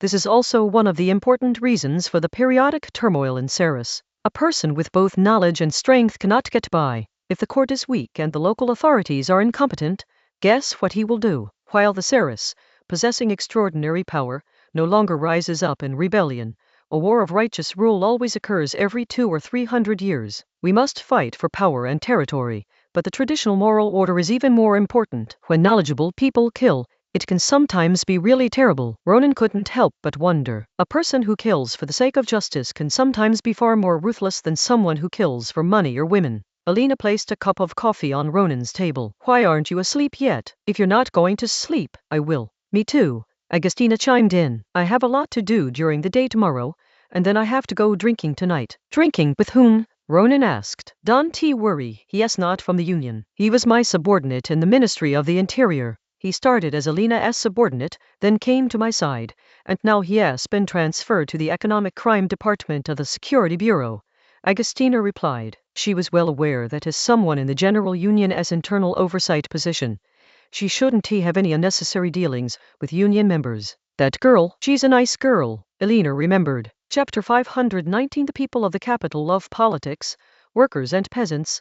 The more they muddle along, the further they go back. In the capital city, inside a small tavern called Old Uncle's apartment. Old Uncle is a nickname for a man who was originally the landlord of an apartment that provided all-inclusive room and board. Later, because his home-style cooking was so popular that it attracted people who weren't even guests, he opened this little pub. As class barriers gradually disappeared and the surrounding industries became increasingly developed, such taverns became more and more common in Wangdu. Previously, the main consumers were middle-level employees of companies, artisans, small business owners, government officials, and occasionally some low-class nobles and artists. Now all kinds of people are represented. During Ronan's years in power, many ordinary workers have accumulated savings, which they can use to spend a little on weekends, enjoying affordable and delicious food and wine. Team leader, didn't you say you were going to invite a big shot? Why are you here? The one who asked the question was a woman who looked only 15 or 16 years old, but was actually 20. She had medium-length hair tied in a simple braid and was less than 1.6 meters tall. This place is very nice. The food at the Royal Palace is really just so-so. Anna. The person who answered was Candace, who was almost 1.7 meters tall, which was definitely tall for a woman. She was the patrol team leader of the 17th Division of the Royal Capital Garrison, equivalent to a patrol captain of a police station division. Huh? Anna was startled. Could the team leader have been to the royal palace? When it comes to food,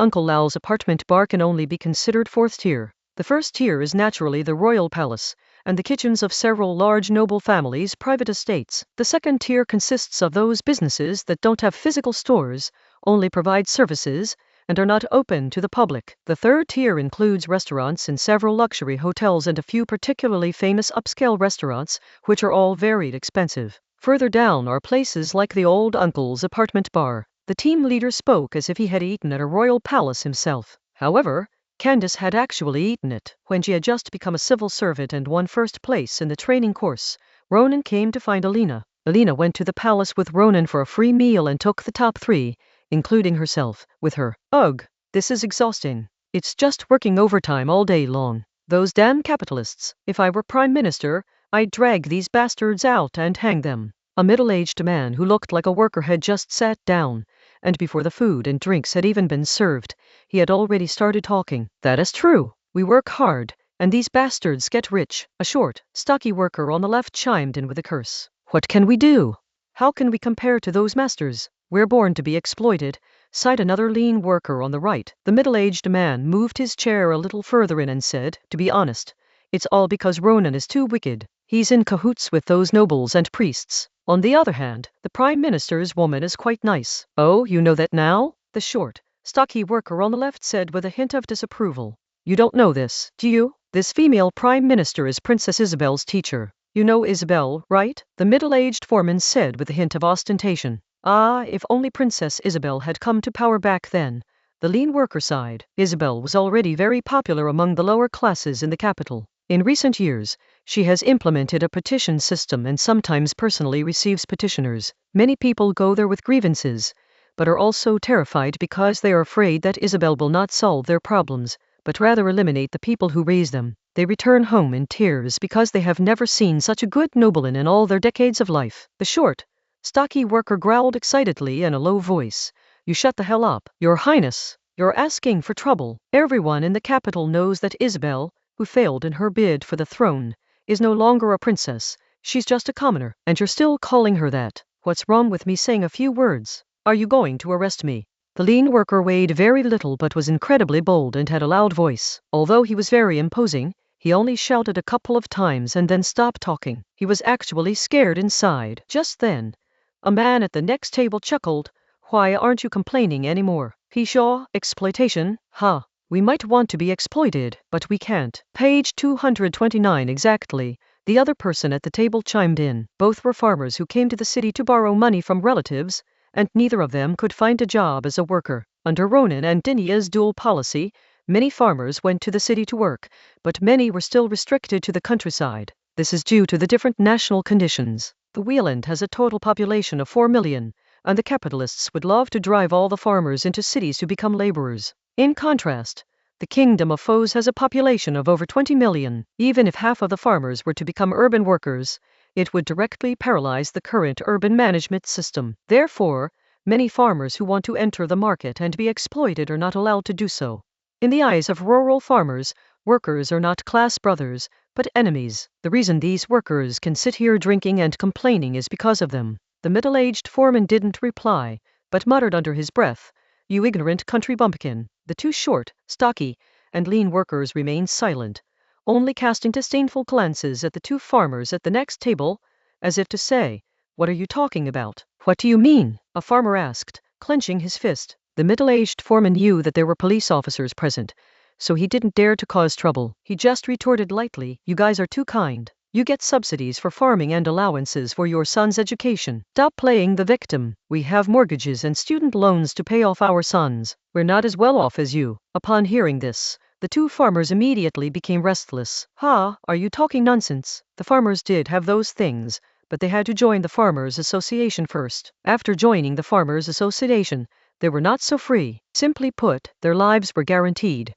but they didn't have any spare money and had to borrow money for anything. Of course, the Farmers Association was still much better than the landlords of the past. With a snap, Candace knocked over and shattered her glass. She got up, wandered around the workers' table for a moment, and then went to the bar to call someone over to clean it up. Immediately, the middle-aged foreman, who had been preparing to provoke her and then feign innocence, abandoned his plan and fell completely silent. Soon, the two farmers who had arrived earlier paid their bills and left, while the three workers received their drinks and dishes, and the atmosphere became even more lively. The three of them began to discuss national affairs on a larger scale. It wasn't just these three.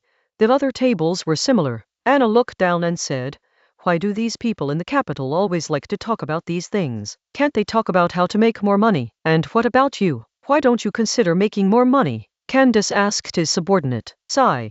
"My dad always said that becoming a civil servant would bring me money, but I never imagined it would be like this. I have no money at all." Anna couldn't help but complain. Actually, she did have money, but she just didn't want to take it. Just then, a woman wearing an eye patch walked in and sat down at Candace's table. Anna couldn't help but look her over and notice that the woman seemed to be taller than her team leader. "What's wrong with you? You got demoted," Agustina said bluntly as soon as she arrived. "It's a lateral move," Candace replied expressionlessly. "I give up. You're getting worse and worse," Agustina teased, then greeted Anna. "Hello." Chapter 520 Reform. "It can be changed. It cannot be changed," Anna quickly replied with a hello. She didn't introduce herself or ask who Agustina was, because she knew that this was the important person the team leader had mentioned, and it was best for her to sit there quietly and remain invisible. The tavern was a place for drinking, eating, and chatting. After a few drinks and snacks, Agustina recounted some embarrassing stories from Candace's younger days and got straight to the point. "So, what did you call me here for?" "I heard that the kingdom's police force is going to be reformed," Candace said. "That's right," Agustina replied. This place was very noisy, and even people at the next table might not be able to hear each other clearly, so she wasn't too worried about anything. As for police reform, that was Dinya's idea. How could she not know? Simply put, Dinya wanted to make the entire police system centrally and vertically managed, with local police departments no longer subject to local jurisdiction. Coincidentally, the France and Ronan's original timeline was like this, or rather, the police in the civil law system were like this, as was Ronan's homeland. It must be admitted that the influence of those who studied in France on the foundation of that country was extremely profound. Only common law systems have a hodgepodge of various local police forces, so local police are clearly not suitable for the national context. After the reform, the police were divided into two parts. One part consisted of ordinary police officers responsible for general public security issues, and the other part consisted of military police, or armed police. The reason for establishing an armed police force is that after the kingdom started developing industry, large cities began to appear. With a large population in these cities, it was inevitable that there would be organized and extremely serious crimes with a very negative impact. Dinya absolutely could not tolerate such things, so an armed police force was needed. On the other hand, it's because the kingdom is reducing its military strength. This doesn't mean reducing the size of the army. On the contrary, the number of soldiers in the kingdom's army has been increasing. The reduction is simply cutting back on those who originally served as pikemen and secondary musketeers. There's no other way. With the advancement of equipment, pikemen and secondary firepower are no longer necessary. In the future, the infantry will mainly consist of musketeers and mage musketeers. Those who are laid off need to be reassigned, right? Letting a large number of soldiers lose their jobs will cause chaos. Moreover, even Ambrina felt that people who had shed blood for the country should not be left without jobs. "I want a promotion," Candace said bluntly, clearly stating her desire for a higher position. "Then what can you bring me?" Agustina asked bluntly. "I will do everything in my power to improve the security of the capital and uphold justice," Candace replied firmly. Anna was stunned. Although she was a newbie in the workplace and didn't take anything for herself, it didn't mean she was completely ignorant. Shouldn't asking someone for a promotion involve 3 steps? Showing loyalty, offering a bribe, and making a promise. If it's a woman like the team leader who's pretty, then you can add another step. Otherwise, why would someone promote you? Agustina said. "All right, then you go find Maximian, the chief of the Royal Capital Police, and let him handle it. Oh, and remember what you said. You understand. The reformed police system must handle a few impressive cases. They have a few big cases they haven't acted on yet. If you go and don't handle them well enough, you'll have to buy a summons to the colony yourself. It's not enough to just solve the problem. It has to be done beautifully. Anna was dumbfounded. Could someone really deliberately hold back a major case, waiting until reforms were complete before handling it? What happened to justice? Are these police officers or politicians? Police officers are public servants too, Anna, Candace said, adding only that. Agostina nodded. This was why Elena's evaluation of her was pretty good. She had principles, was capable, and had political awareness. People without political awareness cannot be leaders. After finishing our business, we started chatting casually. Upon hearing about Anna's father's job, Agostina immediately became interested. Your father works in a cigarette factory. What does he do? He is an old worker, but he was recently promoted to a junior management position. Anna replied. His daughter became a police officer, and was among the first graduates after the police academy was established. With such a bright future, it was only natural for the father to want a promotion. Oh, Agostina nodded, then changed the subject. Since he is an old worker, writing a report shouldn't he be a problem, right? Huh? Anna exclaimed in surprise. Agostina smiled and said, it's like this. The tobacco industry is going to be reformed.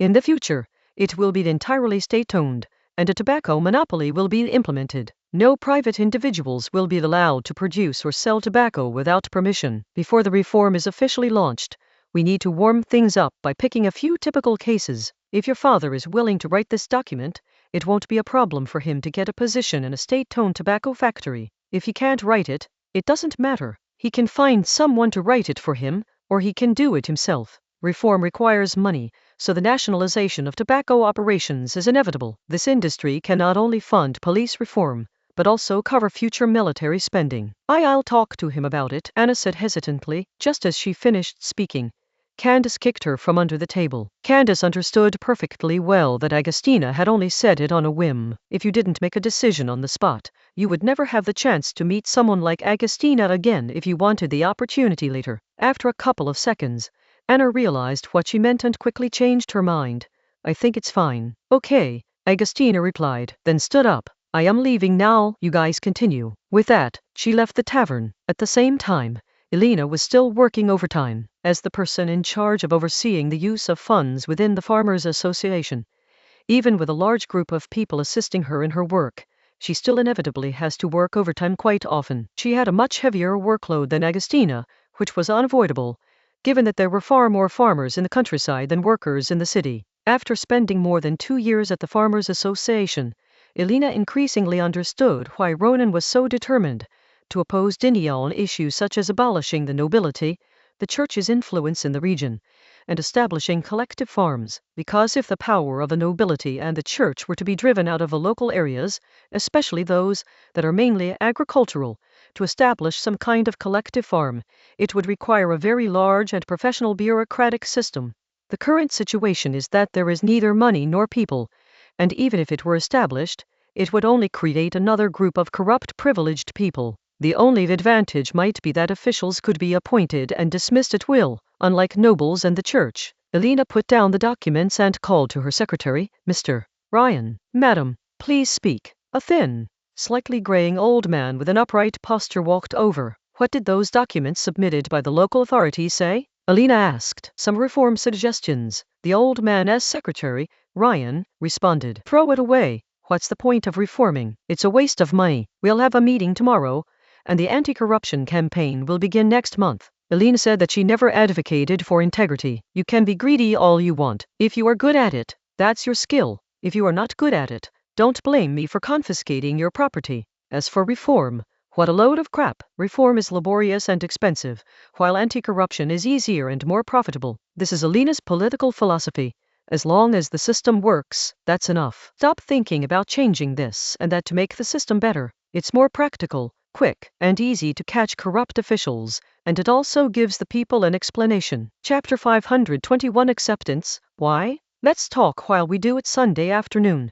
The Royal Palace. In the drill ground in the northwest, Ronan and Zhao Yingqi finished a sparring match. With a swift movement, the sword and shield vanished, and Ronan walked toward Zhao Yingqi, who was hunched over, panting, and holding a sword in one hand and a gun in the other. Are you all right? Ronan asked with concern. Zhao Yingqi replied. After Ronan's repeated explanations, she finally understood the truth. She came from 5 years in a parallel universe, and she did not belong to this world.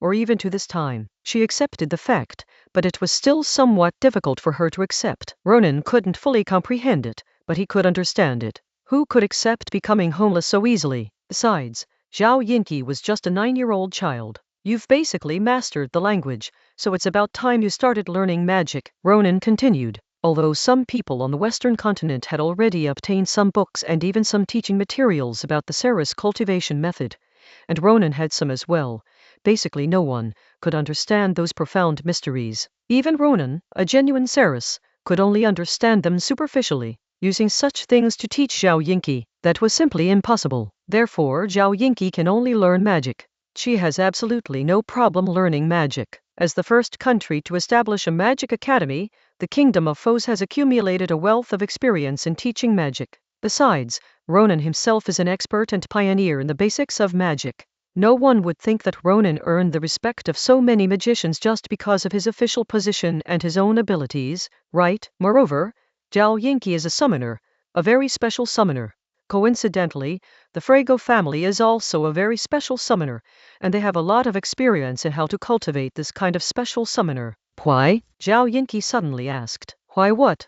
Ronan was confused by her. Why do you take such good care of me and treat me so well? Zhao Yinqi asked in full. Well, although it is mainly your own fault that you are staying here, we also have a responsibility. After all, in a sense, we forcibly took you away, so we should take good care of you, Ronan said very frankly. Secondly, as a homeless little girl, anyone would feel sympathy for you. Finally, and most importantly, as you can see, I have 2 daughters, about your age, both of whom are troublesome. Compared to them, you are much more well-behaved, and everyone treats you like their own daughter. Zhao Yinqi paused for a moment. Can I not be a daughter? Ronan chuckled. You want to be my sister? No way, Aunt Lily won't allow it. Just then, a maid came over and relayed Ambria's message, asking Ronan and Zhao Yinqi to go for afternoon tea. Let's go, Ronan called out, heading towards the back garden to the north. Upon arrival, besides Ambrina, Ina was also there, along with 3-year-old Louis.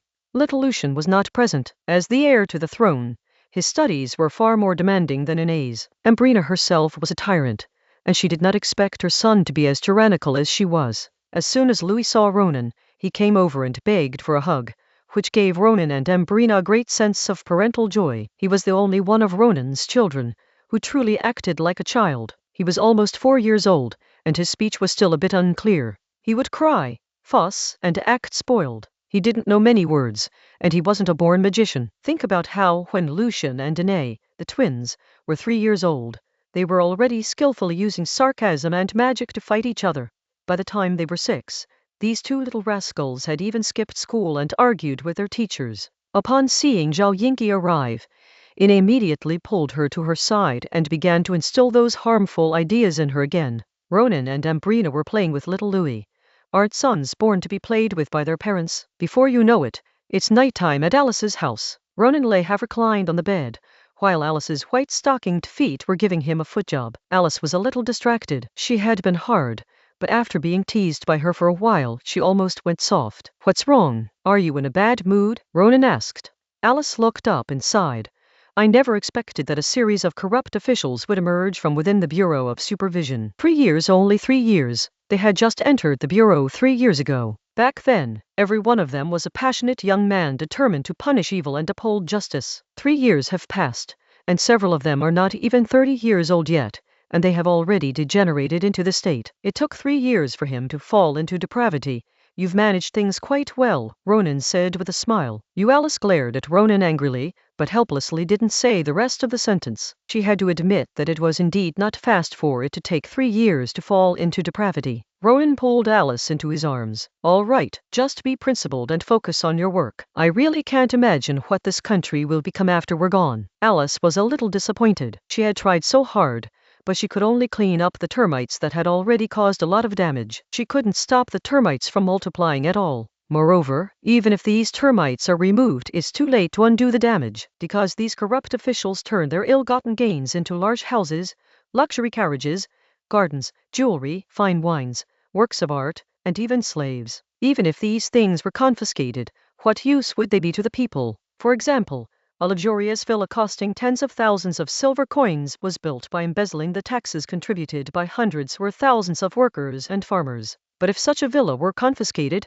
could it be returned to the workers and farmers in its entirety? No, it cannot. We just need to do our best to let the people of this country see a glimmer of hope. People will die and forget, but history will not forget that there was a glimmer of light. As long as history does not forget, the sun will eventually rise again. Ronan comforted her while caressing her. We cheer for Sun Wukong today, only because the demonic fog has returned. This may be a tragedy, but it is also a hope, because Sun Wukong has been here before. Alice simply nodded silently. Ronan reached out and pinched Alice's face, which was filled with 3 parts disgust and 2 parts indifference. You should trust the people of our country, especially the people of the capital. Whether they are ordinary people or those mages who are not doing well, they are all troublemakers among troublemakers. Who knows, my great-great-great-grandson might send these people to the guillotine in the future. This isn't just Ronan making things up. The unruly people in the old revolutionary base areas are really capable of doing such things. Upon hearing this, Alice was initially indignant that Ronan had labeled people as troublemakers.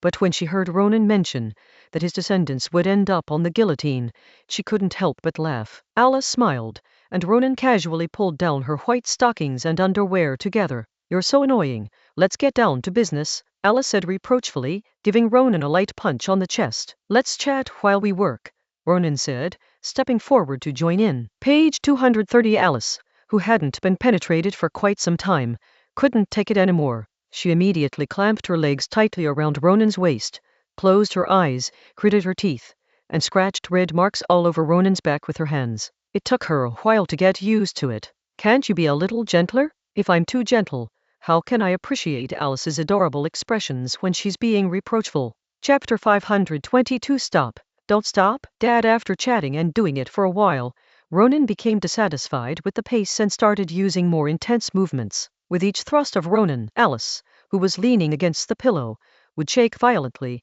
like a small boat being tossed about by waves at sea. Her white-stockinged legs, which were tightly wrapped around Ronan's waist, would loosen slightly, and then she would quickly wrap them around him again.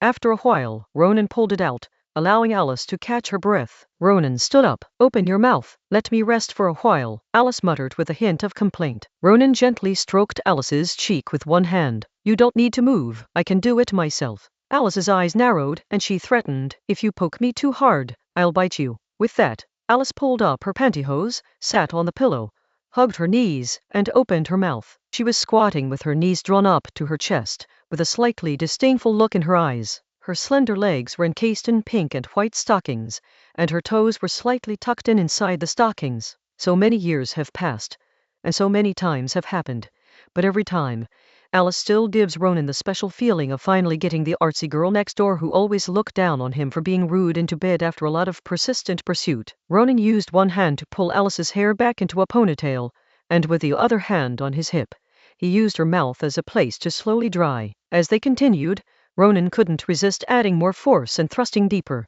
Alice immediately became breathless and slapped Ronan's thigh to make him stop. Ronan thrust several more times before stopping and pulling out. Alice braced herself on the bed with both hands, lowered her head, and took deep breaths. Once she recovered, she suddenly kicked him. As a result, Ronan grabbed her white-stockinged little foot, pulled and lifted one of her legs, then lifted the other leg as well. With one hand like a vise, he clamped Alice's ankles, making her feet face the sky and her legs straight and tightly together. Looking down from Ronan's perspective, her feet, calves, thighs, and buttocks were completely integrated with her legs and buttocks, which were covered by white stockings. In this position, the fleshy opening between her thighs and hidden in the white stockings was a small bulge, cute and alluring. Instead of roughly tearing open the pantyhose, Ronan pulled it up, straightened his back, and squeezed the head of his penis inside. His right hand continued to hold Alice's ankles, while his left hand took a plug and inserted it directly into Alice's anus.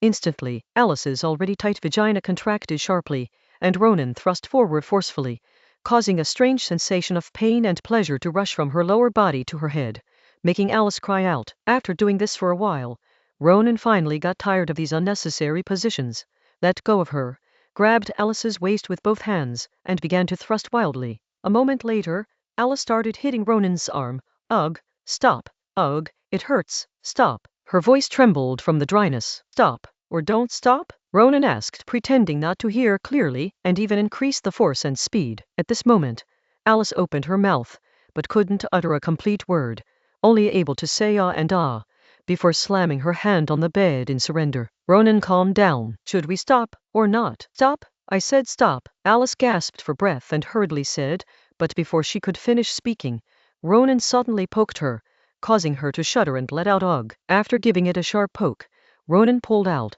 turned Alice over so she was lying face down with her back to him, and then pressed his whole body against her and began to wriggle and thrust. Alice bit the pillow and gripped the sheets with both hands, only muffled whimpers remaining. After a while, Ronan started to feel something, but Alice's vagina was tight and short. For Ronan, who liked to unleash a furious burst of power in the final stage, with each thrust deeper and more intense than the last, he could never fully release himself. If he wanted to release himself fully, Alice would be in so much pain that she wouldn't be able to get out of bed tomorrow morning. Finally, Ronan pulled out, then turned Alice over so she was facing him, and pressed her thighs down with both hands, making her white stockinged thighs clamp his penis between them. After a rapid series of movements, it finally erupted. Just as they finished, the door creaked open and Jelen burst in, saying, "Dad, I knew she was useless." Grandine tore open her maid's robe, revealing a tight-fitting purple bodysuit with gold trim underneath. The lower part of the bodysuit, like a swimsuit, only covered that area.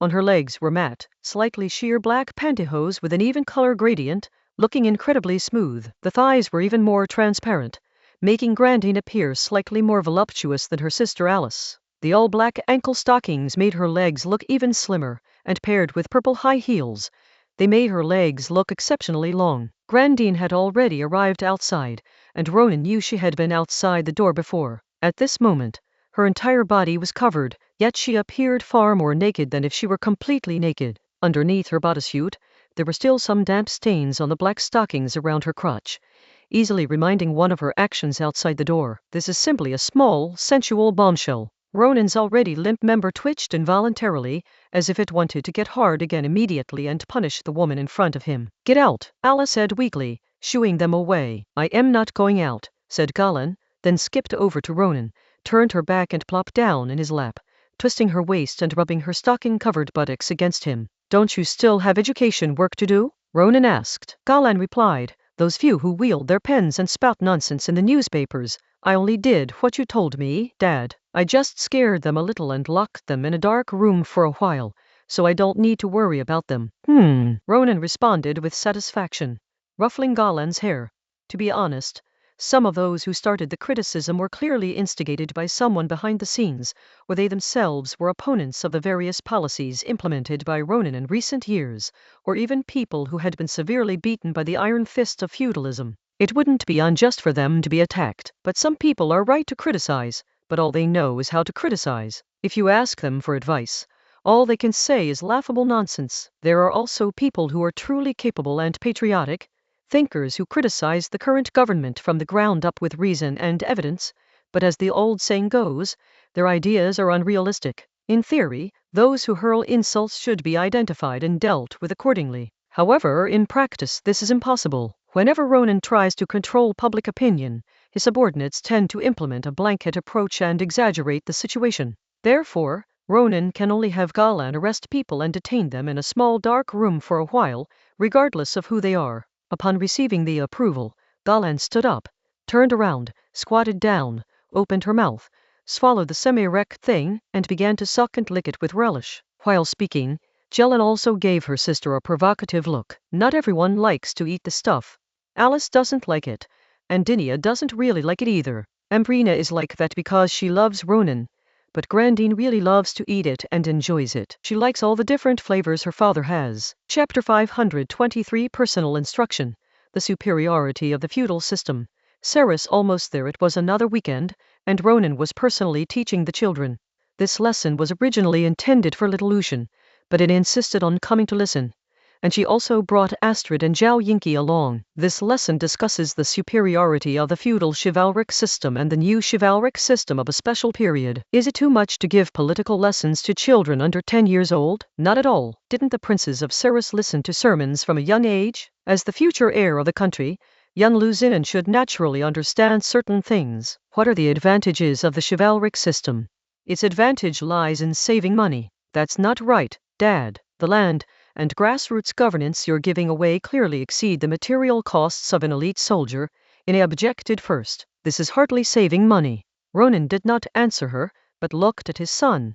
Lucian Jar, does father mean that the chivalric system has lower administrative costs? Young Lucian asked tentatively. Ronan waved his hand. That's not what I meant. Ronan continued his story. The knights provide their own training and equipment, paying whatever it costs. The recruitment system, with its centralized training and equipment management, should have been cheaper, but the presence of intermediaries actually made it more expensive. In a sense, the knighthood system was a direct form of employment, while the recruitment system was more like a subcontracting system, where middlemen made a profit. A middleman? Lucian asked. It's those damned corrupt officials, Is said immediately. Having worked in the Ministry of the Interior for a long time, she knew all too well about corrupt officials. Zhao Yingqi, standing to the side, was a little confused. She knew what a knight was. Her father was a defense commissioner stationed overseas. The guests she usually saw in the mansion were either maritime merchants or military officers, so she was quite knowledgeable about money and soldiers. Knights are small landowners,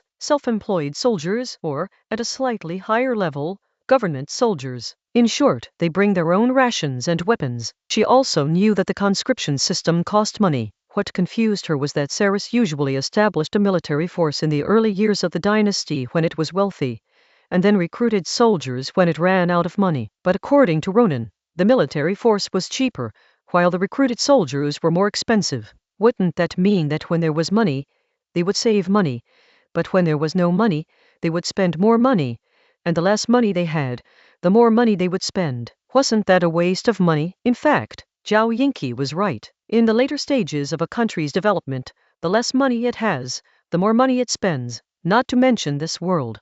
Just in Ronan's original timeline, the Liaodong military expenditure at the end of the Ming dynasty was several million. In Europe, that would be enough to form several Spanish phalanxes. Wouldn't that have easily defeated the later Jin? Even if we don't mention Europe, if we put that amount of money in the early Ming dynasty and converted it to 1 million based on prices, it would still be enough to form an army that could easily defeat the later Jin. Knights are the ones who recruit soldiers, while recruits are the ones who are knights. The world is so wonderful. Currently, our country is still an agricultural country with agriculture as the main industry and industry as a supplement. The topic of agriculture and industry is too deep to go into here. In short, the current situation is that the partial feudal system established by His Majesty Lawrence can no longer be maintained. Ronan said. Lawrence relied on mage musketeers to conquer the world, but their musketeers came from the mortgage slave mages who came to the capital from all over the previous 100 years, hoping to make a name for themselves, but failing. He used one wave,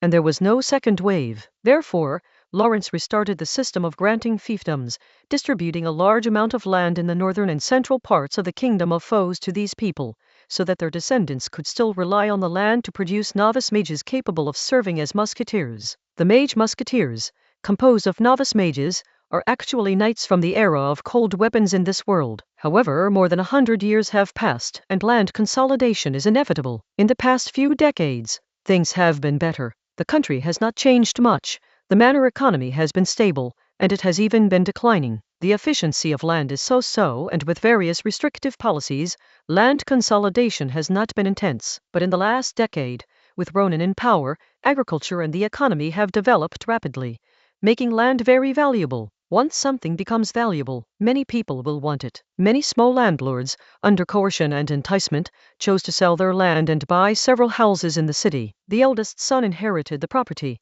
while the second son went to work in the factory. Their lives have improved, but the country has lost a stable source of mages and musketeers. Father means to grant fiefdoms. Can the land acquired by the kingdom be granted as fiefdoms? Xiao Lu asked in confusion. Too small, too narrow-minded, son. Who told you that only land can be used for enfeoffment? Anything stable can be used for enfeoffment, like tobacco, Ronan said.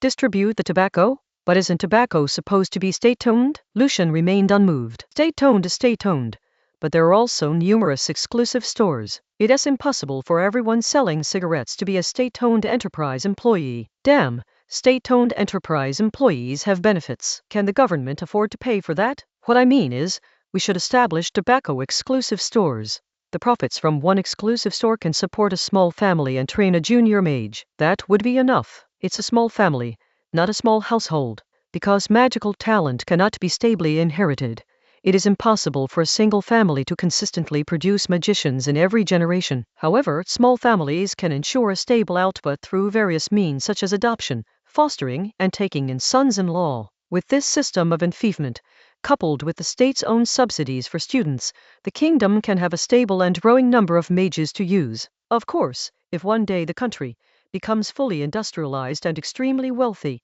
there will be no need for feudalism. The government-provided student loans will suffice. But right now, isn't the country still not rich enough? In fact, thanks to Ronan's various methods, the kingdom of Fas was already very wealthy. Its major traded commodities included wheat, wine, soybean oil, and cotton cloth. Luxury goods included high-quality imitation silk, bone china, and jewelry, which were the kingdom's specialties. The kingdom of Fas had a high level of sophistication in the field of art, and its processed jewelry was also quite lucrative. However, Ronan wanted to get a crown for Ambrina, and the money was flowing out like water. It was never enough. After hearing his father's explanation, young Lucian was dumbfounded. The other three, except for Astrid, who had no interest in such political topics, were also dumbfounded. Is this how the feudal system can be implemented? Mr. Ronan, do you think Ceres could implement such a system? Zhao Yingyi asked curiously. No, because Ceres's rule is too inefficient, Ronan replied. Zhao Yingyi instantly felt a surge of anger. She admitted that the kingdom of Fas was not a barbarian country and had some merit, but when it came to the bureaucratic system of governing a country, the kingdom of Fas could not even be considered the younger brother of the bureaucratic system of Ceres.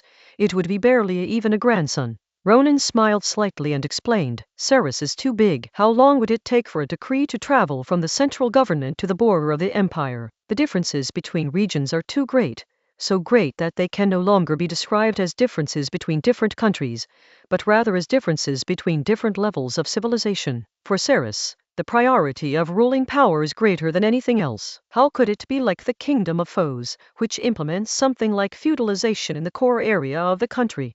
Chapter 524 National Conditions. Tang and Ming, habitually forgetting their son. To put it simply, a small boat is easy to turn around, but a big boat is impossible to control because there are too many people with ulterior motives. Ronan continued, Ceres developed a cultivation method that made magic something that could be steadily improved, but this cultivation method requires knowledge, and learning is a fair thing. Because of this, the origin of your civilization, the Jaiju, was not a family of summoning mages, but a family of elemental mages. Although they later improved, the Qin and Han dynasties gradually erased the fact that summoning mages were the core of the aristocracy and the ruling class. From then on, everyone used the 3-in-1 cultivation method.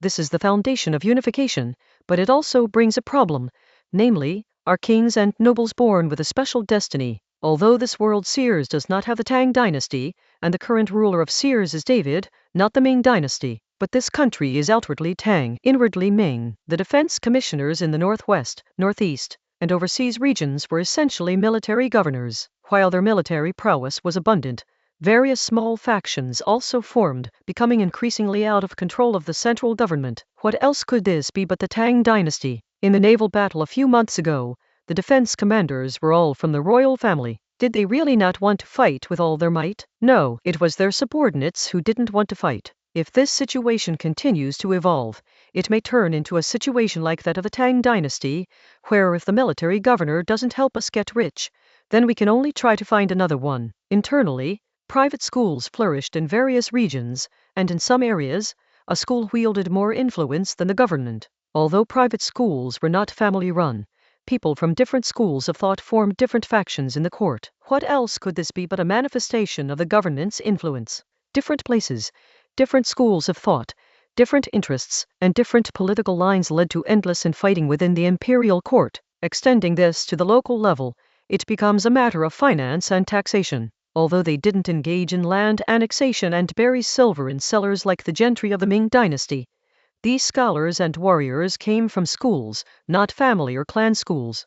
They weren't as brutal as the local tyrants and bullies, nor did they hoard money. However, they opposed the government's transfer payments, which used their money to support poor areas. They were willing to use any extra money to feed cats and dogs, but as for aiding disaster victims in other places, they said, forget about it. It's quintessential localism, brimming with the flavor of the Ming dynasty. These are the scenes the mission witnessed as it traveled from India, arrived in Gwangju, and then headed north to Beijing. The root of this situation lies in extraordinary individuals like scholars and warriors, and this problem exists throughout the world. Superhumans look down on ordinary people from the bottom of their hearts. In their minds, not to mention the country, even the family is nothing. They only care about themselves and other superhumans. Ronan also used the development of weapons, along with providing some superior jobs, to make most of the low-ranking mages lower their proud heads. Page 231. But for high-level mages, there's nothing they can do. High-ranking mages like Dinia, who care about their country, are few and far between. In Ceres, scholar and warrior are equivalent to people with titles in another world, belonging to a privileged class. They don't adhere to the traditional Confucian hierarchy of heaven, earth, ruler, parents, and teacher like the Confucian scholars of Ronan's original timeline. Instead, they follow the hierarchy of heaven, earth, teacher, parents, and ruler. First comes heaven, which is the path they pursue. Second comes earth, which is the land and the surrounding society. Then comes teacher, not just a teacher but their own school. Then comes parents, wife, children, brothers, and sisters, and finally, the ruler. Of course, this does not mean that Ceres is not a highly centralized empire, because scholars and warriors can only use their privileges stably under the emperor's authority, as long as this balance can be maintained. Anyone who disobeys the emperor's orders is considered to be rebelling. They endure even moderate levels of suppression. Although there is no concrete evidence, Ronan can boldly speculate that if the emperor really shows too little respect to these schools of thought and the scope of the crackdown is too broad, then all that can be asked is, why is your majesty plotting a rebellion? Anyway, Ceres has its own national conditions, while on our side, Ceres is just a province. So many things are much more convenient. Ronan said. Zhao Yinqi couldn't help but nod. All right, that's all for this lesson. I'm going to Annalie's place now. You can do as you please. Ronan immediately announced his dismissal. Ambria recently got some tomatoes from Venia and made some new flavored tomato sauce to go with fries. The two of them made plans yesterday to go to the Royal Capital's open-air theater to eat fries and watch the new play. In the blink of an eye, Ronan had already stepped onto the floating shield and flown away. Zhao Yinqi glanced in the direction Ronan had left and was speechless for a moment. Although she had been here for 2 years and had seen Ronan and the Queen, this loving couple, go out to play by themselves without taking care of their child, she was still a little unaccustomed to it. This kind of family relationship was really strange to her. Oh, and Ine and Lucian's reactions were also quite strange. Awa, I'm free. Ina cheered loudly. Although she enjoyed listening to her father's lectures, she loved freedom even more. Lucian didn't cheer, but he couldn't hide his joy. Only a short while had passed in the afternoon, and his father mentioned that get out of class was over, which meant free time for him to play with his toys again. Soon, the brother and sister disappeared without a trace. Lily, aren't you leaving? Zhao Yinqi asked Astrid. My mom and godmother are busy, and I have nowhere to go. Astrid had just responded when she suddenly smiled. How about I take you somewhere fun? Zhao Yinqi instinctively shrank back. What's fun? The Magic Academy, Astrid replied. Then, seeing Zhao Yinqi's puzzled look, she added, to fight.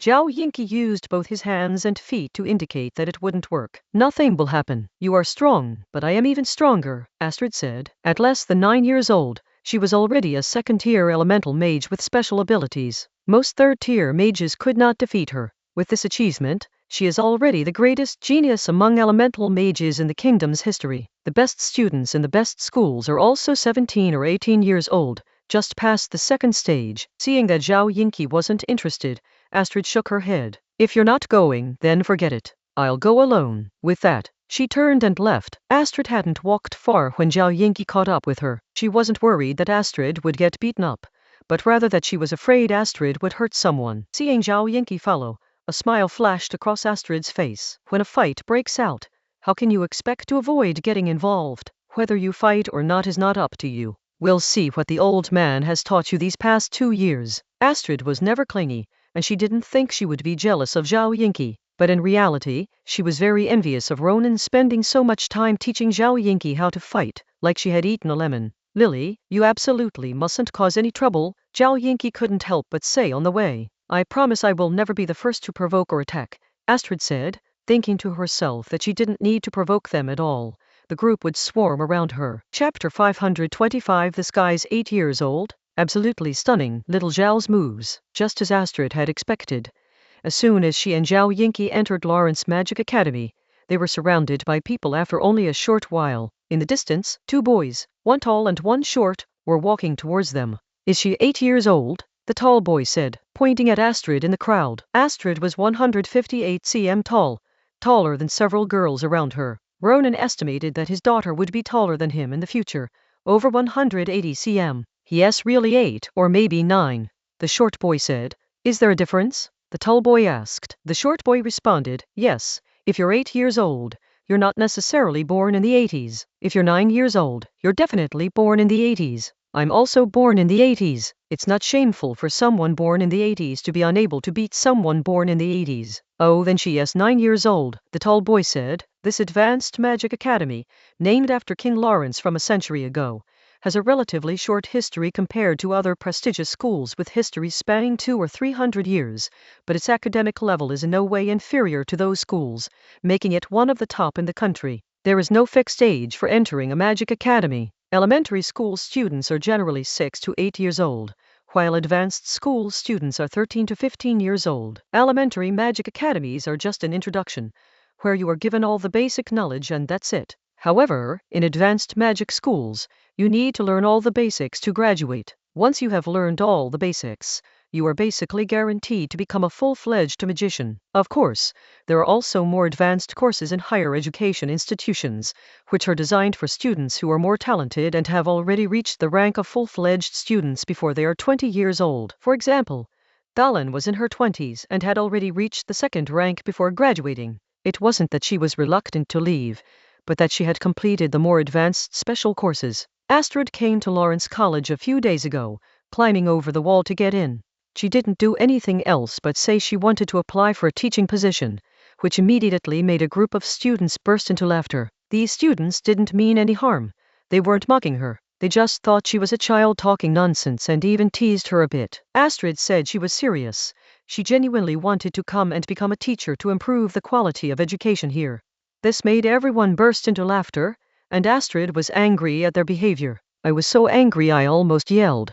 Even my dad has never laughed at me like that. Astrid held back, telling them to stop laughing, or she would take action. Another burst of wild laughter followed. However, no one expected Astrid to actually do it, and without any regard for martial ethics, she directly slapped Magic in the face. As a result, Astrid beat up a group of students and then ran away. Later, Elena took her to apologize, and the headmaster showed no resentment. Instead, he asked Astrid if she wanted to attend their Lawrence Magic Academy. It wasn't because the principal gave Elena face or because of Ronan, who was behind Elena. Although the headmaster was only a fourth-order magician, he was a renowned scholar in the magic world for his significant achievements in magical theory research. In the past decade, only Ronan, who proposed a new method for building and learning the foundations of magic, could be compared to him, giving him a very special social status. Besides, Astrid was the one who hit the person and was in the wrong, so he really didn't need to give her face. He extended the invitation on the advice of the vice principal,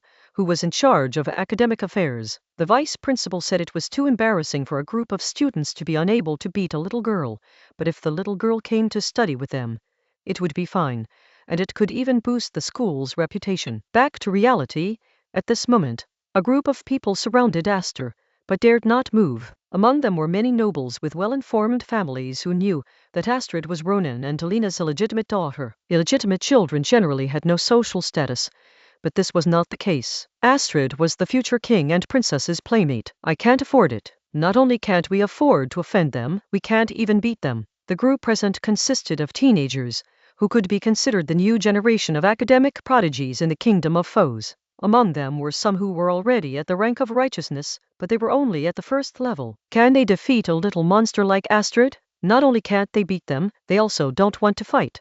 Astrid is truly beautiful, perfectly inheriting her parents' excellent looks, with long, slightly wavy blonde hair, amber eyes and fair, delicate skin. If she were even a little older, all those engineering students would have been simps by now. Just then, two boys, one tall and one short, walked over, and everyone looked over at them. Hello, I'm Eric. The tall young man greeted Astrid. As a nobleman, he should have greeted her and then delivered his prepared remarks. However, he was stunned by Astrid's beauty upon first seeing her, and with a beautiful young woman with exotic Eastern charm standing beside her, his mind went completely blank. Astrid didn't even bother to reply. She went straight to the question, "Are you all right? Want to fight or not?" "Magicians are not violent," Eric said. Astrid laughed. "Violence is an important standard for testing a mage's skill." As soon as she finished speaking, Astrid took action. As soon as she made her move, a group of people were forced to fight back. Seeing that Astrid had made her move, Zhao Yinki had no choice but to bite the bullet and follow. She was not a person who was keen on fighting, and she disliked violence even more, but she was definitely not the kind of person who would just stand by and watch when her friends had already joined in. Zhao Yinki's summoned creatures possess the ability to fix the flow of time for 10 seconds while remaining independent of it. She herself is not fast, and her summoned creatures are also not fast, but when she uses this ability, she becomes very fast, and the other party will not have any reaction.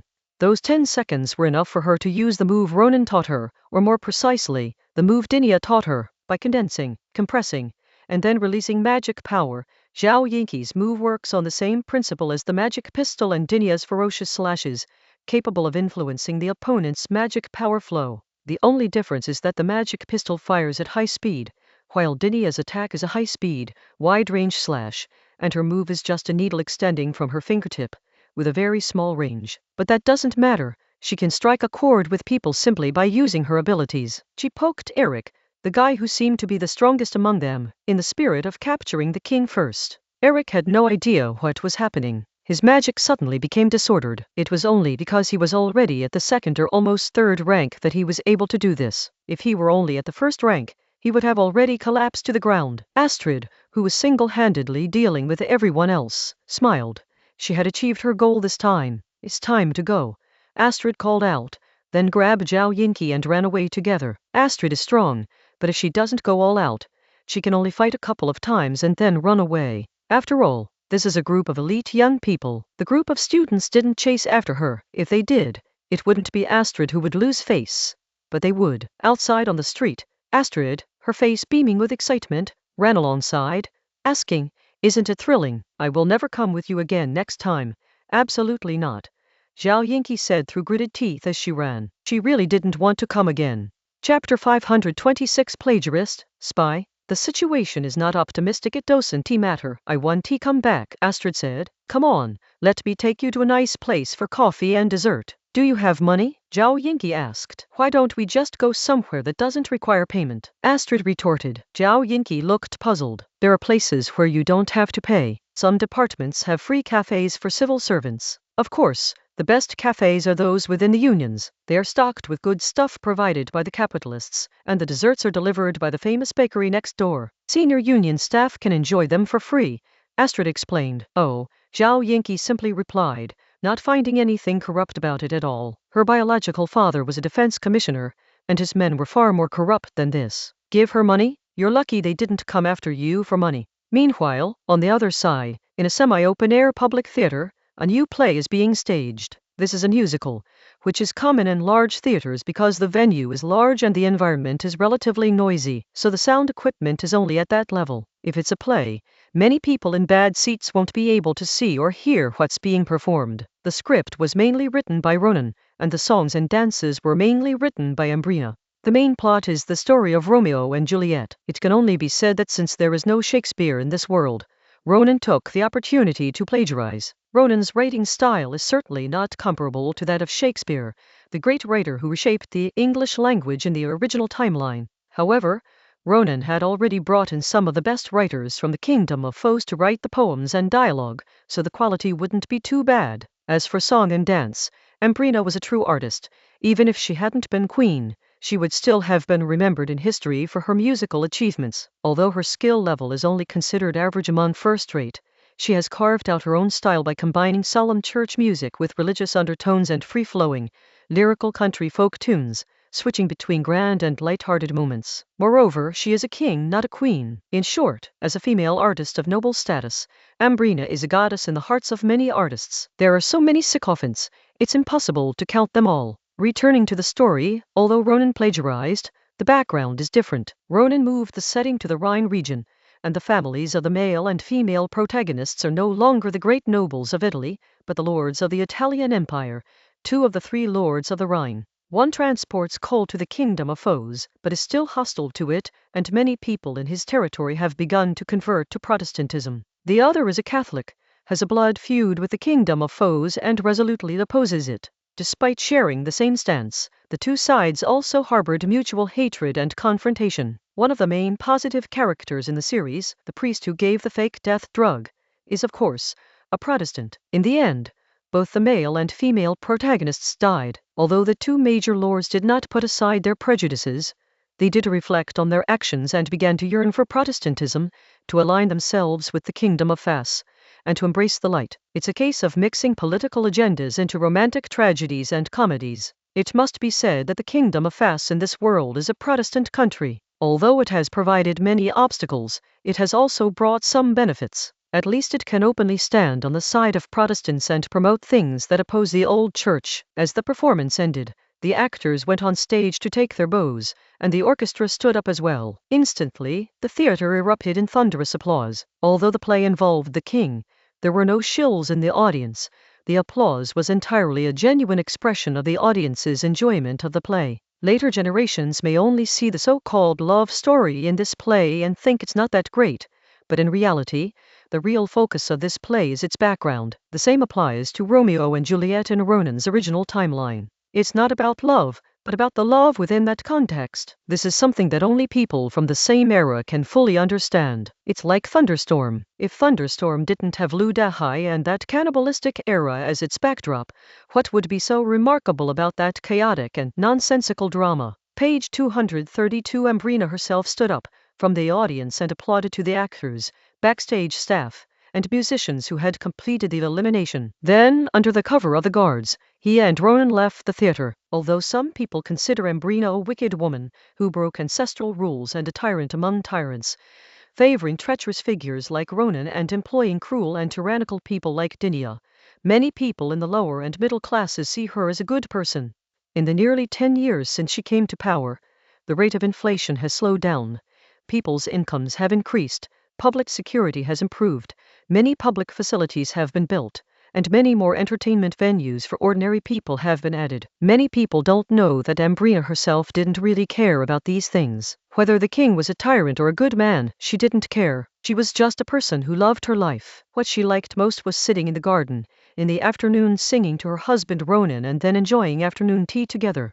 The king? That was just a job. As long as she did her job well and earned her salary, that was all that mattered. Leaving the theater, Ambrina stretched and said, "Ronan, I don't think people in the Rhine region would really feel anything after watching this play. This script was originally written for our own people. It's mainly for entertainment. Besides the entertainment, it's meant to imply to the public that the lords of the Rhine region are bad people. They commit vendettas, conspire, and even force young lovers to die together. How bad are they? But they are also bad people who can be redeemed. After all, they eventually repented to God the Father." Ronan explained with a smile. "When it comes to propaganda, the primary target is always one's own people." "Are we going to take over the Rhineland?" Ambrina asked. Those who like to call Ambrina a tyrant are mostly far less politically astute than she was. Yes, this play is just a dessert after the main course. After so many years of doing business, we have established a logistics system in the Rhine region for coal trade, and provided low-interest loans and aid for construction. On the surface, we have not sent a single spy, but in reality, we have developed countless spies there," Ronan said. "Is that so?" Ambrina asked in surprise. "A spy? How come she didn't know?" Ronan explained again. "I'm not talking about actual spies. I'm saying that when we attack, many locals will spontaneously help us. Isn't that espionage?" Ronan would inform Ambrina of any political matter, whether it was a major or minor one, because the two were not only husband and wife but also ruler and subject, and honesty was the secret to their enduring sweetness. Ambrina nodded. Now she understood, but then she became worried. However, if we occupy the Rhine in the future, I'm afraid that one of our allies who doesn't want to see a strong regime emerge in the Western continent will immediately turn his guns on us. "Willand, just give me my name." With a sigh, Ambrina continued with some concern. "At that time, we might be attacked from 3 sides, or even from 4 sides. Chapter 527 is actually quite optimistic, encircling the point and attacking the reinforcements, being led across the river by being led by the nose. To the south lies Bilia, and to the east lies the empire. A conflict is inevitable. If the kingdom of Fas were to seize the Rhineland, Wieland would also turn its guns on them. That's 3 sides. And then there's the Netherlands, the country to the north, making it 4 sides in total. Don't worry about the Netherlands, Ronan said. We've crippled their agriculture and livestock industry with cheap food and feed, creating conflict between the north and south. If they were to declare war on us then, they might split apart as soon as the fighting starts. The Netherlands in this world is very large, and it is actually a united kingdom, roughly the size of the Netherlands and Belgium in Ronan's original timeline. Originally, the northern part, which is Holland, was suitable for grazing, while the southern part, which is Belgium, was suitable for farming. They complemented each other and formed a good agricultural structure. However, since it was a united kingdom, the north and south were not very united. Moreover, the north was ruled by a group of capitalists who were engaged in maritime trade and were very willing to import cheap grain and feed from the kingdom of Fas. Once war breaks out, it will split apart with just a slight push. Moreover, the Netherlands is a maritime trader, and in reality, it has a greater conflict with its godfather, Villa, so there is no need to worry. It seems the trouble still lies with Villa and the Empire, Ambrina sighed softly. Ronan shook his finger. The Empire isn't in much trouble either. We're not fighting the entire Empire. We're supporting the Protestant princes against the Emperor who supports the Catholic Church. We don't need to win. We just need to take over the Rhine region. As for the southern front, we just need to hold off Villa. We are on the defensive, not the offensive. The real problem is Wieland. He can't sit idly by and watch a powerful land power emerge in the western continent. Once he realizes our strategic intentions, he will not hesitate to stab us in the back. And their navy has developed very rapidly in recent years since they were lucky enough to defeat Villa. Our navy can't beat them, and a fierce battle is inevitable, Ronan said. All I can say is that ying in any world is utterly disgusting. However, Ronan was still confident of winning. Although his military skills were practically non-existent, the command system of the Kingdom of Fas was based on the German-style general staff of another timeline, and there were no figures like Napoleon. However, the Kingdom of Fas under Ronan's leadership was far wealthier than the France under Napoleon in another timeline.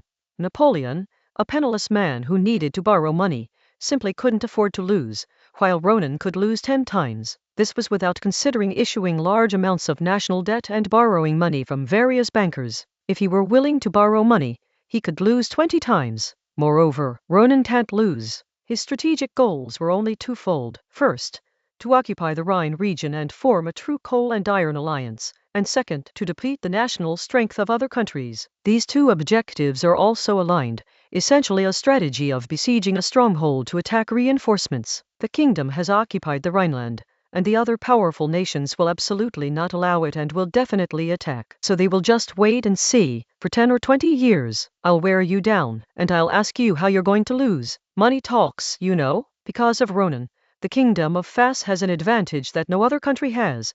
It can implement a wartime planned economy. Don't assume that just any country can implement this. To do this, you need strong organizational skills and control over various industries. The Kingdom of Fas has a civil service system, state-owned enterprises, labor unions, and farmers' associations. Do other countries have these? Oh, there really is. The countries of the Western continent are too closely connected. They can't even keep secrets about their military technology, let alone political and economic reforms. If they try to reform here, they'll inevitably be taken advantage of. As for the Kingdom of Fas, its backside has been worn smooth by other countries. However, the main countries that were touched were Wieland and Villa. Wieland had natural advantages, with coal and iron, sophisticated agriculture, and was isolated overseas, making it easy for small ships to maneuver. Villa, on the other hand, was rich and had colonies, and its king also commanded a strong army. Of course, both countries have their own national conditions, hence the distinction between them. As for empires,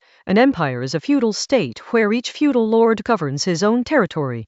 The emperor can't even manage his own land properly, so there's no point in talking about reforms. Then there's Suleiman. If you, Sultan, want to implement reforms, you have to ask our royal guards, who hold the crescent and star flag, if they agree to it first. There is one country that is quite interesting, namely Sweden, one of the countries in the Northern League. It is very good at copying, supporting industrial and commercial capital and then carrying out land for equity swaps, weakening the nobles without offending them too much, keeping good relations with the Protestant Church to facilitate tax collection, and then building schools and expanding the army. However, Sweden is in the north and geographically distant, making them true allies. In short, those damned Wayland and Villa, one a disgusting pirate and the other a heretical colonizer, are the root of all evil and must be destroyed. The Waylanders deserve to die, Ambrina said angrily. All she wants is to wear a crown, have some fun, and then retire. She doesn't really want to be the head of the Western continent. Why are there so many demons and monsters trying to make things difficult for her? That's right. We must kill those pirates severely when the time comes, Ronan added. After finishing their business, Ronan and Ambrina returned to the palace together. The next day, Ronan went to work as usual and threw himself back into his busy work. In 1594, Dinah, who had become prime minister, began his first 5-year plan with the assistance of Ronan and the support of Ambrina. It is now 1597, 3 years have passed. Judging from the situation, most of the first 5-year plans can be completed smoothly, and some can even be said to have been completed ahead of schedule. For example, the trade unions and farmers' associations have basically gotten on the right track. It's almost time to start planning the second 5-year plan. There's not much to say about the second 5-year plan. It can be summed up in 2 words. Massive military buildup. More magicians, more weapons. Prepare for a 10 or 20-year war. It's easy to say, but hard to do. Dinia convened all the ministers of various departments and spent half of the month in meetings, constantly discussing and deliberating before finally settling on a general preliminary plan. The final plan will be adjusted based on the domestic and international situation over the next 2 years and will not be finalized until the end of the first 5-year plan. After a busy month, it was already the second half of 1597. Throughout the second half of the year, the 2 most important things for the country were the state-owned tobacco processing plants and the implementation of local cigarette monopolies. This wasn't the first time the Kingdom of Fas had run a state-owned enterprise. They had accumulated a wealth of experience. In addition, their transportation system was no longer as backward as it was 20 years ago, so the project was almost completed in just 6 months. The second thing is disarmament and police system reform. The demobilized soldiers were incorporated into the police system, which was no longer under local jurisdiction, but was instead vertically managed by a central department. The state's authoritarianism has been strengthened once again. Chapter 528. Entering the new century, it's all about donkeys. Let's get the secretariat team in place 3 years later. In 1600, the 17th century had arrived, and Dinah had been prime minister for 6 years. The first 5-year plan has ended, and the second 5-year plan has begun. That year, Ronan was 43, Dinia was 44, and Ambrina was 35. She was still very healthy, playing and eating as usual, without any signs of contracting that strange disease. Elena is 37, still at the 4th rank. Alice is 36, at the 3rd rank. Agustina is 44. She has improved again and reached the 5th rank. Grand is 34, at the 4th rank. She is indeed very talented in magic. Ashley is 35, at the 4th rank. Galin now looks to be around 25 or 26, a bit more mature than her older sister, who still looks like she's in her early 20s. Ashley was about the same, looking to be around 25 or 26. Isabel was 33 years old when she unfortunately contracted a strange illness that affected the soul. Fortunately, Ronan transplanted a crystal skull skeleton into her, and after half a month of recuperation, she fully recovered and returned to her work. Originally only at the 3rd rank, Isabel advanced to the 1st rank because of this, and is now at the 4th rank. Ine and Lucian are both 12 years old and still at the 1st rank. However, Ine's magic power is already sufficient. She only needs an opportunity to reach the 2nd rank. Astrid is 11 years old and already at the 3rd rank. This little monster of hers can almost be said to be the most talented elemental mage in the history of the entire Western continent. The other one is still in Garcia, and he's not even a novice magician yet. He's currently studying at school. Ronan's youngest son, Louis, is 5 years old and has not yet shown any magical talent. Zhao Yinki is the oldest among the children. She will turn 13 this year. Her strength is still at the 1st level, but she is already on the verge of breaking through. According to the customs of this world, whether in the Western continent or the Eastern Ceres, she can no longer be considered a child. Nighttime, inside the palace, on the large bed, Ronan had well-defined muscles, but they weren't exaggerated. He still looked like a handsome young man in his 20s, except that he had grown a short beard, which made him look much more mature. He lay there naked. Ambrina lay horizontally, her head resting on Ronan's abdomen, one hand holding his thick, long, and stiff penis. Sometimes she would open her mouth to suck on it, sometimes she would move her tongue to lick it, and sometimes she would playfully spit it out and blow on the hair between Ronan's abdominal muscles. She was content and at peace. She wasn't particularly enjoying this food that she'd been eating for over 10 years, but she was far from tired of it either. Ambrina's expression was like that of someone who was used to drinking a bedtime drink and then taking a small sip, showing a kind of quiet, blissful happiness. There's been a rebellion within the Empire. Is war about to break out? Ambrina's eyes showed no worry whatsoever, only a hint of excitement. As Ronan stroked Ambrina's long, slightly wavy, dark brown hair, he replied, "Let them fight. We'll just watch. It's still a long way off before we have to send troops." "I see," Ambrina said with some disappointment. She was really looking forward to the fight, to win a crown after it was over, then retire in glory, and finally travel the world with Ronan. She wasn't tired of her sweet married life with Ronan at all, but she was really tired of life as a king. Every 2 days I have to get up early for a meeting.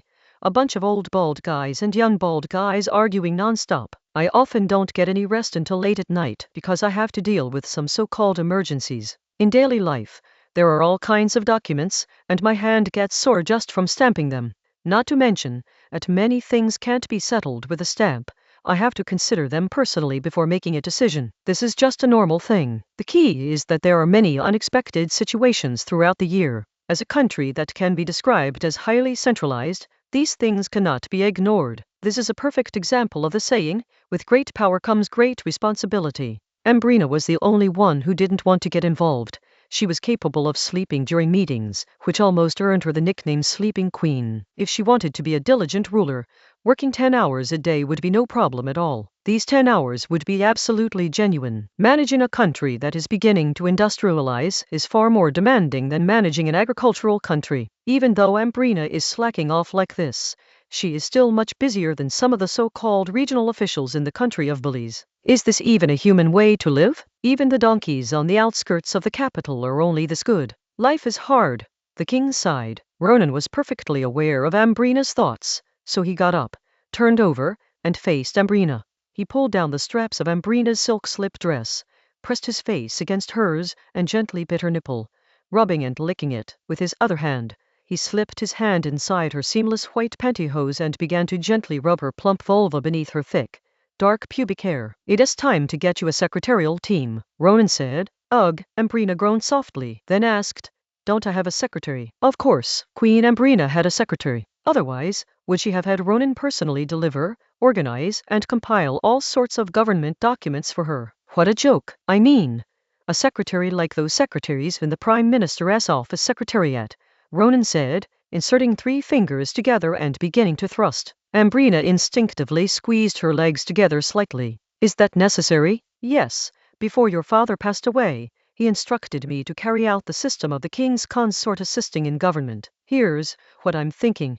Select a group of reliable female officials, and then through open examinations and reviews, select some young girls from commoner backgrounds to serve as secretaries in the palace. They can learn while doing odd jobs. Those who do well can be transferred to the Prime Minister's office or the Ministry of the Interior as secretaries. Finally, our Crown Prince will choose one of them as his queen, and this queen will eventually sit in my position," Ronan said. After hearing this, Ambrina gently patted Ronan's hand. Ronan understood and withdrew his hand. Ambrina tore open the crotch of her white pantyhose, stood up, held Ronan's large penis with one hand, and sat down with a long, satisfied moan. While twisting her waist slightly, she asked, "How could anyone possibly play your role? I mean, sitting in my position.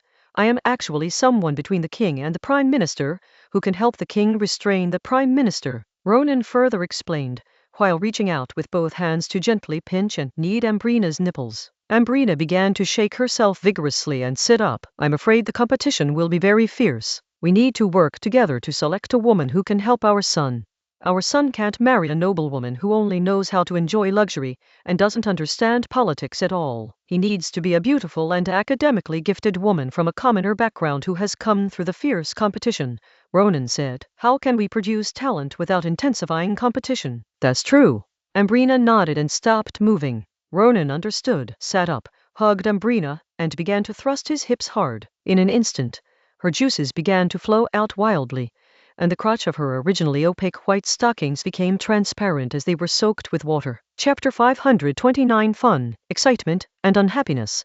Each has its own unique forms. Page 233. After working for a while, Ambrina got up, picked up a dildo from the side, lay down, and carefully pried open the two white silk-covered buttocks with her hands. Ronan also took the box containing the lubricant, scooped out a dollop with his fingers, and then entered Ambrina's back door, rotating to apply it. Although it wasn't the first time, Ambrina's body still trembled slightly. Then Ronan smeared his penis with ointment, grasped Ambrina's labia covered in smooth, white silk, and inserted the glands of his penis into Ambrina's anus, slowly pushing it in. Ambrina gritted her teeth and lowered her head to endure until half of Ronan entered her. Only then did she open her mouth and let out a long sigh of relief. Immediately afterward, Ronan summoned a flying sword. His summoning sword could transform into a giant sword the size of a door panel or a dagger about the size of a fruit knife. The dagger was plunged into the cork-covered, soft leather dildo, and Ronan manipulated it, inserting it into Ambrina's vagina.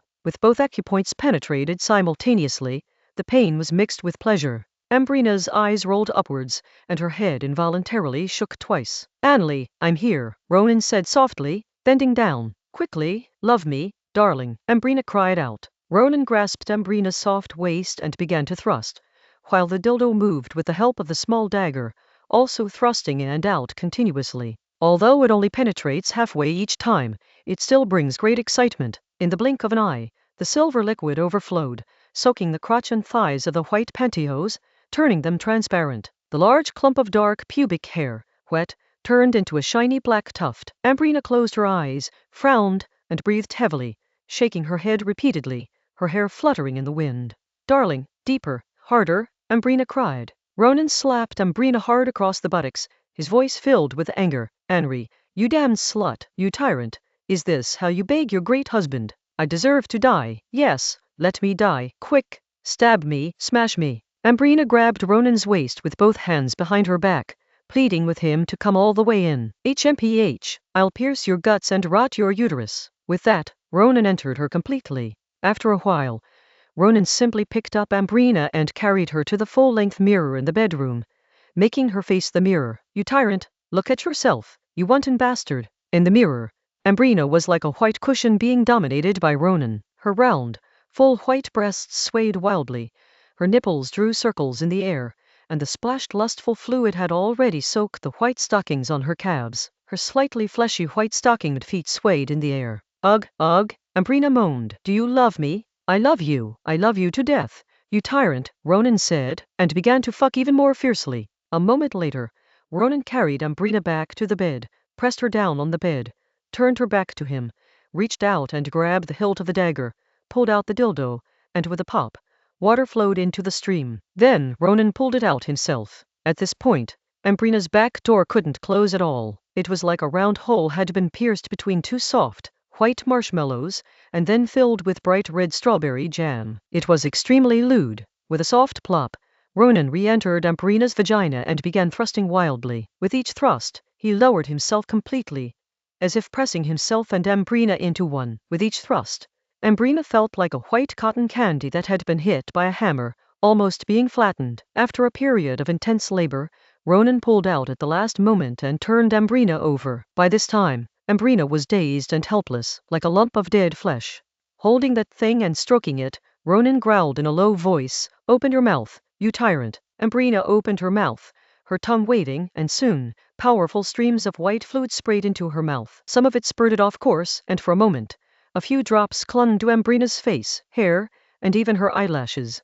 After swallowing, Ambrina collapsed onto the bed, sprawled out, breathing heavily, her chest expanding and contracting like a blower. After a long while, Ambrina finally recovered. The first thing she did was sit up and kick Ronan in the balls, pouting and scolding. "HMPH, am I a tyrant? Ha! Your Majesty, I was wrong. I repent." Ronan admitted his mistake with an exaggerated expression. "PFFT."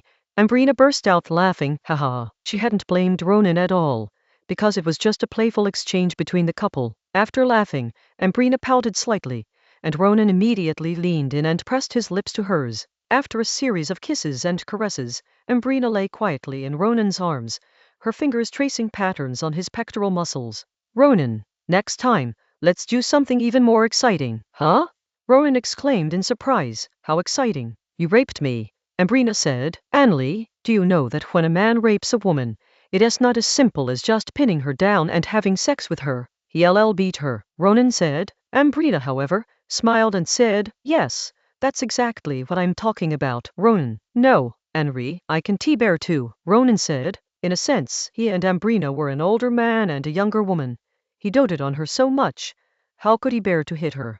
"I order you to hit me," Ambrina said, glaring at him. She added, "But go easy on me." Ronan was both amused and exasperated. Fine. While Queen Ambrina of the Kingdom of Foes was enjoying intimate moments with her husband afterward, the kings of several major powers in the Western continent were having a much harder time, each wearing a mask of pain. In particular, Emperor Antolo of the Holy Empire renamed the Holy Empire as the Empire of Will, hoping that the people of the German region would unite. One emperor, one voice. However, it is counterproductive. The situation he encountered was, if not completely different from, the situation of the Shinra Emperor in Ronan's timeline. He sent a lord there, hoping to suppress the heresy in Bohemia, namely Protestantism, but the lord ended up doing the Inquisition, massacring Protestants. Subsequently, the locals rebelled, and other Protestant princes also began to stir. The King of Villa, as the eldest cousin of the Emperor of the Will Empire, was at his wits' end seeing his cousin like this.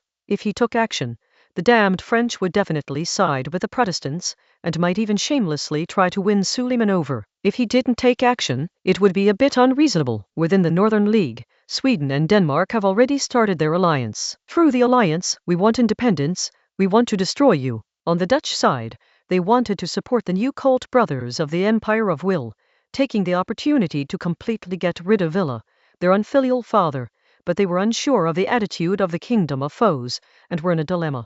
On the Vienna side, the governor was also troubled. He knew that the papacy would definitely support the emperor, but the problem was that they really didn't want to get involved. Business was already difficult, and if they got involved, they would lose all their business. The Waylanders are quite unique. The king sent a gift, but the king didn't have a son yet. Chapter 530 Immature Ideas. Minister, what a load of rubbish. In the evening, in the royal palace, in the grand banquet hall, the banquet was about to begin, and the guests were already seated on both sides of the huge long table. On the left are nobles and their wives. There are several dukes and a group of counts. Apart from the Duke of War, who comes from the Frego family, the other dukes are descendants of the most outstanding commoner magicians among the mortgage slave magicians, who followed Lawrence to resist foreign invasions and quell internal rebellions 100 years ago. Like the Duke of War, they do not have fiefdoms, but they have been given a lot of commercial real estate in the capital, which allows them to live a luxurious life just from collecting rent. The group of earls were naturally those few powerful nobles who were originally ducal monarchs. On the right are the central government officials, Prime Minister Dinia, Secretary Ronan, and then the ministers of various departments, as well as their respective spouses. Apart from the church's top brass, those who can decide the fate of this country have essentially gathered around this table. As the queen, Ambrina was the last to arrive before the banquet began, and she sat in the very center of the table. The banquet was still a while away, and the table was still lively. Nobles and officials were chatting and whispering among themselves, and some were even telling jokes, which made the people around them laugh. It wasn't that they disrespected Ambrina, but rather that this was a very relaxed occasion, and Ambrina had a rather straightforward personality. She would sleep during meetings, laugh when she found something funny, and get angry when provoked, unlike the late king, who always had a gentle face, making it impossible to tell whether he was about to resort to underhanded tactics again. Moreover, Ambrina didn't particularly enjoy holding banquets. During the reign of the late king, her mother, the queen, would throw 2 or 3 banquets a month, and they were always very grand. Ambrina, on the other hand, only held a banquet once every month or two, and when they finally got together, they naturally had plenty to talk about. Why don't you usually get together? In the kingdom, gatherings among high-ranking nobles and officials would be investigated, and could even result in being sent to school. So people dared not hold casual gatherings. Soon, the banquet began. As an appetizer, thin slices of raw ham from Villarreal. Then came a fancy soup, a tomato, beef, and onion cream soup soufflé, which tasted like borscht. Next was a savory mayonnaise salad, which Ronan had gotten used to after eating it for so many years. Then came a light morel and chicken soup, which was particularly good. After that, there was a small seafood dish, mussels cooked in white wine, Nothing special, just fresh and sweet. After these came the main course of the banquet, roast suckling pig made with small suckling pigs imported from Villa. The skin was golden and crispy, and you could hear a crunching sound when you cut it with a plate. The meat was juicy, and the juices flowed out when you cut it. The meat was very tender, but the texture was not loose. There were no complicated seasonings, just the pure aroma of pork. If you really feel it's missing something, you can dip it in the prepared sweet and spicy sauce with a little fruit vinegar added, which is salty, sweet, and slightly sour. Anyway, Ronan doesn't use sauce. He's never liked the French way of eating things, which always involves some kind of sauce. The main course was the same old thing. Toasted bread slices with caviar, but the bread was tastier than the caviar. Finally, there were 2 desserts. One was green apple syrup. Ronan couldn't stand eating sweet and greasy French desserts after eating so much meat, so he made this sweet and sour syrup to cut through the richness. This kind of sweet soup is now very popular, and it can be said that Ronan single-handedly changed the dietary habits of the Faz Kingdom's court, and even influenced the entire kingdom, since the upper echelons set an example for the lower. If the palace eats it this way, other places will simply follow suit. The other dish was Black Forest cake. Although the Black Forest region was the birthplace of the Golden Eagle dynasty, this cake was actually invented by Ronan. The Black Forest cake in another timeline did not appear until the 19th century. Ronan was once again a plagiarist. As for the wine, it is of course the finest wine from the royal cellar. Putting aside the nobles, these top officials come here to eat just for this wine. After all, the wine served at this banquet is not only expensive, but they might not even be able to buy it if they wanted to. Except for Dinya, who was the late king's beloved daughter, receiving gifts every year a privilege even Isabel didn't enjoy. After the late king fell ill and was forbidden from drinking by his doctor, he gifted her a winery on the outskirts of the capital, filled with many rare vintages. Dinya herself rarely went there, but the late king would occasionally sneak a sip. Now, the winery belonged entirely to Dinya. Eat and drink as you please. The banquet is over, it's time to get down to business. Everyone, I have some immature ideas, and I hope you can give me some advice, Ambriana said. Instantly, everyone's expressions darkened. Normally, when Her Majesty Queen Ambrina slammed her fist on the table and shouted, "This is settled," there was still room for negotiation. But when she said, "I have an immature idea," if you still offered her suggestions, you might just taste the iron fist of feudal autocracy. Ambrina continued, "First of all, I want to select some female civil servants from various departments and places to serve as my secretaries in the palace. As you know, I am really tired. Even the donkeys on the outskirts of the capital can rest more than I can. Your Majesty is truly a role model for us. I suggest that all officials be called upon to learn from His Majesty's spirit. His achievements surpass those of Oran and de Gaulle. Wah! If the heavens had not given birth to His Majesty, the world would have been plunged into eternal darkness. I have decided to publish my privately compiled collection of Your Majesty's sayings, and I hope Your Majesty will grant me permission." When the Minister of Civil Affairs uttered those words, everyone was stunned and turned to look at him. How the hell can someone's flattery skills be honed to this level? You're absolutely amazing. Dinya tilted his head back and drank, saying nothing. This was the minister of this country. A minister? What a load of rubbish. Sigh, I'm tired. Let's destroy it, quickly. Can you let me finish? Ambrina slapped the table and continued, "The selection of female civil servants is only one thing. In addition, I plan to build a girls' school in the capital, which will recruit girls aged 8 to 11 who are of good character, appearance and ability. However, there will be an entrance exam. After that, the female students of this school will occasionally have the opportunity to intern and do odd jobs in the secretariat of the palace." Girl 8 to 11 years old in the palace? Those present are undoubtedly shrewd and intelligent.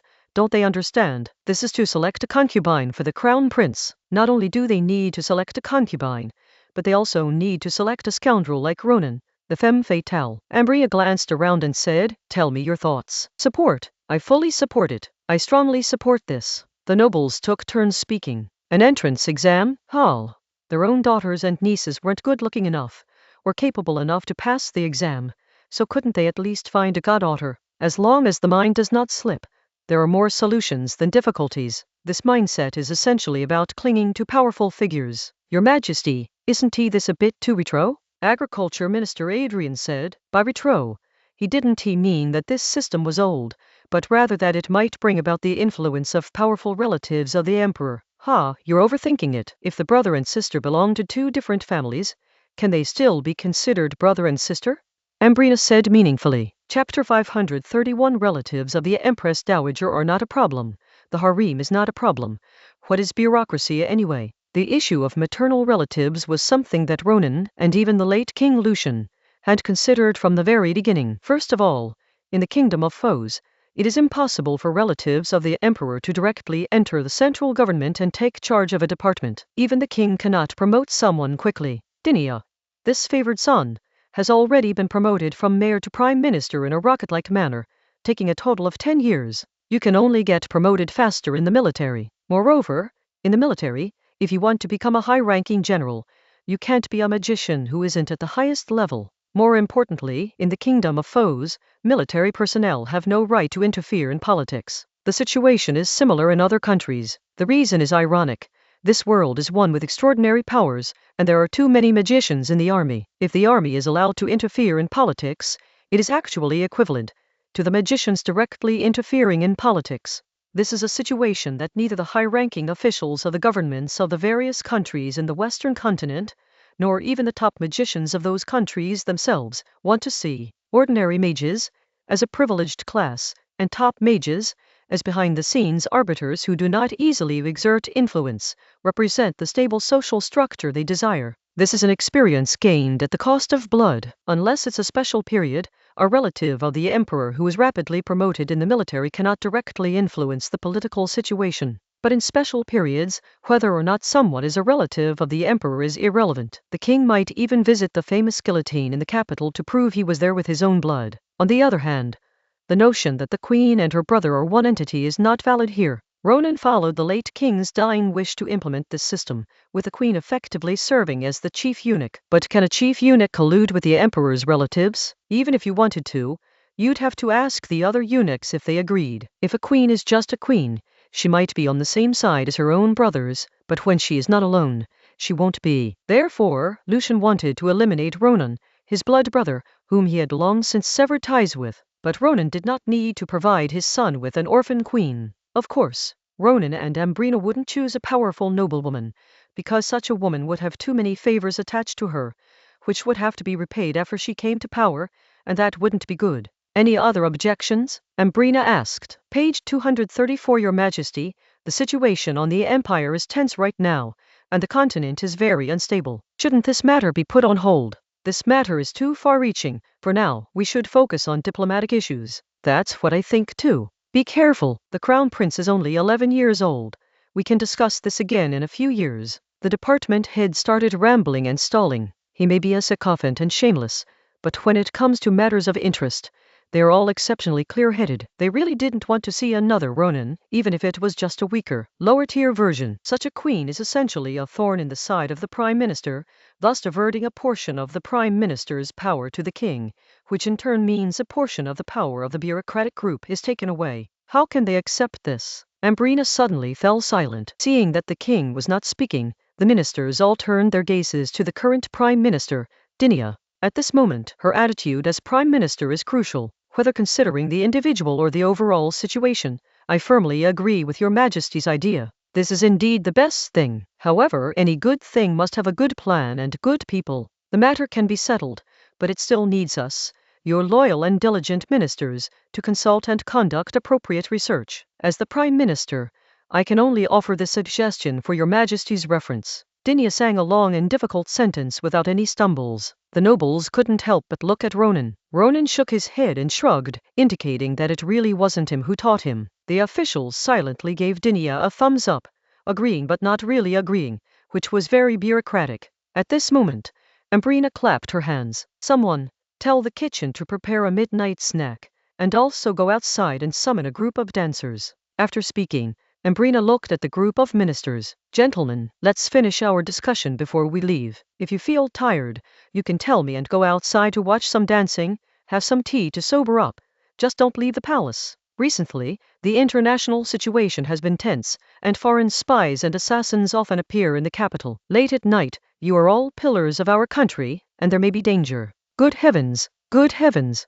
This means they don't agree and we're not allowed to leave. I'm going to sober up, Dinia said, getting up to leave first. Ronan followed him. Upon reaching the outer square, Dinia slowed her pace. Aren't you afraid that things will descend into chaos within the palace? She was the first to know about the late king's idea, even before Ronan and Ambrina, and she supported it. However, she felt that Ronan's approach was somewhat inappropriate. Isn't the palace in this country chaotic? The late king fell ill not long after ascending the throne, yet he still had dozens of lovers who frequently stayed overnight in the palace. The previous emperors were even more outrageous, with some even having affairs with other men's wives more than once. Only Enlil and I have never done anything improper in the palace, Ronan said. He did have some wild ways.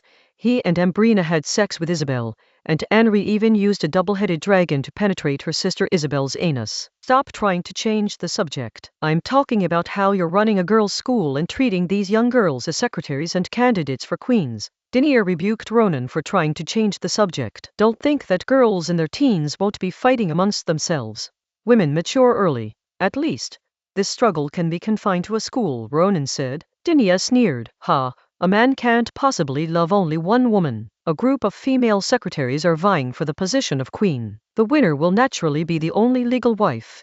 But what about the others? According to you, they will still stay in the inner court as secretaries, right? Won't they start fighting each other? That is right, but that is exactly how it should be, Ronan said. Suppose the queen is the head of the inner court secretaries and also the secretary general of the prime minister's office. If the other inner court secretaries have no influence, wouldn't her power be excessive? My arrangement is to have the other mistress secretaries check and balance such a powerful queen to some extent. In this way, the king can firmly become the arbitrator. If the eunuchs don't fight amongst themselves, what will become of them? As for the fact that Ronan has no one to check him, that's a special case. And it's precisely because he himself is a special case that he can't let the next generation be a special case as well. Little Lucillin, with his engineering nerd-like appearance, can he find a woman who loves him, has the means, and knows when to advance and retreat? Probably not.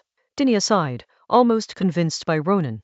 Do we really have to do this at a time when war could break out at any moment? If not now, are we going to wait until war breaks out? Ronan retorted. Dinia was silent for a moment, then said, I am, after all, the prime minister, you understand. Understood, did he? Ronan replied with a smile. He certainly understood that as the head of the civil service, Dinia had to side with the civil service, but she could go through the motions without actually putting in any effort. It's very bureaucratic. Chapter 532 Transaction. Face change.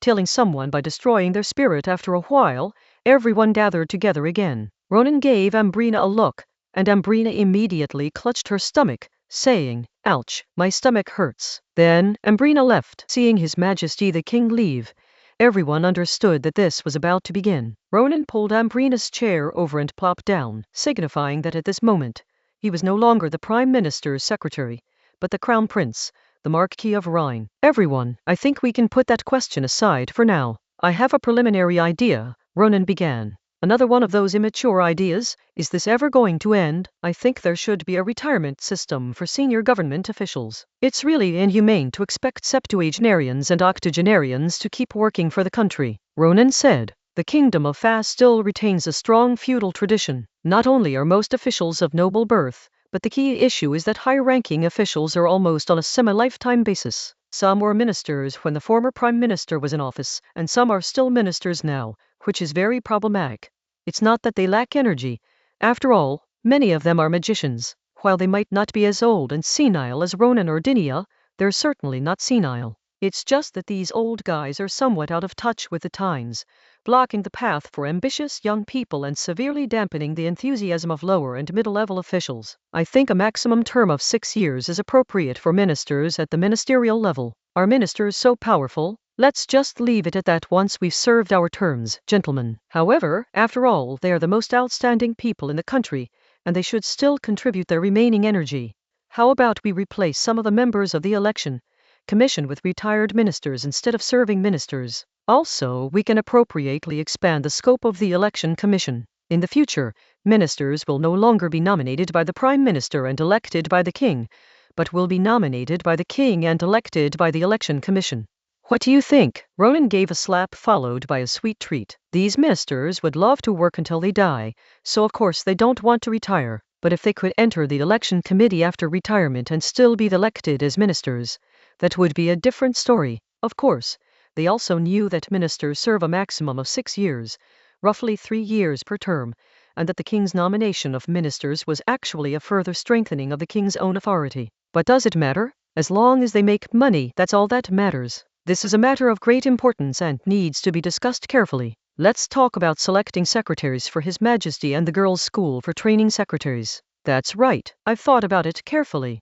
The girls' school is beneficial to the country and the people. It's a very good thing. Indeed, one after another, the ministers spoke. They all understood that Ronan's proposal to retire and then join the election commission, followed by the expansion of the election commission's authority, was a deal. It could only be realized if he agreed to the girls' school proposal. Otherwise, Ronan would find another way to make them retire early and serve their remaining time in prison. Having worked together for so many years, the ministers all knew all too well that Ambrina, the daughter, was not like the late king, but Ronan, the son-in-law, was very much like him. It was rumored that the late king had once told Ronan, "I really wish you were my son," and clearly, this was not a rumor. Moreover, Ronan is even more capable than the late king. Although the late king was skilled in political maneuvering, he was rather inept at governing the country and did not have much support. To give an example, the late king dealt with them by simply suppressing them, and it was quite a difficult task. But Ronan only needed to let out a hint, and a bunch of people would swarm up and oust their superiors. That's good. Ronan nodded in satisfaction, finally managing to appease these bureaucrats. As for the nobles, they already supported it, so there's no need to say anything more. A little while later, Ambrina returned. After learning that everyone had made a decision, she said it was getting late and it was time to go back. The banquet finally came to an end. Ronan was dragged away from the palace by Count Marcus of Lorraine to go for a walk and sober up. "Old ma, you're not young anymore. Why bother?" Ronan didn't say it outright, but his meaning was clear. Marcus sighed. "I have no choice in this. I call myself an earl, but I'm really just a servant who serves other earls. You still have the nerve to come looking for me. What happened at the mine 2 years ago was really underhanded of you," Ronan said. In fact, Ronan didn't care. Who among his subordinates wouldn't want to abuse their power for personal gain? Marcus's methods were relatively above board, within acceptable limits. Those who secretly embezzled and broke the law were Ronan's targets. But not caring doesn't mean it can't be brought up. Afterwards, "Didn't I just watch you build a steel mill in the West?" Marcus said with a smile. "No." Ronan chuckled dismissively. "So you insist on choosing a commoner as a princess for the crown prince?" Marcus bluntly stated. "Actually, once a daughter is married off, it's hard to say she's still a daughter. I think you understand. But the relationship is still there, isn't it?" Ronan countered. Sigh. Marcus sighed. Ronan waved his hand. "There's no need to be pessimistic. When the time comes, although the princess will be a commoner, the proportion of the other female secretaries will likely be noble girls. When a man is surrounded by a group of female secretaries all day long, something is bound to happen. And these noble lovers and secretaries will be your help. The nobles. I've really been used by you, and I should thank you," Marcus couldn't help but say. While they provided assistance, their more important function was to serve as a tool for the king to consolidate power. "No need to thank me. You are a noble servant, and I am a national servant. We are all servants, and we are brothers," Ronan said with a smile, but then changed the subject. "There is another small matter. The international situation is tense right now. Go and have a good talk with those nobles. Don't cause trouble at this time. I will not carry out any crackdown. I will just confiscate their property and exterminate their families under the charge of treason. It will be a good opportunity to take back the shares of those scoundrels in the state-owned enterprises. To quell external threats, one must first secure internal stability." Ronan did not want his countrymen to cause him trouble at this time. "Do your best. You know, nobles are the most disobedient," Marcus said. "That's not something I need to consider. The guillotine in the capital has faded, but the common people are all looking forward to it," Ronan said, then changed the subject. "Let me give you a hint. The big target is the Rhine region. Who benefits from occupying it? You know. Occupying the Rhine region would naturally benefit Count Lorraine." Marcus laughed instantly. "Ha, then let my old life burn with its last light. If anyone is undignified, I'll make them dignified. That's more like it, old ma." Ronan smiled as well, but as he smiled, his eyes swept over him. "However, in a big forest, you'll find all sorts of birds. I think there are always some nobles who aren't exactly respectable people. Don't you think?" Marcus instantly understood. Ronan was setting a quota for him. Some nobles had to die. Moreover, he had to act as a villain, pulling other nobles to agree and shouting good riddance. Even if you kill someone, you have to destroy their spirit too. It's all settled. Karl will be transferred to the central government, and her third son will fill the vacant title. Chapter 533 Selection Method. The Silent Prince. Private talk with best friends. 2 months have passed since the last Wang family banquet, and it's now June. Ambrina's secretariat has been assembled, with the experienced and reliable Mrs. Aunt Ari serving as the chief secretary of the inner court. Meanwhile, a girls' school, renovated and rebuilt on the site of the old Iggy's orphanage, which had been abandoned for more than 20 years, has been completed and enrollment has begun. First, candidates are recommended from various regions, and then they undergo a unified examination and selection process in the capital. The recommended standards can be considered either high or low. 2 things are required. First, one must possess magical talent. Second, one's appearance cannot be bad. And third, one's academic performance must be good. To ensure fairness, firstly, regardless of the city's population, each mayor and local church has one and only one seat. Without a doubt, both of them are noble ladies. Then, the unions and farmers' associations in each state allocated recommended numbers based on the population. The union still recommends girls from noble families. The reason is simple. The kingdom's large enterprises are all state-owned enterprises, and nobles have shares in these enterprises. They cannot participate in the management of the enterprises, but is there a problem with manipulating things to get their own girls promoted? No. However, Ronan had already spoken with a group of nobles. Manipulation was allowed, but not everyone was permitted to do so. Those who understand, understand. Those who don't, if you get caught, then go to heaven and ask God for forgiveness. On the other hand, the Farmers' Association would recommend even fewer genuine commoners. It's easy to guess that the Farmers' Association would definitely recommend the daughters of small landowners, but generally speaking, most of the girls recommended were from relatively lowly backgrounds compared to the girls from the powerful noble families gathered in the capital. Recommendations are just a prelude.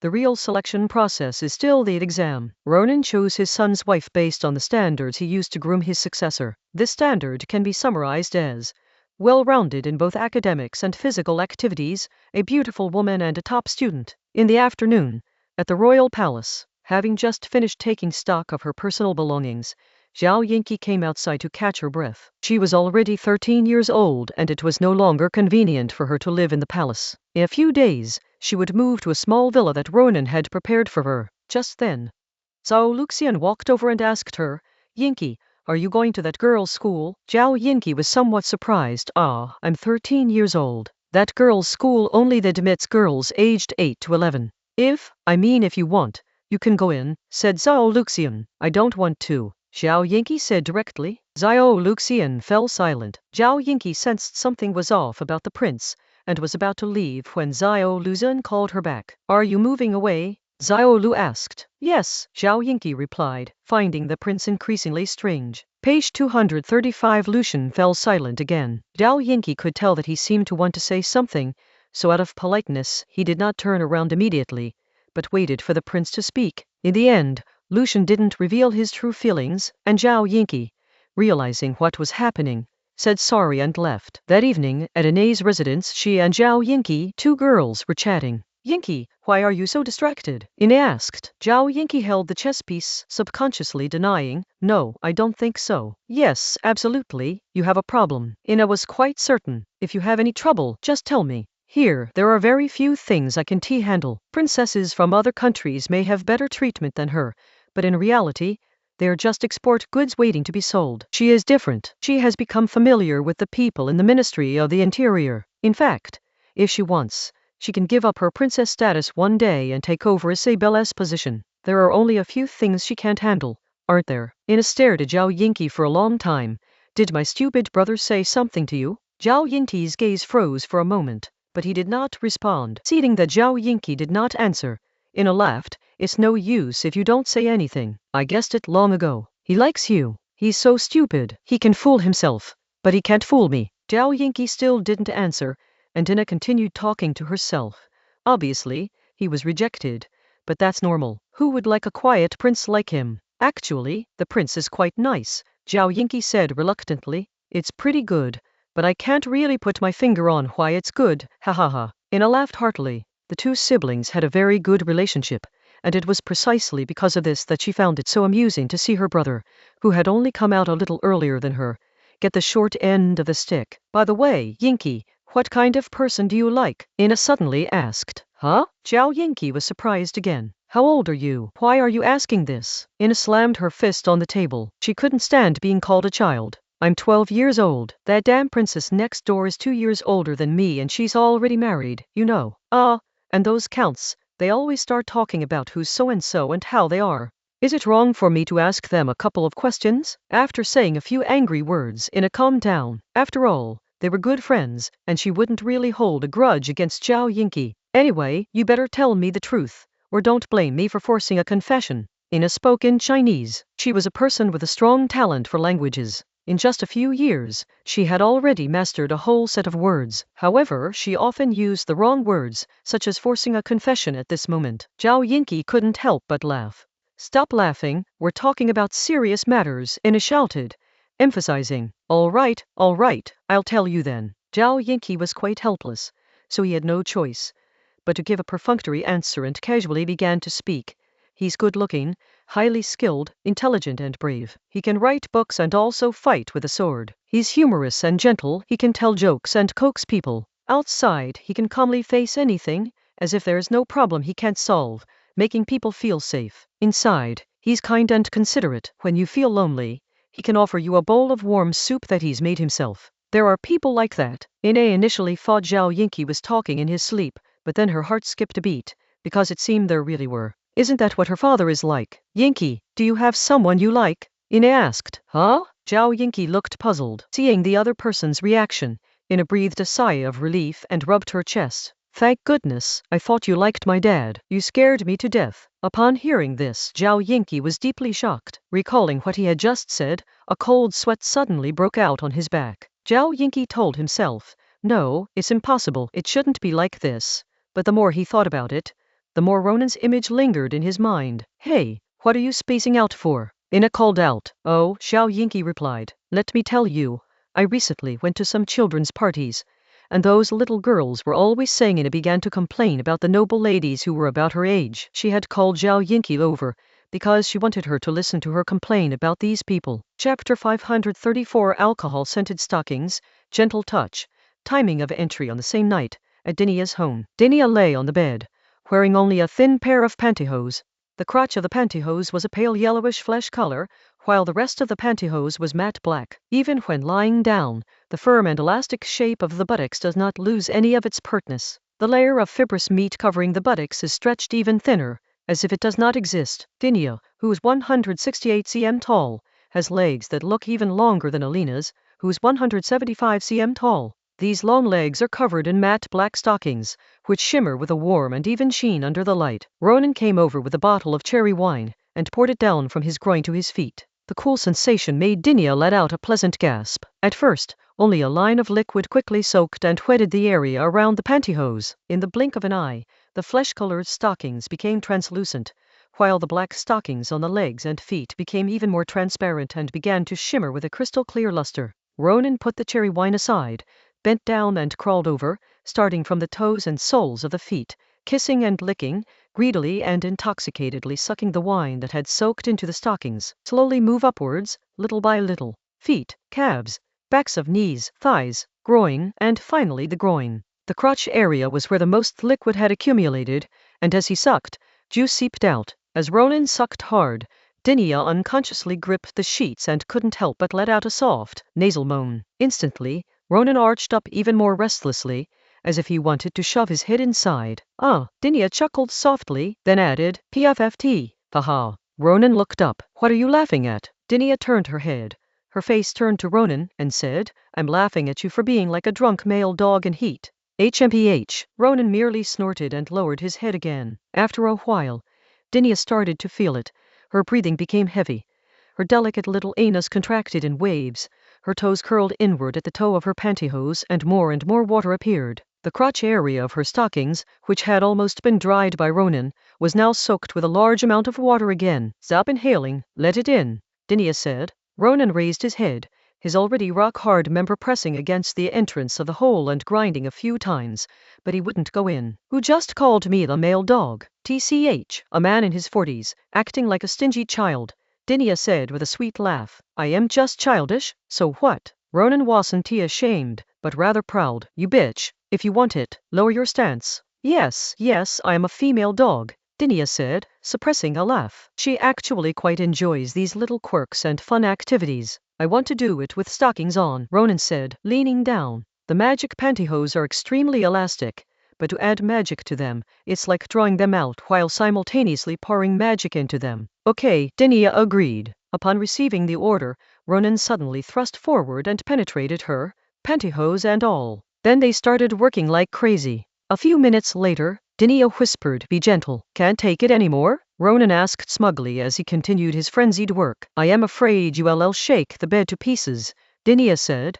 Normally, the bed wouldn't collapse because it's reinforced with magic, but at this moment, Ronan is also releasing magic. This magical impact is just more enjoyable for Dinia, but the aftershocks of the impact might damage the bed. So what if it's broken?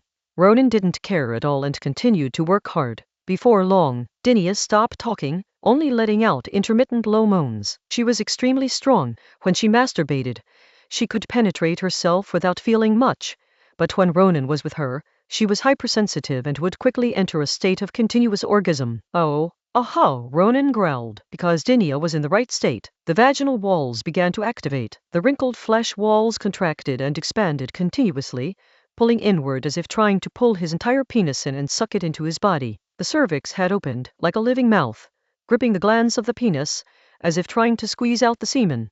No matter how many times you experience it, this feeling is still as exhilarating and irresistible as ever. Ronan immediately pounced on Dinia, grabbing her two large breasts tightly with both hands. The force was so great that the white, plump flesh spilled out from between his fingers. While wearing stockings, Ronan's thrusts were not large, but the frequency increased. Dinia also began to brace herself on the bed with her hands, swinging her waist like a water snake, and constantly raising her hips to meet her. Within minutes, the two were completely absorbed in sex, without thought or technique, driven only by primal instincts. Almost unconsciously, Ronan ejaculated, and at the same time, Dinia also ejaculated. Strong, powerful gusts of white fluid echoed through the uterine wall, while waves of liquid gushed out. Dinia fainted immediately, and Ronan also went limp, collapsing onto Dinia and no longer moving. When the two came to their senses, they realized that the climax had long ended. Ronan's limp penis had been bounced out by his pantyhose and was now exposed,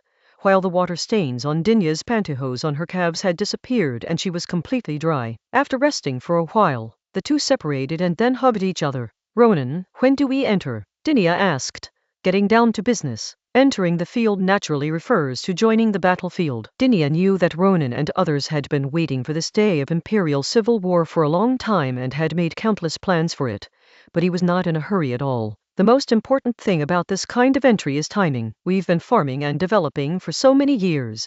Isn't it all for the purpose of carrying the whole game? Of course, we should enter when the first round of skills in the team fight has been used and everyone is low on health. Then we can reap the kills, and at the same time, we have to prevent the enemy from stabbing us in the back. So, now is not the time for us to make our move, Ronan responded. Dinia frowned slightly. Give me the specifics. Let us analyze the current situation. Ronan began to analyze.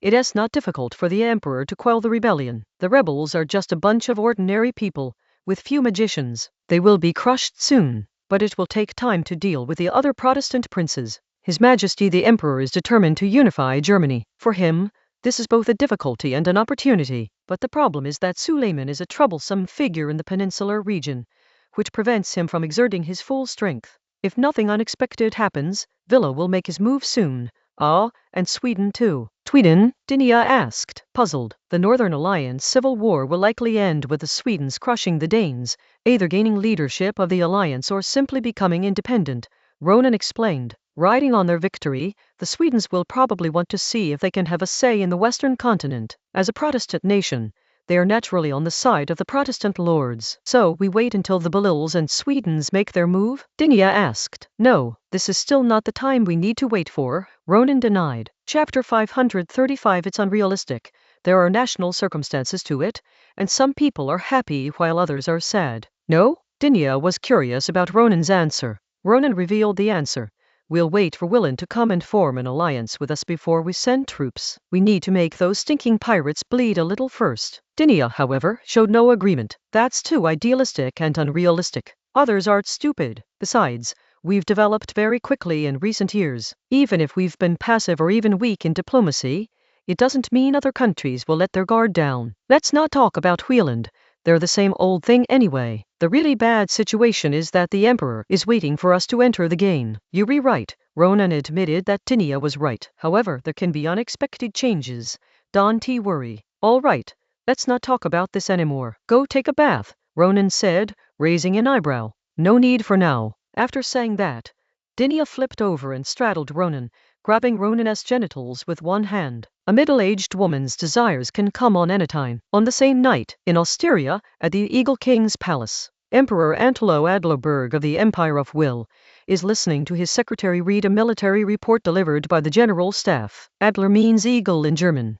If we trace their origins back to their ancestors, Antoro and Ambrina share the same ancestor, a duke who lived 1,000 years ago in what is now France. They are both from the Eagle family, which is remarkably similar to the Harburg family in Ronan's original timeline. Later, Antelo's branch became even more prestigious. After all, they had a castle on their head, while you didn't. Ambrina's branch was granted a place in the Black Forest to live in wooden houses and became proper Germans.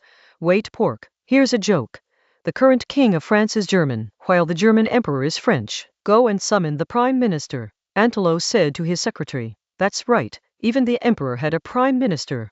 To be precise, the Grand Duke of Osteria also implemented a civil service system within his territory. Other countries in the Western continent also have civil service systems to varying degrees. The essence of human beings is a repeater. Over 300 years ago, Orantz, the founder of the Golden Eagle dynasty of the Kingdom of Fas, established a civil service system. Now, more than 300 years later, the Frago family still rules that land. Do they think they won't learn from it? Do they think we're fools? In fact, over 100 years ago, the staff and city council established by the scholarkin Lawrence were also widely adopted. But, as the saying goes, every country has its own unique circumstances. Specifically, the difference in strength between the lords and kings of different countries is significant, so the final results of their learning vary greatly. The Kingdom of Fas produced 2 7th-tier mage tyrants. Over the past 300 years, the lords within its borders have undergone 2 major reshuffles and 7 purges, completely stripping them of their military power. This has led to the current situation, where civil officials govern and the monarch holds absolute power. Do you think a lord with troops will obediently follow orders? Don't even dream about it. Currently, the most feudal country on the entire continent is actually Green Liu Suleiman, with both a royal guard and a governor. Liu Wire is no ordinary person. The least feudal country is the small island nation of Wayland, which has a grand council. Wayland is a place with outstanding people and resources. The royal family is weak, but there are often powerful nobles. After several changes of the royal family, they simply gave up. Soon, Chancellor Rudolph arrived. When Chancellor Rudolph arrived, he brought up the war, specifically questioning Antelo's strategy. Page 236. In Rudolph's view, the emperor's swift suppression of the rebellion was entirely correct, but his subsequent failure to exert full force and instead diverting troops to confront several major Protestant princes was simply reckless. No matter how many routes you come from, I will only go one way and crush one of them with overwhelming force. Now the situation has become a stalemate, and once a stalemate occurs, it is very difficult to regroup and form a unified force, because on the battlefield, it is always easier to send troops than to withdraw them. Rudolph, who do you think is our greatest enemy?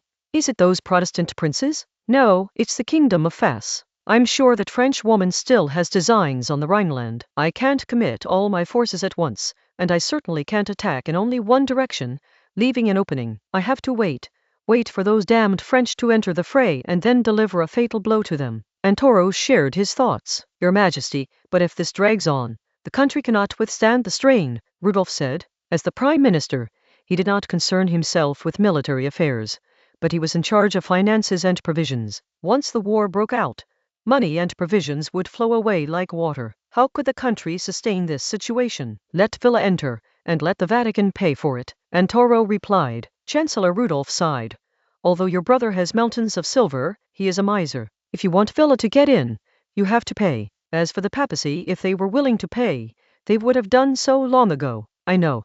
So I will withdraw my troops from the peninsula and send someone to negotiate with Suleiman, and Toros said. Rudolph was stunned. He'd instantly understood the emperor's thoughts. The emperor's meaning was very clear. If you don't send troops and don't pay, I'll just let the heretics over. This is too much filial piety. The Heavenly Father is leading a filial son. What happened to being the most devout believer in the entire Western continent? Is this all? At the same time, King Villa also tossed and turned, unable to sleep. We definitely have to send troops. Bandits must be eliminated at any time. He couldn't just stand by and watch his brother perish and the empire completely disintegrate. But when and how to act were matters of great importance. His grandfather was once emperor, and almost conquered the kingdom of Fas, coming very close to dominating the Western continent. Which grandson wouldn't want to do what his grandfather couldn't? The main purpose of this military intervention was not to relieve my brother's predicament, but to strike a blow against the damned French. Of course, money is still required.